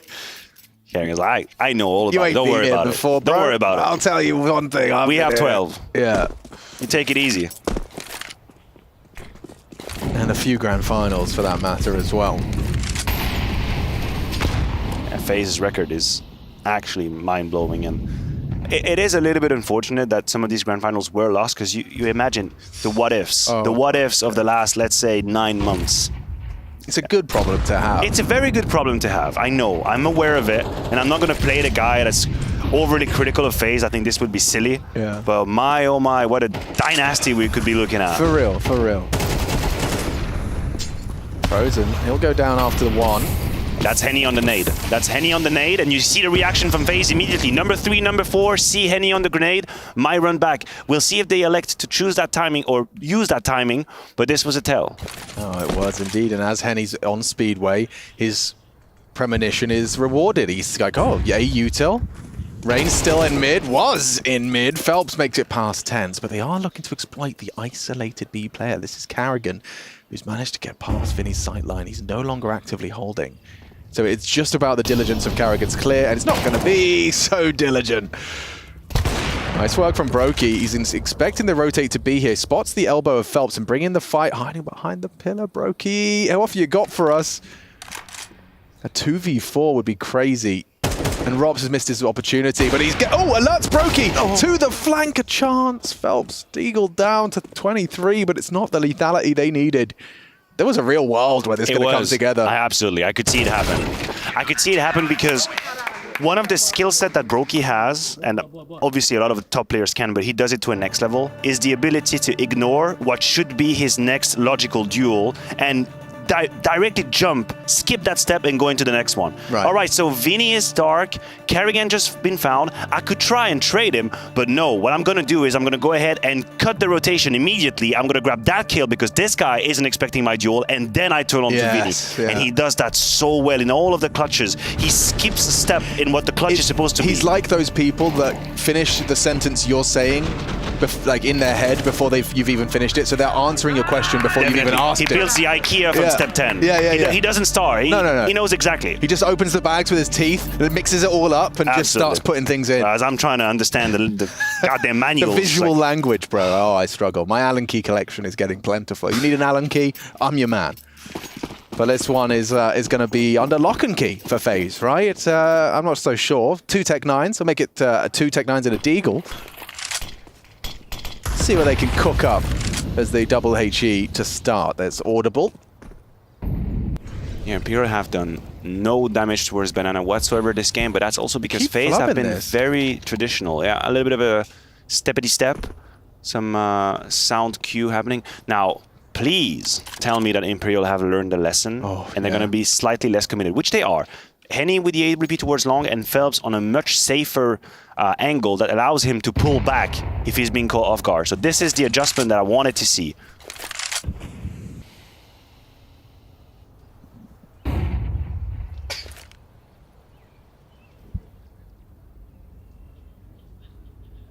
It's just a little defensive on the B side. That's certainly receiving a full exec. Well, full exec won't happen actually. 2 smokes, 1 flash. There should be no Molotov. So technically Vinny and Noe should be in a position to deal with it. There's going to be no mollies to move them out of position. It's going to be very, very dry from FaZe. 2 smokes, 1 flash. That's it. Good util. Well timed as well. You can't really go through that smoke. What have you got? A flashbang? A single flash to do it? With 30 seconds, that's all they've got. That's the only option. It better be one hell of a flash here from Carrigan. Good position so far. It's Vinny to swing off of No Way. The double up into dark. Why is there no rotation? I suppose the possibility still lingers in their mind of a pivot back. Now No Way's tested and he's gone down empty-handed. Not like this though. They're going to clear Vinny. He'll get 1, but if they clear him, this retake is awkward. An incredibly difficult retake. 3 versus 4 with all the guns. An attempted spam, jumps away. Brokey's safe from the AWP line that held now. Oh, I don't see a way they can even get back in. Almost no util. There's a nade, there's 2 flashes, not a lot of map control. That nade is going to do absolutely zap. And Imperial's going to pay the price of being too passive in this round, Alex. This might just be it. I think you're right. Phelps is going to give it a go. Look at these angles from Brokey. He's clean with it. One from Henny, but Brokey, he's farming up heads. Frozen will close, and FaZe take the first map of this series. An opening for their group, and starting with the W. As FaZe seems to be doing all too often these days. A win in the bag to start us off. Nuke up next.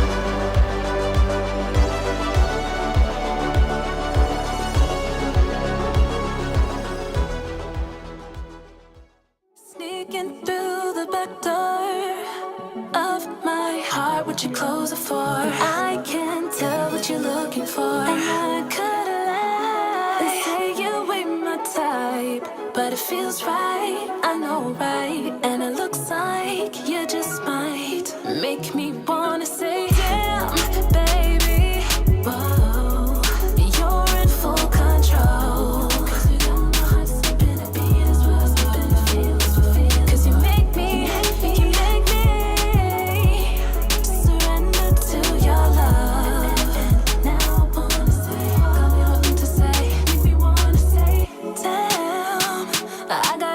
Myself, I can't let go of the girl I know. Got me, I keep it on the low. Your fire burns right into my soul. Like God, light, turn me on the moon. You're all I need, all I wanna know. So, what you want, really, really want. Got me so weak, keep your loving strong. Never ever thought I'd be the one to fall. So deep at all, so deep in love. Really, really want. Got me so weak, keep your loving strong. Never ever thought I'd be the one to fall. He knows exactly what he's doing. He's one with the blade, as you say. I am from London.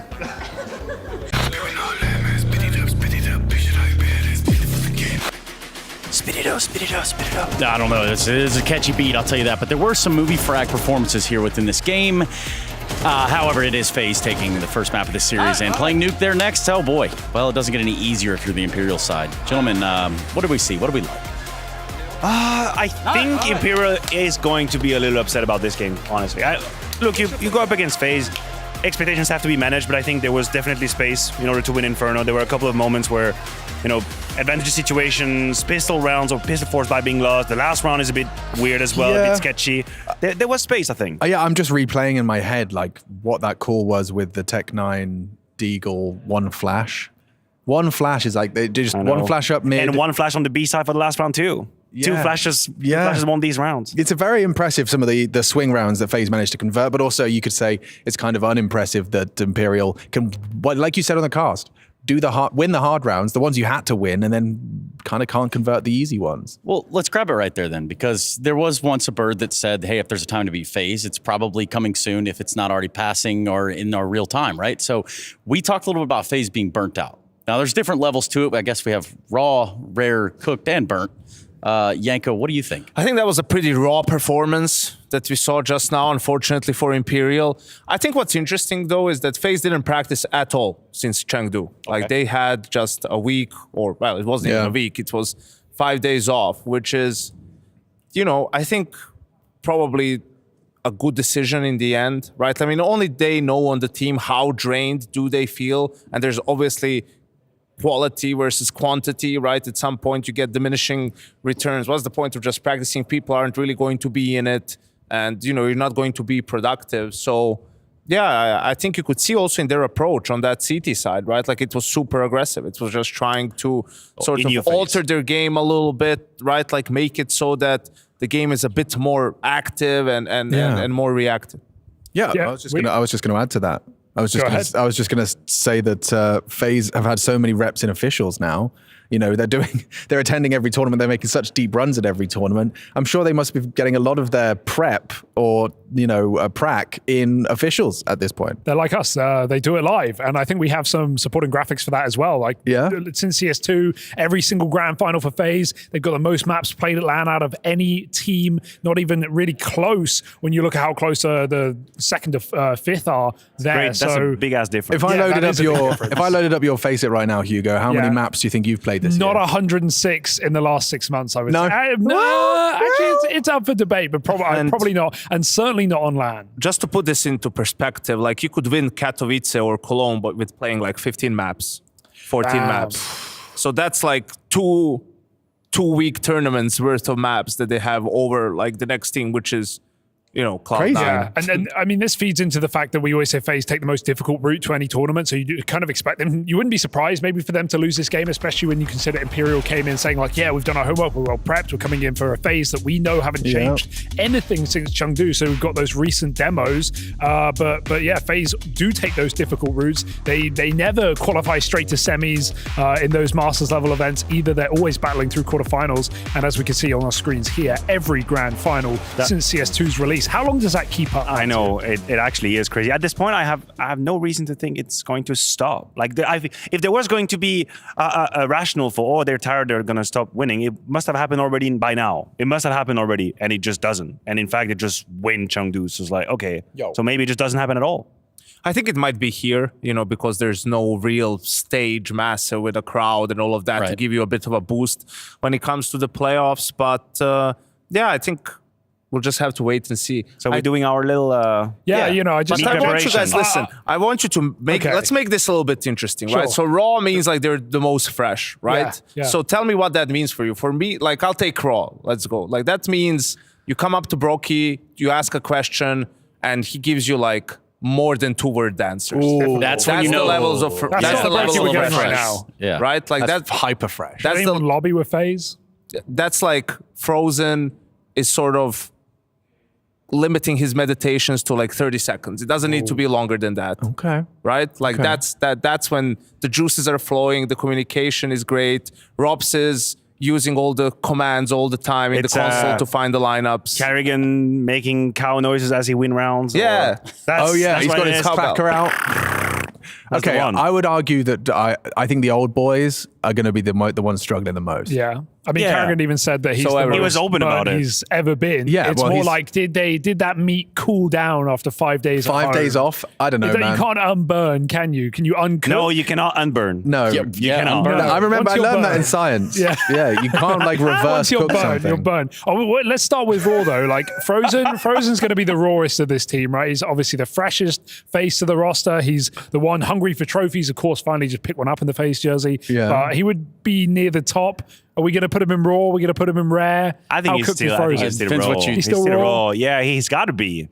He's got to be. You'd hope so, Fresh right? in the jersey, having a good time. He had a great performance in China as well. He's sidestepping with everyone, having a good time, enjoying himself. This, man. I love having you guys all here. I've got you in my head. It's like I'm watching the stream, but I'm actually on it. It's like, it's crazy. It's I like, still have the listening to Hugo talk, and it's like in my ears, and I'm like, wow, it's like I'm. So would you say you are more That's like how ears work, yes. Wow, man. I'm just having a little epiphany right now. It's like, wow, it's great to be here with you two. Look, good to be here, man. There's obviously levels to like being burnt out, right? We can talk about playing the game through and through and through and through, and you're just running through the repetitions. Yeah. But there's a lot of extenuating factors, right, that lead into that same burnout that we're talking about. And yeah, for some of these guys, I don't know, Rain is on his 300 billionth game or whatever it is. That's it, yeah, 300 billion. Somewhere between a billion, million, the trillion. longest stint in a team since CSGO. Damn. I feel like Rain is always rare though. You know, he's just always. It's always the same. Yeah, I can see that. That's like sure, he will be also a little bit jaded from the travel, and he's got a kid now, right? Being away from family is more difficult. But you know, when he goes and plugs the gear in, it's like, you know, who's going to actually create a debate? Where do we put Robs? Cooked. He's always he's cooked, man. Why is he cooked? Robs. I mean, his form, it works. That's my point. There's debate. He always seems cooked. He might not be cooked, but that's like the vibe he's giving off. Like he's just generally cooked, sick of everything. I mean, he came into CS2 as one of the best riflers, like mechanically especially, but that was his worst major yet, ever. in the FaZe jersey, which is a long time. So let's yeah. So he's to blame. Cooked. No, he's not to blame, but he is cooked. You know, maybe he's a little bit You're cooked. saying you're replacing him. I'm going to That's put a bit harsh. definitely not. Robs is sick, man. Robs is sick. I'm put some like, respect on his okay. name. I'm putting Karrigan straight in burnt, and that's just And self. Brokey is just, we have to find a different... Just make it a whole Brokey is a world for... It's a word on its own, right? Like It's medium rare almost. fresh out the freezer. seared or... Seared, medium Seared. rare. Seared. You want me to put Seared. seared on there? It's like a sashimi. Zooted, yes, I like that one as well. Zooted. But I mean, honestly, if I look at the word raw, I also think like that. What do could you be- think, Trace? What do you I think when you like, see that word? A couple things that you could go with this one. I see where we're going, No, guys. no, I'm intrigued. But what I'm trying to say is here, something could be rubbed raw, right? Like you could rub the shine or the polish off something. You certainly could. What have you rubbed raw? Yeah, it could be a staircase or yeah. The anything. tires on your Kawasaki. Your Kawasaki. Nico is the in-game leader. Yes, I know, I see. At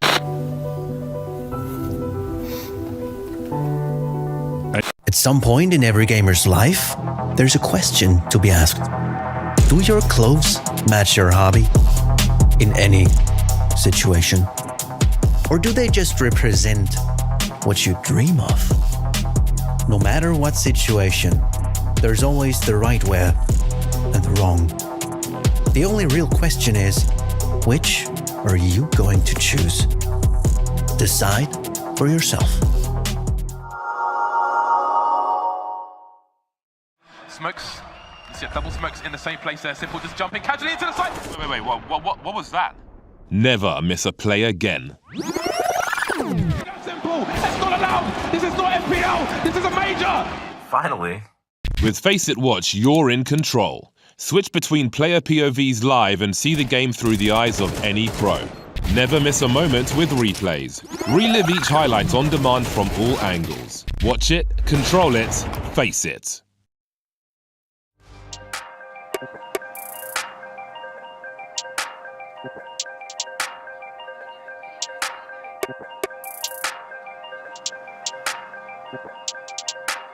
If all that it's saying is true,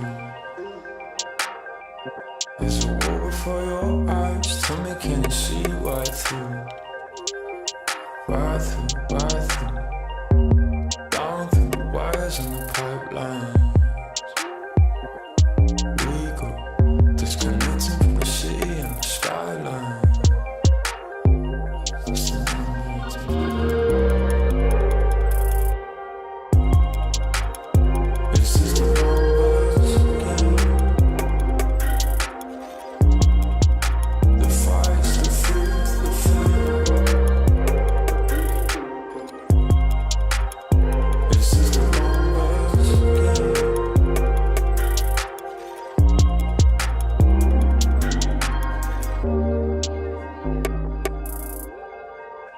Counting up coins for a soda can. And there's nothing going on, no game plan, no plans. So I'm jumping out the fire, back into the frying pan. I'm trying to disconnect from the stats and the spray tan.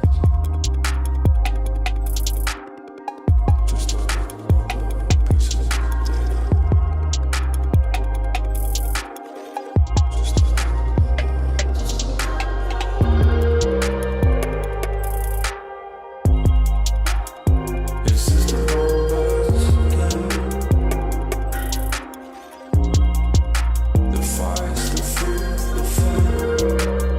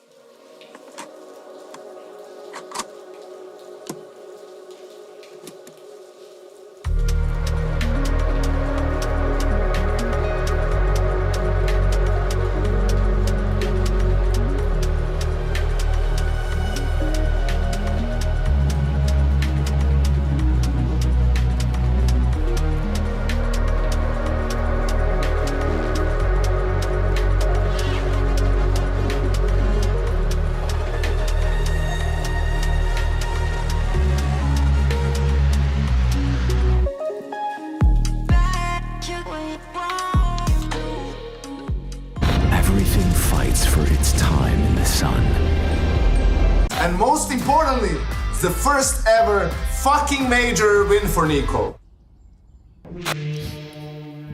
The first ever major win. I tell you what, I'm majorly winning because I've got Janko Pavlovic in the studio. Boom, boom, boom, boom, boom. I needed some like air horns there, Hugo. That's what I needed. Okay, yeah, exactly. Janko Pavlovic in the studio, back in the hot seat for this one. Second map of our affair between Imperial and FaZe Clan, and I think it's fair to say that they're in trouble. That's my analysis of the situation. You've got Nuke here, and Janko, you can put words to it better than I can, that this should be a FaZe Clan T-side masterclass from the get-go. Well, yeah, the problem is that when I talked to Kerrigan during the media day, he said I need to come up with a couple of new nuke strats. We played it so many times. We used everything, you know, to try to refresh the playbook, so we'll see what he has cooked up for us. I mean, that's not great for Vinny. And he's had a... It's going to get worse. Yeah, over to Hugo Byron with the weather. And they're all dead. It's raining. It's pouring. And Imperial are falling in this pistol round. Nothing to be said. Nothing to be done. And FaZe lock it in without even a casualty. You talk about it being played a lot, Janko. 19 maps played on Nuke alone in the last 3 months. That's like the numbers you see from online teams, not from grand finalists. You know, the problem was like during COVID when we played Nuke a lot as well in FaZe at the time, and you know, I'm talking with Nico, like we're coming up with the game plan. You're like, okay, if we win the pistol, what should we do for the Antique? When you realize you've done everything possible, like you've rushed A, you played slow, you wrapped Heaven, right? At that point, you rushed Ramp. It's like, we'll just pick something, you know. It doesn't, you know. You went through every single thing you could possibly do, so... Now you've just got to execute it, which is sending Robs out Hut into a Zeus. This should work out. Nice. Good work from Phelps. But he's punished immediately. Brokey ramps out main. There's a big gap in yard that this Galil is now filling. That's pacey though. I know it's anti-eco, but FaZe like walking into main from outside at 130. It just speaks to the confidence they're probably going to be feeling in this game. It's not Inferno anymore. And FaZe are here to make a statement on map 2. Make this a little cleaner, because it definitely was drawn into the question by the end of Inferno. Oh yeah, they bailed themselves out there, and Imperial perhaps tripping over their shoelaces. Not the case, I imagine, over in this one. I think FaZe are going to be a bit more forthright with their dominance. MP7 fan, another one. They just love spending extra money. Kind of like Janko with his business upgrades. Just love spending extra money. Yes, indeed, that's me just wasting away. Did your seat go all the way back, or...? Hugo doesn't know. He's a very frugal man. I've never flown business. You would never. Do you even like get a beverage if you have to pay for it? You just you look at it and go, oh, tomato juice. That does look good. I would never drink a tomato juice. No. Fruit drinks are the best tasting. If they win this gun round, FaZe will be flying business class. Yeah. Straight to the playoffs. No turbulence at all in this match. We'll see. They're breaking the smokes a lot. Oh, that actually wasn't a good break.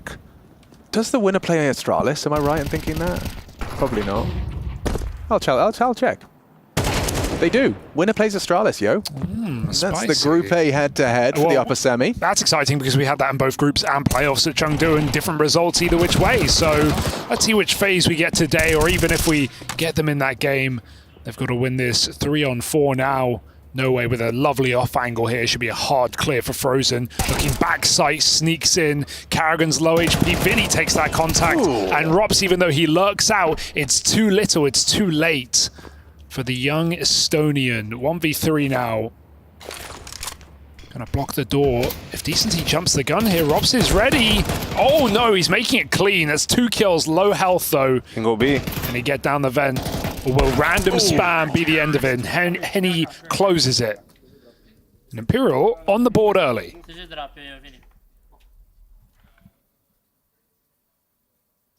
Yeah, FaZe getting caught by the 2B setup, really. You know, they didn't expect Vinny to be down once. You can see Rain, the guy from long makes contact. That's why he's sort of speeding up towards short to try to take that space.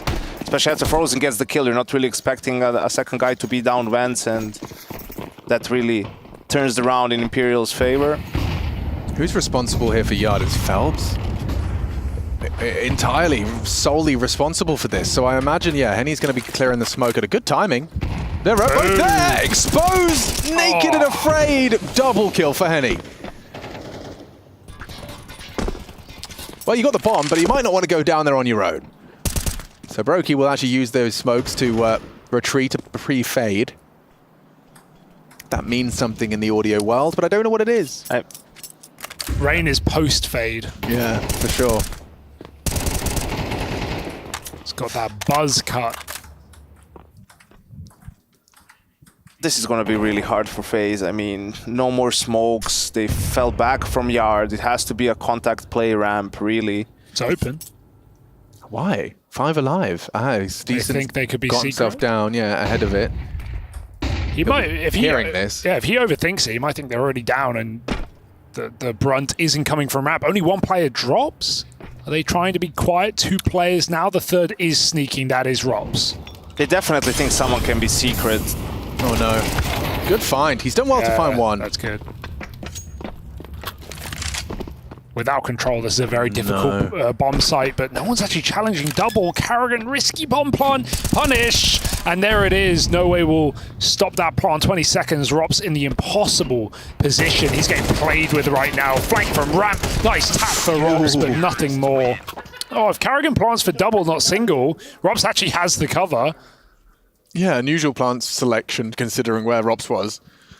No way to cover the single, and a round definer. That's nice from Decent, managing to hold on to it. It could look like it could have gone wrong after getting out ramped with so much space, but this Henny double did have echoes throughout the rest of the round. Pulling funny faces as well, because yeah, he's just like, oh, yeah, well, Rops could have Rops me. Fully economical.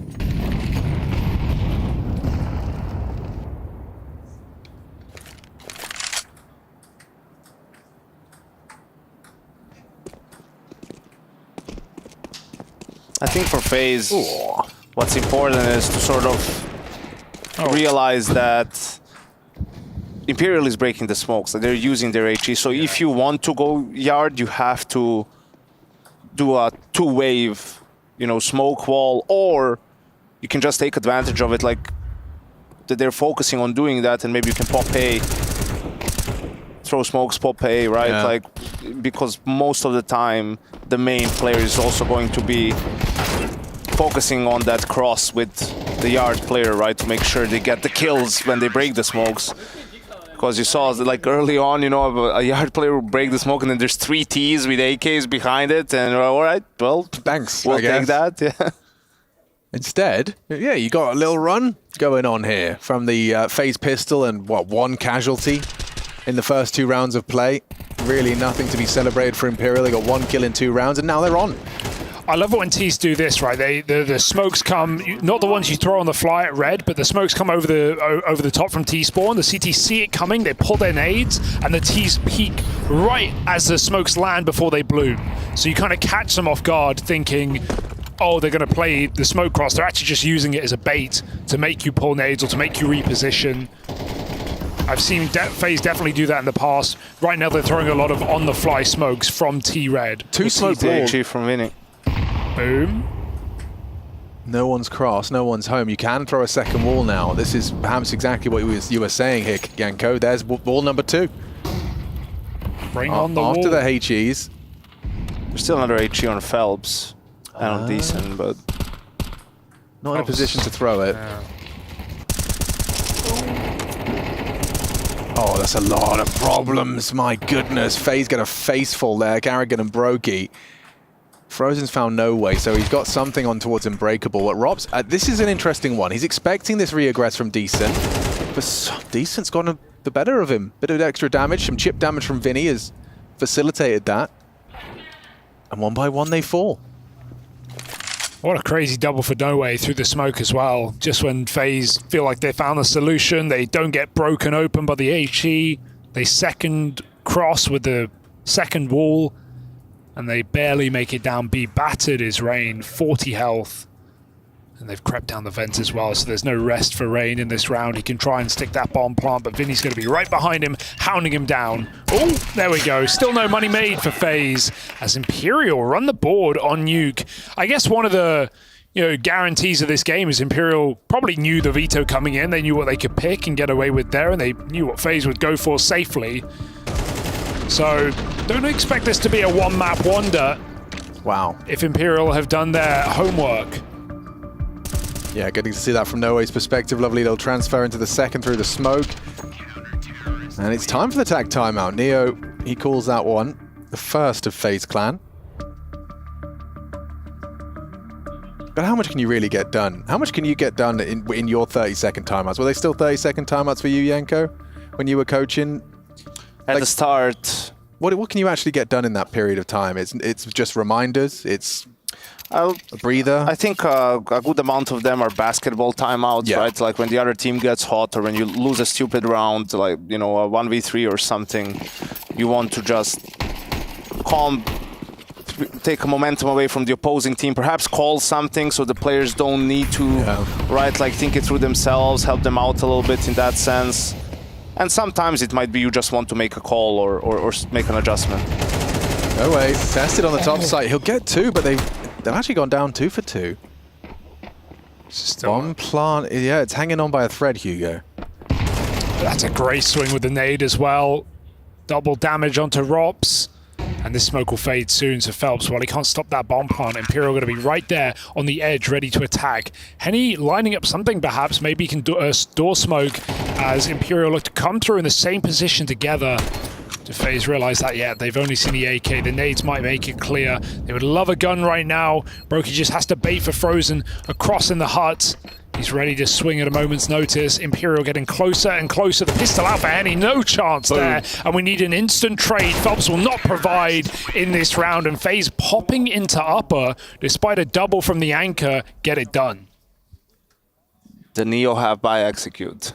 Yeah, straight off the timeout, straight into top side. And they were seemingly prepared. You had one vent, one rafters, but even trades. Cracking shots. Yeah, if Winnie could find just one kill, it would help a lot from that CT vent position, and we saw this happen to Imperial on Inferno too, some of these rounds that are quote-unquote easier, they just can't close them out. They still have money to buy and some good early damage on Robs. And the focus has been, it seems like the plan for Imperial on CT side is just focus on Yard. If they throw smokes Yard, that's the focus. Harass, spam.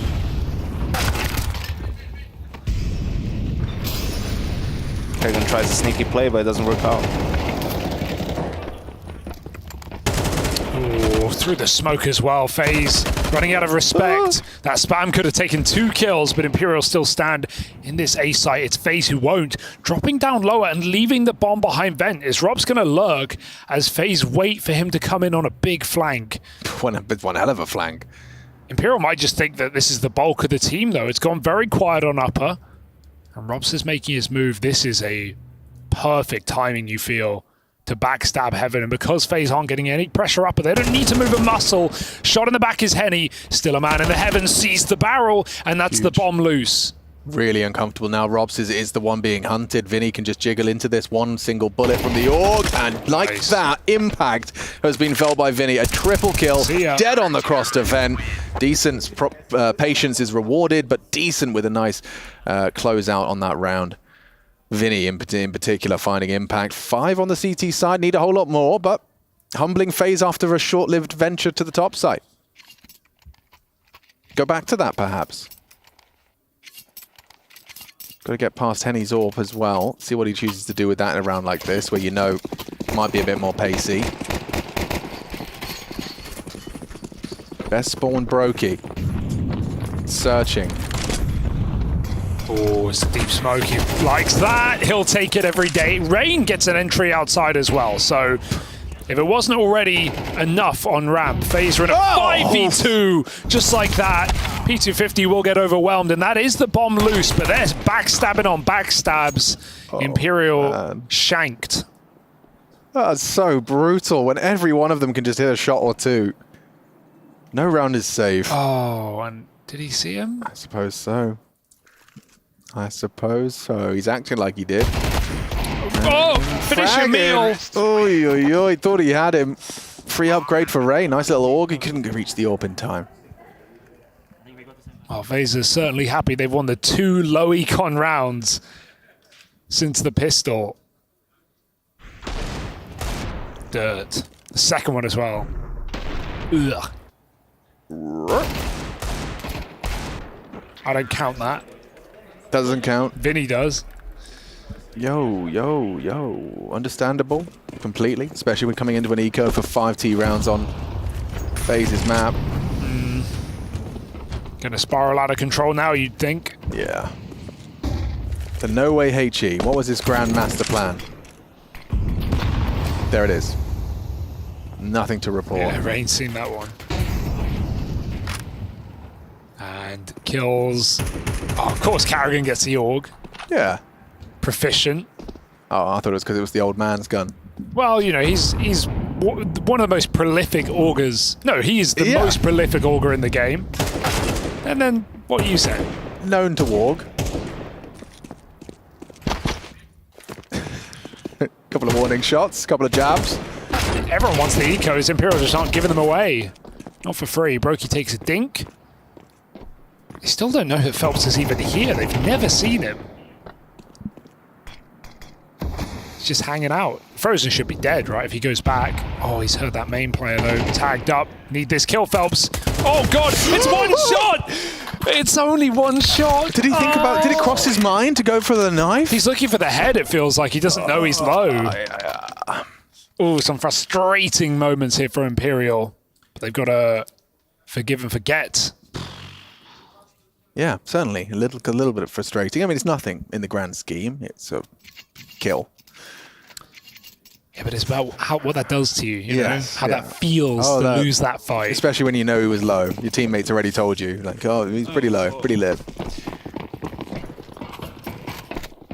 FaZe lighting up the scoreboard here. And Rain having his way with them outside. Back again with a wall. Yeah, let's study that Rain flight path. Rops is up to no good as well. He's going to maneuver through those smokes, and you could say the same for Rops as he's got himself down the vents. So Henny, he's responsible for Secret. Decent's responsible for Ramp, and he's got 3 to deal with.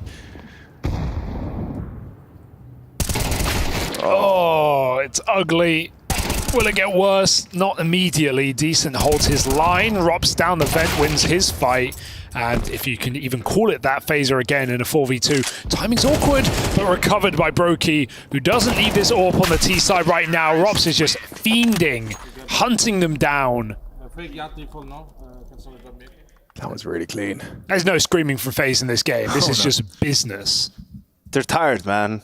Leave them alone. Fair enough. Carrigan's cooked. Just got on here to win, man. If anything, I think they probably just have to they roll their eyes when they lose a city round just because they're like, oh, we've got to play more maps. We've got to play more maps, guys. More. But that was really nice. You could see the plan, right? Smoke wall outside, just send Rain on his own to sort of lurk Secret. They want to pop ramp. Props also feels like he can get down. Vance does that without anyone even noticing. And just an easy round from that point on. After Rain gets the kill in Secret, just opens up so much space for everyone else. That's opened up the window of opportunity for some aggression. 5-7s, crunching lobby. Rops is getting overwhelmed. You would hope. All of his teammates. Yeah, Decent's run him down with the 5-7 eventually, and one hell of a way to finish your half. One hell of a way to finish your half. Henny gets it across the line. A 6-6 scoreline. Imperial. Yeah, Carallo, 6-6.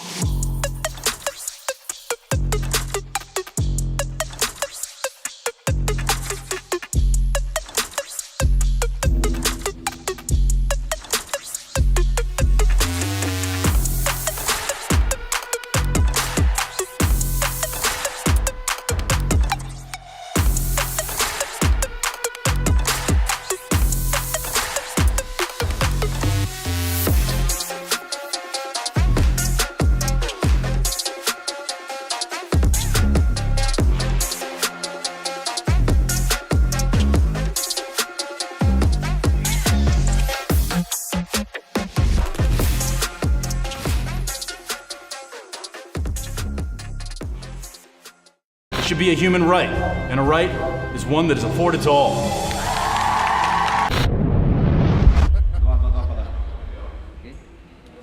All good, bro. Chill out. Extra, read all about it. It's a Machini TV B-Stream update. It's a 13-1 from M80, North American Oak Falls, standing up big here in Malta. That's available on the B-Stream if you want to see the third map of that one going down on Mirage. M80 Bet Boom going into the third map. Scriv and Neokai providing the art action. You can go ahead and check that out over on the second stream. For now, for us here, with myself, Machine, Hugo, and Yanko, we're going into the second half of our second map of our final series of the day. What you reckon? Has this got any legs whatsoever? The bookies don't seem to think so. But let's see if a T-side pistol can invigorate the Brazilian troops. Oh, Carrigan. Not bad. Nice tap to start, but there's no one on the A-bomb side right now. Just Brokey locked out of Heaven and Rain in main. So Imperial will get this bomb plant. It's up to FaZe to retake Kitless.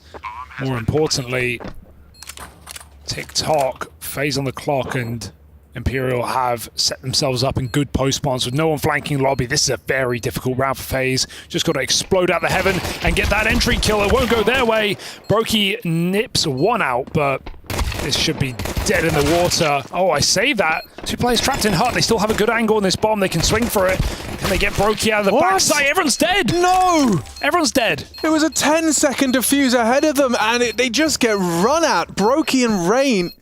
How have they done that? Some quick shooting out of Brokey. They did not give up, did not surrender, and Imperial have fumbled what felt like a solid post plan. You heard it in from Hugo's words, Yanko. A solid post plan. Everyone's tucked in, and it all just crumbles before our very eyes.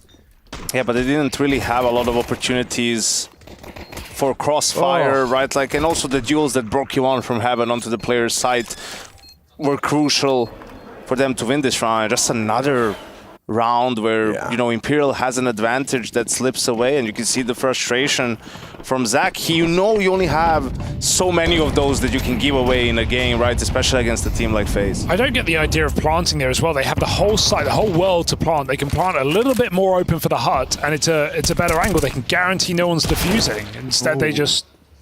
That's a gift. Yeah. Oh, they were about to run straight into Frozen. They will. He's safe from the flash, and a dink still from Vinny. He's going to feel really hard done by. Just try and go down vent. Oof. Around the world. A lot of space. This actually is looking good despite the low health on Decent. FaZe might find him, or do they just full flank ramp? That would leave them nowhere in the action. Sick kill for Decent as well. Guaranteed trade, 3-on-3, they're still in heaven.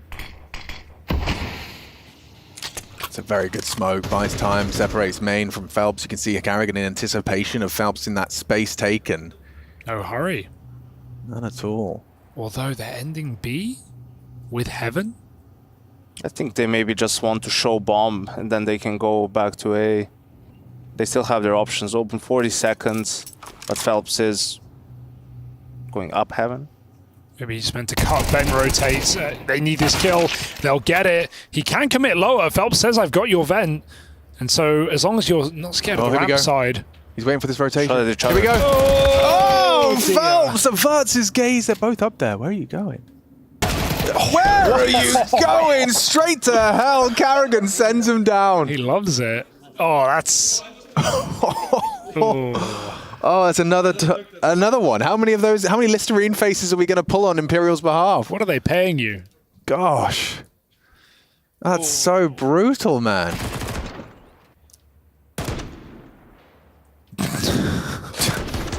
Still gets it. No wonder they're laughing. This one as well. He headshots him.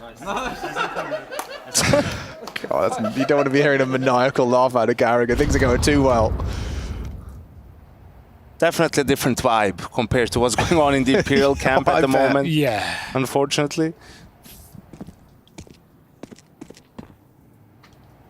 Well, they're definitely not down secret. We can see that through the angles held. Anyone fancies their chances? It's no way to give it a go, and instead it's a lot of damage on the face of Imperial. Frozen finds 3 as Phelps materializes out of thin air. But we do have ourselves a 9th here for FaZe, and the guns will be coming back out for Imperial. But running out of opportunities to make a splash here in the bracket. New format. And Brocky drops the Galil over to Frozen, buys an op. 2-in-1, gets rid of the Galil. Yeah, and you've got to take it, unfortunately, because he is the AWPer. So Vitality, they nearly lost to Sharks on map 1, but they did win, right? So it's... Yeah. Okay. So far, everything's chugging along nicely, and Brokey continues. Speaking so wide, look how confident Brokey's feeling right now. No fear of them taking that trade. He's just shooting through smokes. One of these will land if you shoot enough. Carrigan breaking. Oh, it's almost there. He actually almost kills himself with it. Turns away to reload post-break. Brokey, he's down B already.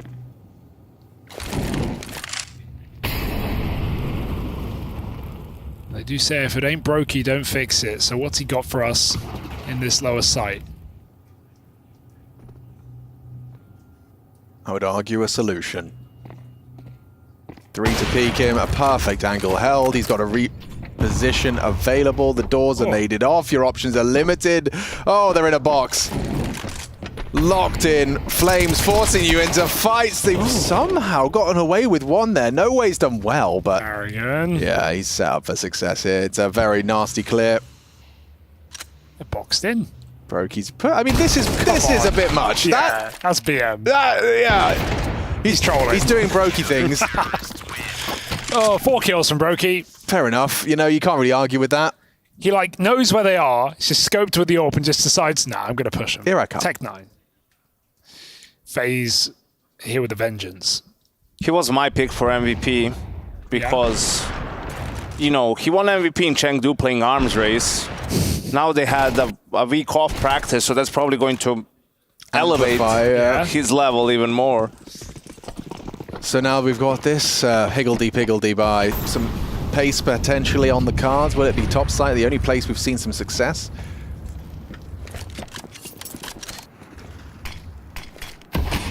What have you got for us, boys? Walking out Squeak. Got to get past Frozen. Someone's taking damage there. But is it worth it? Frozen's caught throwing nades, and they're caught in Frozen's gaze. He takes 2 kills immediately before Karrigan comes in to clean up. And it's empty for Imperial, not a kill on the board. That went wrong so quickly. Looked fine until it didn't. It wasn't. Not sure what words of wisdom you can impart at this juncture of the game. You're in FaZe's turf, and they're acting like it. It's tough. The problem is, right, they're losing 3v3s, 4v3s, situational Counter-Strike, right? Like the openings and stuff is pretty much fine. The openings of rounds and all that sort of thing. So the only thing you can do really in this sort of position is call an even more set round. But that's not always optimal. You know, you don't want to be forced to do that. You want to give your players more options, like in a more defaulty style. But if they can't close out those situations, perhaps you just need a change of pace, right? Because it is 11-6 at this point, and then after a round or two, when they get some confidence and get some momentum, then you can hopefully go back to a more default-based style.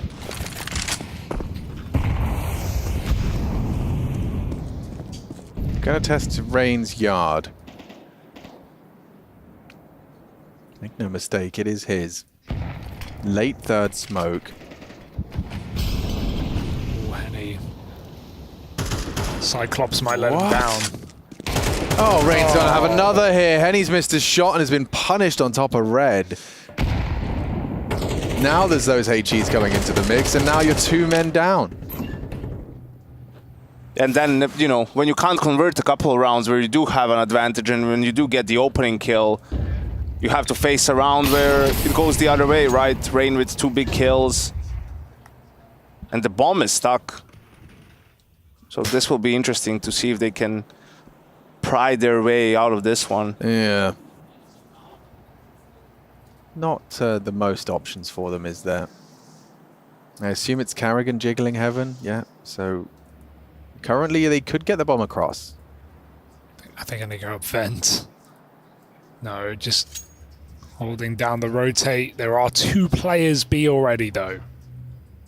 So this is not a pretty position to be in for Imperial. 20 seconds. FaZe know they kind of got to go. And after clearing outside with Rain right now, they know this is surely going to end on that B bomb site. If Robs can bait them in, Frozen can just end this round with ease. Nice angle for Robs. The Molotov might obscure his vision, but he'll just peek through, and Frozen will be there with a helping hand to seal the deal. FaZe 12 rounds and not dropping a single one on their CT side. Of course. We'll let him off with that. Of course, Brocky jumps down. Here I come! Just giving them an AWP. It's all part of their master plan. I think Karrigan even said, give him an AWP. It will force him to play slow. It's all part of his master plan, you see. I want to know, like, what does Chef do during timeouts? Hand exercises, I reckon. Let's find out. Chilling. Do we have it? Oh! Chilling. Just chilling, bro? Chilling. Yeah. What's up, guys? You do some hand stretches, maybe? Like this? Keep those fingers... Oh, no, stop that. ASMR. Immediately. Keyboard clacking. Hello there. Hey! Look. Like this? What, are you giving us the finger, bro? Chev, top of his game, top of his field. Nuke doesn't seem so hard when you do it. Rush is always complaining about it. But I think now it's hard for me. It's so very round, running through smoke and everything. That's when it gets even harder. Yeah. Well, one more round to go, so. Yeah, one more round. Thank you, Chev, the best Serbian in the building. Nice. It's a long list. Don't worry, you're second place, Yanko. Oh dear! Oh, well. That's a fumble. That is a fumble back to back. Brokey's giving it up. This time, much more impact in the actual round. This could be Imperial getting off to the starting marks. It was a 6-6 half, need I remind you. You can do the maths. Maybe not one more round. Maybe Imperial can long this out if Robs welcome to the agresses. Caster Curse, Yanko. This could be problematic. Surely he doesn't win this one. Robs gets 2 kills. Where did that come from? And Karrigan wins a fight that he should not have on ramp. Suddenly, 2v2. And it may be done after all. FaZe kicking Imperial while they're down from a 3v5. Frozen is here to end today. and send FaZe up and over into Astralis. As Imperial are pushed down to the second of 3 chances here at ESL Pro League. Not in the flames. He's gone away. 5 HP. Has he got it in him? A very audible descent into the vent from Frozen. Oh, he knows. Got the health advantage as well. Oh, no! Not the jump! Phelps is down, and it's just another round. It's another day for FaZe Clan, starting off proceedings here at ESL Pro League with conviction. No problems there. For Imperial, I think certainly some problems. Yeah, Inferno looked good. They had some nice rounds in there as well, but yeah, they take FaZe on their best map. They get exactly what you'd expect, a beating against that CT side. Nice showing from Imperial nonetheless on the first. We'll see more of them here in Malta, but let's throw it back to the desk to close out the day. Yeah, thank you very much, gentlemen. Yeah, to of the course. couch, in fact. Yeah, it is sort of like a couch desk. Yeah, you know what? Yeah, the living room. Shouldn't it be the living room? There you go. You know what? This could be the room. main room. This could be very much the living room. Speaking of living, FaZe continue to do that. Wait, should we come to you, Trace? Or gonna come to us? Where what? FaZe guy's gonna sit? What No, FaZe don't guys? worry. He's not aware of the plan. Oh, that's don't worry. unfolding Now. We got you a plan. nice one. It's all Oh, there's figured a out. plan? We got a plan. There's a plan. It's in motion already. Oh my God! Yeah, and who it's put you two in charge? That's what I've been asking. For about 5 years. No, but in all reality, this was kind of an expected result. So I don't know how much to harp on that, right? But what did we see from him? It really felt like Inferno was where the nerve of the game could have happened. We could have created a 3-map series out of it. I think FaZe's nuke is too much quality, too much depth. We could see the CT side, how they were handling things up. You guys talked about rotations, the Frozen Robs duo, the good reads from FaZe as well. A couple of crazy rounds. All in all, a pretty logic result. Sorry, there was it's like sometimes there's numbers. Voice that in your appear head and coach Hey, next man. to you. What's Hey, good, buddy. Zach? How you doing, man? I'm okay. It could be better. It could be worse, right? Like, it could be It worse. could be worse, but it could be better too. Hey, you know what? We could talk about that game, but as fun as that sounds, just kidding. Let's talk about the conversation we were having between you and I, and then kind of bringing these gentlemen into the same fold with regard to the comments about an all-Brazilian lineup and roster or, even organization. Like, it just can't be successful. Kind of picking it up from right there, Yanko. Yeah, I mean, just picking your brain, why do you think would he make such a comment? Like, what prompts you to think that, to believe that? Well, I believe he thinks he already made the best moves he could do with all the Brazilians that he have. Of course. Like, I think that's what he goes in his mind. I don't know.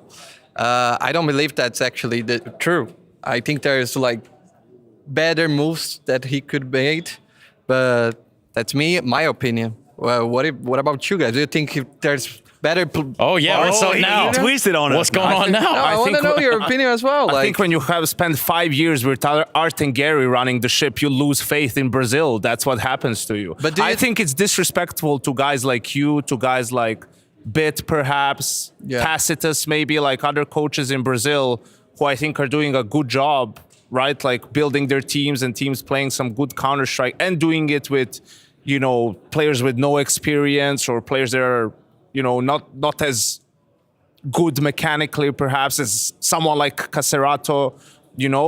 I would feel the disrespect. I would be like, what the hell is this guy talking about? It's a little bit disrespectful, but he cannot, I don't think anyone can know what a coach is doing. Like, how do you know a coach is good or not? Like, only by results, but sometimes it's much more individual skills than what the coach is doing. Maybe that's how he thinks. But the last time the Brazilian stars got together was only on SK.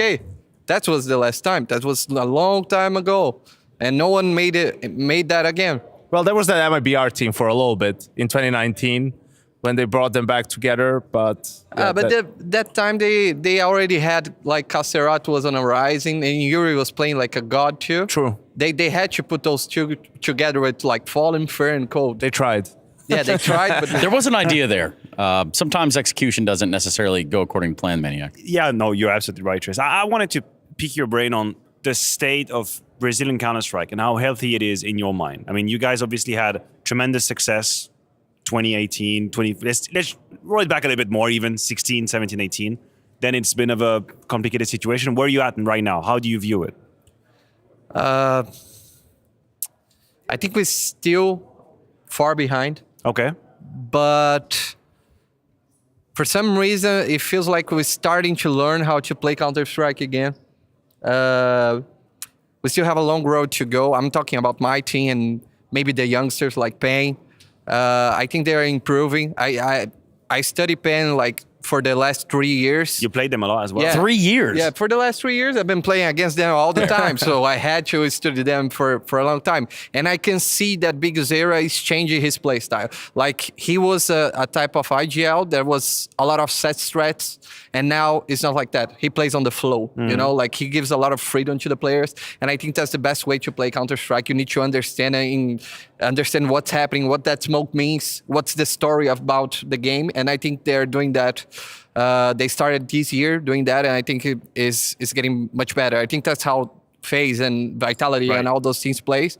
And I think we're going to get there, but we need more time. Why do you think it took so long? Is there a world in which your success in the past has slowed you down in catching up with the new meta? Why do you think it took so long to relearn to play the game the way you're talking about it now? I think the game changed, like, from 2018 to 2024 is not the same CS. You cannot say it's the same Counter-Strike. Everything is different. Much like there's a lot of players that change the meta, and I think we didn't update ourselves in time. Like, it took longer than we should have. I think that's it. All right. It's easy like that. I'm going to change the topic just a little bit because I'm personally super interested in the youngsters that you have in your team. And specifically Decenti, which, by the way, Decenti. It's always a tricky situation. You can say decent, man. Decent is fine? Yeah, it's fine. I have your approval. It's on air. It's live. Yeah. He is very vocal from the outside. We have the camera on you guys. You're playing. He's talking a whole lot.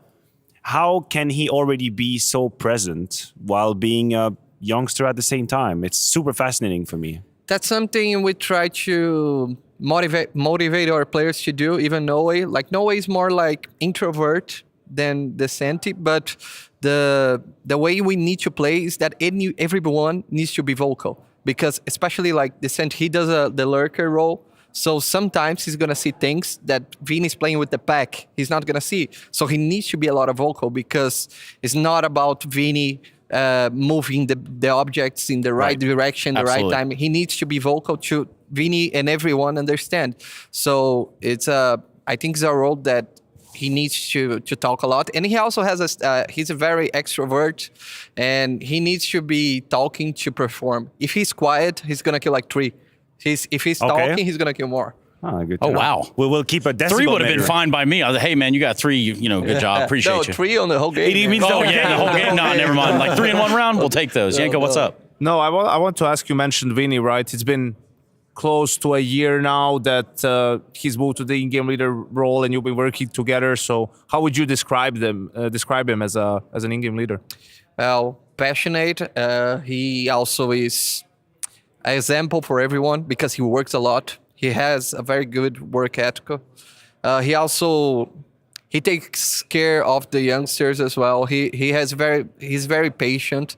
Like, he could say, Zach, I don't want to talk with these guys. If they do mistakes, you're gonna fix. That's not my job. But he doesn't do that. He also takes care of the babies, and I like that. I think he still needs to work a little bit on his mid-round calls, but I think that's the hardest part, to be the IGL, and he's picking it up. Yeah, keeping a team together as glue is a little bit harder than it may seem from the outside. Zach, I'll get you out of here. I know you guys took an L today. Is there anything you want to say? Just thanks for everyone that is cheering for us. We're trying our best.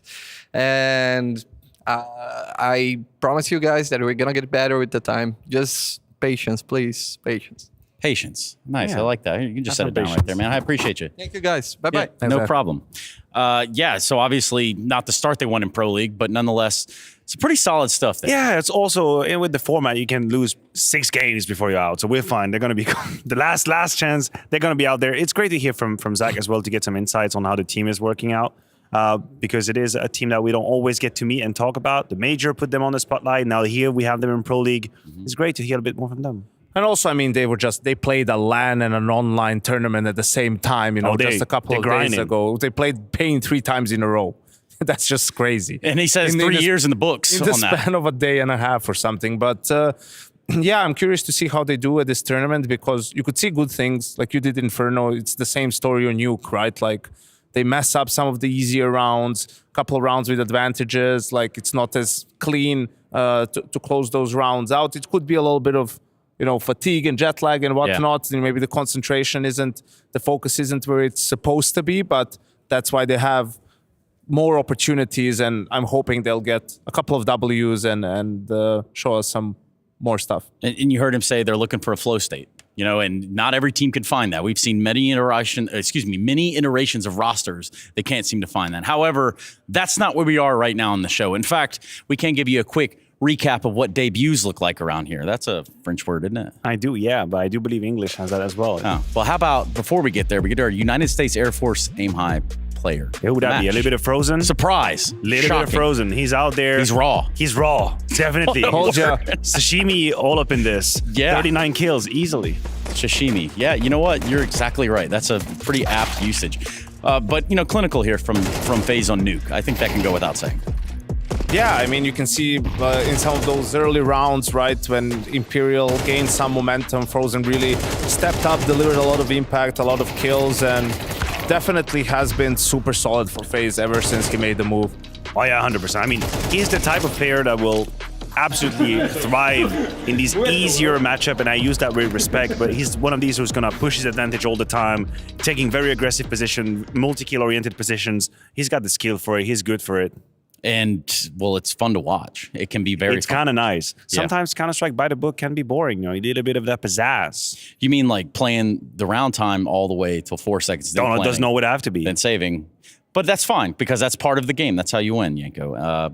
True? False? Yeah, absolutely. You need to be flamboyant, Trace. Yeah, be a bit flamboyant. Speaking of flamboyant, what about what we have going on for the duration of the next 2 weeks? Oh, I was waiting for that transition. I was like, yeah, you were waiting on it. I mean, we've already said like, Raw on air today, and that got a little out of control. So maybe as raw as we can keep it is the brackets and how it all kind of shapes up. We got more matches coming all the time, as Hugo says, in that one little video piece. All the Counter-Strike. All the Counter-Strike, all the time, all the matches, all the way through. It's ESL Pro League. And again, this is what it begins to take shape. After day one, we do have conclusions. Nice. It's been a moment since I had my eyesight checked, so I can Another do it live FaZe on air. Astralis game. Yeah. FaZe versus Astralis. That's what we have. And on the other side of the bracket, Fnatic versus 3D Max. The winner of that is qualified for the playoffs, Trace. Oof. Playoffs? Playoffs?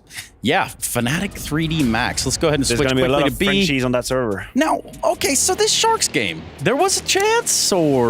Oh man, you should have seen me during map 1. I was absolutely losing my marbles. It was very, very terrifying. I actually bumped into Mezzi. He was getting a tea out there a few minutes ago, and he was telling me, yeah, I don't really know what happened. We were all sleepy. CD side of Vertigo is trash. I said, yeah, man. He said, that B side, I don't want to play there anymore. And I understand you, brother. It's complicated. Sometimes you might not soon enough. Yeah, you might not. But hey, check out over here on the B stream. We still got some action going on. Yes, the map prior to this, 13-1 in the way of M80. That is quick. That's a spicy one. It's got a bit of a meatballish flavor if you're over there on the Bet Boom side. Indeed. Spicy meatballs out there. Hey, Zorti is a name I got really excited about in a while, and we kind of fell into Oblivion just a little bit. It's nice to see him again. Oblivion. Let's go into Oblivion. What does Oblivion look like to you? Oh, I don't know. It must be a long night at the broadcast, and when you finish off, the bar is closed. That's Oblivion. Yeah, fair enough. You have any descriptions for Oblivion there, bud? Not playing your best map in a major semifinal. Oh my god. Yeah. We'll let that one stew a little bit. In fact, we could probably get to that one, but not today. That much I know for sure. Not today. Not today. Yesterday's price is not today's price. And while yesterday is slowly becoming today, we'll be joining you again tomorrow for another day of ESL Pro League. Day 2, we call it. And while Yanko figures out the math on what I just said, as well as me figuring out in addition. We'll see you there.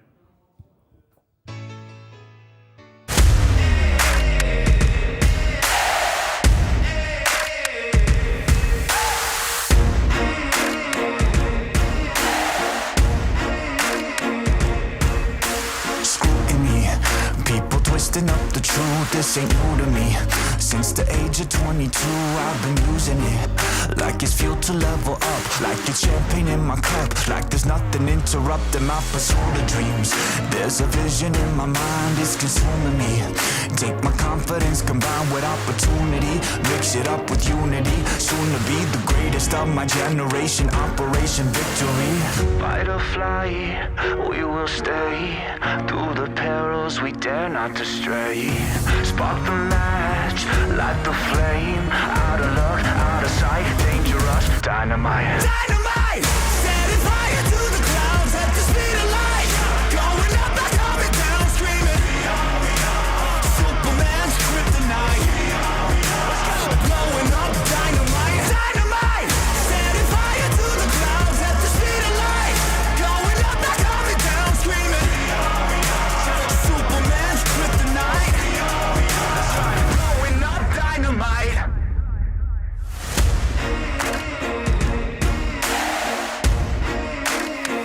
Check it. Troubled days, lonely nights, lot of tears, lot of fights. Big dreams met with bigger lies. It ain't what it seems from the outside. On my downfall they pray. Will I surrender or will I betray? Given the trauma that lives in my brain, or use it to fuel up the fire in my veins. I never complain, I boss up and do it. If there's a battle, I fight my way through it. If the wind blows, I thank God that he blew it. Cause what is a blessing depends how you view it. The fruits of my labor are in abundance. Indispensable, I'm not redundant. Incomprehensible the way I've done it. When the struggle pushes me, I'll shove it. I'll rise above it. Fight or fly, we will stay. Through the perils we dare not to stray.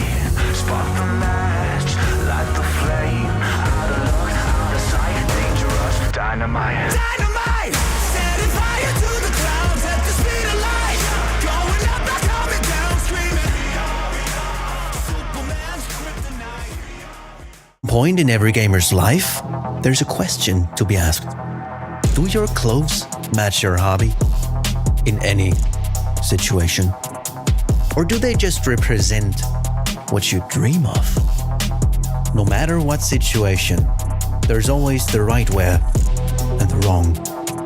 The only real question is, which are you going to choose? Decide for yourself. Smokes. You see double smokes in the same place there. Simple just jumping casually into the side. Wait. What was that? Never miss a play again. Simple. That's not allowed. This is not FPL. This is a major. Finally. With FaceIt Watch, you're in control. Switch between player POVs live and see the game through the eyes of any pro. Never miss a moment with replays. Relive each highlight on demand from all angles. Watch it, control it, face it.